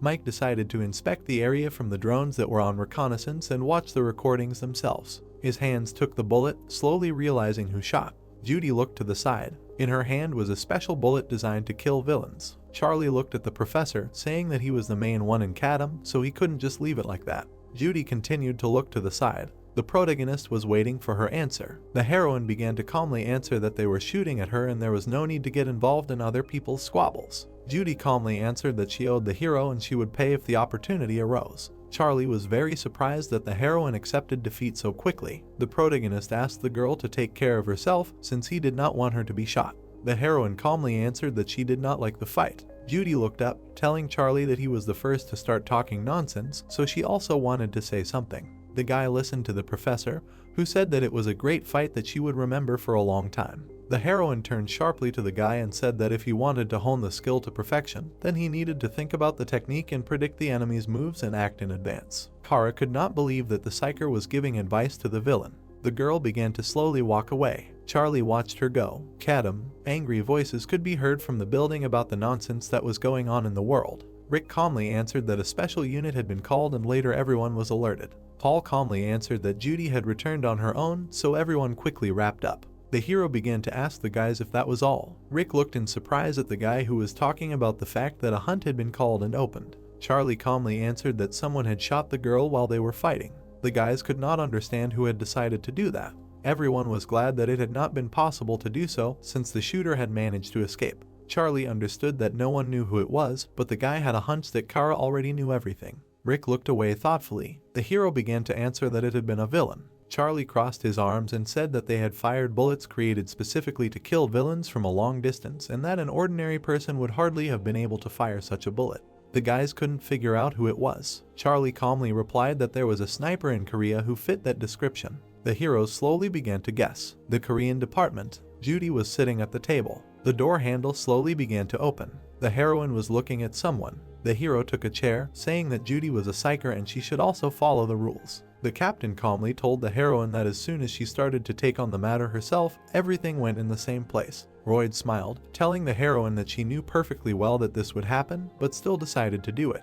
The heroine asked the guy if that was why he shot her. Judy spoke with interest about whether it was an order from above or Royd himself took the initiative. The guy looked at the heroine with a smile on his face. Royd crossed his legs, shouting that he had no idea what the girl was talking about. The hero calmly told the girl that he would not meddle in her affairs. Royd laughed, telling Judy that he was not sure if she would be a good psyker after she returned to America. The heroine asked the guy with displeasure if he had his own affairs. The girl decided to ask the guy something. Judy looked at the guy with interest, asking if he had killed Charlie. Royd continued to look at the girl with a smile. The hero calmly said that the question was very interesting, but he would not answer it. The guy held the door handle. Judy looked at the guy with displeasure and said that he would pay if he was guilty. A smile appeared on her face. The building. The heroine was drinking tea. The girls showed the dress, asking if it was beautiful. The heroine calmly answered that it was for her, since she could not resist. The girl began to offer to try on the dress. The heroine looked sadly at the floor. Kate and Elizabeth looked in surprise at the girl who was saying that the dress would hardly suit both of them. The girls started running away. The heroine continued looking at the dress. Her hands touched the fabric, and the heroine herself did not understand what kind of vulgarity it was and who would wear it. The girl looked at it carefully. Wilson Cadam. Comments were shown on the screen. Mike looked at all this and heard how they told him that many people despised Charlie and someone even specially created an account and hated the hero. Mike understood that the main character's reputation had become a little better and all this was the boss's problem. The guy looked at the floor. The assistant calmly told the guy that under the multitude of haters there could be only one person who wrote from different accounts. The hero calmly replied that he checked everything and everyone had the same address. Mike was surprised that there were people who hated Charlie. The guy began to look at the tablet, thinking to find out who he was. The hero clenched his fist and said that Charlie needed to show what he was capable of. Mike began to slowly move away. Someone started calling each other. The heroes said that they had not seen the girl. Mike smiled, saying that she was on a secret mission. Labia and Rose. Charlie's battle was already a week away. The hero asked Carrie what Charlie was doing. The heroine calmly said that he was always hanging around in the training room and only went out to eat. The girl calmly asked if he really needed help. Tea was put on the table. Max began to say that the guy's Wilson was stronger than ever and that Charlie could be supported in a different way. The heroine answered that this fight would change the distribution of forces and Winterbell would have no other choice. Kara wondered if Charlie would be able to defeat his enemy. Ron sighed, answering that his rival was universal evil and although the years were taking their toll, he was no longer the same as before and Charlie was still unlikely to defeat him. Laura calmly answered that he had defeated a high-class psyker and now he had a good chance. The heroine thought that the guy would succeed. Mike calmly looked ahead and said that Charlie was a very capable guy and he was very good at surprising, so he would exceed all their expectations. The heroine answered that what he had now was impossible to defeat the enemy, but with all this, the guy did the impossible. The heroes understood that now they needed to support the hero so that he could direct all his strength to the fight. Lara wondered if she would be accepted without support. All the heroes understood that they still needed to lead. Nax held a mug and said that the prince would soon appear in the arena. Center, the inside of the building. The hero asked discontentedly about where the president was. Jason calmly said that he had left. Sean discontentedly asked the hero to pass something on to the director. The villain calmly said that an important battle was coming soon. He needed to be told to look for new quartermasters. The man calmly said that because of Charlie, the hero was going through hard times, so he would take this matter upon himself and destroy the guy. James looked away. The hero confidently answered and said that only strong fighters could become quartermasters. James confidently looked at the hero, calling him a weakling. Anger appeared on the villain's face. Sean shouted loudly and told the guy that he was looked down upon because he was always hanging around with the president. The guy calmly replied that he was just telling it like it is. Sean straightened his fists. Some force quickly passed forward. The girl stood next to James and shouted that it was enough. The heroine smiled and told Sean that even if he was a relative of the president, he still shouldn't cross the line. The villain still stuck out his fists. Sean wanted to know if the guy would dare call him a weakling. James and the girl calmly looked at the guy. Cadam area. Charlie calmly told Oscar that he was not feeling well and in that case he needed to rest a lot. The spirit calmly answered the hero that he was flying somewhere in the clouds. The main character calmly said that he needed to think about a lot of things. The guy remembered the professor who said that he fought too honestly, so she scolded him for doing something stupid. The guy looked at the family and said that the girl scolded him for attacking the enemy straight in the forehead. Oscar told the hero that in order to attack, you need to be stronger and more cunning. Charlie wondered if people would like it. The hero calmly answered that they hated him. The guy could not understand why the villain was taking his side. Charlie was surprised when he saw something to the side. All the people ran away in fear and shouted that the villain was there. Oscar realized that it happened nearby. Charlie, contrary to his words, began to say that he would run to save people who side with the enemy and call the guy a villain. The hero answered with a smile on his face and said that what makes you a real villain is that you stand aside. The guy quickly ran away. The building, loud screams began to come from it. The villains looked around with masks on their faces. The guys were filming everything on their phones in fear. The bandits pointed their guns at them, saying that they were villains of the Cadam. Paw grabbed one of the guns. Eyes were wide open. Charlie calmly began to answer that there were no robbers in his villa zone. The bandits still pointed their guns at the hero. Charlie did not understand what they were trying to achieve. One of the robbers quickly ran away, hearing the sound of a gun. Charlie quickly caught up with him and asked if he was planning to run away. His legs stopped abruptly. The bandit jumped on the guy, putting his leg out and delivering a strong blow with a spear. Charlie angrily shouted that the guy could do something. The sword was aimed at the villain. The hand held the weapon tightly. The protagonist quickly knocked the guy to the floor. The hand pulled off the masks as Charlie wanted to see their faces. His gaze was full of surprise. Mark clenched his teeth and heard that the guy recognized his face. Korean department. There was a fight between Mark and Charlie on the phone. The man hit his forehead and said that he did not believe that the psyker wanted to rob a bank, and the villain caught him. The heroine calmly answered that he was expelled from school and then caught gambling, where he ended up in debt. Zach thoughtfully began to understand why he needed to rob a bank. The guys watched the news, hoping that Charlie's face would be painted over. Lana did not understand why they would do this if he was a criminal. The heroine was wearily realizing that this man had given her some work just before the weekend. Zach replied that he had been caught because he had written it himself. The hero told him to come in through the back door. The journalists asked the guy various questions related to all this. Steve looked at everyone and said that they had gone to the same school but had not been close. People continued asking a lot of questions. The guy heard one of the rumors. The hero asked everyone with displeasure where this information came from. Steve loudly shouted to everyone that the Charlie he knew would never do such a thing. The hero calmly replied that he was telling the truth. The reporter tried to answer something. Steve began to calmly talk about how a few months ago hostages were taken in Cadam. There was a mother with a child who were captured by Blaster, who liked to blow things up. The hero continued and answered, saying that Charlie had freed and caught Blaster. The heroes listened to the guy with incomprehension. Steve continued and said that the whole country should remember the serial killer that the hero caught. The girl screamed loudly that it was officially written that way. Steve calmly said that he only caught him, but it was the boss of the Wilson Cadam, Charlie, who defeated him. Wilson Cadam, an abandoned building. Charlie looked up in confusion, thinking about what it was. Mike told the guy that apparently he hadn't read the news yet. The hero gave Charlie a tablet, saying that it was better if he could read it himself. The main character began to read about the Dark Knight Cadam. Mike, with a smile on his face, told the hero that he saved the hostages from being set on fire by a blaster and then defeated the serial killer whom no one could defeat. Charlie thought that that was why he was called the Black Knight. Mike looked at the comments and said that everyone in the community was going crazy, even those who had been throwing mud at the hero. The guy was surprised that everything had changed in a day. Charlie looked away. The hero looked ahead confidently and said that Steve liked to speak ill of villains, but this time he praised the hero. Charlie calmly said that it was nothing but trouble. Mike expected that he could defeat the hero. The main hero asked about the fact that a lot of money was bet on him. Charlie looked away. The guy asked with bewilderment what they were doing there. There was a banner with Charlie pasted on the street in the middle of everything. Wilson, the reporter, confidently said that the fight was starting. The heroine looked at it all from the window with displeasure and said that she understood everything, but no one dared to fearlessly invade the Wilson zone. The girl asked the hero who would win. Mike rummaged through the boxes, saying that Charlie would win. The heroine looked away with displeasure. The guy confidently said that he was asked if Charlie would have his enemy. Mike, with a smile on his face, said that if Charlie lost, the enemy would make him one of their hostages, but the hero said that this would never happen. The heroine asked the guy about him choosing only him. Mike confidently answered that Charlie was crazy, but at the same time he never bluffed. Bella screamed and asked about who sets themselves up for losing before the battle. The girl sighed. Someone started calling someone. Jim asked in surprise if they called him.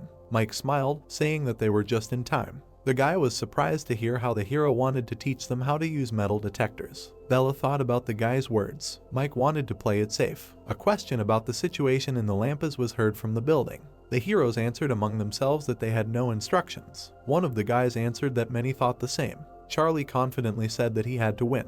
The assistants answered that they wished him victory, but there was something else. The protagonist listened to the guy who was saying that it would not be easy to win in a direct confrontation. The assistants calmly answered that this was an objective opinion. Their hands were on their chests. Charlie calmly said that this time he would not be so narrow-minded and would not go straight ahead. The heroes asked the guy in surprise if he had any strategy. The guys did not understand what the hero was going to do. Charlie did not know if he would win, but he himself understood that he could not lose fighting the enemy for the second time. Oscar discontentedly said that this was madness. The assistant calmly told the guy that if he won, then that would also be bad. The hero said that if Charlie defeated the enemy, he would become one of the strongest villains. Charlie calmly said that he would still defeat the hero. The assistant calmly looked ahead. The protagonist began to talk about one guy who was the only key for them. Charlie replied that only he could help. The girl stood calmly on the street. The heroine's eyes began to look at something. The assistants replied that the girl was waving to them. There was a smile on the heroine's face. Charlie looked at her, saying that she was just an acquaintance. The hero replied that she did not look like an ordinary person. Charlie looked at her with displeasure and said that she needed to be closely watched. Songnam. From the house, everyone hoped that everything would be fine. Bill clenched his teeth and said that she had lost her memory and her life was about to change dramatically. The hero confidently asked how he could not be interested in her life. Jason looked at the man. Bill drank wine, saying that it would not make things worse. The man was all in anticipation. Bill smiled and said that he didn't care who his opponent was. The waiter poured wine into a glass. The man replied that no one understood how a man over 70 could win. Jason listened to Bill, who was saying that everyone was telling him to retire. The hero looked away, saying that they could be afraid of him. The day of the fight, Wilzona Poxon. The car was parked in the parking lot. There were a huge number of them. Bella said with displeasure that this time there would be no broadcast. The heroine remembered how that time, the reporters almost died to film the fight. Bella understood that today's fight was nothing compared to the previous ones. The guy asked the girl what would happen to the journalists in the crowd. Bella confidently said that everyone already knew what awaited them. The reporters looked around. The villains angrily clenched their teeth. Someone's foot stepped forward. Charlie and his company looked away. The portal began to open exactly at the appointed time. Bill began to smile, saying that he was ready to begin. Black Seekers stood on the roof. The heroes confidently looked forward. Kara watched all this and told herself that they were not dealing with absolute evil. One of the people angrily asked the woman why she was revealing extraneous information. The heroes were surprised that Bill came with his guys. People were furious that the hero did this. Everyone did not want too many people to gather. The assistants said not to be distracted by nonsense. The hero looked away. Jason looked away. The assistants asked each other. They did not bother them at all. The guy turned his gaze up. Bill decided to begin. The hero smiled, saying that it would be a lot of fun. Charlie began to shout at Bill to attack with full force. The hero shouted that Charlie was talking too much. The main character asked the man not to complain later. A smile appeared on his face. The hero decided to start. Charlie angrily ran at the man. Jason didn't understand why the hero wanted to hit him in the forehead. Bill aimed his fist. The hero immediately hit the guy in the face. Charlie started running from the other side at Bill. Magic went in the form of sparks. The foot went to Bill's face. The hero quickly ran away, aiming his fist. The two heroes looked at each other angrily. The eyes were directed to the side. There was a fight between the villains. Bill ran at Charlie from different sides. The heroes ran from side to side after each other. The foot was raised up. The eyes were scared. Charlie hit Bill with all his might. Bella was surprised to see that Charlie was coming at her. The assistant could not understand what kind of strategy this was. Everyone looked at the fight in surprise. Bill ran at Charlie again. The hero started using shadow blades. They all flew quickly at Bill. The villain was heading for the hero. Charlie saw that he was keeping his distance. The eyes were looking to the side. Charlie decided to use shadow acceleration. The heroes continued to fight. Bill aimed his fist. Charlie dodged in different directions. The villain looked ahead angrily. Charlie quickly moved ahead and attacked. The assistant saw that the strategy was working. One of them watched carefully and thought about the guy's words. Everyone thought that Bill was surprised by such a change. The heroine looked away. Her hands were covered in blood. Bill looked at the hero. The assistant saw that the man's eyes had changed. The man was happy about such a fight. Bill replied that such tactics were not at all suitable for the hero. Charlie told him not to worry ahead of time. The hero confidently replied that he still had a lot of strength. The day before the fight, the building. There was information about Bill on the computer. Charlie studied it carefully. One of the assistants replied that he had every chance of surviving. The problem was suppression. The guys did not understand what it was. Charlie confidently replied that the hero was a good version of the villain. The hero replied that last time everyone saw Yvonne awaken. The assistant could not believe it. The heroine smiled sweetly and talked to people. The heroes understood that they had to be ready for anything. Charlie understood that he shouldn't let Bill wake up. Oscar told everyone that he did it when he wanted. The assistants understood that the guy had to prepare for the worst. One guy understood that the fight would be difficult. Oscar confidently told everyone that he couldn't show Bill's stats. The spirit answered that now he only saw the current state. The assistants understood that they didn't know what the hero was capable of. Charlie was waiting for tomorrow more and more. The fight continued. Bill ran at Charlie. The hero screamed angrily. Bill's head flew up. Charlie looked at him with bewilderment. The guy hit the hero's forehead. The hero raised his fist high into the air. Bill began to use a blow that cuts through a mountain. All the buildings collapsed. Oscar told the hero to be wary of his blows. Charlie answered that he understood everything.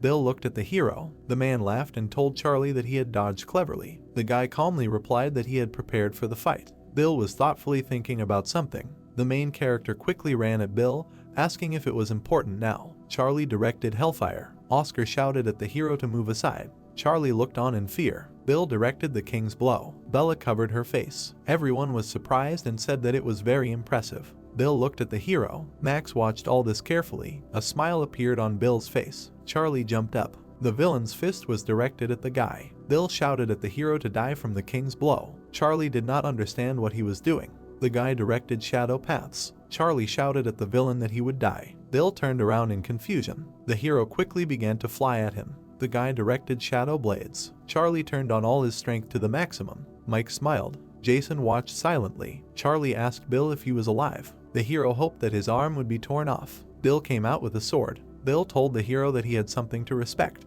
Everything began to crack. Bella looked ahead in fear. Kara and the squad did not understand what had happened. Mike looked away. Bill shouted at the hero that he was glad to see him. The hero shouted loudly that the real fight was beginning. The assistants understood that he had used hidden power. The heroes understood that Charlie's attack was supposed to tear off his arm. Another hero was standing on the roof. The man was watching the fight. Bill began to smile with a smile on his face. Charlie did not know what to do. The guy confidently looked at the hero, saying that he needed to win. They were shouting in the building that they needed to fight. Charlie calmly replied that Bill would lose in this form. The hero was surprised that the guy was not afraid of him in this form. The force passed forward. Bill jumped on the hero with a stake, shouting that they would start having fun. The hero ran with a stake in his hands. Charlie ran in different directions. The hero looked in different directions. The sword was aimed at Charlie. A smile appeared on his face. The guy quickly jumped to the side. Bill decided to shake the hero up. The villain jumped on the guy, trying to have fun with him. Charlie quickly approached from behind the hero. His elbow hit Charlie in the face. Bill flew at the hero with a fist.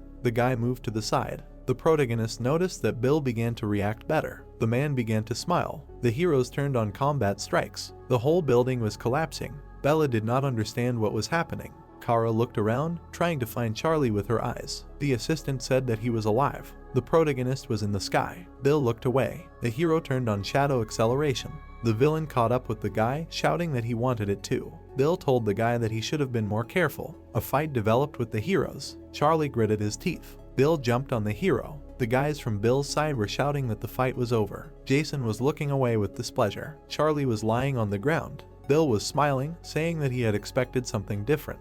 The stake was flying towards the hero. The villain was shouting that they had a boring fight. The man was looking forward. Charlie was slowly getting up, saying that it was not enough for him.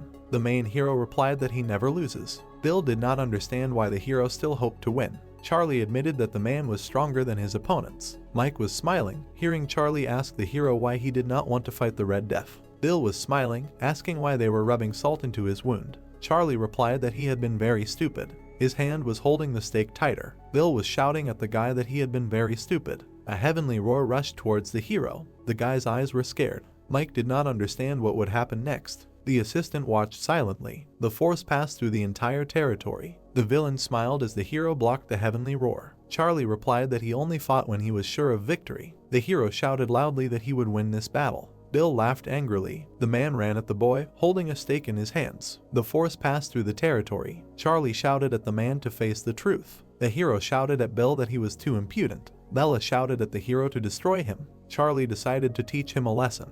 Bill asked him to shut up. The hero shouted at the boy that he talked too much. The force passed through the territory. The boy looked away. The villain aimed his fist and told the boy that it was a gift. Bill aimed the king's punch at Charlie again. The whole building was filled with power. The heroine didn't understand if Bill had hit the target. The hero asked Charlie where his shield was. Bill laughed, understanding that all of this had its limitations. The man understood that the hero was just a victim of his latest triumph. His hand touched the stake. Charlie's magic flashed past the villain's feet. Bill saw that the mana was beginning to thicken.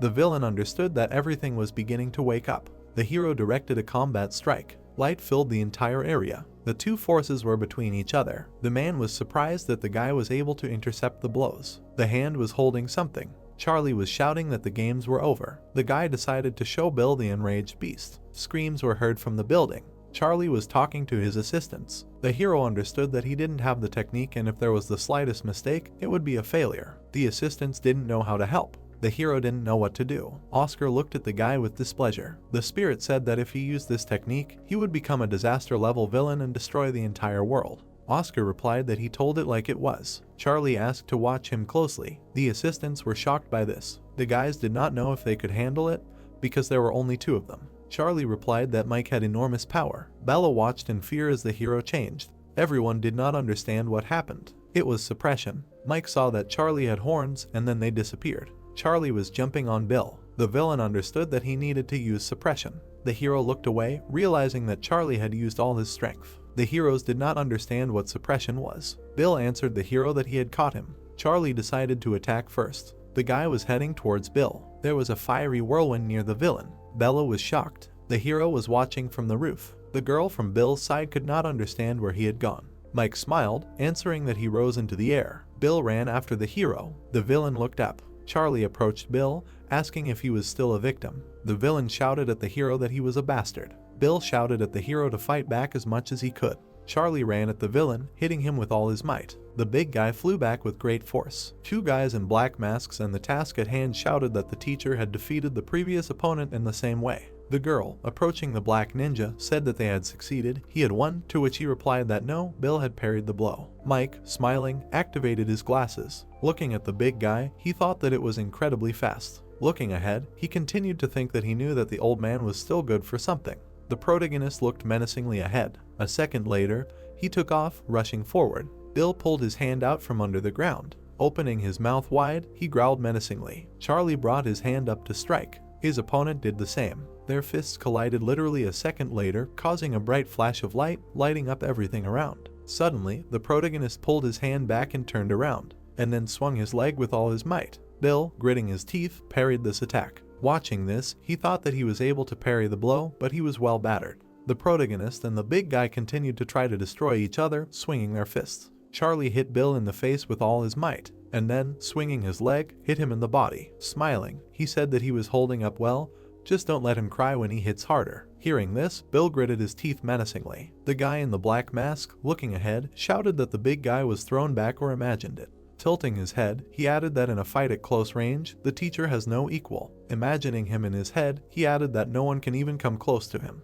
Bill, swinging his elbow, shouted that this is nonsense. He hit his opponent, to which Charlie, smiling, parried his attack and replied that he is so easy to anger, now he is even disappointed. Then, like lightning, he rushed forward, adding that for absolute evil, using the skill of destruction. Menacingly looking ahead, he continued to say that he is too pathetic. Then he hit him in the face with all his might. The big guy flew off at great speed, breaking through the ground, and hit the wall. We are transported to the Neo Center 5 years ago. There is a glass of alcohol on the table, and someone asks what all this is. Bill, looking menacingly ahead, asks what he wants him to watch from the side. The 26th head of the Evil Sword clan appears before us. Looking menacingly ahead, he answers that this is exactly it. He takes full responsibility. Bill, smiling, silently looks ahead. Then, looking at his comrade, he adds that he will fight against the Red Death. The head answers yes, to which Bill asks that this is madness, why would he do that? The guy, looking menacingly ahead, added that the more he is at odds with the Red Death, the worse people think of the villains. This only plays into their hands. Frowning, he continued to say that they want to benefit from their fight. As the head, he cannot allow this to happen. Hearing this, Bill asked what is all or is there something else? Frowning, he continued to say that he thinks that he will lose to the Red Death. The guy, frowning, answered that it is quite possible, but he is still betting on him. Putting the alcohol on the table, he said that he thought he could very well bet on someone else. Raising his head, he added that he was not planning on it yet. Even if the wind was strong, he still could not move the mountain. He was asking to become the mountain that would stand against the Red Death. He was asking him about it as a student of a teacher. Bill took a sip of alcohol, answering that he was asking him to bet his life. Looking ahead, he answered that then we are transported back. A bright flash explodes over the city. Bill gets out from under the fragments and screams that he thinks he will lose to someone like him. The villains looked ahead in horror, shouting that he has incredible stamina. The protagonist, flying back, got into a stance. Oscar said that he has excellent stamina.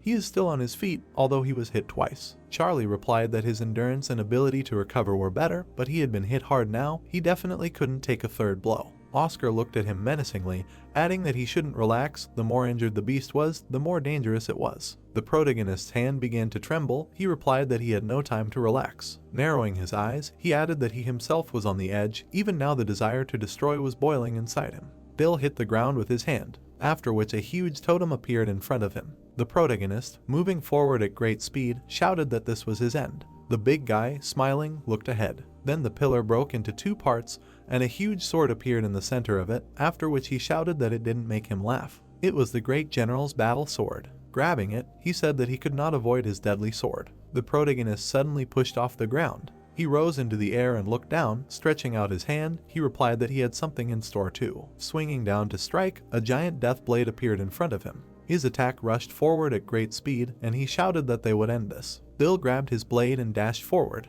They were approaching each other at great speed. The protagonist looked ahead menacingly. Bill pulled his sword forward, using a dragon-slaying strike. His hand trembled. He slashed the sword in front of him with all his might. The protagonist looked down in fear. His cheek was cut. And then, without a second's hesitation, he punched his opponent. They continued to fight at great speed, parrying each other's attacks. Then they rushed forward, a blinding flash emanating from them. Bright lights exploded throughout the city. The protagonist dashed forward, stretching out his blade. He saw that he turned pale, and then said that he did not have enough mana. Oscar added that his sword was getting smaller. He continued to say, opening his eye wide, that it was dangerous to drag out the battle. The slightest carelessness, Charlie interrupted him and replied that he knew. Smiling widely, he laughed loudly, and the protagonist, looking in his direction, replied that he did not care anymore. He himself wanted to end the battle as soon as possible. Bill kicked the ground, and then said that it was very fun. He added that he even felt sorry to end it. The girl, looking ahead, smiled and said that it was a cool lunch. Another girl, looking ahead, thought that this could not be. How did he know the lost secret technique of her clan? The protagonist made a dash forward. Bill shouted that he would show him. Opening his mouth wide, he added that he should attack. He then pulled his sword forward, using a technique that made the sky itself shake, and he also shouted that this sword would cut through the sky and the earth and would forever reach its target. The masked guys looked ahead in fear and shouted, "What is this? Even the teacher can't withstand such a blow." The protagonist, swinging his blade, looked menacingly ahead. Having pulled out his weapon, he used the full power of the giant blade of death. The guy, looking at this in fear, shouted that he was going to reflect it with this, and so Bill hit the protagonist's blade with all his might. Mike, watching this, thought that their swords were breaking and turning into mana particles. He decided to hit with the same weapon. Who would win? A moment later, their blades cracked. Bill, looking menacingly ahead, thought that this could not be. He saw how the protagonist was able to destroy his sword and quickly approached him. A moment later, Charlie's blade pierced the big guy's chest. Suddenly, Bill grabbed him by the throat. Smiling, he said that he was able to amuse himself. He swung his fist and added that he would win this battle,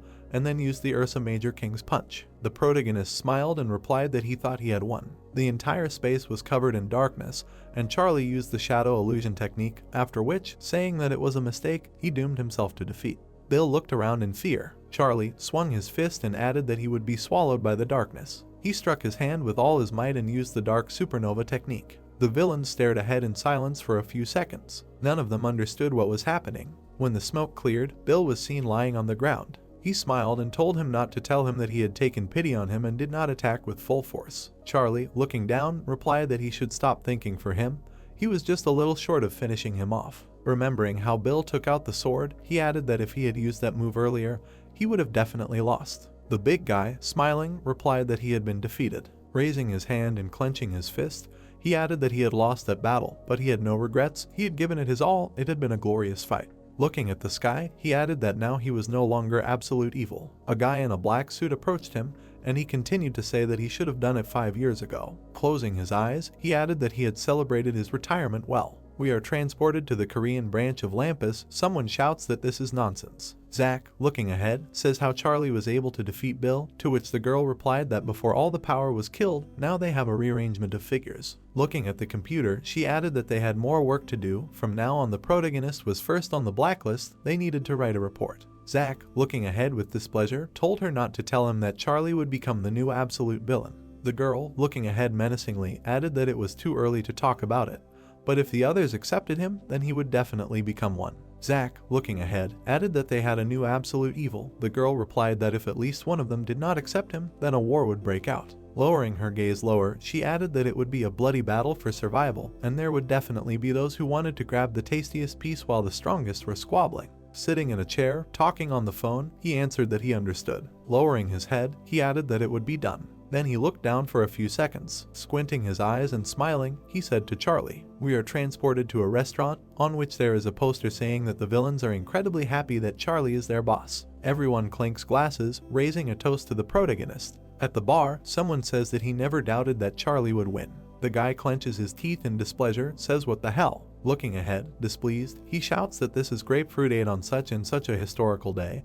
His friend adds that he should not rush, and this is a normal drink, to which the bartender replies that they should shut up and drink. The girl, smiling, adds that selling them alcohol is tantamount to a crime. How does she know what these idiots will come up with when they get drunk? We are transported to the girl. She looks at the alcoholic cocktail with a smile. Suddenly, someone walks past her. A small envelope appears in her hand. She looks at it in surprise. We are transported to a large building. A girl walks slowly through the alleys. A dark figure appears. The girl stops. Someone in the shadows replies that he knew she would come. He adds, narrowing his eyes, that he knew. Looking ahead, he says that she remembered everything. The girl, narrowing her eyes, replies that why he came, where the director is. Looking at the guy in the shadows, she adds that she should call him Prince. The prince, looking ahead, says that he came for her, to which she replies that she is not going anywhere. Smiling, he asks why. She replies that she wants to stay, to which he adds that he wants to know the reason. The girl raises her head in surprise, and then replies that she was previously treated like trash. Remembering her comrades, she smiled, adding that she is worth something here. The prince, bowing his head, replied that he understands. Looking at the drone in the sky, he added that if so, he will not force. Then, stepping aside, the girl said that he had betrayed the boss, to which the prince replied that, to be more precise, he had not betrayed him, but had merely cancelled contact with him. Recalling Bill's battle, he added that he had sworn allegiance to the absolute evil. Since he was no longer one of the strongest, there was no point in serving him. The girl, smiling, asked that he only served the absolute evil. Then what about Charlie? The prince, looking ahead proudly, replied that why was she asking when she knew the answer herself? He didn't like that kind of thing. They wouldn't work together. We are transported to a high-rise building. Someone asks if everything was okay there. The protagonist walks along the passage and says that she knows safety is above all else for him. The girl, leaning towards the phone, added that she heard there was some kind of major kerfuffle in the area.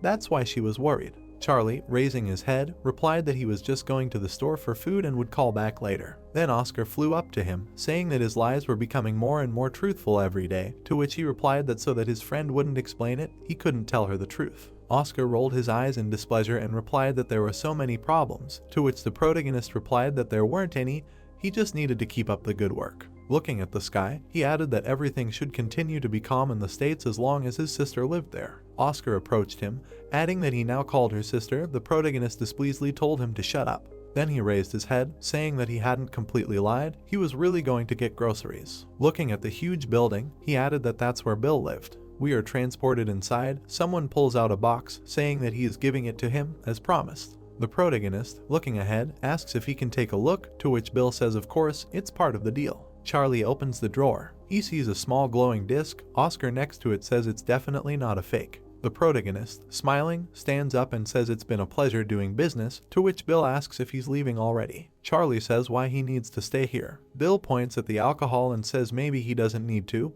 but he wants to ask him something. Smiling, he adds how he knew he had a platinum disc and why he needs it. Turning around, the protagonist says why he should just answer his questions without any benefit. It's not the same, he wants to fight him again.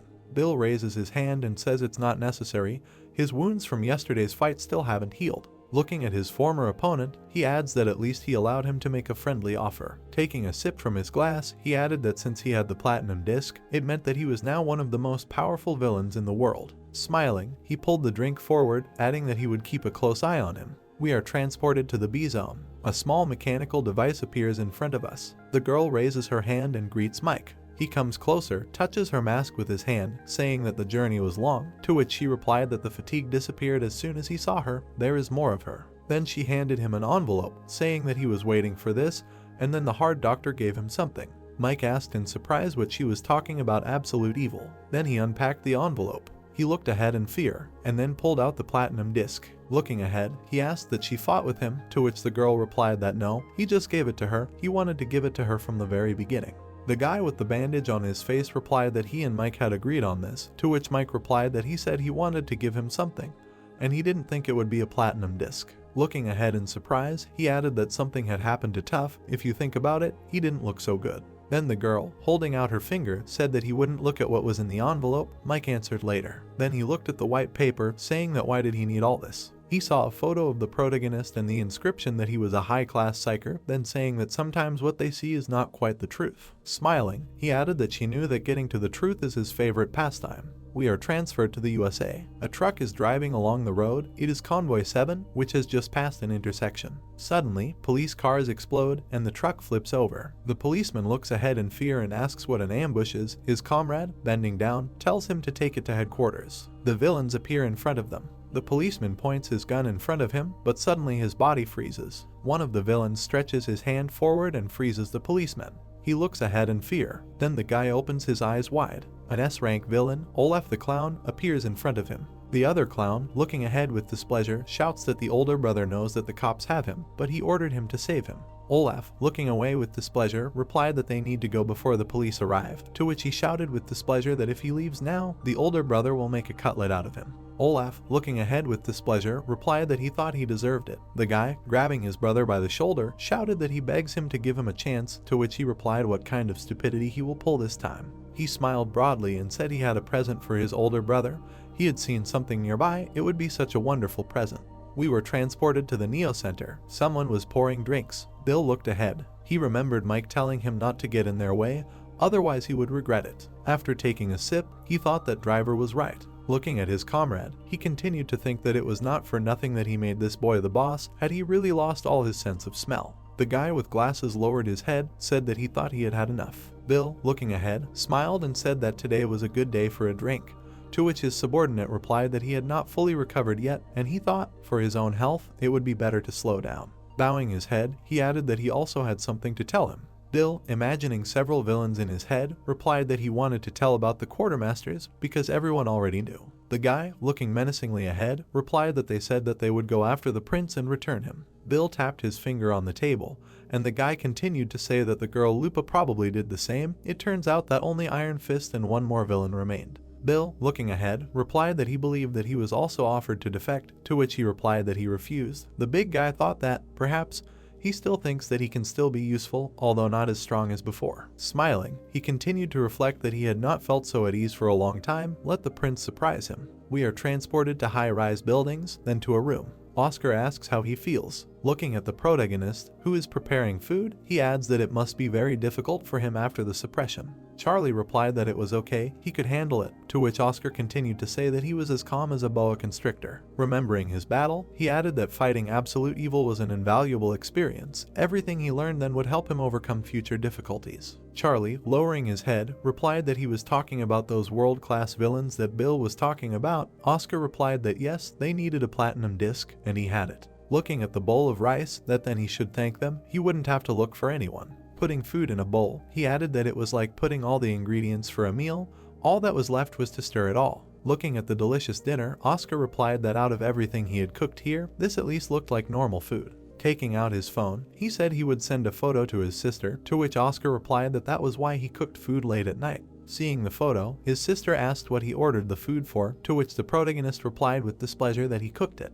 His sister wrote him a congratulatory message on her phone. Suddenly, there was a bright flash behind her and she added that now she wanted some too. A moment later, there was a loud explosion that threw her phone aside. A clown ran into the room, smiling widely. He shouted that this was now Ralph's place. Stepping forward, Olaf said that even though he was his brother, he was such an idiot. Looking ahead with displeasure, he added that why would they need this restaurant? The clown replied that it was very tasty, that Ralph's great kingdom would be here. Smiling widely, he added that he would drag his brother a chef and a manager and they would open an awesome restaurant. We are transferred to a room. Someone is sitting in a chair. He is carefully looking at his phone. Entering another room, the clown raises his gun and shouts that where is the manager? He knows that he is well hidden, let him come out. Looking at the guy at the end of the room, he added that he was here all this time because of fear his tongue was dry. Olaf, lowering his head, said that he should behave more politely with their dear captives. Suddenly the clown, lowering his head, asked what else. The guy continued to look ahead at night for a few seconds, that it was a girl lying there. Then the guy began to get up from the chair. He began to walk towards them, and the clown answered discontentedly that it was very dark here, let them turn on the color. Then the guy said Clown Ralph. Hearing his voice, Olaf turned pale, his eyes wide open. Looking forward, his body shook. He felt a strong energy emanating from the guy. Looking at him, he asked what he was, where did he come from here? We are transferred to the street. 3 people drove up to the restaurant. The man, lowering his head, apologized, saying that while he was gone, he was interrupted, saying that they would discuss it later. The guy, looking menacingly ahead, answered that now they have more important things to do, and where he is. We are transferred to the corridor. The protagonist's sister appears in front of us, lying on the bed. The guy goes inside. Under his feet lies a mask of Olaf and Ralph. They look menacingly ahead. The guy bows his head. And then, saying goodbye, the Honorable Mr. President speaks. The president turns around with a smile. He looks contentedly ahead for a few seconds. That's how this video ends. If you have sat through to the end, please don't forget to press the subscribe button and leave feedback. See you in the next video.